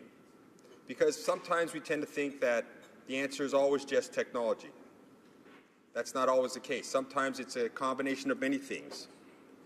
So when we look at it all, I strongly suggest that we take the time to do this holistic approach. We listen to the experts from government. We listen to the experts from the medical field. We understand the challenges, and we move forward with a comprehensive approach while ensuring we're monitoring the situation so we don't inadvertently cause a problem that we're then trying to backpedal on. And unfortunately, with addiction, if we make it and we do it wrong, we might condemn more people to all sorts of problems. We might make more addicts. We might have all kinds of issues that sum out of that. So we need to be extremely careful as we move forward on this issue.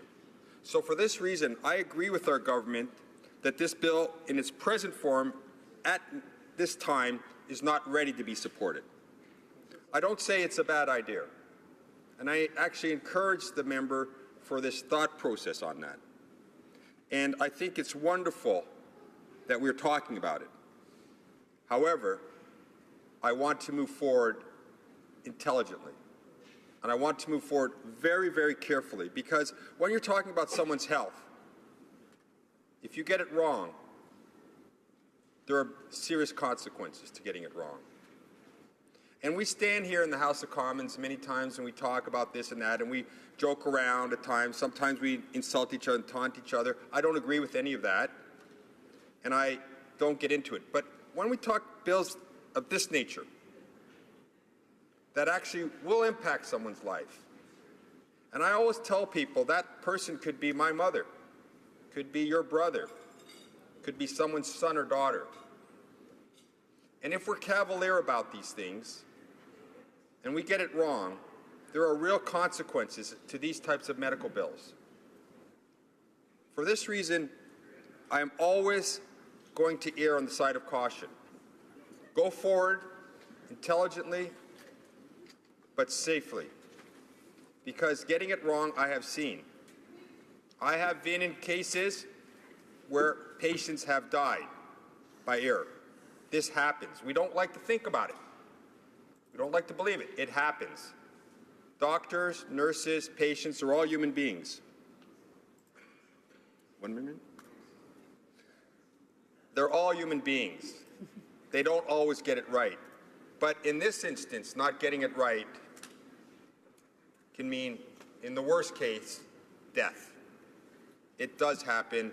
I've been there. I've seen it. So I strongly suggest, as we look to move forward, that we should move forward. We are moving forward. We're talking to everybody, and that, even when we do all that, doesn't guarantee we'll get it right. But it does tell us we've done everything possible to get it right. And that's all we can do in the end. We can't do more than that. We can do everything in our power to get it right, and we can take, on these important issues, the politics out of it. We can say this is too important to play games. We play games in a lot of things.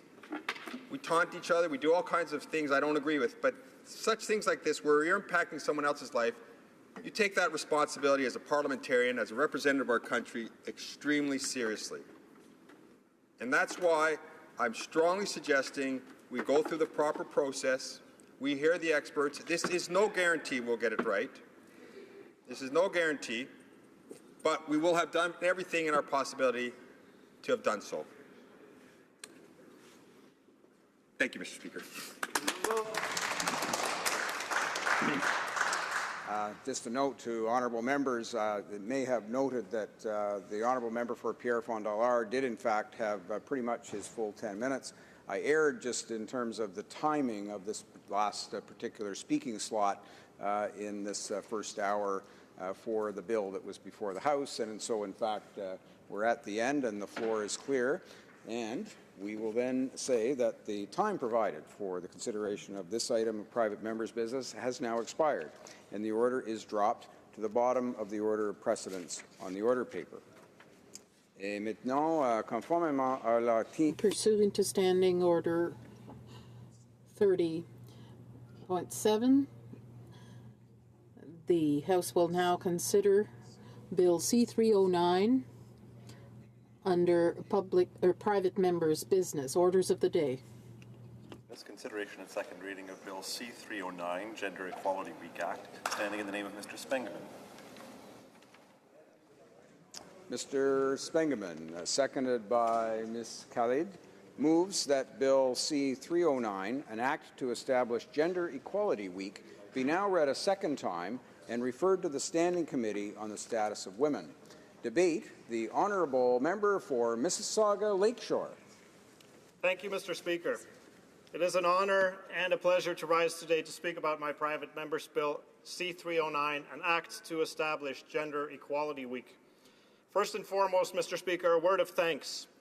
Thanks to my incredible team, particularly to my legislative assistant, Adrian Zita Bennett, to the amazing team of parliamentary legislative drafters, particularly Wendy Gordon, and to all who have contributed ideas, comments, and collective views over the past months, and here especially the women in Mississauga Lakeshore and in many other parts of our country who encouraged Adrian and me to push ahead with this project. We connected with provincial and municipal governments, Mr. Speaker, ministers, Indigenous women's groups, local women's shelters, and organizations such as Arma House and the Mississauga and area chapter of the Canadian Congress of Black Women, the LGBTQ2 community, academia, advisory committees, and individual citizens. Mr. Speaker, Bill C-309 is truly a team effort, and I'm very grateful for all the ideas, questions, and suggestions that have been brought and that brought it to where it is today. The story began when my friend and former schoolmate, Rochelle Bergen, walked into my constituency office last spring. Rochelle is one of the founding members of Strength and Stories, a community-based organization that draws on the power and strength of storytelling to portray the experiences of Canadian women, including Indigenous women and new immigrants, with a focus on resilience and the courage to overcome obstacles. Education and awareness are at the core of what Strength in Stories is all about. Par la suite, Monsieur le Président, Rachel et moi avons... Rochelle and I started to look at different ways of promoting social and political changes regarding the status of women and the equality of sexes in general. When I said that I had a chance to present a private member's bill, we realized that we could facilitate progress by asking that there be a national week during which we could encourage all Canadians to reflect on promoting equality among the sexes, gender equality. Forward with Bill C-309, there were two specific messages that Adrian and I took on board. And the first, Mr. Speaker, is that men need to do more of the heavy lifting when it comes to working towards equality and equity between genders. The most compelling reasons are both socio-historical and economic in nature. And the second message, Mr. Speaker, is that government cannot do all of the required work alone. Academia, the private sector, not-for-profits, community activists, and individual citizens must be close partners in this effort. Bref, ce projet de loi, c'est... This bill has been too long in the making. My team and I were somewhat surprised when we saw that there was no such bill yet.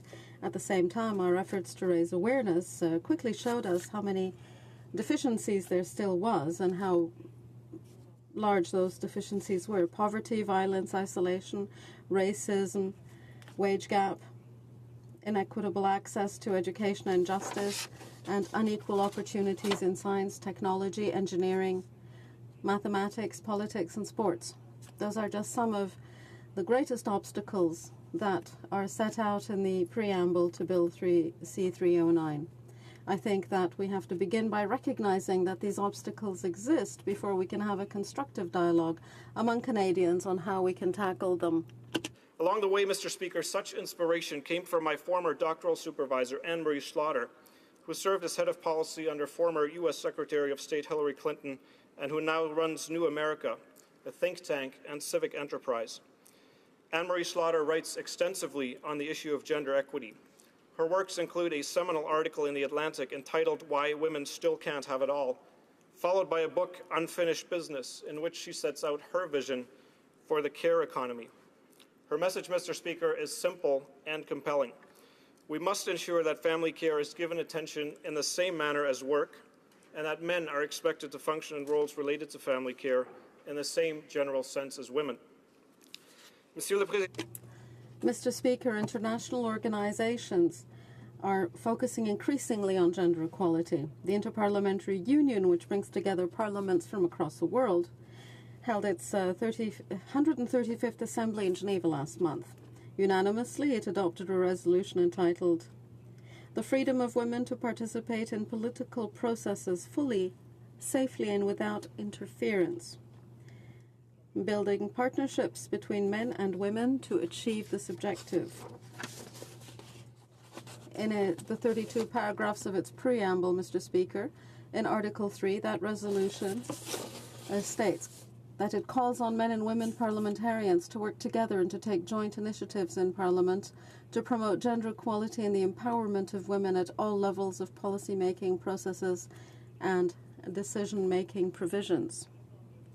At the IPU Assembly, I was invited to take part in a parity debate on gender equality in politics, and I took advantage of the opportunity to tell my counterparts about the new Parliamentary Conduct Code as well as the process to establish Bill C-309. The reason, Mr. Speaker, for making sure that we have gender parity and equity is that it is extremely important and without collective action cannot be put in place. Has since 2006 published annual reports to capture the full scope of gender-based disparities and efforts to address them, particularly in the areas of health, educational attainment, economic opportunity, and participation and political empowerment. According to its 2016 report released just last month, Canada is ranked 35th out of 144 participating countries, nestled in between the likes of Luxembourg and Cape Verde. But, Mr. Speaker, it is ranked highest in North America. We as Canadians must recognize that we can do much more to close gender-based disparities and gaps as they exist. We must recognize that the wage gap between women and men, as a 2005 Royal Bank report highlighted, has caused up to $126 billion in lost income potential for Canadian women each year.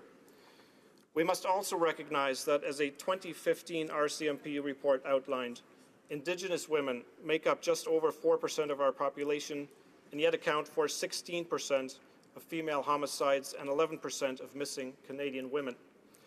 In addition to the problem of gender-based violence, Mr. Speaker, we must recognize that Canadian women need and deserve better health outcomes. Gender Equality Week can raise much awareness of the work that lies ahead. Mr. Speaker, we see elsewhere just how increasingly untenable and unacceptable it is to allow current gender-based gaps to persist. Women in countries such as France and Iceland have recently made international headlines for their bold action to protest the existing wage gap in their respective countries. In the coming days and months, we may well see similar protests in some of the Scandinavian countries. There's a clear call to action for all of us, particularly men, to do more to ensure fair, just, and positive outcomes for everyone. That's why, Mr. Speaker, I'm so proud that our current government, under the leadership of our Prime Minister, has been proactive in its commitment to do more to ensure gender-equal Canada. The attainment of gender parity in Cabinet sent a clear message, not just to Canadians, Mr. Speaker, but to people around the world, that anyone, regardless of gender, should have access to the opportunity to maximize her or his individual potential. Indeed, the World Economic Forum has also acknowledged in its recent report that this measure would clearly boost Canada's ranking in future reports as it helps the empowerment of Canadian women. Along with the Minister for the Status of Women's work to strengthen implementation of gender-based analysis across federal departments and develop a federal strategy against gender-based violence, Mr. Speaker, the federal government is taking critical steps to advance gender equality. Through its emphasis on fostering local, community-based dialogue on the challenges we face, Gender Equality Week can serve to strengthen current federal initiatives in communities across our great country. Our Prime Minister has repeatedly emphasized that reconciling with our Indigenous communities is a key aspect of his and of our government's agenda, which is why the launching of the public inquiry into the missing and murdered Indigenous women and girls was so significant. I hope that Gender Equality Week will also raise awareness on the prevalence of gender-based violence and inadequate health outcomes for Indigenous women in Canada. The conversations that my team and I had over the spring and summer with Indigenous groups as we developed this bill underscored that Gender Equality Week could function effectively toward this end. Mr. Speaker, I envision Gender Equality Week as a uniquely Canadian platform through which additional momentum for social change can be generated. Some of my colleagues may wonder quite appropriately what exactly an annual Gender Equality Week would look like. As elected representatives in our respective communities, we as parliamentarians will be able to use this designated week to build and strengthen relationships with community advocates and organizers, with students, with directors of women's shelters, Indigenous leaders, corporate executives, researchers, and many others who take this issue seriously and who are willing to work hard toward a more inclusive society. Most importantly, Mr. Speaker, Gender Equality Week can inspire all Canadians, girls, boys, men, women, and those of minority gender identity and expression, to foster and participate in an ongoing constructive dialogue on how to best tackle and solve such challenges, including the wage gap, Mr. Speaker, between women and men, gender-based violence against women, particularly Indigenous women, the lack of equitable access to women for legal recourse in the cases of abuse, the barriers inhibiting women from attaining careers in the STEM fields, senior management roles, or representation, Mr. Speaker, on various elected bodies, and the obstacles faced by women who are newcomers to Canada in terms of employment, language training, and professional accreditation. For Canadians of minority gender identity and expression, these challenges often present themselves in an even more profound manner.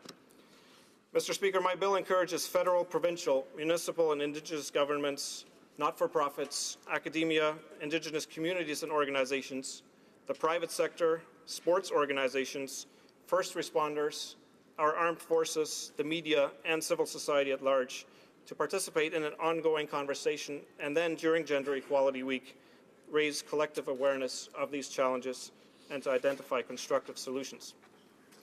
This effort could take the form of community town halls and debates, research proposals, plays, television and social media reports, fundraising initiatives, marches, art and music, and many other forms of advocacy. In other words, Mr. Speaker, Gender Equality Week creates an opportunity for Canadians to become engaged in and champion the issue of gender equality in as many different ways as are reflected in the needs and aspirations of our local communities, and thereby strengthen national awareness of existing inequalities. Mr. Speaker, there will truly be room for everyone: children, students, established professionals, new Canadians, seniors. There are always some who are going to argue that we don't really need Gender Equality Week, and there are others who may claim that it does not go far enough. Mais, Monsieur le Président, il y a... However, Mr. Speaker, very few among us would challenge the fact that we have some very real problems ahead, be it sexual violence, including violence against Aboriginal women, the barriers that women encounter in traditionally male careers, including the armed forces, the police, and firefighters. Discrimination continues. People of minority gender identity and expression face challenges every day. Older women suffer from isolation. Others have to deal with the full social and economic impact of the wage gap. We need to do more for those people, those Canadians. Gender Equality Week, Mr. Speaker, will provide that opportunity to do more. Gender Equality Week will advance inclusiveness from coast to coast to coast in this great country. Canada is already known around the world for its diversity, for its protection of individual and collective rights and freedoms, and for its tolerance. We take great pride in not merely accepting, but appreciating and celebrating the multitude of different cultures, Mr. Speaker, ethnicities, perspectives, and approaches of our fellow Canadians. We hold ourselves to a higher standard in the treatment of others, and we are resolute in our belief that better is always possible. And so we know, Mr. Speaker, that more work does indeed remain ahead of us. It is my hope that as it moves forward, Bill C-309, an act to establish Gender Equality Week, will inspire the members of this House and all Canadians to do more, to engage in our local communities on the challenges we know to exist, and to work together to achieve true gender equality across our country. Thank you, Mr. Speaker.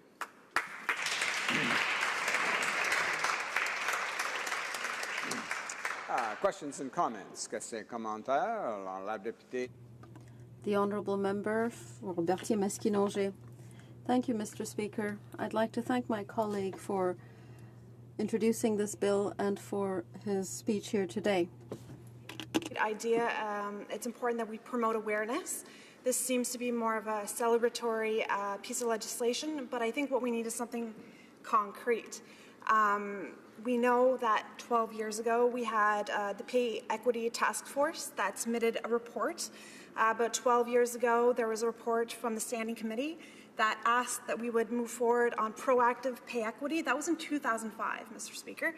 So I was wondering if my colleague, who has presented this piece of legislation, would lobby his government and maybe push for, at the end of 2016, we have pay equity for women in the House of Commons. Legislation put forward, and so we put end to this discrimination for Canadians. Thank you. The Honourable Member for Mississauga Lakeshore.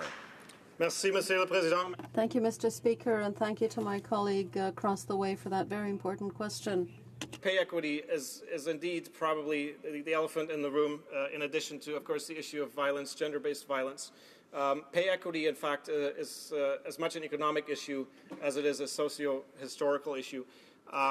When my colleague says that this bill is celebratory, I'd like to just reposition that, Mr. Speaker. This bill was aimed specifically at being not celebratory but evocative of the concrete challenges that we face today in Canada. So if my colleague takes a look at the preambles, they actually outline in a quite frank language and quite a level of detail all those things that we do need to overcome. So what the bill hopes to do, instead of just being government-centric in terms of the efforts to champion gender equality and pay equity, is to engage civil society. This is not something that government can do alone. There are culture changes that are required, particularly in the corporate sector and in those sectors that are traditionally male-dominated. So we're hoping to get Canadians to our side, and I very much agree with you that pay equity is a fundamental issue. Thank you, Mr. Speaker. Questions and comments? The Honourable Member for North Oakville, Burlington. Thank you, Mr. Speaker. And I'd like to first thank the member for Mississauga Lakeshore for his advocacy and commitment to gender equality and for his vision to bring forward this private member's bill. I would love it if we had 52 weeks a year that were gender equality weeks. But having said that, I think it's a wonderful initiative to bring this forward so that we do have a week where we can raise awareness about some of the issues that we need to address in our society. Having worked in investment banking, which was a non-traditional career, I think it's very important for us to encourage young women and girls to not only pursue but also stay in some of these more non-traditional careers. And I'm very proud that as Vice Chair of the Status of Women Committee, our committee is just embarking on a study on the economic empowerment of women. So I wonder if the Honourable Member could speak to not only this is a wonderful initiative to recognize the importance of gender equality, but also the economic benefits of gender equality in our society. Honourable Member for Mississauga Lakeshore. Thank you, Mr. Speaker, and I'd like to thank my friend and honourable colleague from Oakville North Burlington for this very important question, but also for her advocacy, and I'm very proud of the fact that she seconded the bill at first reading, and I'm grateful to her. Mr. Speaker, the economic argument is incredibly powerful, and in fact, just last week, Christine Lagarde, who is the Managing Director of the International Monetary Fund, said that, and I'm quoting her loosely here, that equal pay and equal economic opportunity for women and men is an economic no-brainer, and the last part really is her language. She said that it's good for growth, it's good for diversification of the economy, and it's good for reducing inequality, and from a micro point of view, also good for the bottom line of companies. And that really, Mr. Speaker, is the way that we can bring men who traditionally have dominated the sector that my honourable colleague was part of into the equation. If we look to other institutions like UBS Management and the McKinsey Global Institute, if we look at this globally, the economic loss, or depending on which way you look at the economic output gain that would increase if we had gender equality, pay equity tomorrow, would be in the trillions of dollars, somewhere in the neighborhood of 10 trillion. So in an economic environment globally where growth is hard to come by, I think this is an issue that really we should pursue from an economic lens, and I thank my colleague for her question. Resuming debate, the honourable member for Sarnia-Lambton.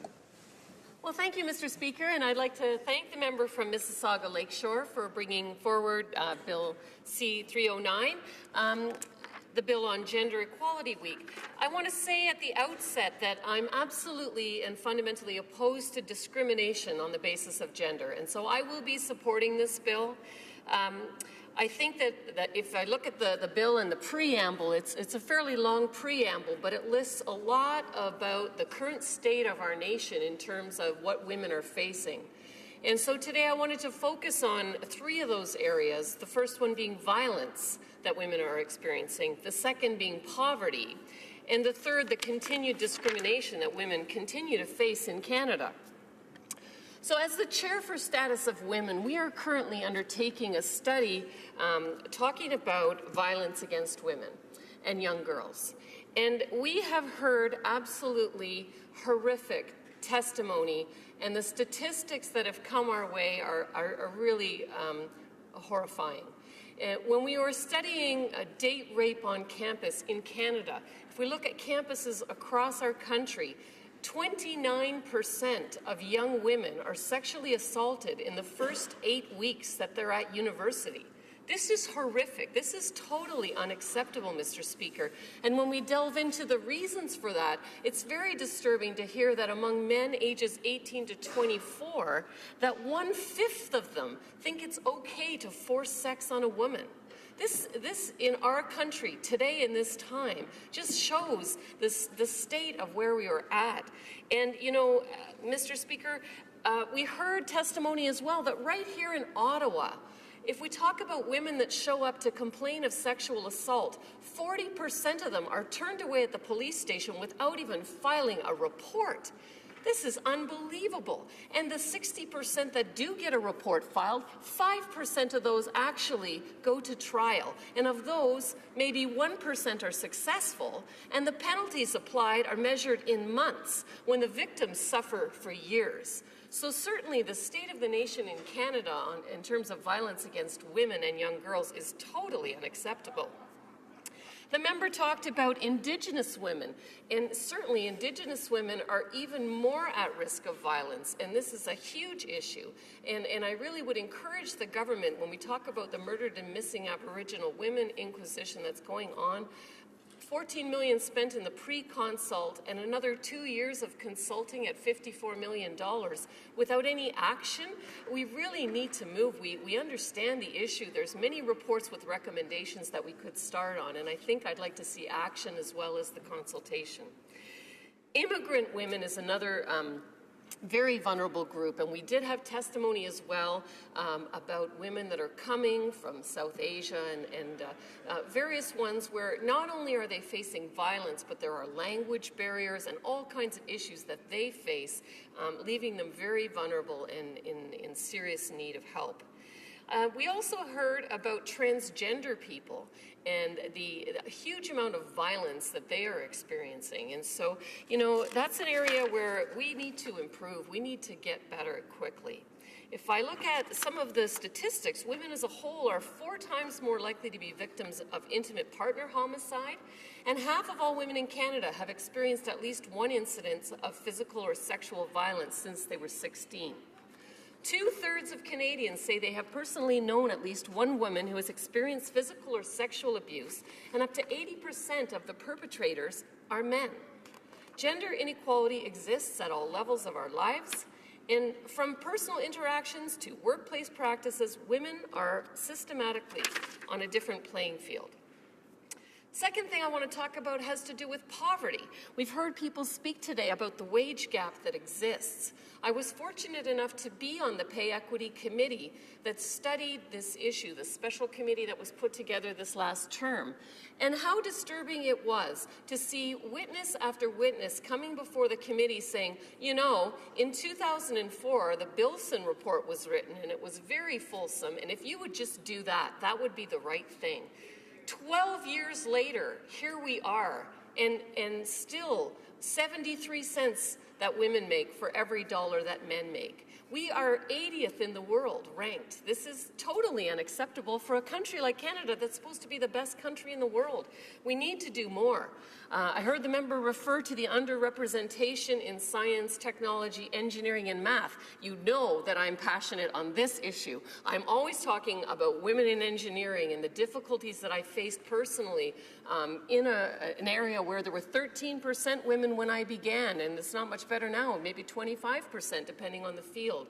And so experiencing the kinds of wage gaps in that field, there still is a wage gap, even in that high-paying field. And there are barriers to promotions. The Old Boys Club is still alive and well. The glass ceiling you've heard referred to. These things are absolutely true still in our country.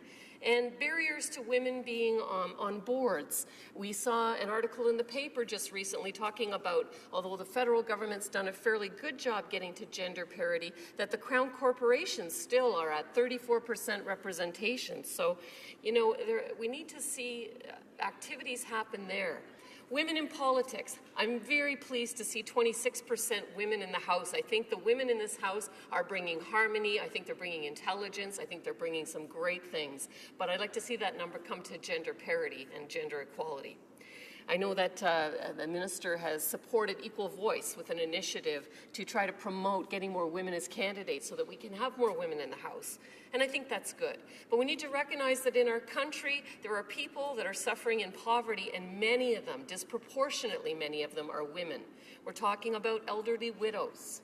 We're talking about single moms, transgendered people.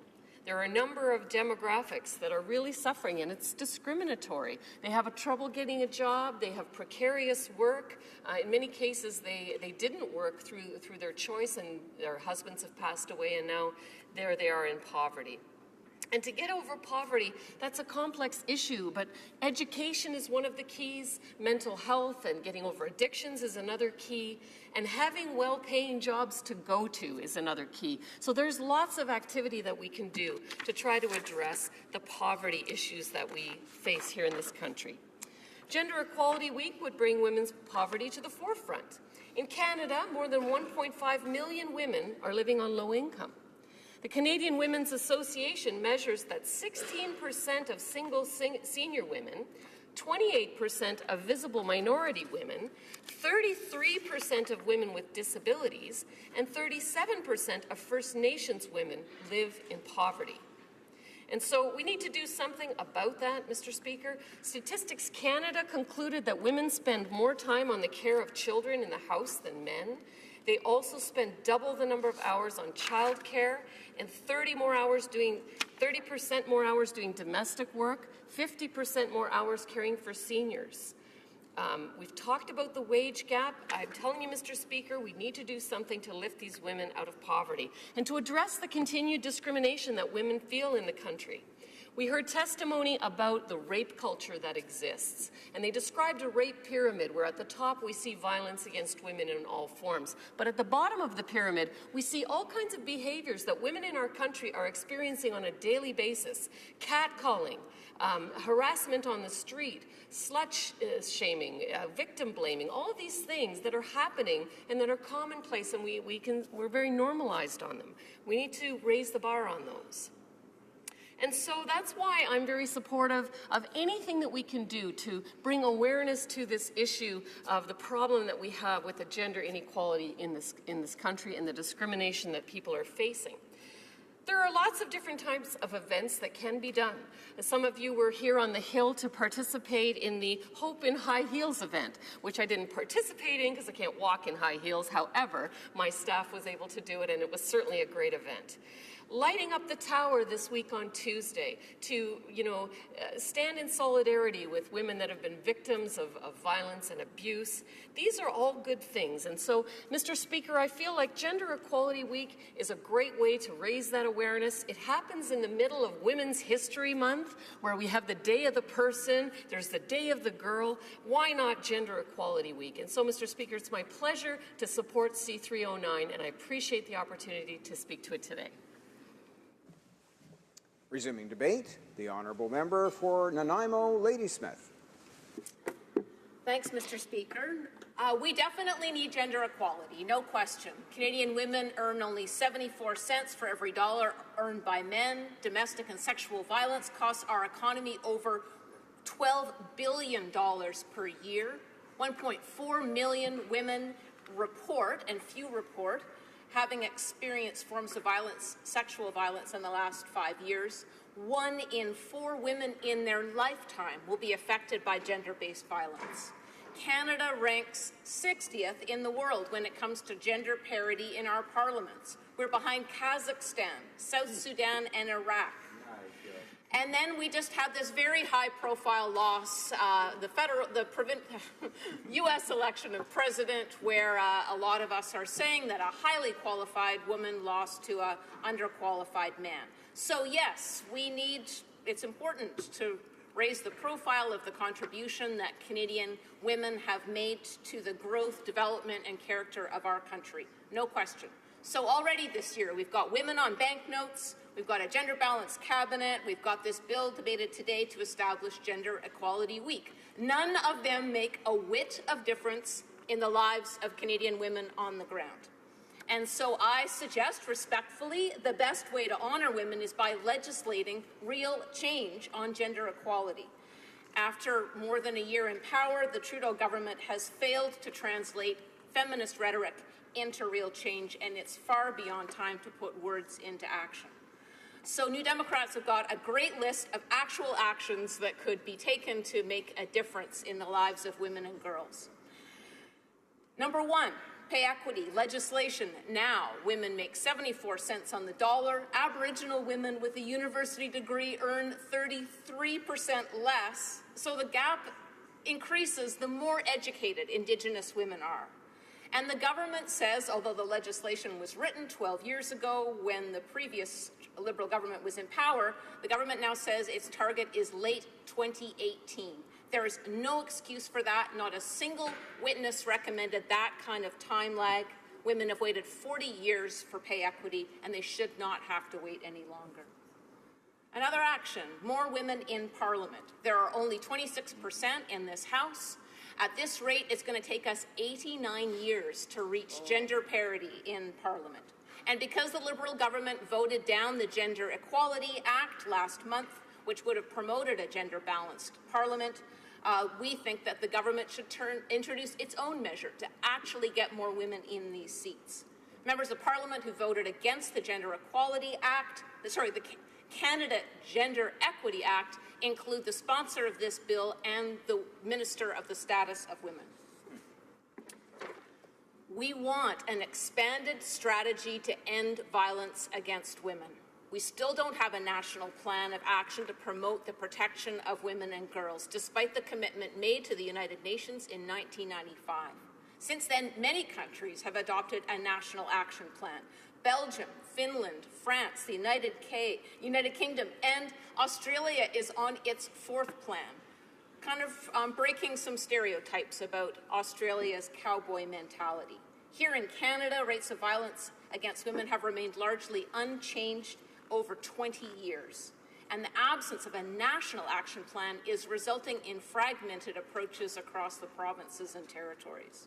We want the action plan scope that the minister is now undertaking to be expanded to include service delivery and areas of provincial responsibility. That's what a national plan is.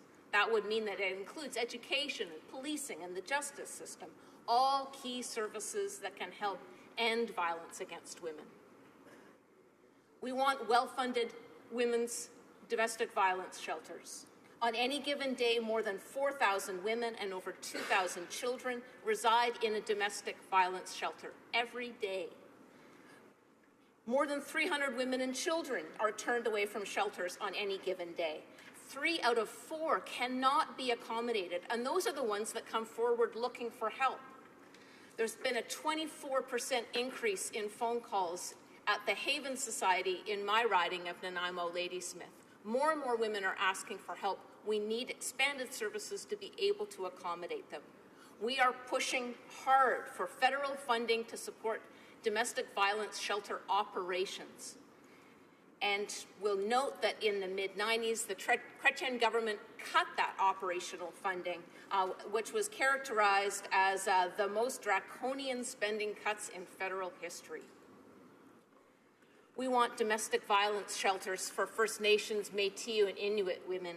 According to Amnesty International, the scale and severity of violence faced by Indigenous women and girls in Canada constitutes a national human rights crisis. 70% of Inuit communities do not have access to any domestic violence shelter. Indigenous women face a violence rate of 3 times the rest of the Canadian population. Yet the Liberal budget funded only 5 new shelters on reserve over the next 5 years. That will result in a total of just 46 violence against women shelters on reserve across the country. And that's by 2022, well after this government's term is over.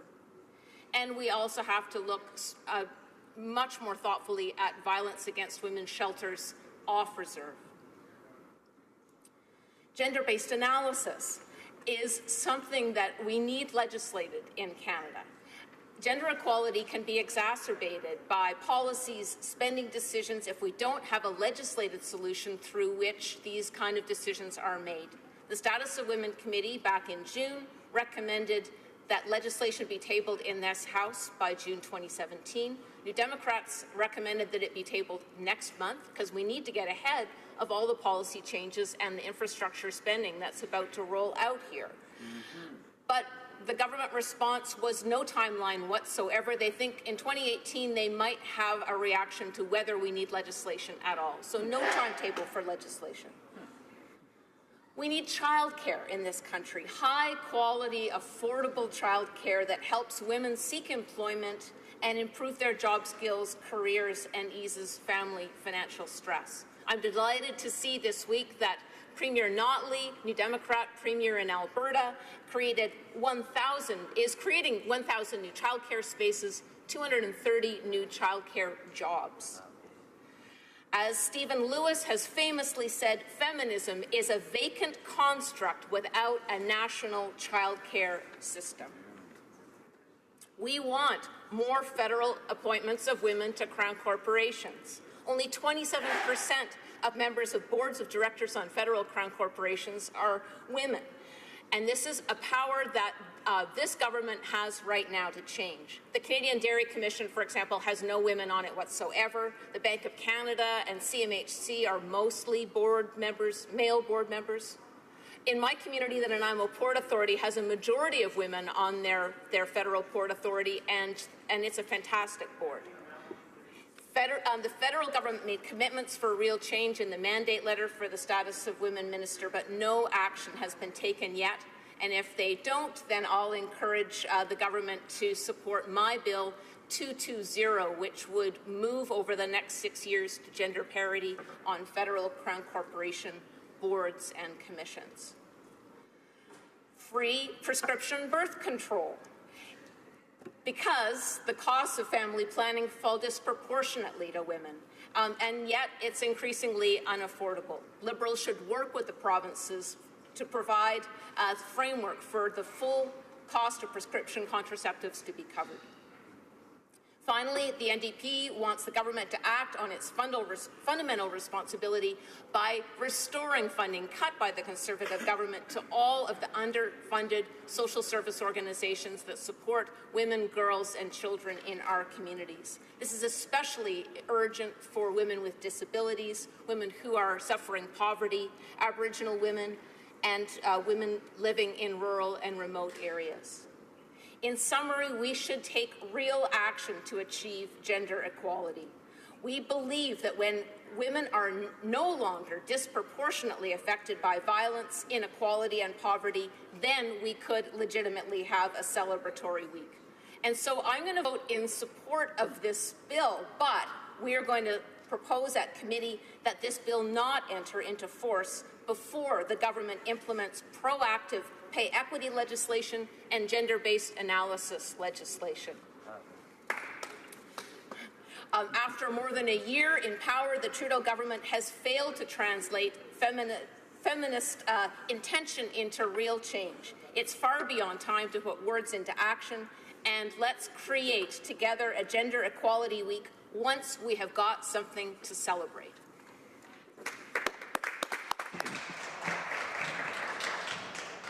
Just a general reminder to honourable members when referring to the Prime Minister's name in relation to his government to not use his family name or given name, but can use certainly the name, his title, or his riding in that particular case. Resuming debate, the Honourable Parliamentary Secretary to the Minister of the Status of Women. Thank you, Mr. Speaker.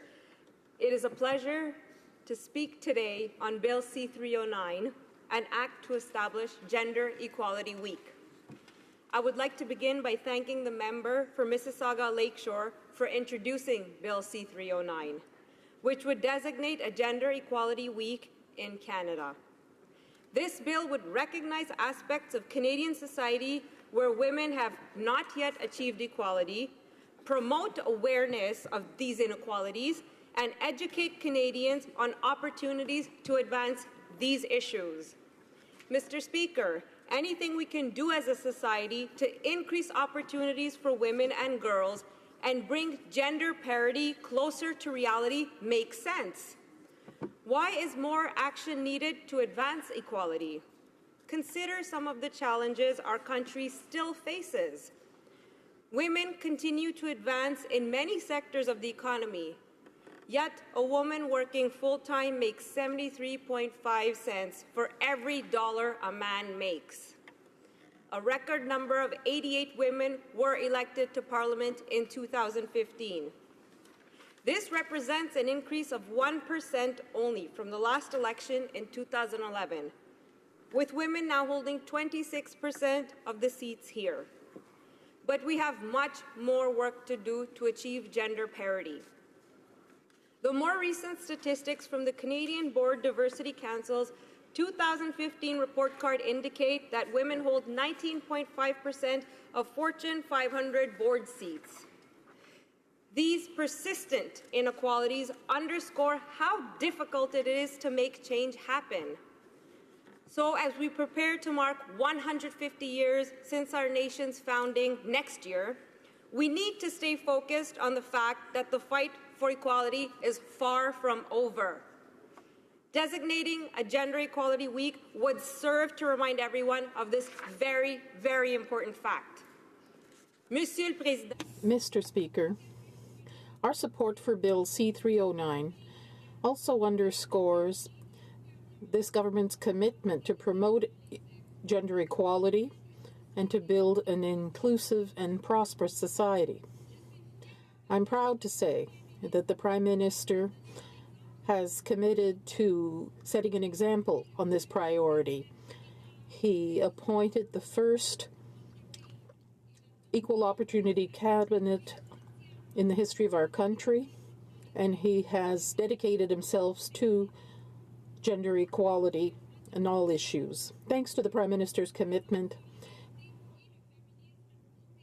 we are restarting the dialogue on equality and feminism in this country and worldwide. We have adopted aggressive steps to promote the advancement of equality. For example, gender-based violence continues to be an obstacle to the full flourishing of women and girls, and some groups of Canadian women are at higher risk. In order to find solutions to the unacceptable levels of violence, we've launched a national inquiry on missing and murdered Indigenous women. The Minister for the Status of Women has also mobilized key stakeholders across the country in order to develop a federal strategy to counter gender-based violence. During the consultations conducted in this country last summer, we collected the views of Canadian men and women of various gender identities and backgrounds. Many have told about violence and discrimination. The rights of gender-diverse Canadians and eliminating the barriers that can leave them vulnerable to violence and economic marginalization. We are committed to advancing explicit protections related to gender identity and gender expression within the Canadian Human Rights Act. Gender Equality Week would also serve to highlight the issues faced by transgender and gender non-conforming Canadians. Our government also recognizes that increasing women's participation in leadership and decision-making roles is critical to building a healthy and inclusive society. For example, we have put in place a new merit-based, open and transparent approach to selecting high-quality candidates for some 4,000 governor and council and ministerial appointments on commissions, boards, crown corporations, agencies and tribunals across the country. Last October, the Minister of Status of Women announced funding of over $8 million for approximately 45 community organizations to carry out a dozen projects. These projects will foster greater inclusion and increase women's participation and leadership in the democratic and public life of the country. Last September, our government tabled Bill C-25 in order to modernize in various ways federal framework legislation on business governance. Among other things, the bill seeks to better target the representation of women on corporate boards of directors and senior management by using the approach, the comply or explain principle. In November, as part of the government's plan to help the middle class, the Minister of Finance specified that Budget 2017 and all subsequent budgets will be subjected to a more rigorous gender-based analysis that will be published. This will examine the impact of budget measures. That's good news for setting inclusive budgets in this country. In order to close the wage gap, a number of measures are being taken throughout government. The development of a framework for learning and childcare, the promotion of a Canadian poverty strategy, the launching of the Canada Child Benefit, an improvement in the use of gender-based analysis to make sure that decisions affecting policies, programs, and legislation help advance sexual equality.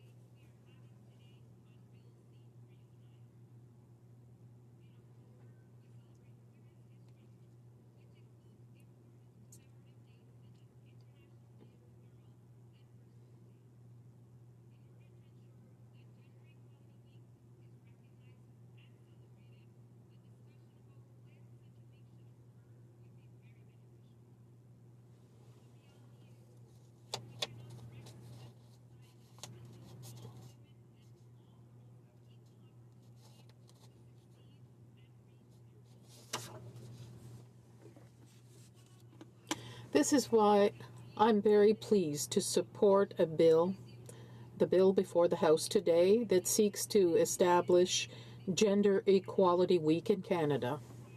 Supporting this bill. Thank you very much. Merci beaucoup. Thank you very much. Reprise du débat. During debate, the Honourable Member for Abitibi-Témiscamingue. Thank you very much, Mr. Speaker. Of course, gender equality is an issue that's very important to me. I think it should be at the very heart of our concerns, and we should be taking concrete action to do better when it comes to gender equality. Therefore, I will support this bill because it concerns an issue dear to my heart. But another problem I have with this bill and other bills that are similar, whether it's raising awareness week or month or what have you, is that it only brings about one concrete action. It's all very nice to have a day dedicated to a certain issue, be it a day, a week, a month, or what have you, but every International Women's Day, there are women that are sexually assaulted. There are women who are beaten. On every Girls' Day, there are girls somewhere in the world. There are girls that are into forced marriages with men 3 or 4 times their age. So, yes, it's important to talk about these issues and raise them, but this has to be accompanied by action, and it's really through action that we can move forward. Unfortunately, we have had opportunities to take concrete action, and this wasn't done. We had a bill tabled by my colleague from BC that sought to increase the number of women members of Parliament by imposing financial penalties to parties that didn't have a sufficient slate of women candidates. That would have been concrete action to have more women parliamentarians. But on the government side, they decided not to support this bill, or not even take this opportunity to send the bill to committee. And that's even worse, because somebody has worked on an important issue that could help achieve gender equality. Not only is it left by the wayside, but it doesn't even go before committee, where experts might come and testify about the usefulness of such a measure. And it could also be amended and improved, come up with a version that satisfies everyone. So what's being said here is that this issue isn't even worth examining to do something that corresponds to everyone's vision. And that's what's really sad. They're saying we won't even take the trouble to try to come up with something and do something. The issue isn't even worth it. I find it very difficult to see a member from government benches who could have talked to his colleagues and say, I think it's at least worth sending this to committee. And yet, he decided to remain silent, or he's not persuasive enough within his own caucus. But in either case, that's rather sad. We have the Prime Minister who talked about his equal opportunity cabinet, but yet among the 6 senior ministers, Foreign Affairs, National Defense, Finance, Treasury Board, Justice, I'm forgetting one, sorry, but out of those, Foreign Affairs, yes. So out of those 6 senior minister positions, which are very high profile, there's only one woman, the Minister of Justice. He could have decided to have 3 of those senior ministers be women and 3 men. But he didn't come up with that balance at the outset.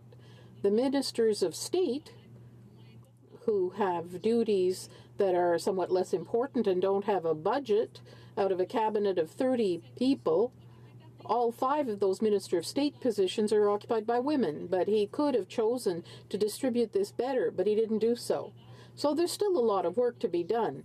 Gender equality doesn't consist in saying we have as many women as men in the same place. If a corporation says we have 15 or 30 employees, 15 women, 15 men, you don't necessarily have equality if the 15 men are managers and the 15 women sweep the floor. That's not equality. So you have to go further than the numbers. You have to look at more egalitarian measures. Over the years, women continue to do more than their share of the work at home. Often they work outside the home, but they also do the housework. They take care of the kids. They manage appointments and whatnot. So they end up with 2 full-time jobs. That creates a lot of stress that's hard to deal with. We don't have accessible daycare for women. Sometimes, how can I put this? We have people around us. We end up finding daycare at a reasonable price that meets our needs. But other times that's not the case. Just today on the bus, I was talking about the daycare center I found for my daughter, and I said I was lucky given my situation. I can't use the public system. I found a daycare center that's private that costs $25 a day. A woman stopped me on the bus and said, "Where's your daycare? I pay double what you do for my child." But in concrete terms, that means that sometimes she doesn't even get minimum wage if you take into account all the expenses she incurred for childcare and so on, just in order to be able to work. So there's a lot left to do. When we talk about access to contraception, for instance, we don't have universal pharmacare in Canada. In Quebec, we do have the opportunity to have a government pharmacare system that covers those who don't have private insurance. Unfortunately, some people have to use very expensive pharmacare through their employer. It's more expensive than the government plan, but I won't get into that. Nevertheless, in Quebec, most people are covered by some kind of pharmacare, or at least have an opportunity to be covered. But in other provinces, that's not the case.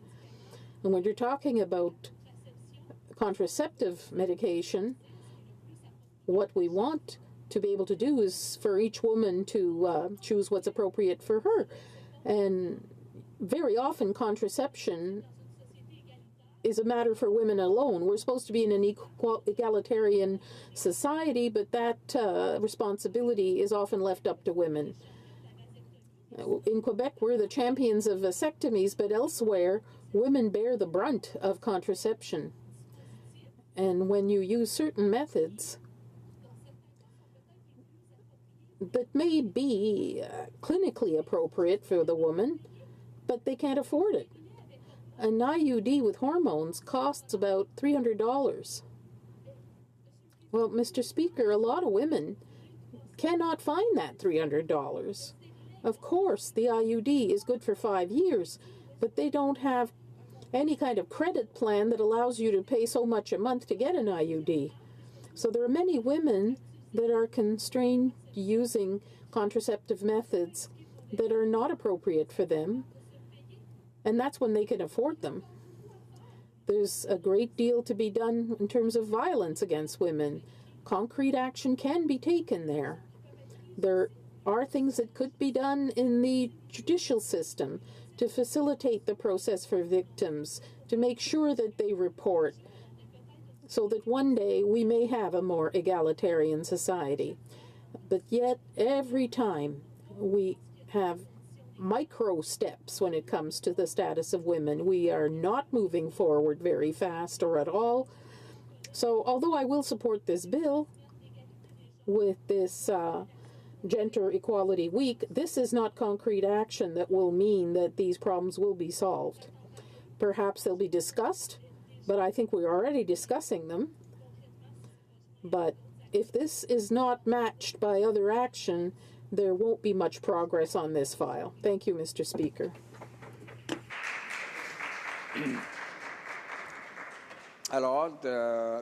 Order. The period for private members' business is now expired, and the bill is dropped to the bottom of the order paper. At this time, pursuant to Standing Order 38, a motion to adjourn the House is deemed to have been tabled and seconded. Therefore, the question is as follows, that this House do now adjourn. The Honourable Member for Saint-Hyacinthe-Bagotte. Thank you, Mr. Speaker. On September 26, 2016, I asked the Minister of Health to explain why the federal government intended to go ahead with the $36 billion cuts imposed by Stephen Harper. On September 28th, 2 days later, the Minister of Health officially announced that the increase in the Canada Health transfer would go from 6% to 3% per year. Therefore, the Liberals have obviously unilaterally cut the Canada Health transfer. The government is applying cutbacks put forward by the Conservatives. Apparently, they don't realize that by acting in this way, they are endangering the future of provincial healthcare systems. Moreover, because of their decisions, it is the sick who will pay for the reduction in the Canada Health transfer. After having promised Canadians that they would invest millions in healthcare, the Liberals are going ahead with Conservative cutbacks and imposing conditions on the Canada Health transfer. That will deprive the healthcare system of $1.1 billion in the first year alone and $36 billion in the long term. What is this called, Mr. Speaker? A broken promise, it seems to me. And yet, let us recall that the Prime Minister had said to his provincial counterpart during the election campaign, contrary to Mr. Harper, I do not intend to deal with transfers unilaterally. My party is aware of the challenges involved in the increases in healthcare costs. Well, really? I get the impression that this government does not know what these costs represent. I'll tell you what they represent. The cuts mean longer waiting times, fewer doctors, fewer nurses for everyone. They will open the door to very powerful interests that are seeking to privatize the healthcare system in Canada. Let's not forget that. Healthcare costs are carried by the federal government only to the tune of 20%. And quality is declining. The quality of health care that Canadians receive shouldn't be determined by their pay. That's one of our values. But that value is seriously threatened. In Quebec alone, healthcare spending is increasing by about 5% a year. Costs will increase more quickly than federal transfers. That fiscal imbalance has meant that the Parliamentary Budget Officer drew up a very disquieting picture of public finances in Quebec. He said that the decline in federal investment, primarily in health, would make the provinces unviable. They'd go bankrupt. The federal government can't shed its responsibilities while the population is aging. Home care services need to be developed, and better mental health services are needed. The provinces agree and expect that the aging population needs to be taken into account in calculating the health transfer. This is not a partisan issue. This is an issue concerning health care for Canadians. In conclusion, the NDP is asking the government not to adopt Stephen Harper's cuts scheduled for this year and to negotiate with the provinces in good faith.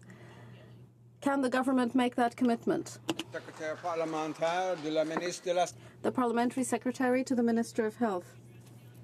Question regarding Canada Health Transfer and healthcare funding. But before I begin, let me be very clear. There will be no cuts to our healthcare. Roles and responsibilities for healthcare services are shared between provincial, territorial governments and the federal government. Provinces and territories are responsible for the design, delivery, and management of healthcare in their jurisdictions. For its part, the federal government sets and administers national standards for healthcare system through the Canada Health Act, which provides funding, support for provincial and territorial healthcare systems, and supports the delivery of healthcare services to specific groups.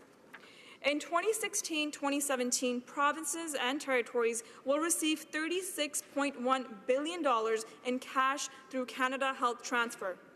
Under current federal-provincial fiscal arrangements, this amount will continue to increase each year in line with the rate of nominal GDP growth, with a minimum increase of at least 3% per year. In addition, over the next 5 years, provinces and territories will receive $19 billion more in Canada Health Transfer to support healthcare. In addition to the Canada Health Transfer, our government has also committed to provide $3 billion in targeted funding to support improved access to home care, including palliative care, as part of the Health Accord. Canada is one of the world's highest spenders on health care, and yet we're not achieving the kind of results that Canadians need and deserve.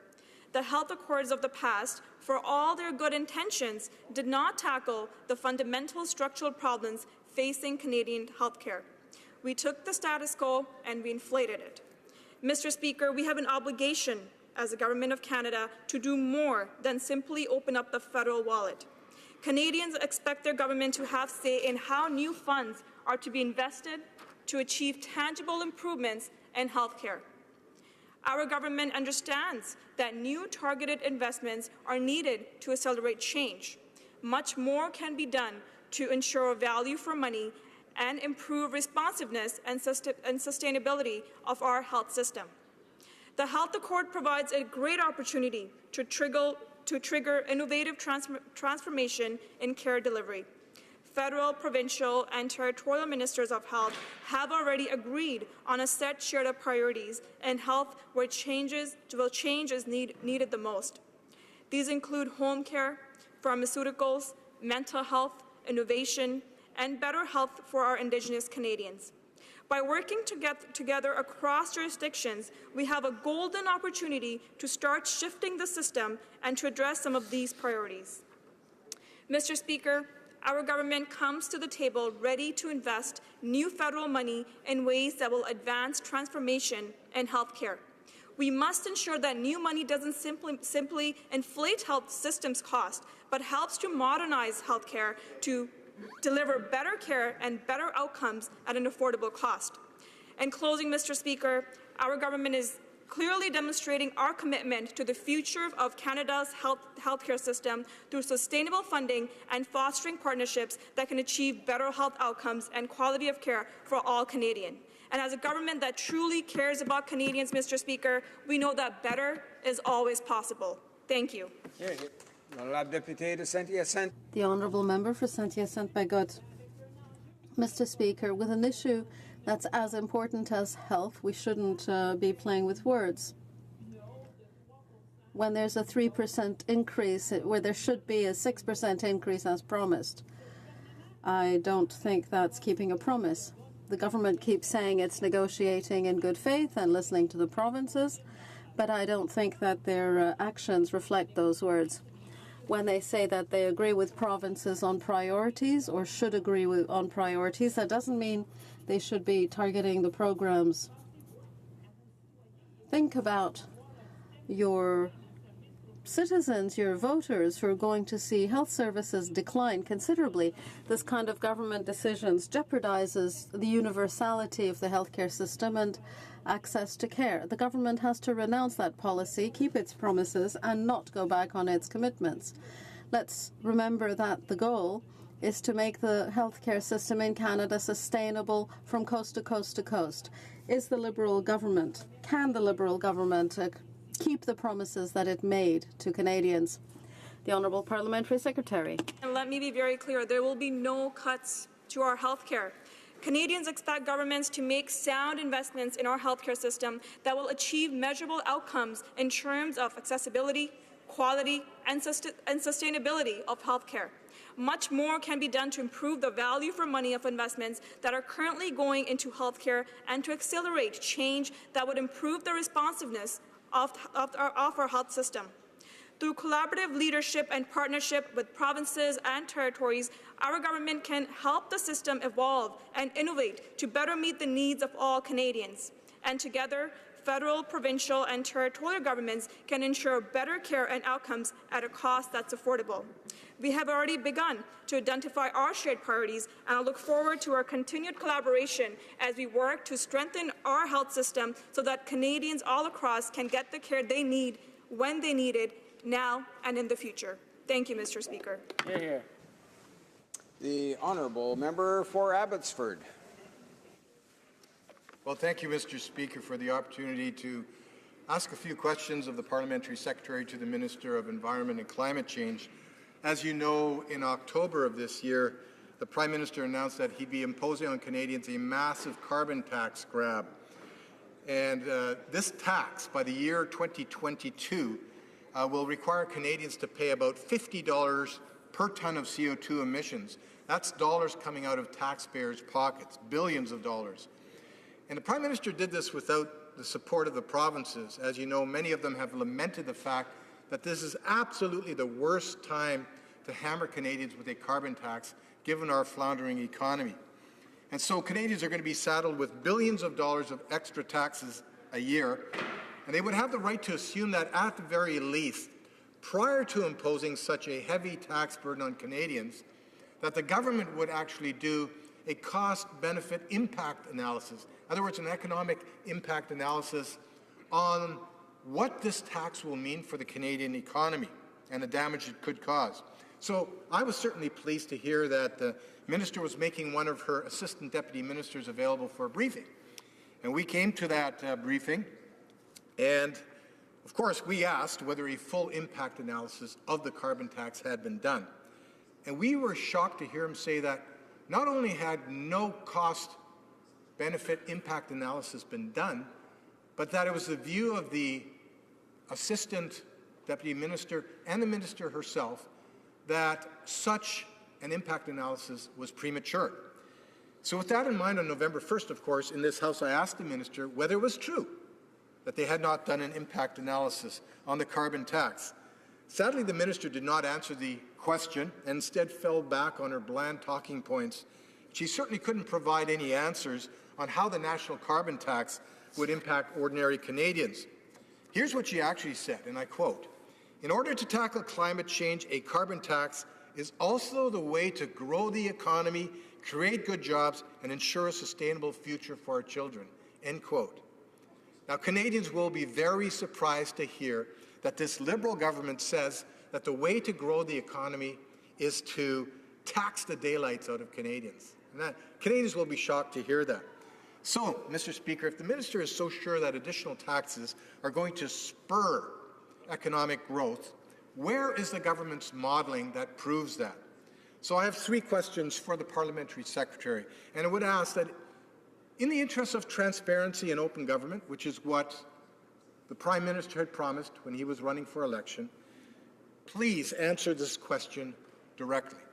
Is it true that the government announced its massive carbon tax grab without ever doing an analysis, an impact analysis, on what that tax would mean for ordinary Canadians? Secondly, if that is so, can the Parliamentary Secretary tell us exactly how much additional government revenue is expected to be raised from the carbon tax once it is fully implemented in 2022? And finally, can the parliamentary secretary tell this House why it plans to raise taxes on Canadians at a time when our economy is floundering? Secretary to the Minister of the Environment and Climate Change. Thank you, Mr. Speaker. Our government has consistently stated that it is committed to putting a price on carbon pollution. This is a critical aspect, although only one aspect of driving the transition to a low-carbon economy, and importantly for the private sector, a means by which to incentivize clean investment decisions at the lowest possible cost. It's an odd thing about our society that we charge for many good things like fresh water, but in many areas there is presently no charge for damaging things like air pollution. A price on carbon pollution provides an incentive to slow carbon emissions and stimulate technological innovation. I would note that over 80% of Canadians already live in a jurisdiction that have an effective price on carbon. Support for carbon pollution pricing now crosses party lines and jurisdictions. The principle, for example, has been endorsed by Preston Manning, who said, and I quote, "Conservatives profess to believe in markets, so why don't Conservatives major on how to harness markets to the environmental conversation and make their signature contribution? It's the idea behind using carbon pricing to reduce greenhouse gas emissions," unquote. The principle has also been endorsed by individuals including Mark Cameron, former advisor to Prime Minister Harper, the new Conservative Premier of Manitoba, and the leader of the Ontario Conservative Party. Many of Canada's biggest companies are on board as active members of the International Carbon Pricing Leadership Coalition, including companies like Cenovus, Teck, Resources, and Suncor. Desjardins Group recently stated that, and I quote, "The time has come for all sectors of the economy to include climate change considerations in their strategic plans, to take advantage of business opportunities to reduce risks, and to meet the needs of Canadians," close quote. RBC Senior Vice President John Stackhouse stated, quote, "A rising Canada-wide carbon price is the most cost-effective way to reduce emissions, spur private investment, and stimulate clean innovation across the economy." In July, Minister McKenna met with 23 key Canadian industry and business leaders about the path towards significant reductions in greenhouse gas emissions in Canada. The common theme throughout was that carbon pollution pricing is one of the most efficient ways to reduce emissions and stimulate the market to make investments in innovation and to deploy low-carbon technologies. Our government recognizes that the pricing of carbon pollution is crucial to supporting clean growth. Our government also understands the need to provide flexibility to provinces in terms of the specific mechanism they utilize to price carbon pollution. Last month, our government brought forward a plan for carbon pollution pricing. This plan provides for significant provincial flexibility, including ensuring that provinces have a choice in the form of carbon pricing pollution mechanisms that they will implement and the way in which such mechanisms will address local circumstances, and ensuring that all revenues from carbon pollution pricing mechanisms stay in the province in which they are generated to be used to reduce taxes, invest in green technology, or in renewable energy. The member opposite, just as I, lives in a jurisdiction where all of the revenues raised by the provincial government with respect to a price on carbon are returned in the manner of income tax reductions. The economic impacts of carbon pricing will depend on the provincial territorial design and the choice of how revenues will be used. For example, competitiveness impacts on highly trade-exposed industrial sectors can be addressed while still maintaining an incentive to reduce emissions. Our government's economic analysis suggests that the pan-Canadian approach to carbon pollution pricing itself will have a very limited impact on the Canadian economy overall. The same is true when one looks at the economy on a sector-by-sector basis. Further, this government expects that our focused strategy relating to the acceleration of a clean growth economy, including a historic infrastructure program, which includes the deployment of clean technologies, the development of a robust innovation agenda for Canada, and a deliberate and focused strategy for the rapid growth of the clean technology sector in Canada will drive accelerated economic growth going forward. Mr. Speaker, as we've heard from leading figures of all political stripes and from Canadian business, putting a price on carbon pollution isn't political, it's just good business. Mr. Speaker, Canadians know that after a decade of inaction and lost opportunities on the climate file, this government is taking real, concrete and lasting actions to reduce our emissions, grow our economy, and to create good middle-class jobs. The honourable member for Abbotsford. Well, Mr. Speaker, I specifically asked the member to answer the three questions I had put to him. Not surprisingly, he has not done so. The question was, why was an economic impact analysis not done before the Prime Minister announced a massive carbon tax on Canadians? Some more questions for the member, and I don't expect answers because that's not what's been forthcoming from the Liberal government. The first is, has the government not taken note of the election of Donald Trump as the next President of the United States? Mr. Trump has promised that he will not be imposing any carbon pricing on the United States. In fact, he said that he's going to reduce the taxes on American companies down to 15%. In Canada, we're raising taxes on Canadian businesses. In the United States, they're actually reducing taxes on Canadian businesses. So where is investment going to flow? It's going to flow into the United States. Has the minister and has the parliamentary secretary taken that into account? How does the Liberal government expect Canadian companies, small businesses, to compete on such a tilted playing field that is tilted against Canadian businesses? And how does the parliamentary secretary square the Prime Minister's promise to create millions of jobs when he's undermining the ability of the business sector to create those very jobs? The Honourable Parliamentary Secretary to the Minister of the Environment. Thank you, Mr. Speaker. As I said, the economic analysis that's been done with respect to carbon pollution pricing shows very minimal impacts in Canada, and we expect to see accelerated growth related to the investments that we're making in the development of the clean energy and clean technology sectors in Canada.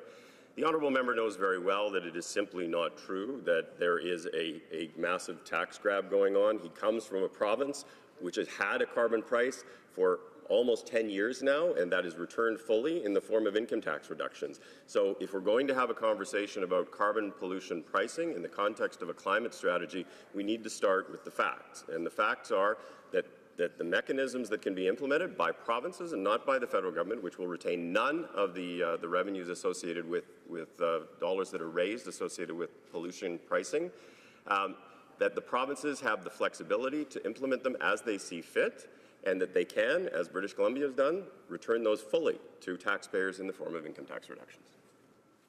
The Honourable Member for North Island, Powell River. Thank you, Mr. Speaker.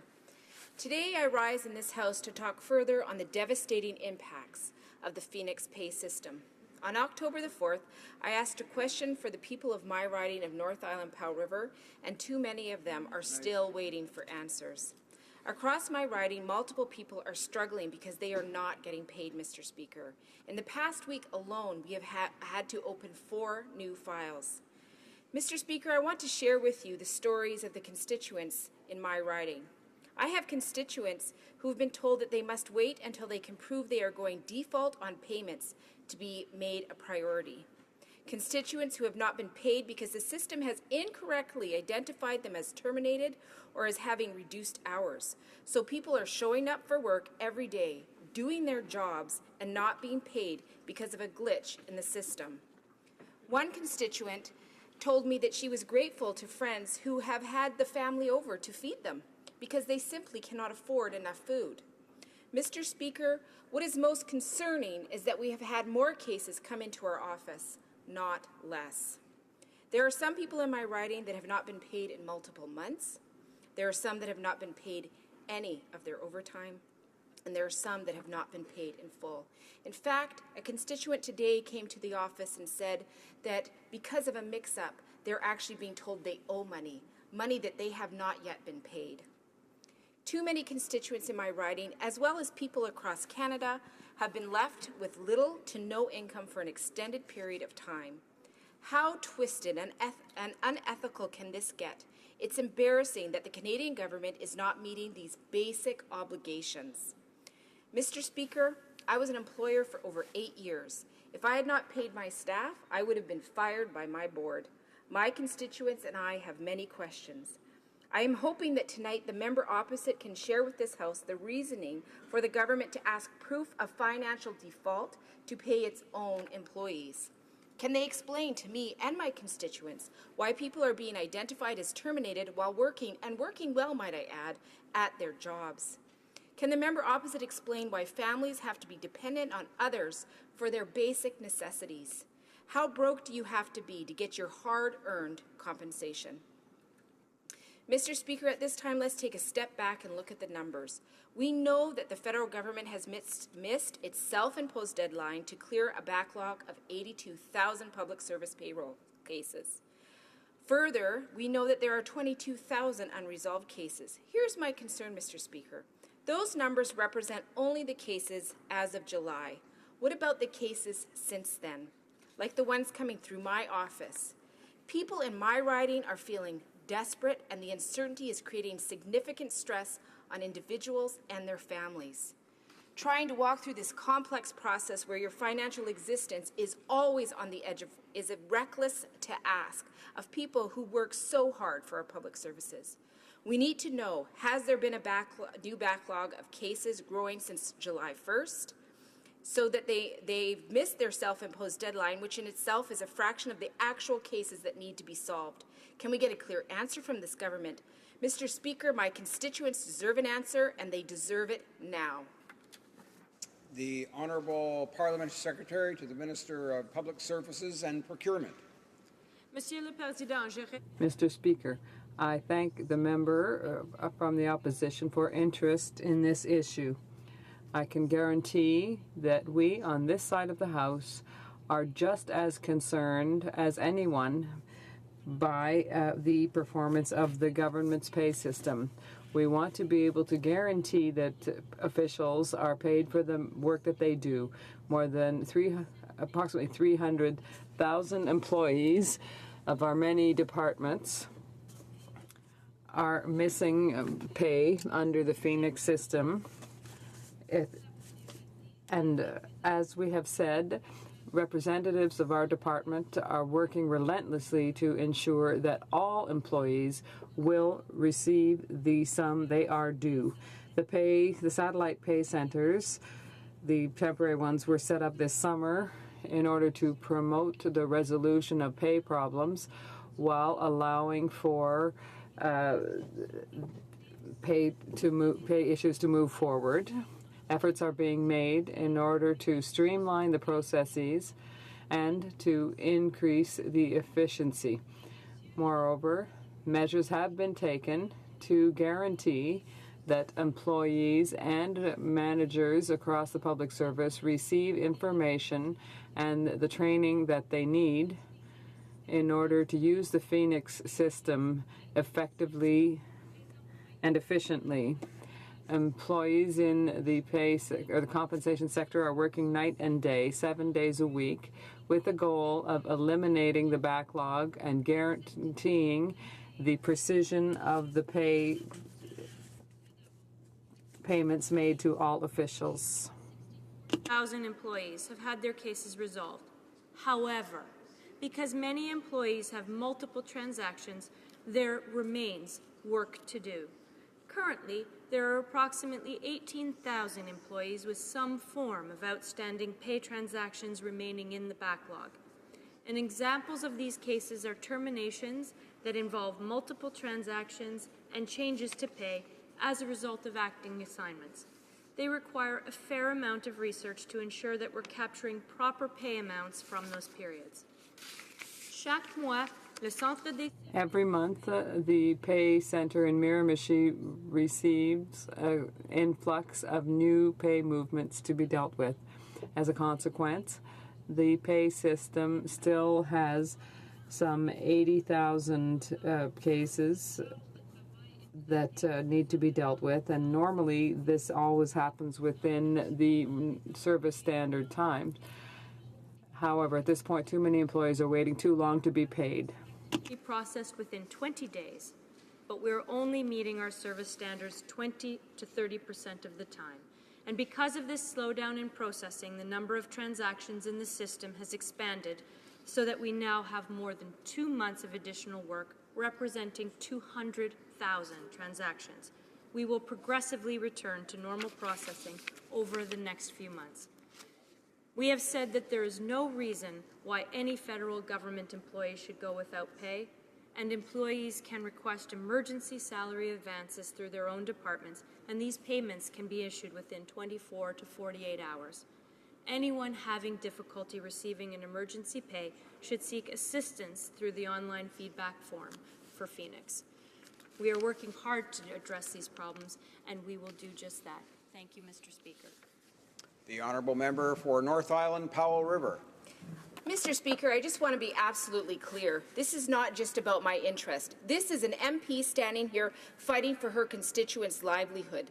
The reality is the cases are continuing to increase. The Conservatives were wrong to imagine that the federal government could effectively replace its payroll systems with off-the-shelf software from IBM. Instead, they forced through a system that wasn't ready. Under the Liberals, the drive to save money has left people penniless. We know that the cost to taxpayers is over $50 million, and thousands of workers are still not being paid properly. Many of them live in my riding. Now we learn that an extra $6 million will go to IBM for not anticipating the result of the implementation. Will the minister finally take responsibility and quickly fix this mess? The Honourable Parliamentary Secretary. Mr. Speaker, there is no question that public service pay problems are unacceptable, and our priority remains to ensure that employees getting paid for their work that they have done. We are all working as hard to ensure that the issues and processes of all employee pay transactions as quickly as possible. Thank you. The motion to adjourn the House is now deemed to have been adopted. Accordingly, this House stands adjourned until tomorrow at 10 a.m. pursuant to Standing Order 24-1.